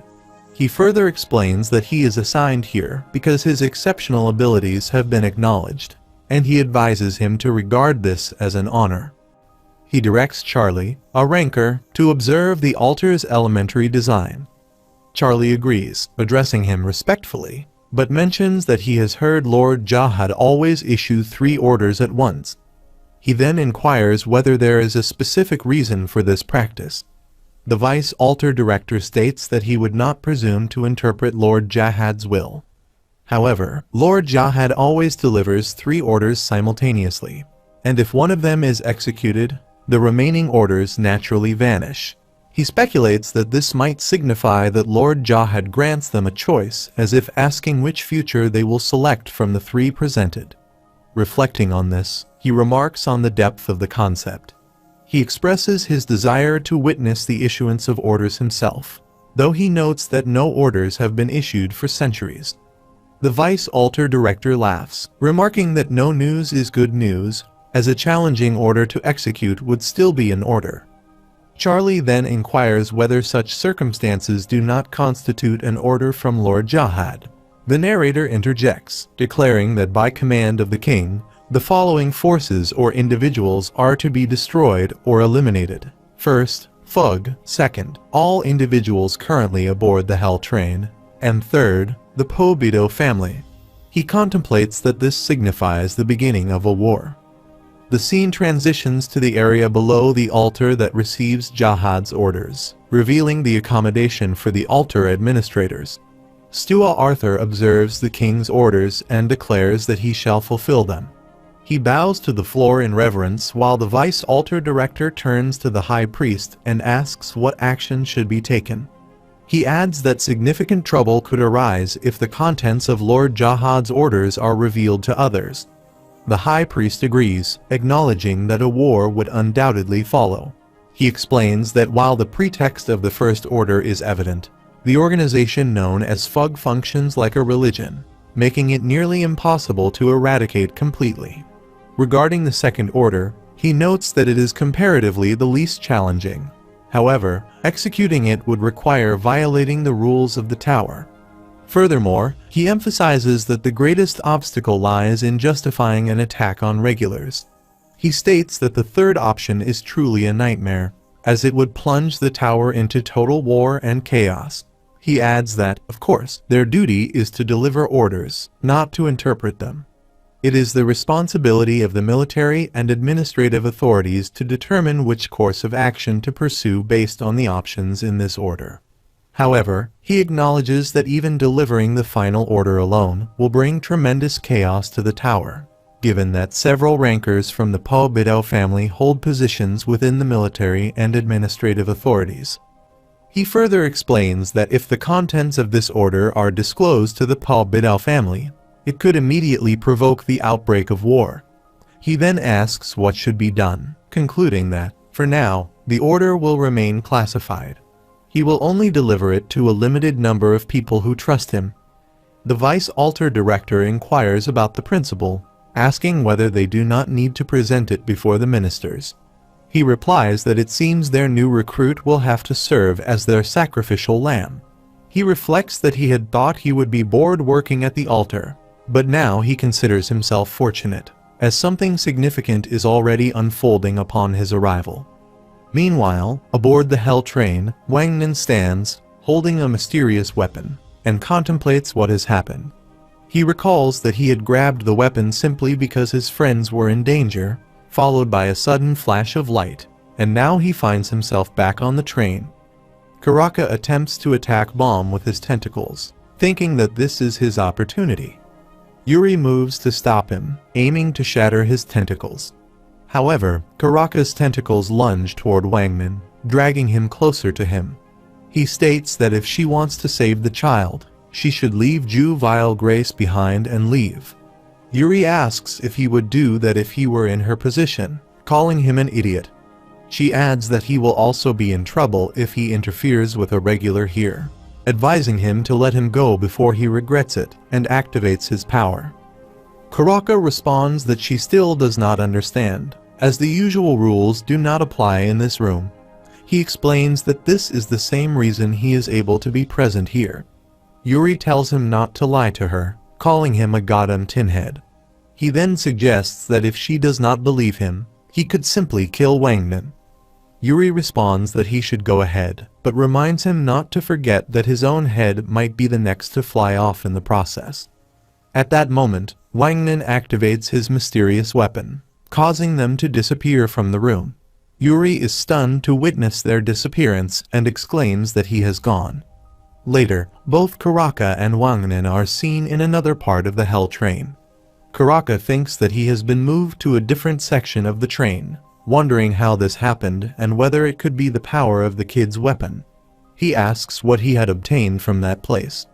Meanwhile, Yura inquires if this is the train, questioning whether they have escaped, but wondering why they have ended up in a completely different location.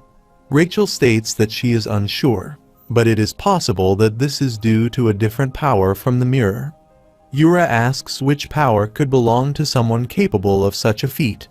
The traveler replies that he does not know. Rachel says that no, his face and body are back to normal as he scratches his hair. She then screams in frustration, exclaiming that this cannot be happening. Meanwhile, Yuri is standing near Bomb, thinking that they have disappeared and wondering what happened. She curses Karaka, feeling frustrated that he always manages to escape just when she is about to capture him. She places her hand on Bomb's head to check his condition. She thinks that he is still breathing and is relieved. After a while, Yuri begins searching for Bomb's companions and sees them gathered around Kun. Rak calls Kun the blue turtle and curses, urging him to wake up. Yuri thinks that those individuals are back. Barreau exclaims in frustration, noting that Kun is not breathing. Rak sniffles and asks if it could truly be that he is dead. Meanwhile, Barreau is sitting down, expressing relief that they have made it out in one piece and wondering if the others should be safe as well. He looks up and says that it feels as though he has just woken up from a short dream, recalling the people he met there and all of the stories and questioning what they had done. Sachai suggests that they stop talking, as they may lose their memories. He agrees, acknowledging that since the floor of death, it feels as if they are being carried along by a massive wave, and he wonders whether there had been any meaning to anything they had done. Hockney holds up a sketch and states with certainty that there had been meaning. He explains that the ones responsible for causing this wave are very distant beings, so there is probably meaning in it somewhere. The scene shifts to 2 days later, in the chairperson's office of the administration authorities. A bird-masked henchman informs Chairperson Arvin Liu that he can hardly believe Lord Jahad gave such an order, as none of these 3 options are easy. For now, they have managed to prevent the order from spreading throughout the administration, thanks to the quick thinking of the High Priest. Arvin Liu inquires about quick thinking. He explains that it was said that a newly recruited ranker had been alone when the order was given. This was his first time encountering such a situation, so he dismissed it without realizing it was an order. He continues, stating that as a result, every employee below the High Priest had been sentenced to death for the crime. However, for now, they have managed to intercept the order on their end and have filed it as a classified mission. Arvin expresses relief that they have managed to buy some time. He notes, however, that it is only a matter of time before word gets out about this, as the order would have also been delivered to Adori Jahad, the captain of Jahad's royal guards, in accordance with the regulations. Arvin acknowledges that they will have to carry out one of the other orders before the Pobido family learns of this and asks what Adori Jahad's response was when she saw the order. He replied that she was always a very consistent person, so her response was as expected. She stated that it is the duty of all officials to ensure that a war does not start, and that she is merely the blade that cuts down the enemies of the Jahad family. She further said that the administration should strive for peace and that the military would attempt to annihilate all three enemies. Arvin sighs, remarking that she is still as stubborn as ever. He acknowledges that the fact she is capable of such actions is what makes her truly frightening. Arvin states that they had better take action quickly. The scene shifts to the middle area of floor 91, at the residence of high-ranker Jinsung Ha. Jinsung observes that a considerable number of floating ships have been brought, commenting that the Jahad family must have accumulated a lot of wealth lately to bring all those ships to a place that is about to be destroyed. He wonders aloud if this is some form of declaration of war and directs the question to Mashani Jahad. Mashani confirms that there will indeed be a war soon. He comments on the war, stating that he had thought he had grown a lot. Yet he is still as delusional as those young, reckless kids. He asks if he knows why there has not been a major war in this tower since the ancient wars. He explains that older people hate change. While this situation may seem unstable to some generations, those who are accustomed to it fear any change. He continues, explaining that the same applies to him. As they age, their bodies do not weaken or become sick. In fact, they grow stronger. However, at some point, their minds begin to deteriorate and become dull to everything. Consequently, they react negatively to even the smallest changes. Having been weathered by time, they no longer have the capacity to bring about change. Change, however, has already started to occur gradually down below. He tells him to go wash up and get some sleep, advising him not to stir up fights for no reason. He then asks if the rage has truly disappeared now, that rage of hers. Mashani responds that after losing the woman he loved and discovering that the reason for her death was closely tied to the Jahad family, he gladly became one of Fug's demons. Even though he says that the rage has hardened and settled in his mind, he cannot understand how it could simply vanish like that, as it only grows more intense and clings to him more firmly with time. He recalls those memories, noting that this is the nature of rage. As long as that rage persists, war can erupt at any moment. He then steps to leave. She orders her fleet to fire, and they begin attacking. A person wearing a red cap reports that the target has suffered 0 damage, and no separate Shinsu barrier has been found. He cannot believe that the attack was blocked with his bare body, confirming that he is indeed a high ranker. Jinsung remarks that by attacking him first, all of Jahad's princesses really do have nasty personalities. Another person asks the princess what they should do now. Mashani asks what he thinks and states that they have just provoked an ancient beast, and now it is time for their honorable death. He asks what she means. Jinsung responds that if she intended to pick a small fight out of some foolish curiosity and then run away, she has picked the wrong person to target. Princess. He clenches and unclenches his fist, using Jinsung Ha's style of Shinsu control, the Red World, Water Drop, to attack, destroying the left half of Mashani's fleet. A person reports that all ships on the left side have been destroyed and that their barriers are not functioning at all. Mashani states that she knew it. Jinsung comments that it seems she is still in the game, noting that around half of them are still alive. She orders her troops to retreat, instructing them to get as far away from the target as possible immediately. She raises the warning level for the target to read 3 and commands complete annihilation. She declares that it is finally here. The cannon salute from the army to announce the start of the war, and uses El Rabina, King Jahad's deadly weapon number 9, designed to counter high rankers, to attack Jinsung. Jin-sung comments that she only has 10 of them in her possession, asking if she is serious about this as he sees an attack heading toward him. Meanwhile, on the Hell train, Bom opens his eyes and notices Yuri standing near him. She quickly hugs him, expressing relief that he is awake. She says that he took so long to wake up that she was beginning to wonder if she was dead. Bom groans, saying that it hurts. His neck feels like it's being broken.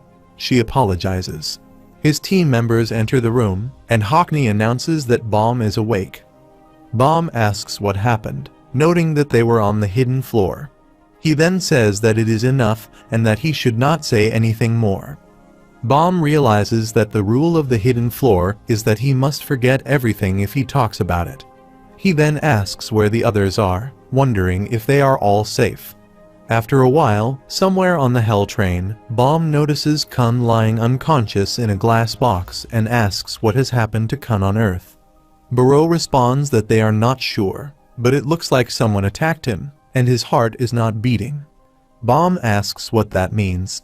Evan Edrock explains that his body is currently in a frozen state.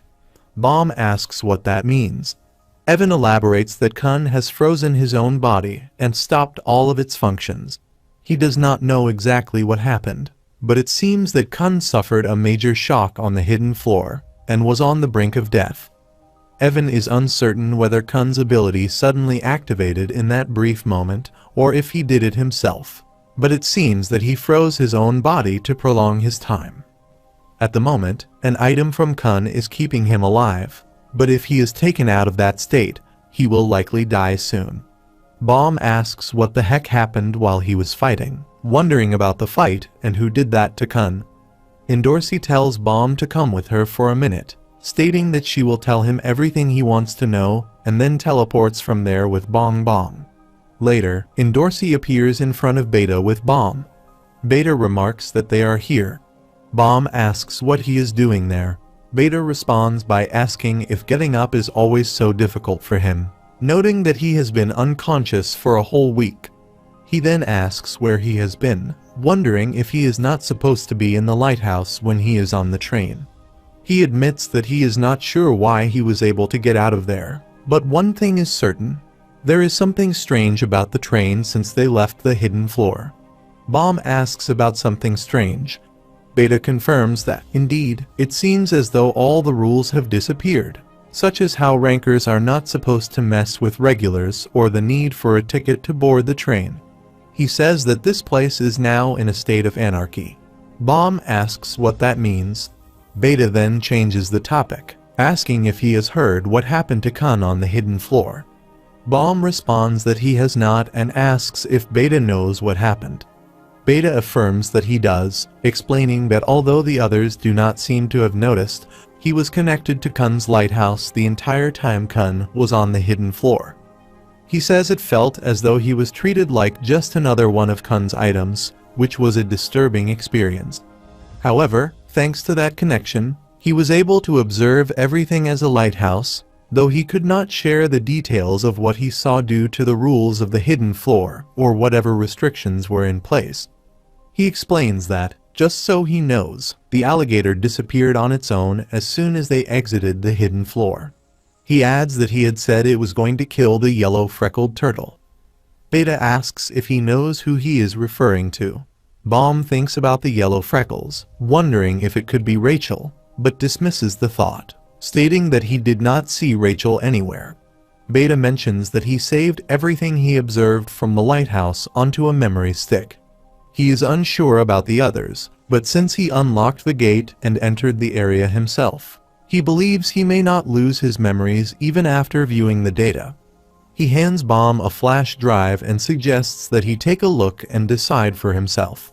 Bom watches the video in which Rak refers to Kun as the blue turtle and urges him to wake up and snap out of it. After finishing the video, Bom moves toward the door. Endorsi calls out to Bom, asking where he is going. Bom responds that he has to stop Rak. She asks what he means by that.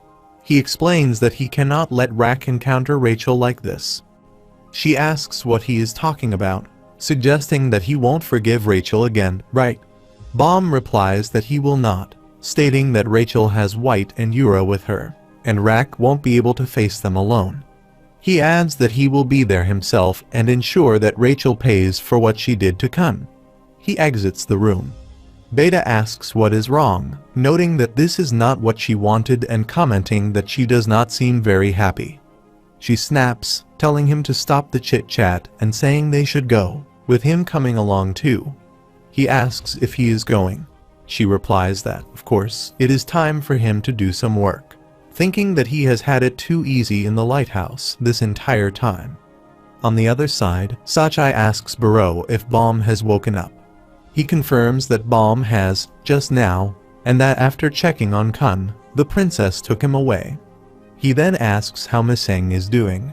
Sachai responds that she still insists on going to look for Rachel by herself despite his attempts to stop her. He acknowledges this and suggests that they should tell Baum about people's deaths little by little. Meanwhile, Hugh Ryan notices Baum and comments that he certainly looks angry.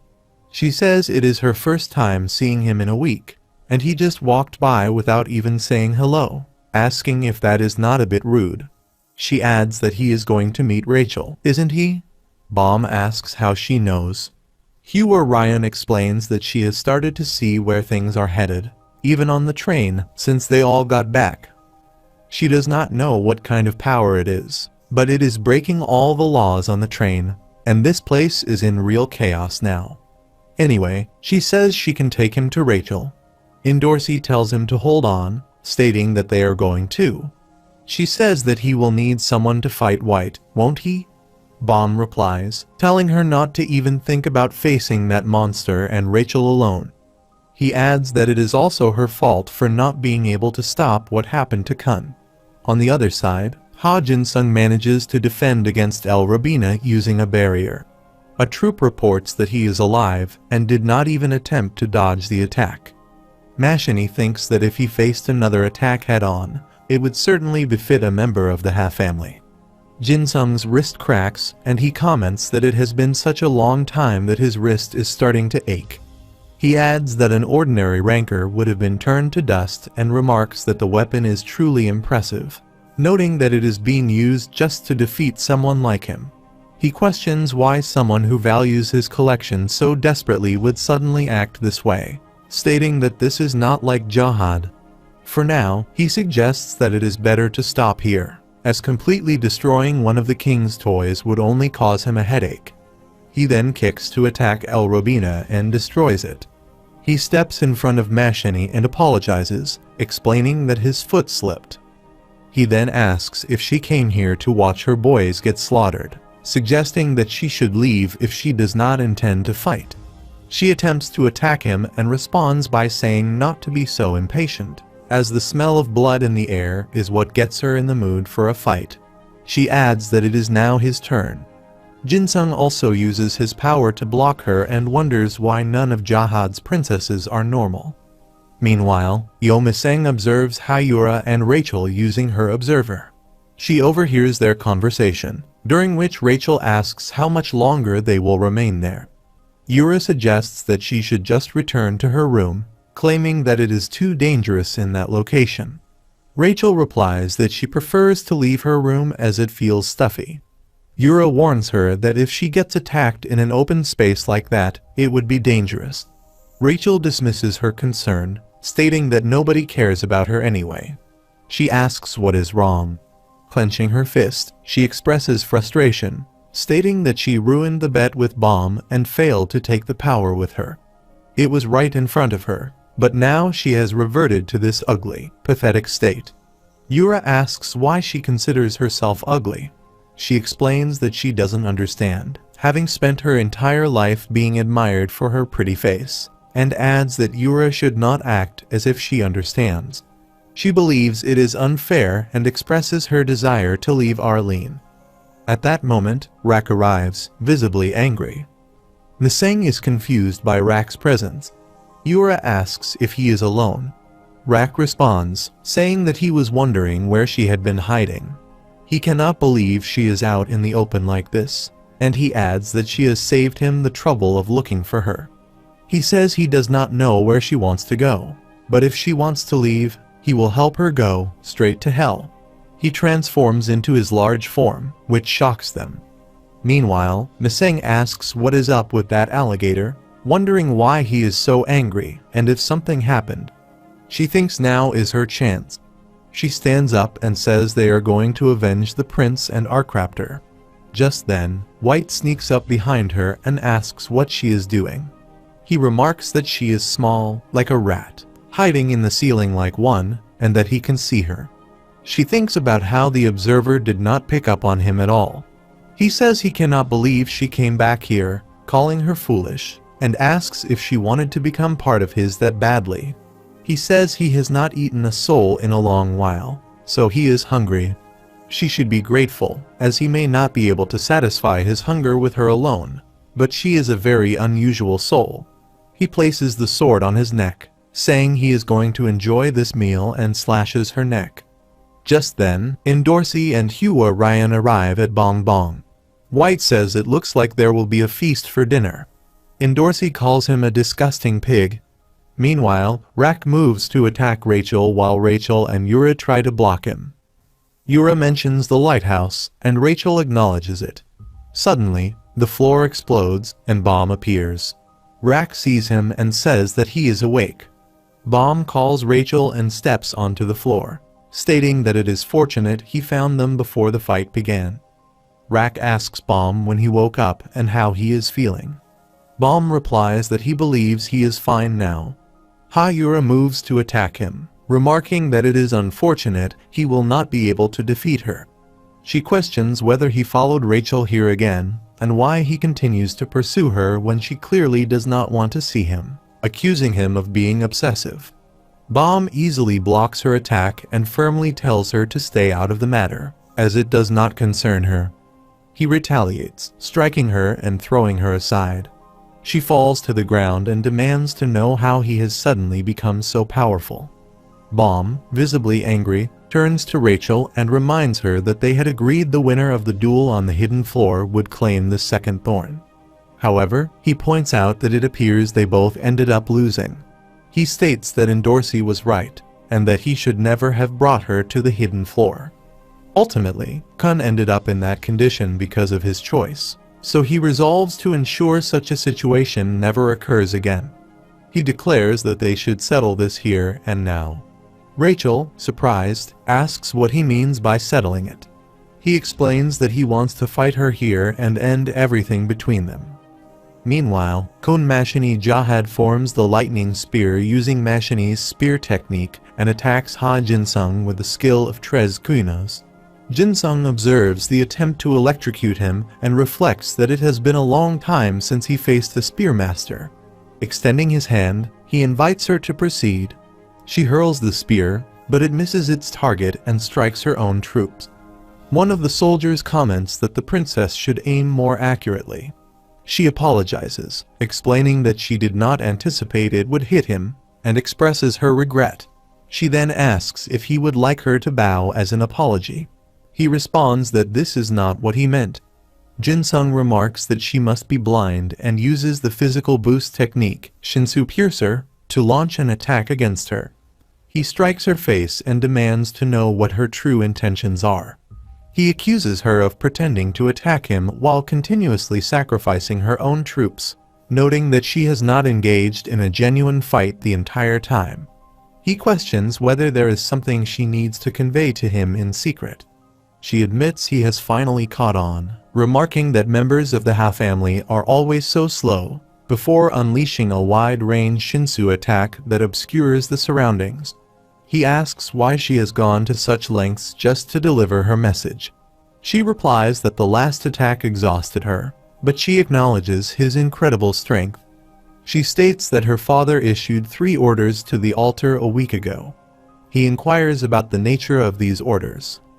She confirms, explaining that one order was sent in secret, another instructed the annihilation of Fug, and the last commanded the complete extermination of all regulars on the Hell train. He reflects on Vile and questions why Jahad would want the regulars eliminated. She responds by questioning what motive she could possibly have to fabricate such claims, asserting that the troops are already assembling at the final train stop. She acknowledges that rankers are prohibited from interfering in the affairs of regulars, but reveals that the military seems to have devised some sort of solution. She adds that, as far as he knows, someone highly valued by Fug is currently aboard the Hell train, emphasizing that he surely cannot allow that boy to be placed in danger. He demands to know how she got this information. Meanwhile, Rachel expresses her surprise and asks if he is truly angry with her. She remarks that he had never shown anger toward her before, regardless of what transpired, and suggests that his anger must stem from Kun's situation. She claims that Baum has no idea how much Kun tormented her over a very long time, insisting that she merely exacted the revenge he deserved. She adds that she is simply competing to climb the tower like everyone else. She questions why he is so angry. Baum responds that he simply cannot understand her. Rachel agrees, asserting that he will never be able to comprehend her. She explains that he possesses everything: a strong body, a sharp mind, and even the destiny of being chosen for greatness. She declares that it is because of these differences that he will never, ever understand her. She asks what difference it would make if she killed Kun, insisting that she competed fairly, just like everyone else. She accuses him of never understanding desperation, which is why he can afford to act as if he has friends. She claims he cannot fathom the depth of her despair. Baum responds firmly, stating that he did not come to listen to her excuses, but to seek revenge as Kun's companion. She questions his desire for revenge, arguing that she only competed with Kun fairly. She demands to know why she is painted as the villain, why only she is singled out, and admits bitterly that everyone hates her, always labeling her the bad person. She dismisses this judgment as absurd, asking what makes him and the others so different from her. She declares that her only misfortune is her bad luck, and insists that she has done nothing wrong. He remarks that even now, she fails to recognize what she has done wrong. He states that if someone causes harm, they must face the consequences, which is the fair rule she claims to follow. He questions why she believes she should be exempt from that rule. She dismisses his words as absurd and demands to know why he would punish her, accusing him of stealing everything from her. She becomes emotional, questioning what right he has to judge her. Suddenly, the treasure-eating stingray attacks Baum on her behalf, but it has no effect on him. Baum responds resolutely, telling Rachel that it is time to end this. Meanwhile, Mashini inquires how much Jinsung knows. She acknowledges that he likely understands enough to realize the importance of that boy to their plans. However, she points out that the real issue is not his knowledge. When Jinsung asks for clarification, she reveals that the real problem is her father's awareness. She explains that the forces directly under her father's command have already begun to take swift action. Meanwhile, on the floor of testing, Hansung sits calmly, holding a cup, and remarks that the blind fish seems unusually active this morning. He observes that they must have a very important guest and concludes that this must be the end of the line for him. The Jahad family messenger, Ranker Red Brubia, stands before him and declares Hansung Yu, the total supervisor of the floor of testing, to kneel and heed the command of the great king. He accuses Hansung of committing a grave sin by concealing the identity of the irregular within the tower and falsely reporting his death to the government after manipulating the examination process. He asserts that as a supervisor involved in the testing process, he has violated his duties by committing such a serious offense. Consequently, he announces that Hansung will now face the sentence of death. Meanwhile, Baum declares to Rachel that it is time to end this and advances toward her, activating the first thorn fragment. Rachel attempts to stop him by deploying her 3 lighthouses, commanding him to stay back. However, Baum effortlessly destroys them. The treasure-eating stingray moves to attack Baum. He senses that Rachel is concealing something, though he cannot discern what it is. Trusting his instincts, he evades the attack and uses Blue Shield for defense. Realizing the situation, he decides to counter with the Shinsu Black Hole Sphere Orb to neutralize Rachel's unknown assault. Before his attack can connect, the The treasure-eating stingray retreats, leaving Rachel vulnerable. Observing this, Baum notes to himself that it has gone.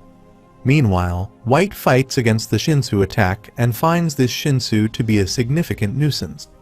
It moves with such speed that its trajectory cannot be predicted, and he realizes he has never encountered this type of Shinsu before. Dorsey remarks whether that is all he is capable of, stating that she had expected a slayer like him to possess extraordinary strength, but she concludes that he does not. White retorts that she speaks confidently for someone relying on the assistance of a guide, although he admits to being somewhat disoriented himself. He notices HWA Ryan and realizes that the guide is analyzing his moves and instructing her on what to do in advance using the observer. He finds this difficult to believe and reflects on how, even now, she seems to perceive everything on the train. Dorsey summons Beta with Bong Bong to attack White. White is momentarily stunned and wonders if she summoned him there using that item. Beta advances to attack, declaring his outrage at being used as a living ignition weapon in such a manner. Meanwhile, Rachel steps toward Baum as he asks whether this is all she came to the tower for. He reminds her that he told her not to leave and to stay there with him, expressing that he truly felt the happiest when they were together. Yet, all she seems to desire after coming this far is to harm and deceive others to climb the tower. He questions why she tried to kill Kun, emphasizing that Kun had no connection to her ambition to climb the tower. He struggles to comprehend her actions and demands an explanation, his voice rising with anger as the surroundings begin to crumble. Rachel kneels down as he declares that he can no longer endure this. He admits that he can no longer understand her and states that he no longer cares whether she climbs the tower or not. However, he warns her to never show herself again to the people he cares about. If anything like this happens again, he confesses that he may truly have to kill her. Ha-Yura stands beside Rak. Her concern is evident for Rachel, who remains on her hands and knees, fully accepting her defeat. Baum turns away and bids her farewell, expressing his hope that they will never meet again. Rachel responds, remarking that he truly glows. She recalls how he had always told her that she was like a shining star to him, but she admits that she always knew he was the one destined to shine like a star someday, not her. She acknowledges that her fate was to watch him shine from a place in the darkness forever. Her voice chokes with emotion as she confesses her fear of that destiny. Baum dismisses her words, calling them an excuse. Rachel insists that he knows nothing, emphasizing that no one here truly knows anything about him.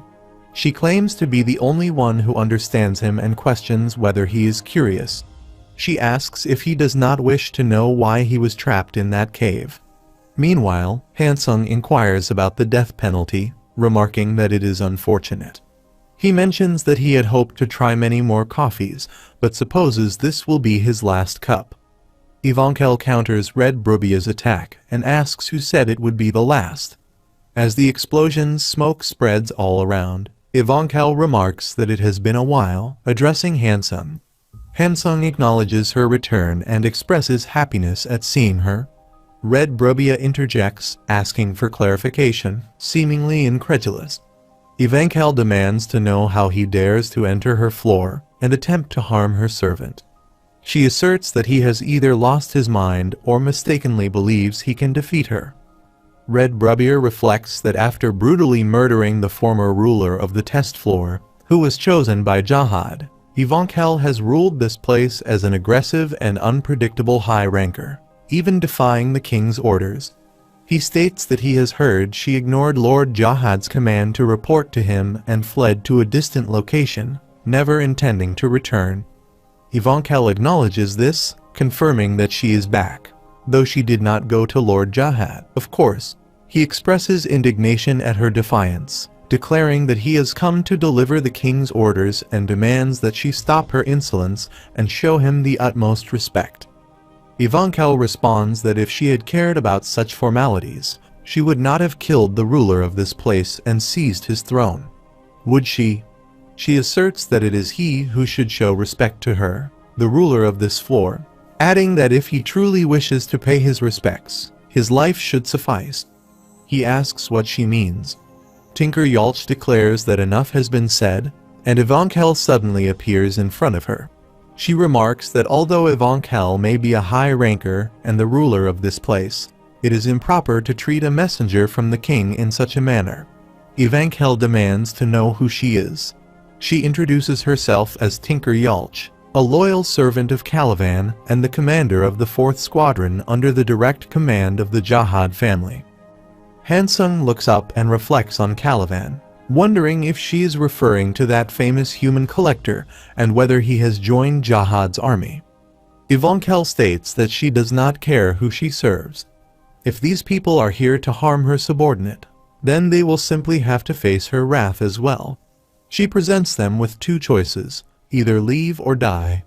Tinker Yalch reacts with a grunt as Ivankel moves to attack her, and she comments that it seems she does not intend to leave.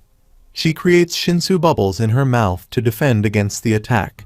Ivankel asks if she believes she can stop her with such petty tricks. Just then, a person steps between them, and she attempts to attack again, but he blocks her strike once more.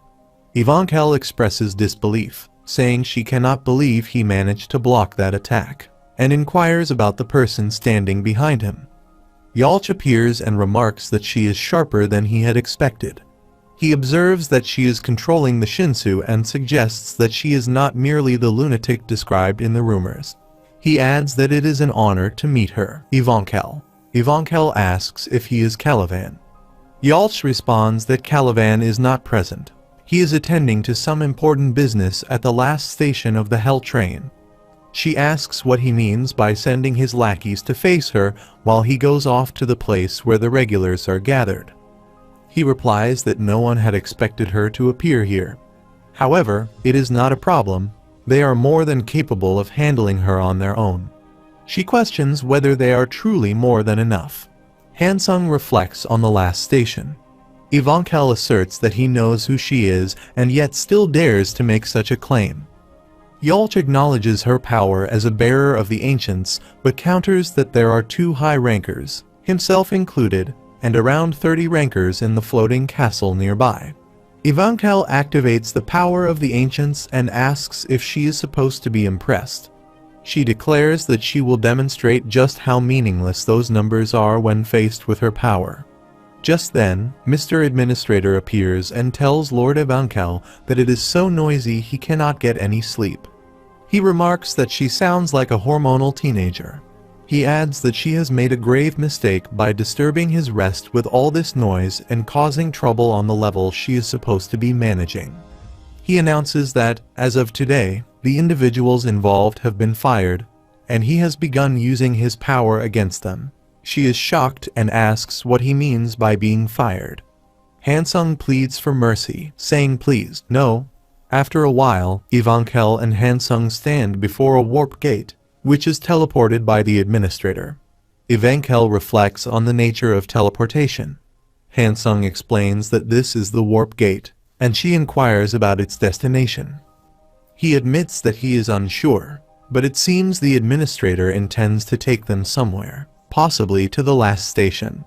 Ivankel remarks that it is just a short trip and suggests that he did not need to go as far as firing them.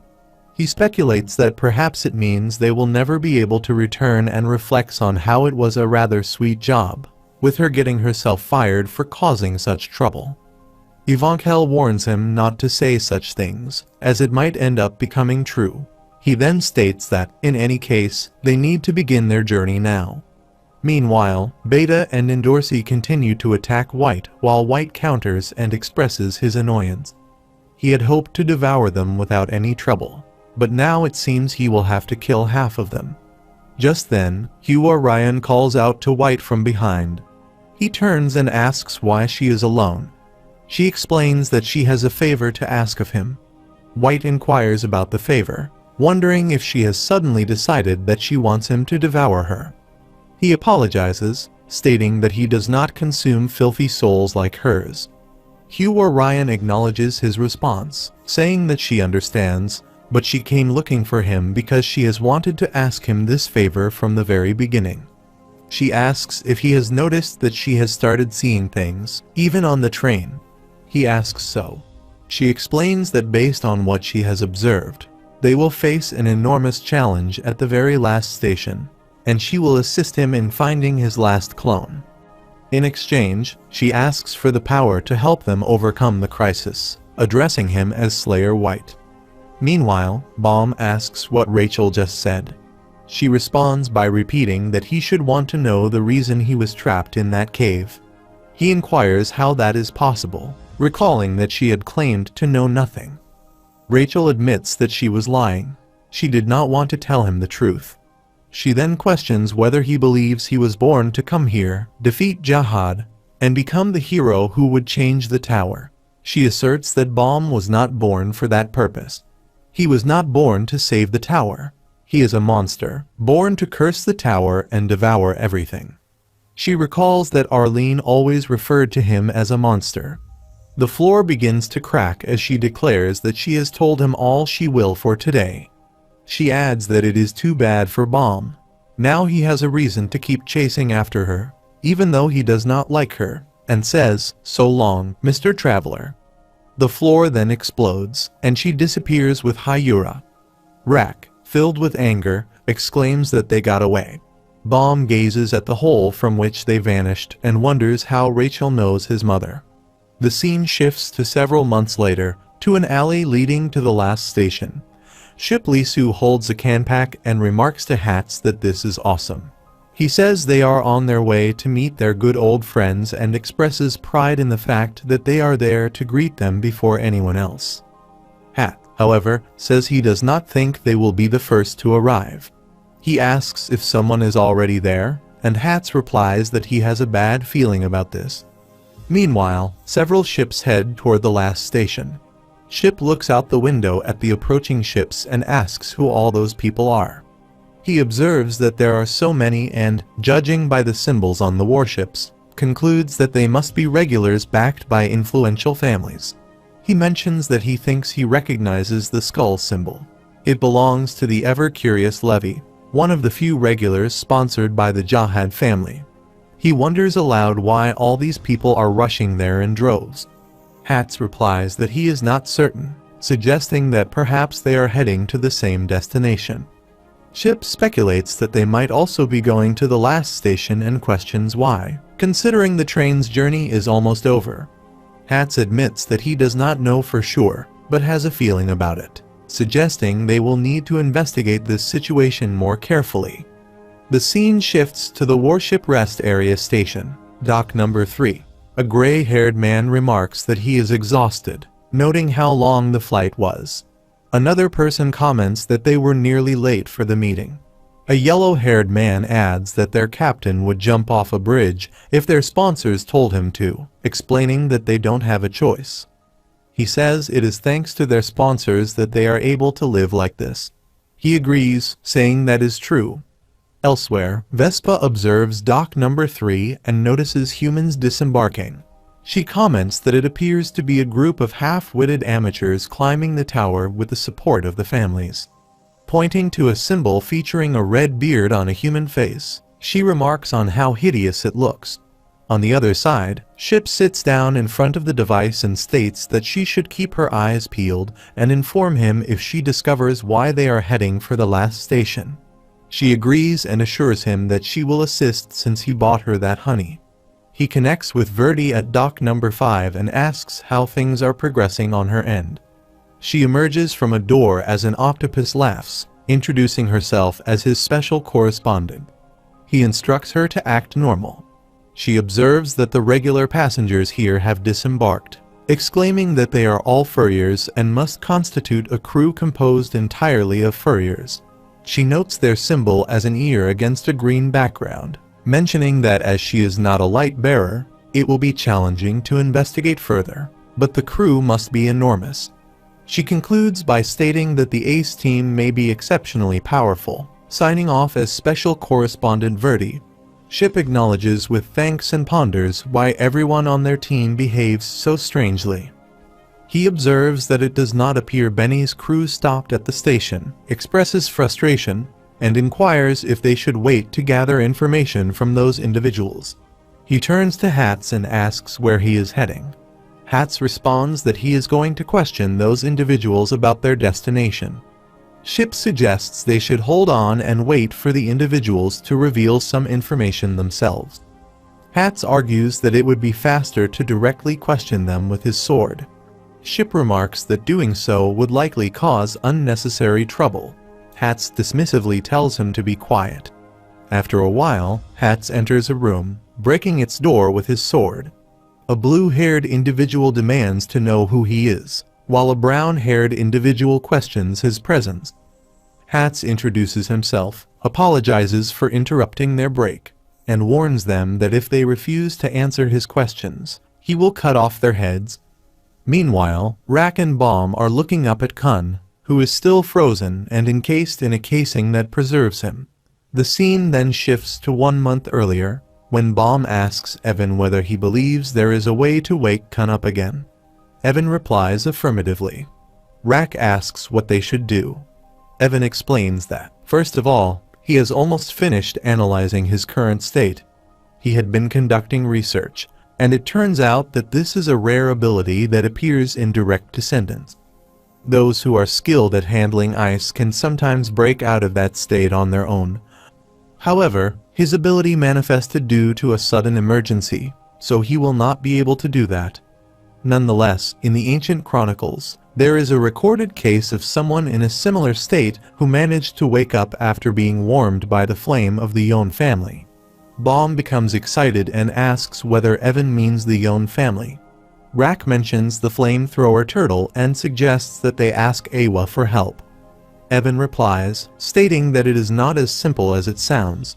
The Yon family mentioned in the ancient records refers to Woon Yon, a very famous ranker.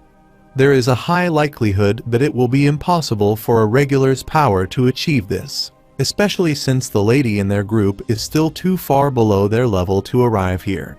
Yuri Jahad then states that this is why she would like to introduce them to the ranker, Woon Yon.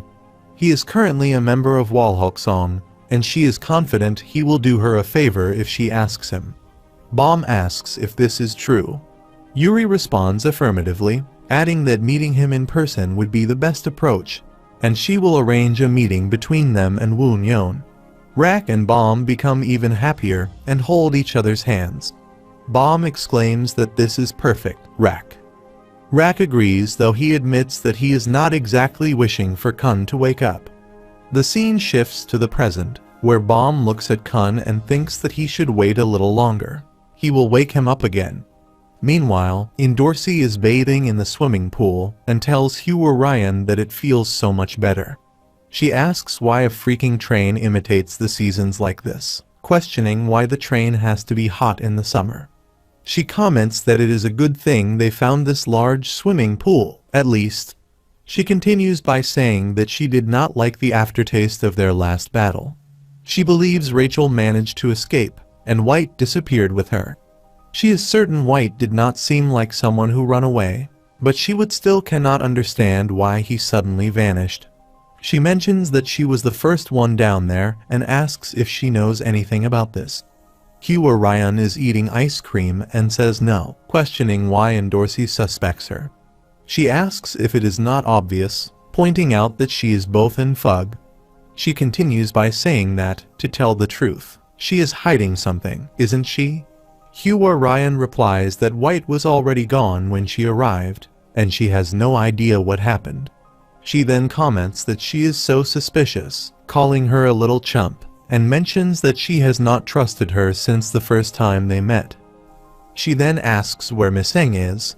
Hugh Ryan responds that Miseng is training by herself, wanting to get stronger to avenge her companions. She says that it is good to hear and adds that she actually gave Miseng a pretty decent item as a present. Hugh Ryan asks what a decent item is. Dorsey replies affirmatively, stating that she knows.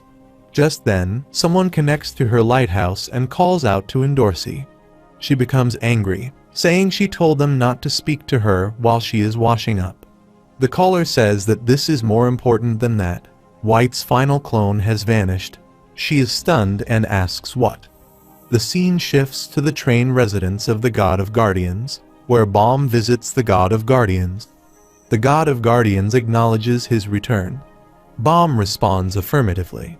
He remarks that Baum continues to come to see him, even though he had told him that he was strong enough not to need training from him anymore. He then asks if he is really feeling okay. Baum clenches his fist and replies that he is fine. He also mentions that he still has not managed to properly extract the second thorn, but he wants to do so no matter what before he leaves the train. The God of Guardians states that he must not have any other choice, and therefore, he will fight him again today and jumps down. Baum thanks him and thinks that Rachel's words might have been true. Maybe she really is just an extremely ordinary person, and he is a monster, but he does not care. He thinks that no matter what people call him or what his destiny may be, he is here, and he is going to get stronger for the people who matter to him. Meanwhile, Hockney asks Barreau what the last station is like. He questions the last station. Hockney confirms, stating that he is just curious. Barreau replies that it is a cool place and reassures him that there won't be any serious danger once they arrive. He explains that the last station is divided into 2 areas. Unlike the other areas, even those who are not ticketers can enter the area shaped like a disc. The regulars who have cleared the entire tower stay in a world-class hotel, receiving the best treatment imaginable. He explains that just so Hockney knows, the person in charge of the station is named Lee Ziawan, and he was apparently a very successful regular. He believes that he arrived at the station after losing his legs on the train or something similar. He goes on to say that the control of the station is now divided between Lee Ziawan's adopted son and daughter. His cute daughter runs a massive bar, and the beer there is insanely good. Hockney advises him to stop drinking so much, as it is not good for his health. He then asks if he has thought about what he is going to do once he gets off the train. Hockney responds that he is not sure, but for now, he will continue following Baum and try to find the piece of his picture. He acknowledges this and remarks that he could not have even imagined a more insane journey, hoping that everyone will make it to the end safely. Meanwhile, a regular calls Hats a lunatic, saying he should die, and moves to attack. Hats uses the spectral dance Isen technique to counter the attack. He points his sword toward the regular's neck and demands an answer, asking why they are heading for the last station. He warns that he will kill her if she does not answer. She explains that they received an order from their sponsors, who told them to annihilate all the ticketers on the train. She adds that the people currently on the train must have broken a major rule. He asks what rule she is referring to. She replies that, from what she has heard, since joining forces with Fug and taking control of the train, they have been acting as if they own the place. She further explains that Jahad's rankers are already gathering to annihilate the Fug conspirators, and she believes the regulars said they should deal with them. She concludes by stating that everyone on the Hell train right now is going to die. The scene shifts to somewhere in the tower, where Jinsung has taken control of a high-speed warship in Jahad's army and smashes the head of a person. A voice announces over the system that optical recognition has begun, authentication is complete, and asks if he wishes to set a course. Jinsung instructs him to set the speed to the highest level possible, and to take them to the last station of the Hell train. He notices the symbol of Caliban on the back of one of the dead crew members, and thinks that the symbol of Caliban means this is not going to be easy, even for him. Meanwhile, on the 52nd floor of the tower, aboard Jahad's army's 4th squadron, Caliban's warship, Caliban sits playing the piano, grinning, and remarks that Rhapsody is such an appropriate piece for this mission. Meanwhile, at the last station, Mega Dome City Sawfish. Within the Mega Dome open to rankers, in the reception room for outsiders, Stua Arthur stands in front of the ruler of the last station, Lee Ziawan. He states that the regulars currently on the train are guilty of teaming with Fug to take control of the train and manipulate it in order to reach the top of the tower. This is a serious and unforgivable crime that violates the rules of the tower. In order to make an example of them and prevent anything like this from happening again, The Jahad family wants them arrested and punished for their crime, and they also require his cooperation as the ruler of this station. Lee Ziawan asks what exactly is needed from him. Arthur replies that, first, their advance guards must stay here. The same applies to the rankers and regulars who have been ordered to come. Additionally, when the train arrives in a month, the station's dock should not be opened. He states that if they enter the station, the rankers will not be able to touch them, although this is unlikely. However, if they do manage to get into the station, they should work with the regulars to hunt them down and hand them over. Lee Ziawan replies that this station is an area for regulars.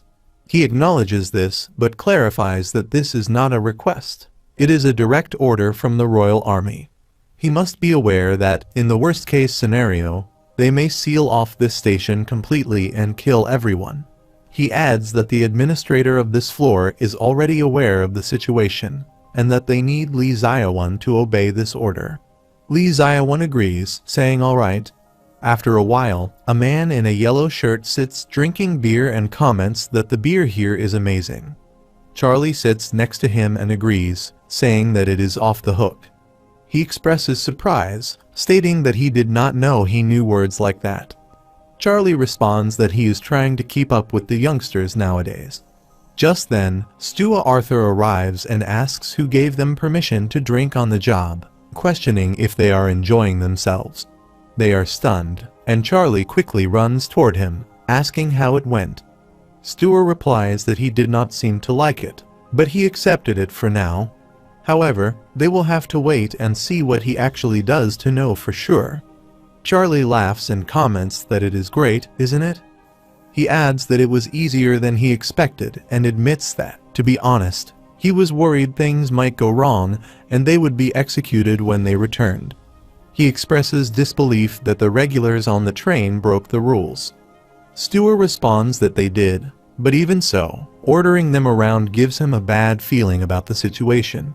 They are shocked to hear this. The man in the yellow shirt thinks that it is thoughtful of him to worry about the regulars when his own life is on the line, and he remarks that it almost brings tears to his eyes. He suggests that if he wants something to relieve his stress, nothing beats beer, offering him a glass as he moves it toward him. Stua responds by stating that they are working and asks when the two of them have become so close. The scene shifts to 10 days later on the Hell train, wherein Dorsey jumps all around the walls, searching for White's final clone. A person asks if she has found her. She replies that she has not and asks where the girl could have gone. She adds that White might be somewhere around here. He says they have to find her no matter what, as if White regains his power, it will be all over. Dorsey responds that she knows, calling him an engineer, and questions where he learned to drive. Meanwhile, Evan tells Hugh or Ryan that, for the last few days, the train has definitely been moving much more quickly than usual, and White's clone disappeared after she met White. He adds that, to be honest, she is up to something, isn't she? Hugh or Ryan asks if he still does not see what is going to happen at the station. He explains that, unlike them, their speciality is not seeing fate, but rather the crossroads right in front of them. However, even he can sense that something big is going to happen at the station. He asks her to tell him what path she has seen and what she is up to. She admits that she is the one who made White's clone disappear, and that White asked her to join forces with him and help. Evan asks in disbelief if she is insane, questioning whether she knows how dangerous he is. He explains that, although he may not seem like much now, if he were to recover his old power, it would be catastrophic. She acknowledges this, but argues that they need every bit of help they can get. She adds that, besides, the train's spell binding White has been broken, and everything has been a complete mess since Baum returned from the hidden floor. They need another catalyst to bind White before he notices. She believes that if the last clone becomes one with White, she may be able to control him to some extent. She explains that she did not force this decision upon the clone. It was entirely her own choice, as she wanted to rescue Baum from the crisis she had been told about. He asks how serious this crisis is. She replies that Jahad has likely become aware of Baum's existence and views him as a threat. Jahad will stop at nothing to eliminate Baum. Shocked, he asks what she means and thinks to himself how such drastic measures are being taken because of just one regular.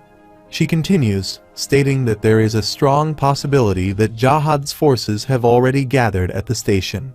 That is why she instructed the engineer to hasten the train's arrival at the station while Jahad's forces were still somewhat weaker.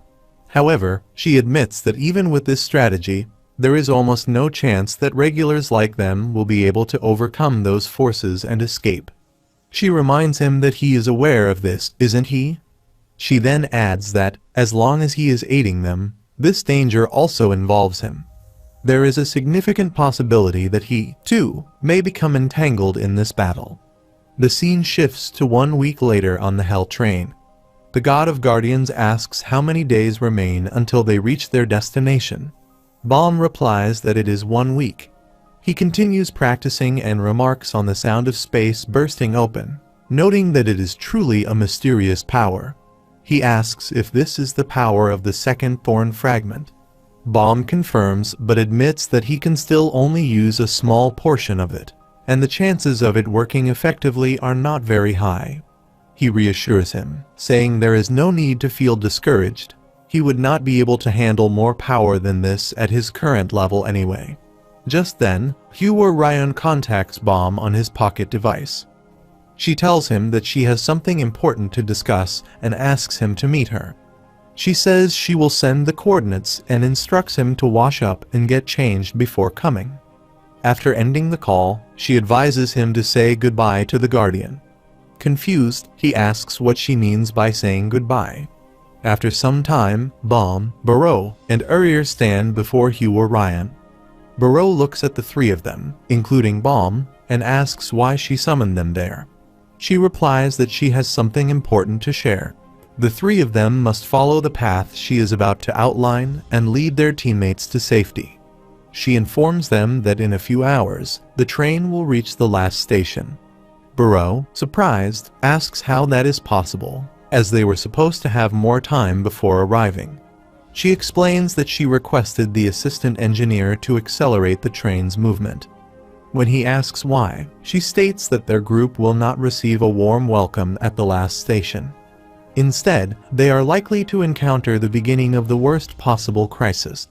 She states that the men must now lead the teams she has divided for them and work to escape from this crisis. To be frank, she is uncertain if this is the right course of action, but she believes it would not harm their chances to improve them even slightly. Baum inquires about the nature of the crisis awaiting them.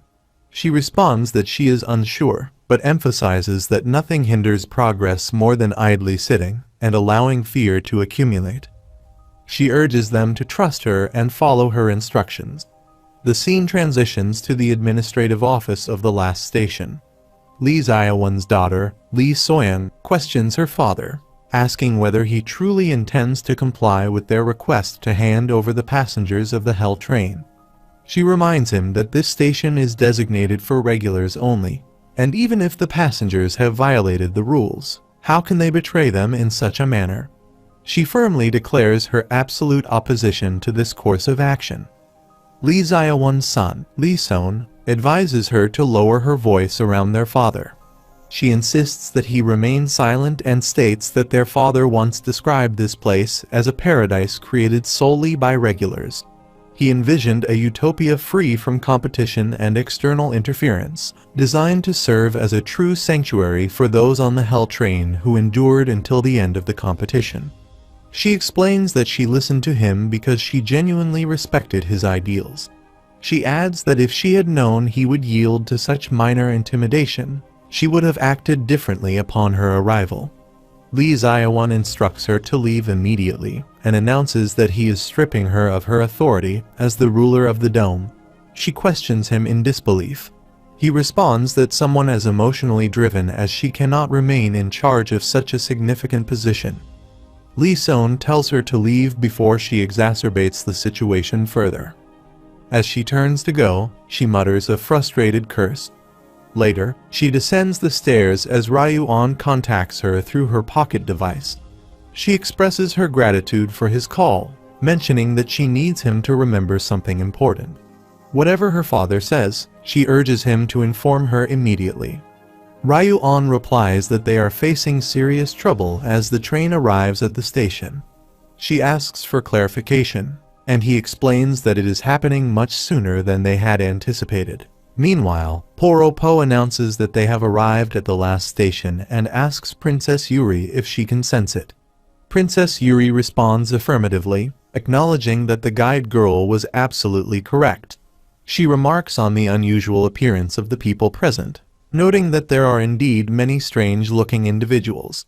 Meanwhile, Rank C regular Unisona, Redbeard, and Pinnacle inquire about the arrival of the train. D rank regular Moguri expresses disbelief. Alex comments on how quickly it happened, while Kong asks why they have arrived so soon. Purple Eye Brother remarks that they have truly struck gold this time. The navigator pleads for assistance. D rank regular Levy, known for his curiosity, questions what is going on with the group and suggests that he would like to ask them if they arrived so quickly because they want him to catch them. He then calls them a bunch of losers. Meanwhile, behind the station, Squadron 4, Division 2 Advance Guard, 3rd Regimental Commander Ranker Mitsubishi asks what the train is and remarks that the squadron leader has not yet arrived. 3rd Battalion Commander Ranker Holly questions why they are here so soon. Knife announces that they are ready for battle. Water Jelly wonders if they are not simply fog lackeys. Yuryu expresses curiosity and calls out to Drac, telling him to wake up as the train approaches. The 2nd Company Commander, Advanced Ranker Fonseca Drac, opens his eyes and asks what is happening. On the other hand, Karaka looks up and questions his strange feeling. 2nd Assistant Division Commander, High Ranker Dorian Frog, observes that there are some strong individuals present. On the other side, Stua also looks up and comments that it is the train, wondering why it has arrived so soon. Meanwhile, a person reports that the division commander has arrived and that the train is here. Shinhee acknowledges that she sees it and tells them not to make such a fuss. For now, she instructs them to report this to the squadron commander and the other divisions. He confirms his understanding. She reflects on why he would come here to deal with mere flies, but concludes that they are not flies. They must be at least moths. On the other side, Hayuri senses something and remarks that there appear to be some very strong ones as well. Meanwhile, White stands in front of his clone. He laughs and asks if he needs his help, expressing disbelief at how lucky he has gotten just before getting off the train. He adds that, alright, he guesses they must be in the same position and asks what other choice he has now. He affirms that he will respect his conditions. White acknowledges this, saying that it is good. He did not expect things to turn out this way either, but he states that it is time for them to become one again. Meanwhile, Dorian Frog sits and observes that the Hell train is coming, arriving much sooner than usual. He asks if they had expected it to be here. The person connected through a pocket device responds that it is impossible, as the train does not have any contact with the outside world. Frog inquires about Drac's whereabouts. He replies that they think he has just woken up. Frog expresses frustration, calling him an idiot for still not having smartened up, even after being demoted to company commander. He begins to walk, wearing his cap, and declares that he will stop the train and gather all the troops now. The person acknowledges this. Meanwhile, inside the train, Bomb enters his teammate's room. Rack runs toward him and asks if he is doing training. Bomb tells Rack that there is something he must inform him of. Dorsey asks what it is. Bomb responds that he thinks the train will arrive at the station soon. She inquires what he means, pointing out that there is still some time left before their arrival. He explains that the situation appears to have changed and that something significant seems to be happening at the station. Rack asks about this something big. Bomb explains that it looks like a major battle will take place at the station. He plans to take Kun and get off the train, following the path Hugh Orion instructed him to take. However, she mentioned that there is a slim chance of him surviving if he takes Kun with him. He adds that anyone who does not wish to go with him and Kun can take a different path, which would offer them a slightly better chance of survival. Just then, Sachai asks what is happening, noting that a battle is expected at the station soon. Barreau confirms this, saying that something crazy seems to be about to occur. Based on what she said, it appears that total chaos will unfold. For now, they have decided to divide themselves into teams. He explains that Team A will take Kun and escape, while Team B will leave the train first to distract people from Team A. He adds that being part of Team A is extremely risky, so no one is being forced to join them, but it is likely that everyone will go, as they are all very loyal to each other. He emphasizes that their main goal for now is to reach the station safely. Once there, only regulars may pose a challenge, and they might be able to handle them. Barreau says that she thought they would at least reach the station without any trouble and asks if they are being stabbed in the back again, adding that White's clone is missing. Sachai wonders whether this trip will have a sad ending or a happy one. He guesses that they are about to find out. Meanwhile, Soyoung runs while Ryu-on, in the dock control room, connects with her through a pocket device and informs her that they have received an order from their superiors to close the dock. She firmly refuses, saying hell no. He asks what she means. She warns him not to close it, stating that if he does, he will be dead. He replies that, at this rate, the train will end up pulling into the station. She again tells him not to dare close it. He apologizes, explaining that her father ordered him to close the dock, and he intends to follow that order. She pleads with him not to do it, explaining that if he does, all the regulars on the train will die. She adds that this place is a utopia for regulars, and not even the greatest rankers in the tower can break its rules. While her brother and father may have given in to them, she will never give up. Meanwhile, Poro-po drives the train, about to reach the dock, thinking that the dock must not be closed. Just then, Frog emerges from the dock, holding a weapon in front of the train. Poro-po questions what is happening and who the figure is, saying that he will run right through him if necessary, urging him to get out of the way. Frog instructs Pollack to dig a well now and uses the frog tank ancient frog Pollack's well technique to transform his weapon. Pollack emerges from the weapon and uses high concentration mucus to throw sticky slime onto the train. The train begins to lose control. Bomb wonders what is happening, thinking that something is wrong out there. A person informs the division commander via a pocket device that the Hell train has stopped. On the other side, Division Commander Chun-hee responds, saying that it is good and instructs them to close the dock. He replies that there is a bit of a problem, as the dock is not being closed at the station. She asks what the issue is. Meanwhile, Ryu-on holds his head in frustration, thinking that he is unsure of what to do. He wonders whether he should close the dock or not, unsure of whether to choose Soyoung or the station master. Just then, Levy arrives and asks why he is not closing the dock. Ryu-on asks who he is and inquires about the soldiers outside. Levy responds that they are all dead. He asks in disbelief if Levy is a ticketer and wonders why he is here. Levy confirms that he is a ticketer and states that he has come to arrest all the regulars on the train. He then asks if he can pose a question, whether Ryu-on is going to close the dock or leave it open. Ryu-on responds, but Levy interrupts, pointing out that he hesitated. He curses Ryu-on using the question mark curse. Ryu-on screams as he notices a question mark appear on his neck and asks what is happening. His entire body becomes covered with question marks, and he falls to the ground in pain, losing consciousness.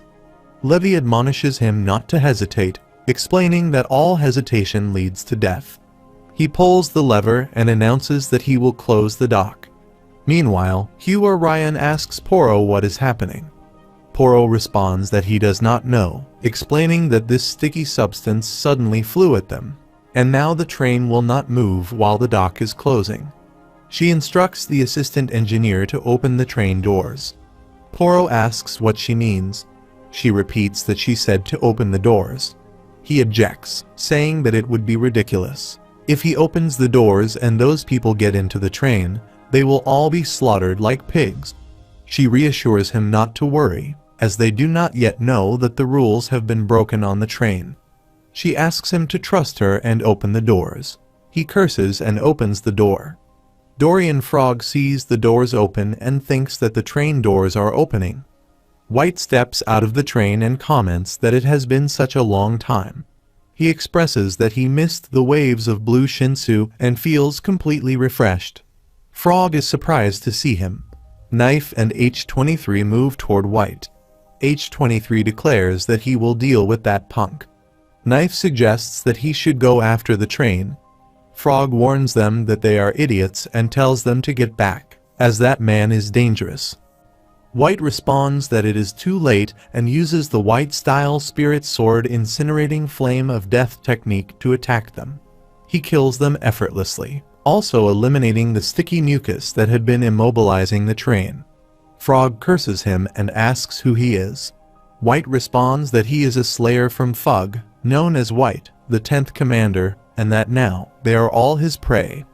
On the other side, Poro pulls the lever and tells them to hold on tight as they head into the station. Meanwhile, a man contacts Fonseca Drac through a pocket device and urges him to hurry, as the battle has already started. Drac responds, telling him to stop rushing him, as he thought Frog had already stopped the train. He explains that it was because a person referring to himself as White Slayer from Fug suddenly appeared, causing the train to start moving.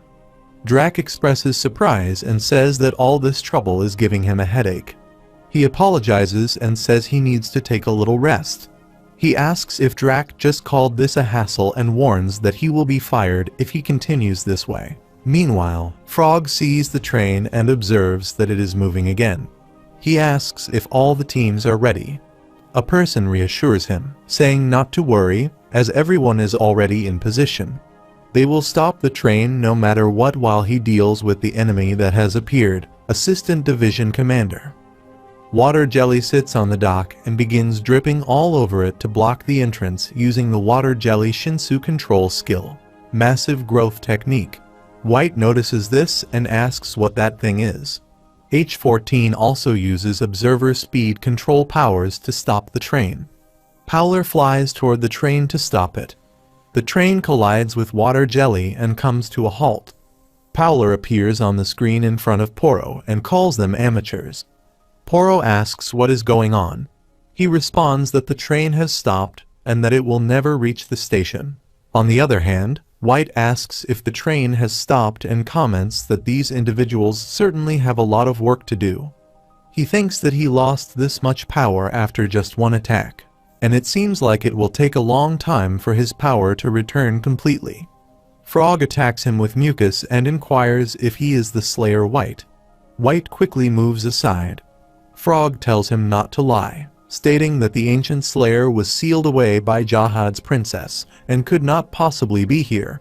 White thinks that if this is a high ranker, his power has not yet returned fully, which is not good. Polak's eyes lock onto him, and he says that he is analyzing the enemy. He finds it interesting that, although White is a regular, he possesses greater power than a ranker. However, he notes that he does not seem strong enough to be called an ancient Slayer. Frog thinks about the chilling vibe White gave off earlier and decides that he will try to get him away from the train. He tells Polak to come out of his well.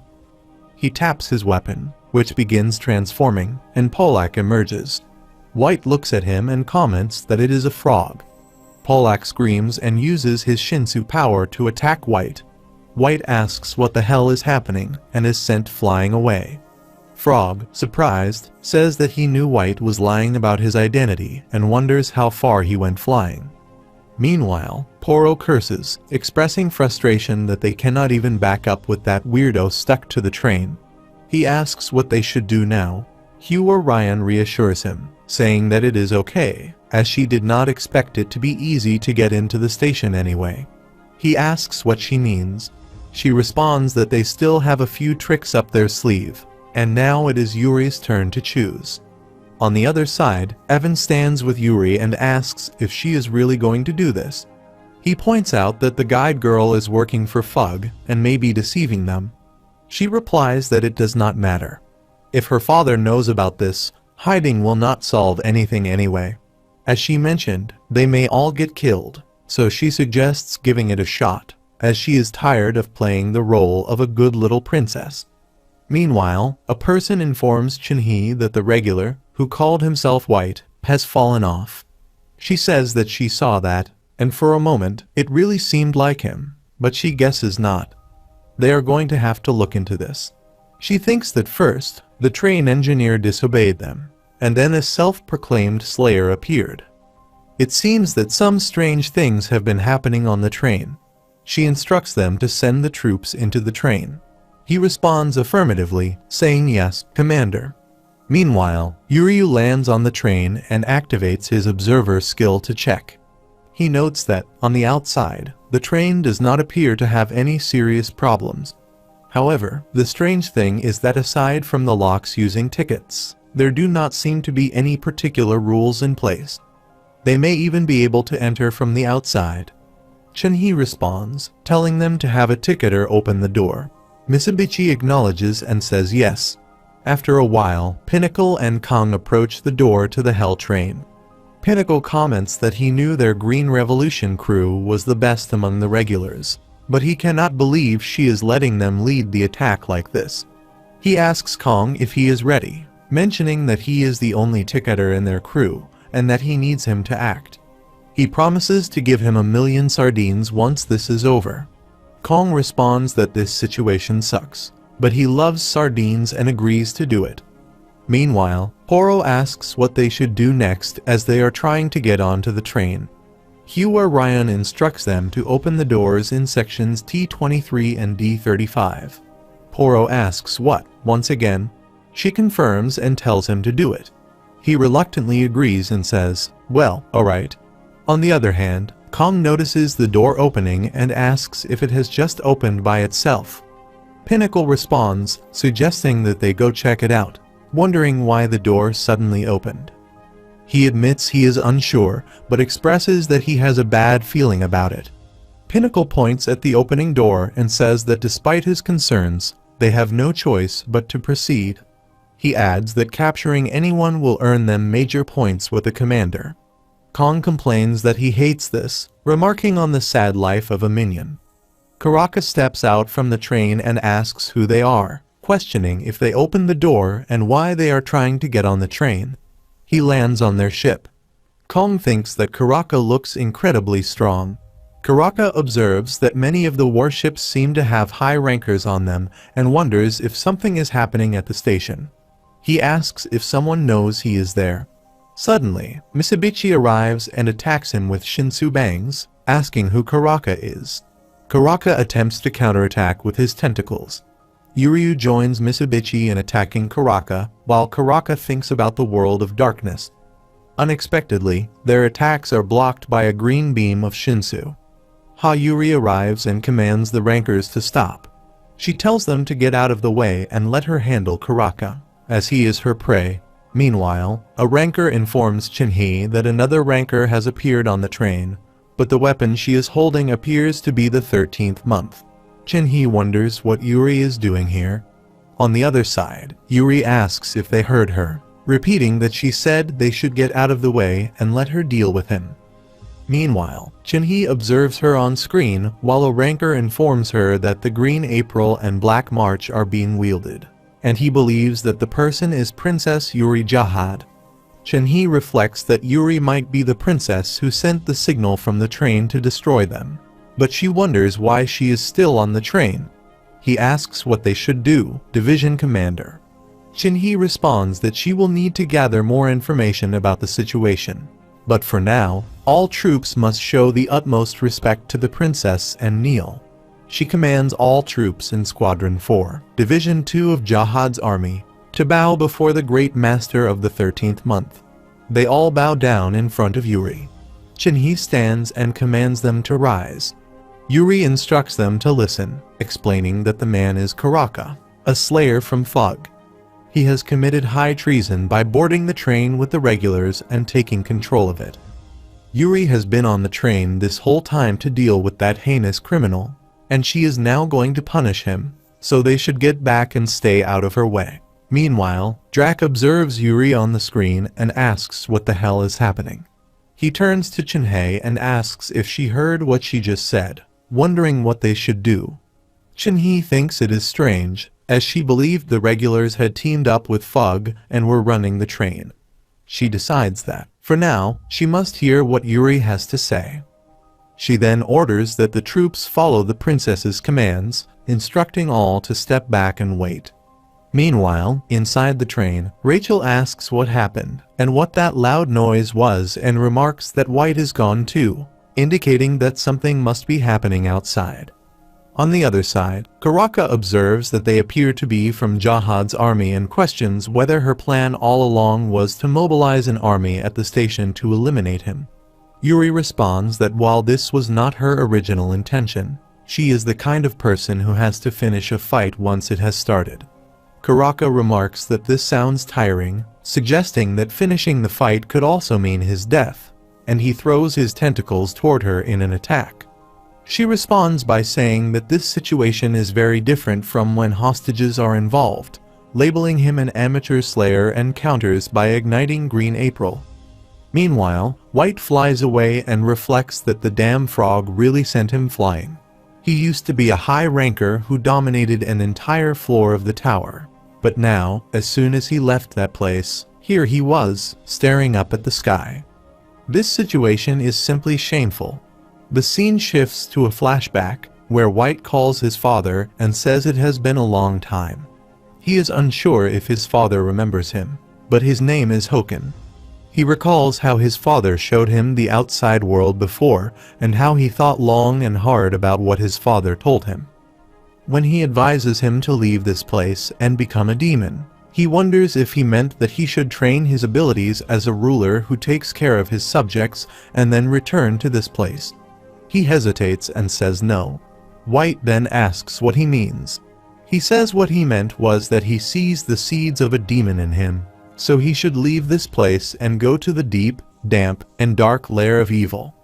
That is the best place for him to develop his power. He advises that while he is there, he should use his rage towards him as fuel, increasing his power by burning and devouring the souls of the weak. Perhaps he is destined to fail and ultimately be incinerated, but that is what he was born for. He tells him not to deceive himself and to give himself over to the joys and pleasures of murder until everything seems pointless at times. The scene shifts back to the present as the final clone calls White and asks what he is doing, wondering if he is not going to help them. White holds his sword and says not to worry. He will keep his promise, thinking that he can feel the power building up inside him. Meanwhile, Kong and Pinnacle's warship is surrounded by smoke as Kong tells Pinnacle to let's get out of there, noting that it is too dangerous. He tells him to shut up, stating that they cannot pass up an opportunity like this.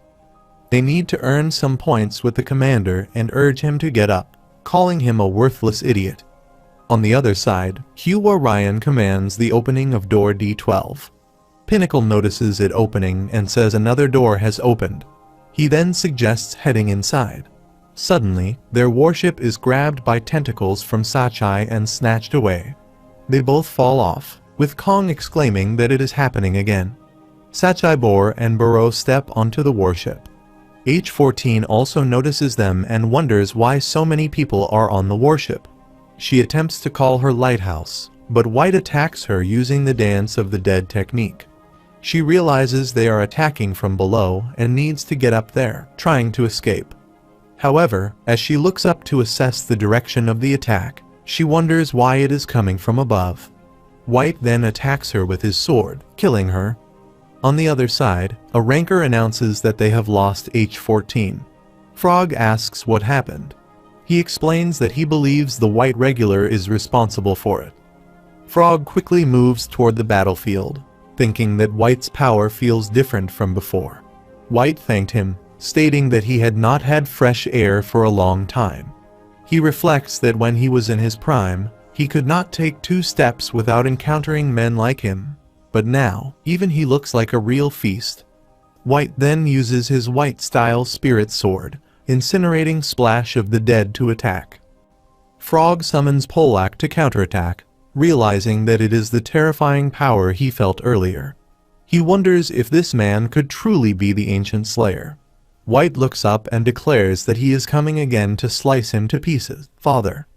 Meanwhile, a ranker reports that the assistant division commander is engaged in battle and suggests that he will have to pursue the individual who left the train, the regimental commander. Mitsubishi acknowledges this and notices Karaka approaching them. Yuryu leaps forward to attack, declaring that he will handle them. Yuri attempts to intervene, telling them to stay out of it.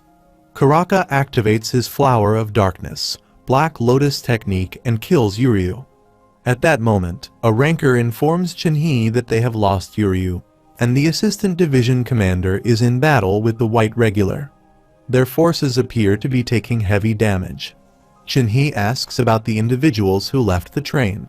He reports that he is sending the remaining troops after them and has received the news that Company Commander Drac is on standby. She acknowledges this and instructs him to stay away from the princess for now and bring those individuals back to her. She thinks about why it seems like Yuri is interfering with their plans and wonders what she is up to. Meanwhile, Poro asks if she really wants him to break the connection, questioning her sanity. Hugh Ryan responds that she is perfectly sane and urges him to do it quickly. Frustrated, he gives up and breaks the connection, causing all the carriages to start falling from the sky. On the other side, Frog observes the falling carriages and exclaims, "What the hell?" Chunhee also looks on and thinks that the train is falling. Meanwhile, inside a Hell Train carriage, Bomb and his teammates lose their balance and begin to fall. Evan connects with Endorsi through the pocket device and urgently tells her to snap out of it and listen carefully. He asks if she read the note from Vile and explains that they will proceed with Plan B. The Silver Dwarf has saved them a spot and will get them out of there as quickly as possible, and he will meet her at the station. She curses, frustrated with the guide, and summons Bong Bong to teleport them out of there with the others.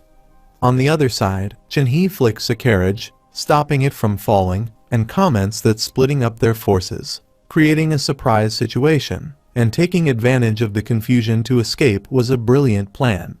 However, she believes they are not so easily fooled as they are criminals. She again flicks and moves the carriage to level its position, then commands that any regulars with tickets be brought there, and the door is opened. A ranker acknowledges the order. She instructs that they capture them alive if possible, but if they resist, they may be killed. On the other hand, Yuri hears the voice and wonders if that woman is Chunhee. Just then, the Hell Train carriage door opens. Chunhee sees it and realizes it is open. Rachel Lighthouse steps out and announces their surrender. The others follow, raising their hands, and Rachel reiterates that they surrender. Meanwhile, with the help of Bong Bong, Endorsi teleports Bomb and the others into the regular area of the last station. She holds Bong Bong in her hand and praises it for a job well done. On the other side, Chunhee remarks that it was a wise choice for them to walk out on their own and orders that they be taken to prison. A ranker acknowledges the order, confirming it to the division commander. Yura asks what is going on with Rachel and notes that she appears to be at least a high ranker. Rachel replies that she is not sure, but for now, it is better to follow whatever instructions are given if they want to stay alive. She recalls that Bong Bong had flown into the room before the train fell, and then, as soon as the train dropped, a sudden explosion of light occurred. She concludes that the big-eyed freak must have set a trap for them. Meanwhile, Endorsi laughs, and Bomb asks what is so funny. She responds that it is nothing special, but adds that it seems they have made it here safely. He agrees, noting that this must be inside the station, and expresses relief that they are safe. She reflects on the note that Hugh Ryan gave her, which outlined 2 escape methods. One method was for the situation where the train arrived, and White's power had been fully revived, while the other was for the scenario where the path to the station was blocked, and White's power had not been fully revived. Given that they chose the second option, she concludes that White's power must not have been fully revived. The second option involved unlocking the connectors on the train and confusing the enemies, although they were unaware of who those enemies were. She reflects, considering that the falling train was actually a decoy. Rachel had been in one of the cars that fell first, while the car they were in was far away from the falling part of the train. Their car had been equipped with Evan Edrock's teleporter, and thanks to the guide's ability to designate coordinates, along with Inak Kor and Hockney's prescience, the entire car was teleported. Though partially a gamble, the plan involved first dropping the part of the train with Rachel in it to distract the enemies. Then, they unlocked the connectors on their end and teleported almost simultaneously. She recalls that she had used a final blast to activate Bong Bong, which had been sent to Rachel's car, ensuring that the enemies would capture Rachel as soon as they teleported. They likely focused all their attention on Rachel's train car, and with their safe arrival, the plan seems to have succeeded. Meanwhile, Evan remarks that it had been a ridiculous gamble and thinks it is fortunate they did not get caught. He never imagined that Chen-hee would be there. On the other side, Dorsey laughs and acknowledges that although she had criticized the plan, it was actually quite exciting, and it worked. She suggests they head up there now. Baum agrees. She adds that they probably won't be seeing this train again and tells Rak to look after Kun as there may be enemies outside. Rak responds affirmatively. She then prepares to insert the ticket and open the door. Just then, Moguri enters the room with other guards and announces that the train has arrived. They move forward. Meanwhile, Chen-hee instructs that the regulars be taken to the warship as she is heading back. A ranker acknowledges and agrees. Chen-hee tells Princess Yuri that she will see her later and wishes her good luck before teleporting from the location. Yuri expresses approval and thinks that the plan has succeeded. Just then, Karaka moves to attack and asks if she has forgotten about him. She uses green droplets to attack him, causing his body to begin melting. Karaka wonders what is happening as his body is dissolving into the Shinsu. He thinks of her as a little monster and wonders what other abilities she possesses aside from those two weapons. He realizes that if this continues, he will completely disappear. Desiring to at least see what type of weapon it was, he decides to abandon his body and uses the World of Darkness, return to the Abyss skill to do so. Just then, Evan arrives and tells Karaka to stop right there. Karaka asks what he thinks he is doing and states that they cannot catch him anyway. Evan responds that they will soon see about that. He explains that he may only be able to fire this weapon once, but the bullet neutralizes spells. He received it from a very important person living on the floor of death. However, to be honest, he feels it is a waste to use such a rare item against him. Karaka asks if he thinks he can break his armor spell with such a trivial item.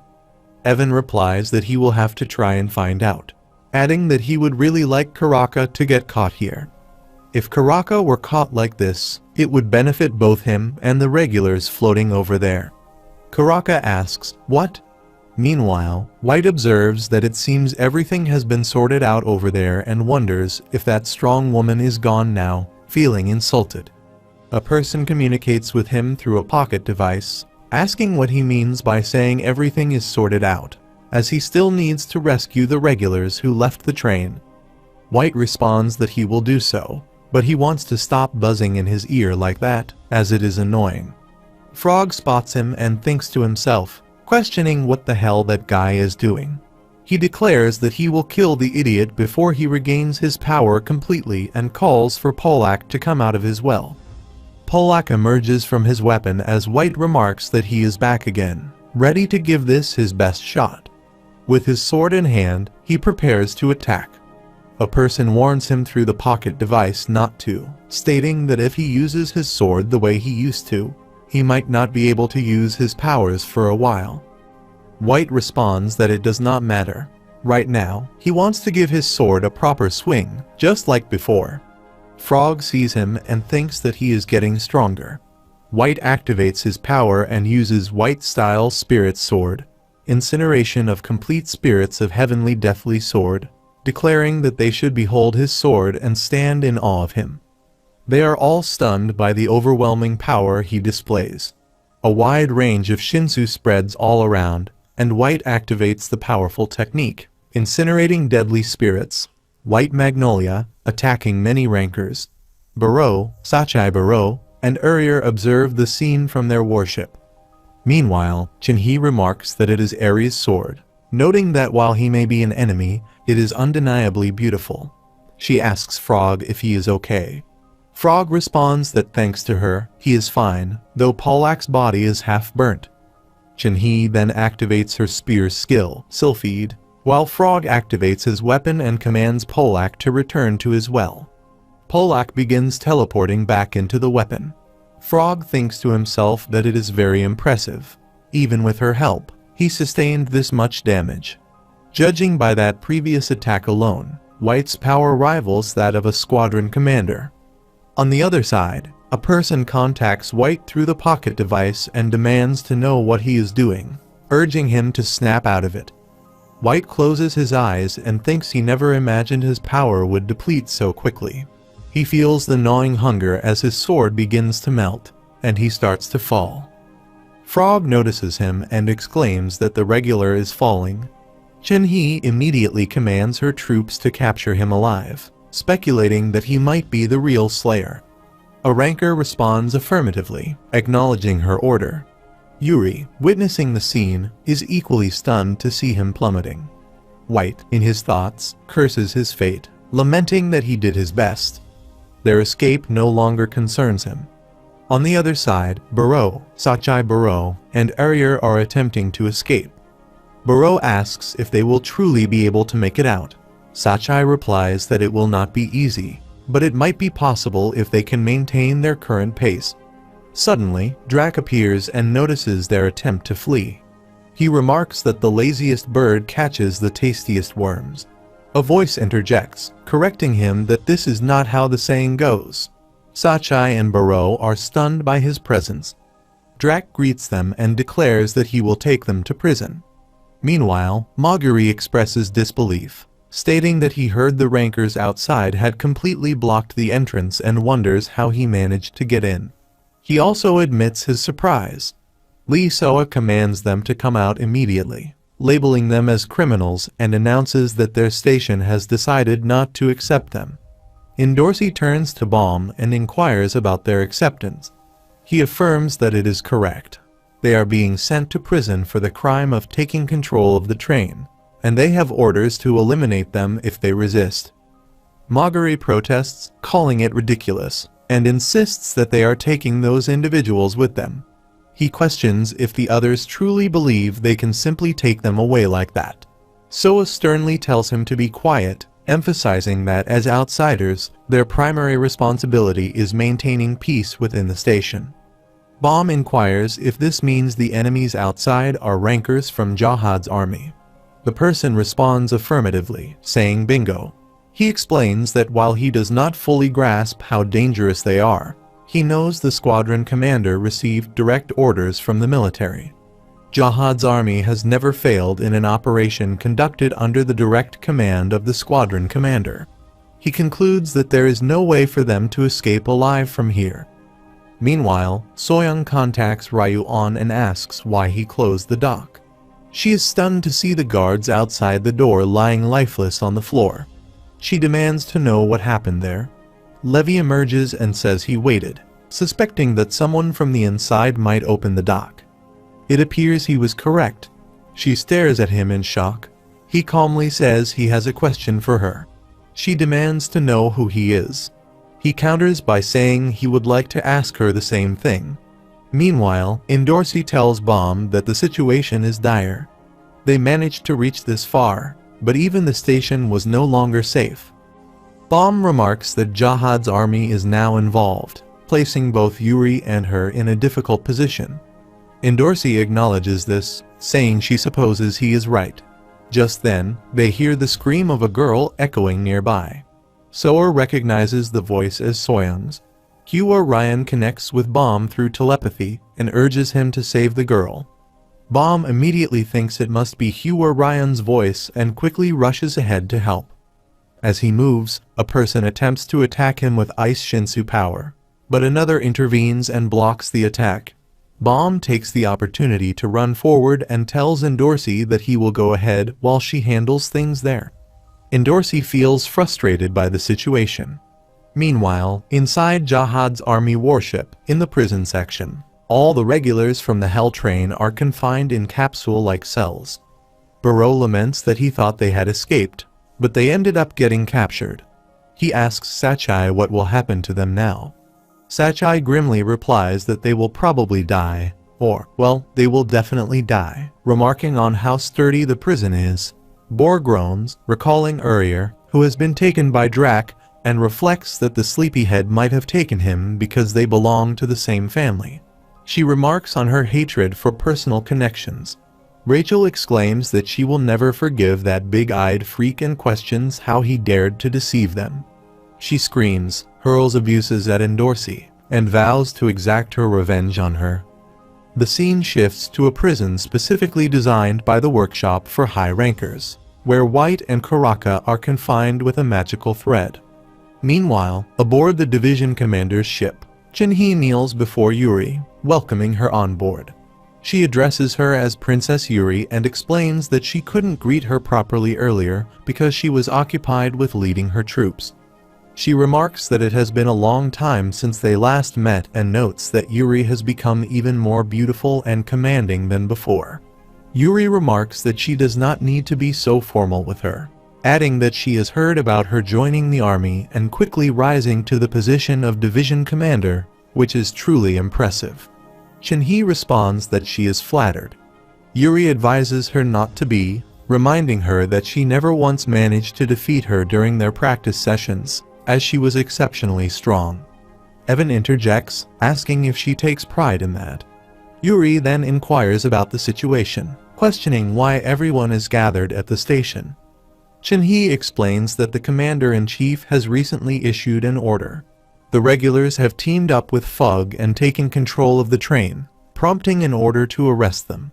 She adds that there had been signals indicating the need to punish them, but admits she did not expect Princess Yuri to be present herself. Yuri acknowledges the situation, stating that she has heard similar rumors and decided to confront the Fug Slayers herself. She observes that the team seems to have done quite well, as they managed to capture 2 Slayers. However, she adds that the regulars on the train did nothing wrong and that the entire issue was caused by those damned Slayers. Chunhee responds that such matters are not hers to decide. Regardless of any misunderstandings, the order she has been given is to bring all of them back, as she is simply following instructions. Whether they are truly guilty or not is an issue to be determined later. She asks Yuri what her intentions are. Chunhee states that she has just received information from the station indicating that a group of regulars has somehow managed to infiltrate. She notes a strong possibility that they are companions of the captured regulars, as their escape seems to have been meticulously planned. She explains that as long as the regulars remain within the station, the rankers are unable to take action against them. Therefore, from this moment onward, until the regulars leave the station voluntarily, they plan to execute the hostages they captured, one person at a time. Yuri reacts with shock, questioning the plan. She elaborates that this is the only method to force them out of the station, as it is an area designated for regulars. Fortunately, the regulars seem to have close bonds with their companions, which means they will likely come forward to prevent their companions from being executed. She then asks her for her opinion on the plan. Yuri suspects that Chunhee is testing her. Meanwhile, Soyoung screams as her body becomes covered with a curse in the shape of question marks. Livy demands how she dares to ignore his question, warning that hesitation will only lead to her death. She wonders what is happening, noting that he merely asked her a question, and soon after, question marks began appearing all over her neck. Levy states that he will ask her something else and accuses her of being involved with the individuals from the train as she attempts to open the dock. Suddenly, Bomb attacks Levy using Shinsu, breaking his curses. Levy looks at her, Realizing that the spell has been undone, she asks Baum who he is. Baum notices the guards' lifeless bodies and questions Levi about them, asking if he is responsible for all of their deaths. Levi giggles and confirms, asking if he has a problem with that. On the other side, a person contacts Chun-hee through a pocket device, informing her that the assistant squadron commander is arriving with Division 1. Meanwhile, numerous warships are approaching the last station. Elsewhere, the assistant commander of the 4th Squadron, 1st Division, High Ranker Elpathian, inquires whether Princess Yuri has left the train. A person confirms that this is indeed the information they received. Elpathian questions why the princess would be on the train, stating that this situation seems highly suspicious. Ari Bright Sharon explains that, according to the princess, she had sneaked onto the train to capture Fug Slayers. The exact details of how she accomplished this remain unclear, but they were successful in capturing the Slayer Karaka and the Regular, who claimed to be Slayer White, alive when they disembarked from the train. Kulnisum K remarks that if they had known this would happen, they should have charged ahead of everyone. He questions how they could have missed the opportunity to confront 2 Slayers. Meanwhile, Yuri asks Division No. 1 what they are discussing, questioning whether her troops were not the only ones involved in this operation. Chun-hee admits that she had forgotten to mention it, revealing that the operation involves not only divisions but also squadrons. 3 of the 4 squadrons are assembling there, and Squadron Commander Calivan himself is supposed to join for this operation. Evan, shocked, exclaims in disbelief and wonders if they really sent in a squadron commander just to capture a few regulars. Meanwhile, Baum notices the lifeless bodies of the guards and asks Levi if he is responsible for all of them. Levi giggles and confirms, asking if he has a problem with that. He then suggests that he ask him something, questioning whether he seriously believes he can defeat him, as he attempts to use the question mark curses. Soyeon warns Baum to be cautious, explaining that when he asks a question, something suddenly appears on his neck. Baum inquires what she means, and she asks if he is okay. He responds affirmatively. She then asks again if he is really okay, wondering if he feels as though he is choking. He denies feeling anything of the sort. She expresses relief, commenting that it is a relief. Levi, puzzled, thinks to himself that he cannot understand who this kid is, as his spell has no effect on him. It seems impossible. He then asks Baum another question, inquiring who he is. Finally, he asks if Baum has always been at the station. Baum introduces himself, stating that his name is Baum, the 25th Knight, and clarifies that they have just gotten off the train. Levi, shocked, asks what he means. Soyeon then asks if Baum has just gotten off the train. Baum confirms affirmatively. She inquires if this means he cleared the Hell train. He agrees, confirming that he did. Soyeon welcomes him, explaining that this is the last station, a utopia that warmly receives regulars tired from their journey on the Hell train. Baum responds by saying that it's nice to meet her and adds that he supposes not everyone at the station hates them. Soyeon asks about the hatred and explains that they were merely threatened by external forces, assuring him that their station does not harbor any ill feelings toward them. Levi, thinking to himself, realizes that his spell should have worked on Baum, and yet it failed. He concludes that he must be the regular the king wants to kill. He expresses disbelief that his question mark curses did not work and finally understands why the king ordered them to kill him. Baum inquires about the king, asking if, by the king, Levi means King Jahad. Levi confirms and warns him not to speak his name in such a manner. He explains that he is a regular who has been entrusted by the royal family with handling unpleasant matters related to regulars. By the grace of the king, he was granted the power to use spells. Despite the fact that the people who climbed the tower with him have become rankers, he remains a regular, carrying out the orders given to him. Levi then reveals that he recently received an order from the royal family to kill Baum.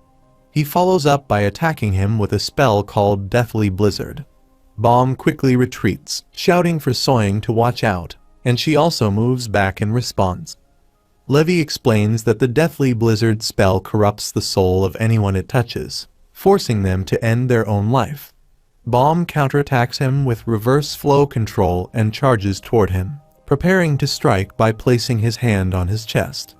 However, Levi uses the spell hair of an ancient saint to transform his body and questions whether he can still use reverse flow control. Bomb realizes that he is turned into hair and acknowledges that he should not have underestimated him, recognizing that he is indeed different from other regulars. At that moment, Endorsi arrives and asks Bomb where he has been. Levi observes that it seems his companions have arrived and decides to leave, saying he will see him next time before teleporting away. Bomb tells him to wait. Endorsi runs toward Bomb, exclaiming that she has found him. Bomb, stunned, thinks that he had thought he had him, wondering if he had controlled his power too much. Endorsi kicks Bomb, demanding to know how he can just run off like that. Bomb falls to the floor, thinking that it feels as if he keeps getting kicked. Soa asks Soyoung if she is okay and what is going on. Endorsi questions Bomb, asking if he has any idea what she has just endured because of him. Soyoung quickly runs into the control room and finds Ryu-on's lifeless body on the floor. Meanwhile, Levi transforms from his hair form back into his true body, expressing that it was fun and that he looks forward to their next encounter. Suddenly, he feels an intense pain in his chest and wonders what is happening as the pain intensifies. On the other side, Soyoung cradles Ryu-on's lifeless body in her arms and begins to cry. Just then, Lee Zaya-won appears on the screen, addressing the intruders who have entered the station. He announces that his name is Lee Zaya-won and that he is the manager of the station. He states that their station will not accept them, as they have violated the laws of the tower and illegally seized control of the train. He demands that they leave the station immediately. Lee Zaya-won warns that if they do not leave the station voluntarily, they will do everything in their power to cooperate with the royal army to capture them. He adds that if they resist, they may be killed. Endorsi acknowledges that he must be the person in charge of the station. Bomb confirms this. Lee Zaya-won then mentions that he will send them a video message from the royal army and advises them to check it, urging them to carefully consider their next actions. In the video, Elpathian appears and greets the regulars who have seized control of the Hell train. He introduces himself as Elpathian, a high ranker and the 4th Assistant Squadron Commander of Lord Jahad's army. Bomb is stunned upon seeing him. Elpathian states that they have committed a serious crime by taking over the Hell train and traveling throughout the tower. He orders them to leave the station and surrender immediately, warning that if they do not, starting an hour from now, their companions will be executed one at a time. He repeats his demand, leave the station and surrender. Bomb is shocked to see Baro Sachai in prison and asks how they got caught. He explains that they were supposed to follow Hua Ryan's plan and escape. Endorsi concludes that they must not have been able to escape, which led to their capture. She curses Hua Ryan, speculating that she may have lied about their safety.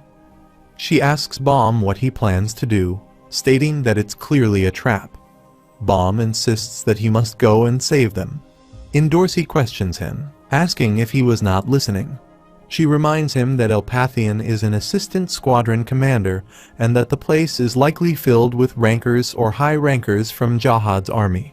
She warns him that going there would be suicide. Bomb insists that he must go, explaining that there is something he fears more than death: losing the people who matter to him. He cannot allow them to die because of him. He is determined to save them. Endorsi thinks to herself that perhaps she should be glad, as he has not changed one bit. Meanwhile, on a dark mountain, Ivankel expresses her surprise, wondering where the administrator had sent them. She never imagined they would be sent to a place like this. Karaka's minion, Death Bird, comments that this is the place where Karaka's heart resides.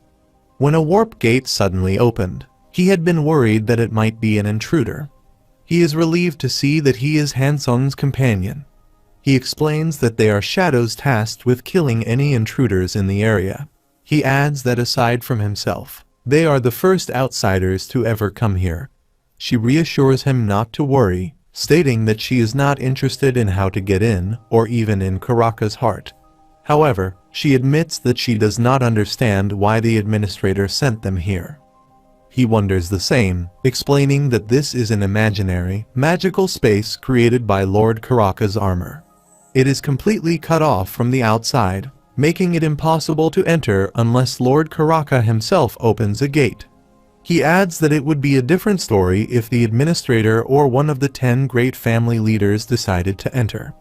Of course, if the administrator sent them here, it might have meant something has happened to Lord Karaka. Ivankel asks Hansung what he thinks. He replies that since the administrator wanted them to come here, they will simply have to wait. Suddenly, a warp gate opens. Deathbird points it out, explaining that it is a warp gate that automatically forms in this magical space whenever Lord Karaka is in danger. He suggests that something must have happened to Lord Karaka. Ivankel observes that the ships approaching are Jahad's warships, noting that high rankers are gathered there. She senses that something is not right and concludes that it must be the last station. She adds that it seems the administrator was trying to lead them there. She tells Hansung to go, and he agrees. All of Karaka's servants gather together. Ivankel comments that it has been a long time since she has had the opportunity to shed blood in battle. They all move to attack. Hansung advises Ivankel to be cautious, noting that this gate does not seem to have been created solely by Karaka's power. He suspects they are altering the coordinates from the outside. She inquires about what or who is responsible. He admits his uncertainty. Suddenly, a part of Karaka strikes the gate generator. The scene transitions to 10 minutes earlier at the gate generators on Calivan's warship. Evan holds a fragment of Karaka, reflecting that this action may cost the lives of many of his allies, yet acknowledges the necessity of their own survival. On the other side, Baum sees Barreau and Sachai imprisoned in a video and inquires how they were captured. He explains that they were supposed to follow Hua Ryan's plan and escape. Indorsi concludes that they must not have been able to escape, which led to their capture. She curses Hua Ryan, speculating that she may have lied about their safety. She asks Baum what he plans to do, stating that it's clearly a trap. Baum insists that he must go and save them. Indorsi questions him, asking if he was not listening. She reminds him that Elpathian is an assistant squadron commander, and that the place is likely filled with rankers or high rankers from Jahad's army. She warns him that going there would be suicide.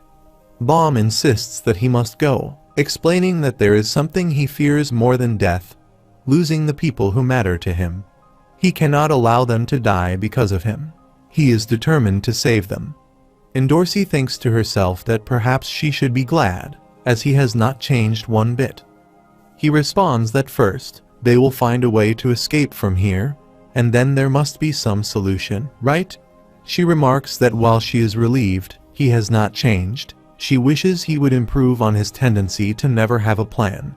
He asks what she means. Soyoung interjects, stating that he intends to rescue his companions on the outside, and offers her assistance, promising to lend him a warship that will take him close to them. Soa questions Soyeon, asking what she is thinking and pointing out that helping them could result in all of them being killed. Soyeon dismisses him, calling him her incompetent brother, and accuses those individuals of killing Ryu-on. He reacts with shock, asking if Ryu-on is truly dead.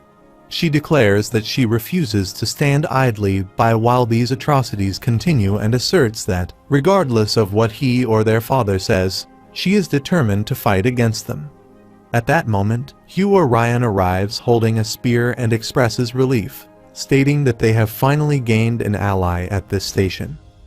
She suggests that they should first move to a safer location for their discussion, and asks Soyoung if she could lead the way. Soa agrees and silently admires her beauty. A short while later, in a hotel suite, Soyoung welcomes them, explaining that this is the suite reserved for those who clear the Hell train. Indorsi expresses amazement, commenting on the luxurious accommodations provided for regulars and remarking that this place appears far superior to most rankers' residences. Soyoung explains that this is a utopia for them, where all the food is free, and if they wish, they can spend the rest of their lives at this station. Dorsey questions the statement, noting that, at present, they do not seem particularly welcome, and, therefore, they will have to decline the offer. Meanwhile, Rak lies on the bed and casually suggests they take a moment to rest. Soyoung declares that she will do her best to assist them all. Soa warns her against making such promises. She tells him to be quiet, reminding him that he is coming with her since he has already agreed to help them. He begins to leave, retorting that he never agreed to help. He is merely repaying them for saving her. She insists that it is essentially the same thing, calling him foolish.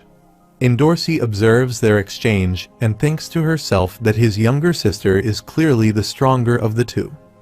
Baum turns to Hua Ryan and asks what their next course of action will be, stating that there must be a way to rescue the prisoners.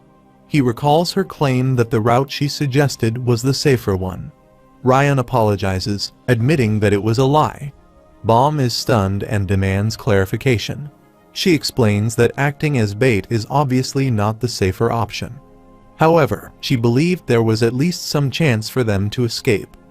Furthermore, she admits that if he had known the route was more dangerous, he would never have agreed to the plan. She explains that she will instruct him on how to stay under the radar of the rankers and escape from this place, insisting that saving those individuals is already beyond his control, and advising him to let it go. She adds that Princess Yuri and the rankers will handle that issue, emphasizing that the situation outside is far beyond his capacity to manage. Baum questions her, asking why she would lie so blatantly, and declares his intention to save them. She reiterates that if he proceeds, he will only end up getting slaughtered for no reason, and reminds him of what he seems to have forgotten.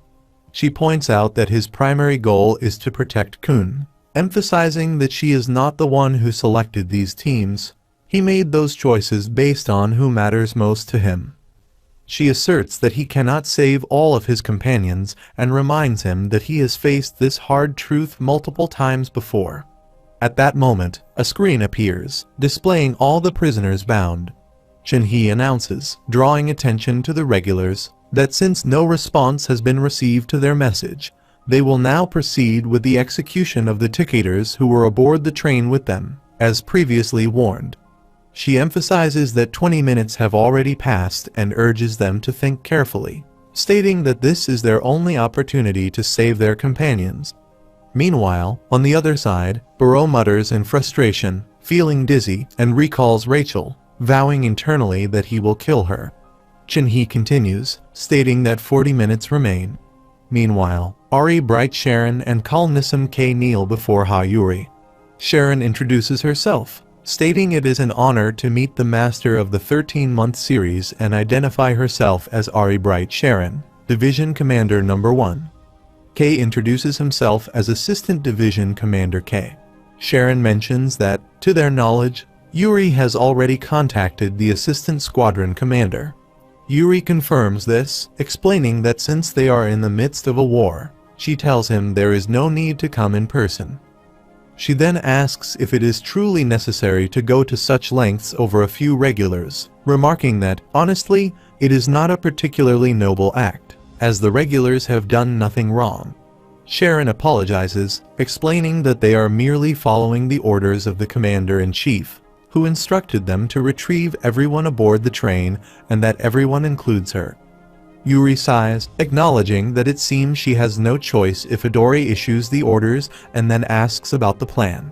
Sharon explains that, at present, all the troops are in position.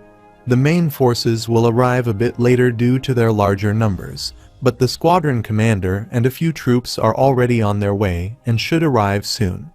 She adds that, in case the regulars attempt to escape from the station, or if Fug sends reinforcements, the light bearers and warships are patrolling the area around the station.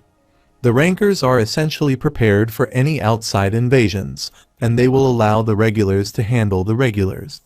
However, if there is any further resistance, the rankers will be deployed as well, though she believes that will not be necessary. Yuri responds with an acknowledgement and then inquires if she can also join the operation. Sharon expresses surprise and asks for clarification. Yuri states that she is under suspicion because she was on the train and asks if she cannot at least be given a chance to regain her honor.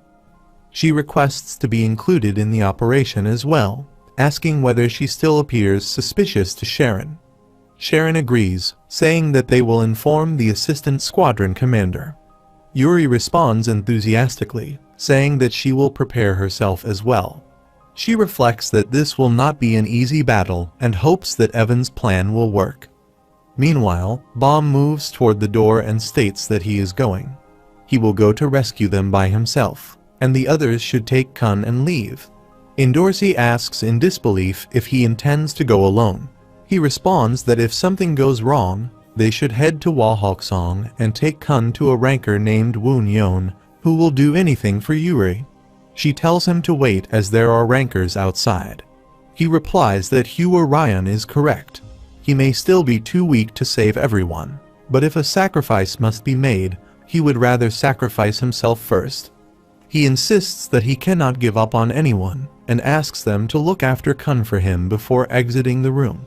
Meanwhile, a person asks Chin-hee through a pocket device whether he thinks the regulars will come out, stating that they must know that coming out will not change the outcome. Chin-hee responds that it does not matter. They cannot escape anyway, as the entire area is completely sealed. If they attempt to escape, they will be killed, and if they resist, they will be captured and executed. On the other side, Drac remarks on how unfortunate the situation is and wonders why she had to run into the division commander of all people. He reassures her not to worry, as he has asked her to kill him last. Meanwhile, Frog sits on his weapon in the sky. A person laughs and comments that this is a beautiful sight, expressing disbelief at how many troops are gathering just to capture a few regulars. On the other side, Kay states that he does not care about the regulars and only hopes that those idiots from Fug show up. He mentions that he should have obtained White Sword, as he would not have disgraced himself like him. Frog replies to Kay through the pocket device, suggesting that he would not say such things if he saw him in person. He mocks him for being a coward, mentioning that he heard his little pet, Frog, was badly hurt. Meanwhile, Drac wonders what is happening, as something is occurring with the gate generator ship. Suddenly, a bright light erupts from the ship, followed by an explosion. They are all stunned to witness the warship explode. Frog asks if there is an enemy inside, and suddenly, Evankel, Hansung Grom, and several of Karaka's servants emerge from the gate. Yuri is stunned to see them and thinks to himself that Evan has made it. Just then, a person informs Elpathian that the assistant squadron commander and some unidentified enemies have just burst out of the warship. Karaka's servants also begin attacking the warships. Chin-hee observes this and thinks to himself that it is unbelievable how they managed to infiltrate the ship. Meanwhile, Charlie watches this from a window and asks what is happening, wondering if they are under attack. The Vice Alter Director asks if they should go help them. Stua Arthur responds that maybe they should, but he is not the one in charge. Charlie congratulates him on his promotion. On the other side, Drac thinks that one of the enemies is extremely powerful. Powler looks around, cursing and asking what is going on here. Karaka's servant, Death Lady, attacks him with a black spear, stating that she believes Lord Karaka is being held captive over there, and there must be a reason for summoning them while he is trapped. She orders to destroy that warship. Grom moves toward it and affirms that he got it. Suddenly, Chin-hee uses Sylphid Shockwave to destroy Grom's hand, causing him to scream in pain. She tells him to keep his hands off their booty, calling him a big oaf, and warns that next time, she will rip off his head. At that moment, Evankel arrives and comments that there are a few strong ones among them, one of whom is very dangerous. She asks if Calavan is among them. Suddenly, Kay attacks her from behind with his weapon, stating that he knew it as soon as she appeared. She is the strongest one here, isn't she? He declares that her head is his. Evankel giggles and replies that if he is looking for someone strong, he has come to the right person, but she is a lot stronger than he bargained for. He is stunned by what he sees in her eyes and thinks to himself that he can sense something terrifying within her. She tells him that if he wants to play with her, he should send someone else, as he is no match for her, and she shatters his weapon with a single hand. He is shocked and thinks that she just smashed his weapon with a single hit. He then declares that he will level up for her and attempts to attack her unarmed. She effortlessly blocks his attack with one hand, throws him aside, and tells him not to even bother trying. On the other side, Frog observes Kay falling back and says that he had warned him to be careful. Just then, Death Karambit attacks him, asking why he is causing trouble at a station for regulars, calling him a filthy lackey of Jahad. He demands that they hand over their god. Frog responds that he is pretty sure his boss was the one who interfered in the lives of the regulars and caused all this chaos first, and asks if he is from Fug. Meanwhile, Hansung informs Lord Evankel through the pocket device that he will go save the people locked up in prison. He warns her that the administrator might get involved if she uses too much power, so she should try to control herself. Evankel agrees and tells him to be careful. He assures her that he will. Just then, Kay's subordinates, third-class servants Jay and Wei, appear in front of her. Wei demands to know how she dares to hurt their master. Evankel asks who these idiots are. Jay explains that they are Kay's servants, and they join the army with him. Wei adds that Kay's mother asked them to look after him in the army, and he will never forgive her for sending Kay flying like that before attempting to attack her with fire Shinsu balls.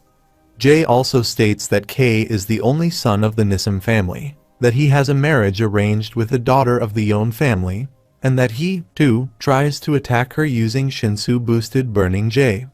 She strikes him with her elbow and comments that he does not sound so impressive based on what he has told her. He tells her to shut up and instructs Wei to join him in kicking her ass, then moves to attack her again. Wei attempts to attack, claiming that he has got her. The power explodes, and Evankel kills Jay, remarking that the two of them have watched too much TV, as pointless sacrifices always lead to a bad ending. Wei curses at her and throws more fire Shinsu balls to attack. She responds by expressing disbelief that amateurs like them were allowed in, criticizing Jahad's army for valuing family background too much. She adds that those pathetic losers who care about family background or class have no right to stand on the same battlefield as her. She attacks him using her blazing orb inferno technique. Wei's body begins to melt. He desperately asks what is happening and exclaims in horror that his body is melting. Meanwhile, Sharon observes this from her warship and asks if that is an orb. Elpathian also notices the orb and thinks that it is a rare, blazing orb, and there is only one high ranker who uses it, the infernal Evankel. On the other side, Evankel declares that there is no need for those weak fools to fight her. They should simply vanish into flames. Meanwhile, Bomb is flying toward the prisoners. Soyen speaks through the pocket device, telling him that he should just keep heading that way, as there are no enemies ahead, and he will reach the gate soon. She presses a button and informs him that when he reaches the gate, she will activate it and send him to the outer area of the station. Taking a warship from there to reach them is their safest option. Once he gets into the warship, her brother will activate unmanned warships simultaneously to lure the enemies away, ensuring that they won't attack him. She wishes him good luck. Bomb thanks her and suddenly sees Bong Bong flash in front of him. He quickly stops to see Endorsi and Miseng running toward him.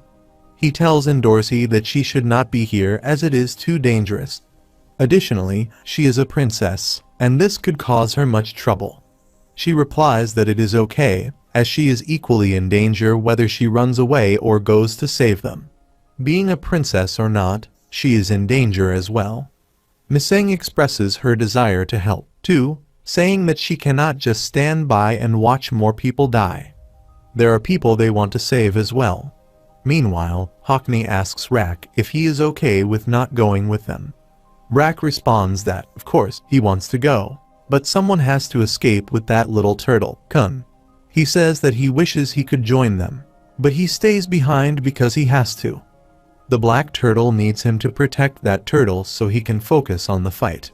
Hockney thinks that he wishes he could go with them to find his picture, too, but for some reason, he gets the feeling that he won't be able to recover his picture even if he goes with them this time. Additionally, he feels bad sending this alligator off on his own. Rak asks Hua Ryan what they should do, wondering if there is a way to get out of there. She responds that there is, but she won't tell him if he bothers her about it too much. He replies that if she won't tell him, he will just have to beat it out of her. She comments that he is not very nice for an animal. He then asks if the black turtle can definitely succeed, stating that she must know since she is a guide. She replies that, honestly, there is no chance of rescuing the hostages. He asks what she means. She explains that the chance of regulars surviving in a battle with rankers is so low that the word possible cannot even be used. However, if he somehow manages to succeed, he may rewrite the history of the tower. Meanwhile, Endorsi looks out the window and observes that they appear to be in battle, asking if someone is coming to help them. Bomb comments that they look really strong and suggests that they move out. She agrees. Suddenly, Miseng taps her foot on something and thinks that there is something under their feet. Bomb warns them to watch out, and just then, an explosion occurs. They all quickly move back. The Ticators, the Purple Eye brothers, arrive. One of the brothers remarks that it was lucky, as he cannot believe they dodged that.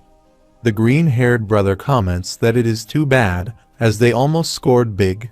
The first brother agrees. The green-haired brother controls the observer Purple Eye and says that their plan to wait at this gate worked. If they can take even one of them back, they will be rich. Endorsi observes that they look pretty weak and asks Bomb what they should do. Bomb says that they do not have much time, so he will get rid of them. The green-haired brother responds that they cleared hell to train long before the others and warns them not to underestimate them. Miseng declares that she will fight them this time. Bomb asks what she means. She assures him that she can handle it, as they cannot allow the enemies to use some kind of weird curse on him and hurt him. She steps forward, stating that if those guys are scouts, she will have the upper hand since she has an observer as well. Furthermore, she has been training extensively in secret, and now that she has learned about Shinsu, using it is not that difficult. Bomb asks what she means. She thinks that by using the item Endorsi gave her, she was able to determine the characteristics of her Shinsu. Since then, she has been training every single day without taking a break, and she is confident that she can do this. She moves her observer toward them and uses Shinsu boost to attack.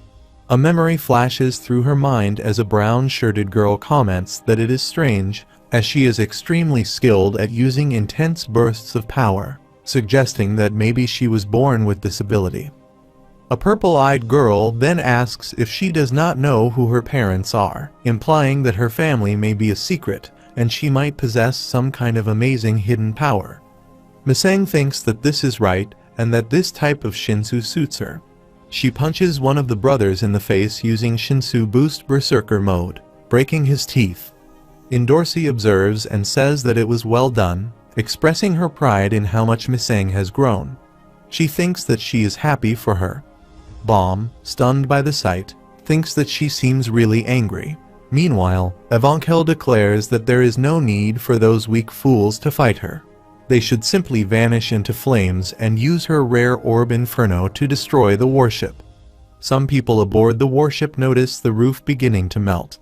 One person asks what is causing this insane heat as the warship is melting. The people scream in panic. Suddenly, Elpathian and Ari Bright Sharon teleport near Evankel and demand that she stop. She responds nonchalantly, saying well. Elpathian questions what the leader of an entire floor is doing here and how dare he oppose King Jahad. Evankel replies that she finally has some decent opponents. Meanwhile, Miseng punches the brown-haired brother and throws him away. The green-haired brother calls her a little punk and uses his observer Purple Eye to slow her down. Purple Eye activates its special skill, Slow Eye Reflection. Miseng quickly bends down and uses her own observer to counter the effect, moving toward him. He thinks that something is wrong, as he is suddenly getting slower. She punches him and throws him away. Endorsi praises her, saying it was a nice shot and encouraging her. Bomb asks if they should stop her. Miseng responds affirmatively, stating that she is stronger now, and asks Bomb if she is strong enough to save them. She declares that from now on, she does not want anyone to die because of her ever again. He clenches his fist and agrees, saying they will go save them together. Meanwhile, Elpathian tells Ivankel to stop and asks what the leader of an entire floor is doing here, questioning how dare he oppose King Jahad. She responds that now, she finally has some decent opponents. He looks around and remarks that he had heard she disappeared from the floor of the test, but never imagined she would come here. He concludes that it is true she was in cahoots with Fug. She retorts that whether it's Fug or not, there wouldn't have been a problem if he hadn't meddled with her servants. He asks if it isn't because she failed to deal with those irregulars properly in the first place and why she is standing up to King Jahad, claiming that she is only inviting death upon herself sooner. She questions the concept of death, stating that he makes it sound as if their people are gods, which is laughable. She apologizes but adds that she managed to survive hell and is no longer afraid of death. If anything scares her, it would be this flame being extinguished, as she shows the blazing fire. She says that if her body were to stop burning and she had to live under someone else's control like those people, it would truly be death to her. He responds that they are not getting anywhere with their conversation and orders Sharon, Division Commander No. 1, to act. Sharon acknowledges and he instructs her to tell the troops in the rear to get into formation. They are going to subdue that monster until the squadron commander arrives. Sharon then announces to the rear troops that they should get into position immediately, surround Ivankel, and try to maintain their positions. She directs them to back her up and intercept her attacks from a distance, emphasizing that close combat is extremely dangerous and that she will handle it herself, urging them not to come near. Meanwhile, Kay attempts to break through the wall, expressing his frustration and wishing he could help the division commander. Meanwhile, Sharon states that since the squadron commander is not present, she will take on the role of fisherman and asks Elpathian if they should begin. He agrees, telling her to proceed with the attack. Sharon moves to strike Ivankel while holding her spear. Ivankel counters the attack, noting that Sharon is fast and packs a strong punch, finding it impressive. Sharon thanks her for the compliment. Shackle then uses his shackle-style spear technique, 100 spirals, which spread out around her. Ivankel counters with Inferno Flaming Ecstasy, shattering his spirals and melting them. She glances at Sharon, thinking that the little idiot is making no sound as she moves. Sharon activates her Ari-style needle, lethal move, Fair Light, to attack Ivankel and shatter her sword. Ivankel is stunned, observing her sword and thinking that Sharon had aimed for the handle. She is impressed by the refined, confident way Sharon handles her weapon, feeling envious of her skill. She uses the Inferno Flaming Ecstasy technique to make the orb blaze with several streams of fire. They quickly teleport away, but she captures Sharon with a giant fiery elephant. She then asks, noting how quietly Sharon moves and how she handles her needle, if she is from the Ari family. She adds that she has heard the Ari family does not engage in wars, so what is she doing here? Sharon responds that she knows about them. The Ari family does whatever they can to prevent wars. She also mentions that the Ari family is connected to Eri. While they do not use real swords like the Eri family, they always carry another kind of sword within them. Sharon summons her guardian sword, Marine Fairy Swords, to attack Ivankel's giant fiery elephant. Elpathian follows up with his light bearer and tells Sharon to stay where she is. He uses his lighthouse control wall of despair skill to attack Ivankel and her flames, but it has no effect, and she remains standing still. The scene shifts to a flashback. Hansung pleads for her to kill him and kneels down in front of Ivankel. She replies that there is no rush. She is going to kill him anyway because she enjoys killing. He asks if that is truly the case. She remarks that he is very strange and inquires if he is not afraid of dying. She explains that every rancor she has killed so far has begged her to spare their life. The closer a person believes they are to being immortal, the more they fear death. Some of them have even cried like babies. She goes from battle to battle just to watch them make fools of themselves and asks what he is afraid of. He asks what she means, and she responds that since he is not afraid of death, she wants to know what scares him. He says that, unlike the other rancors, he has never imagined living forever, so he is not afraid of dying.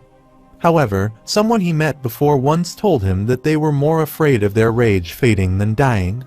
He believes he is the same way. What he fears more than death is the fading of the emotions he holds.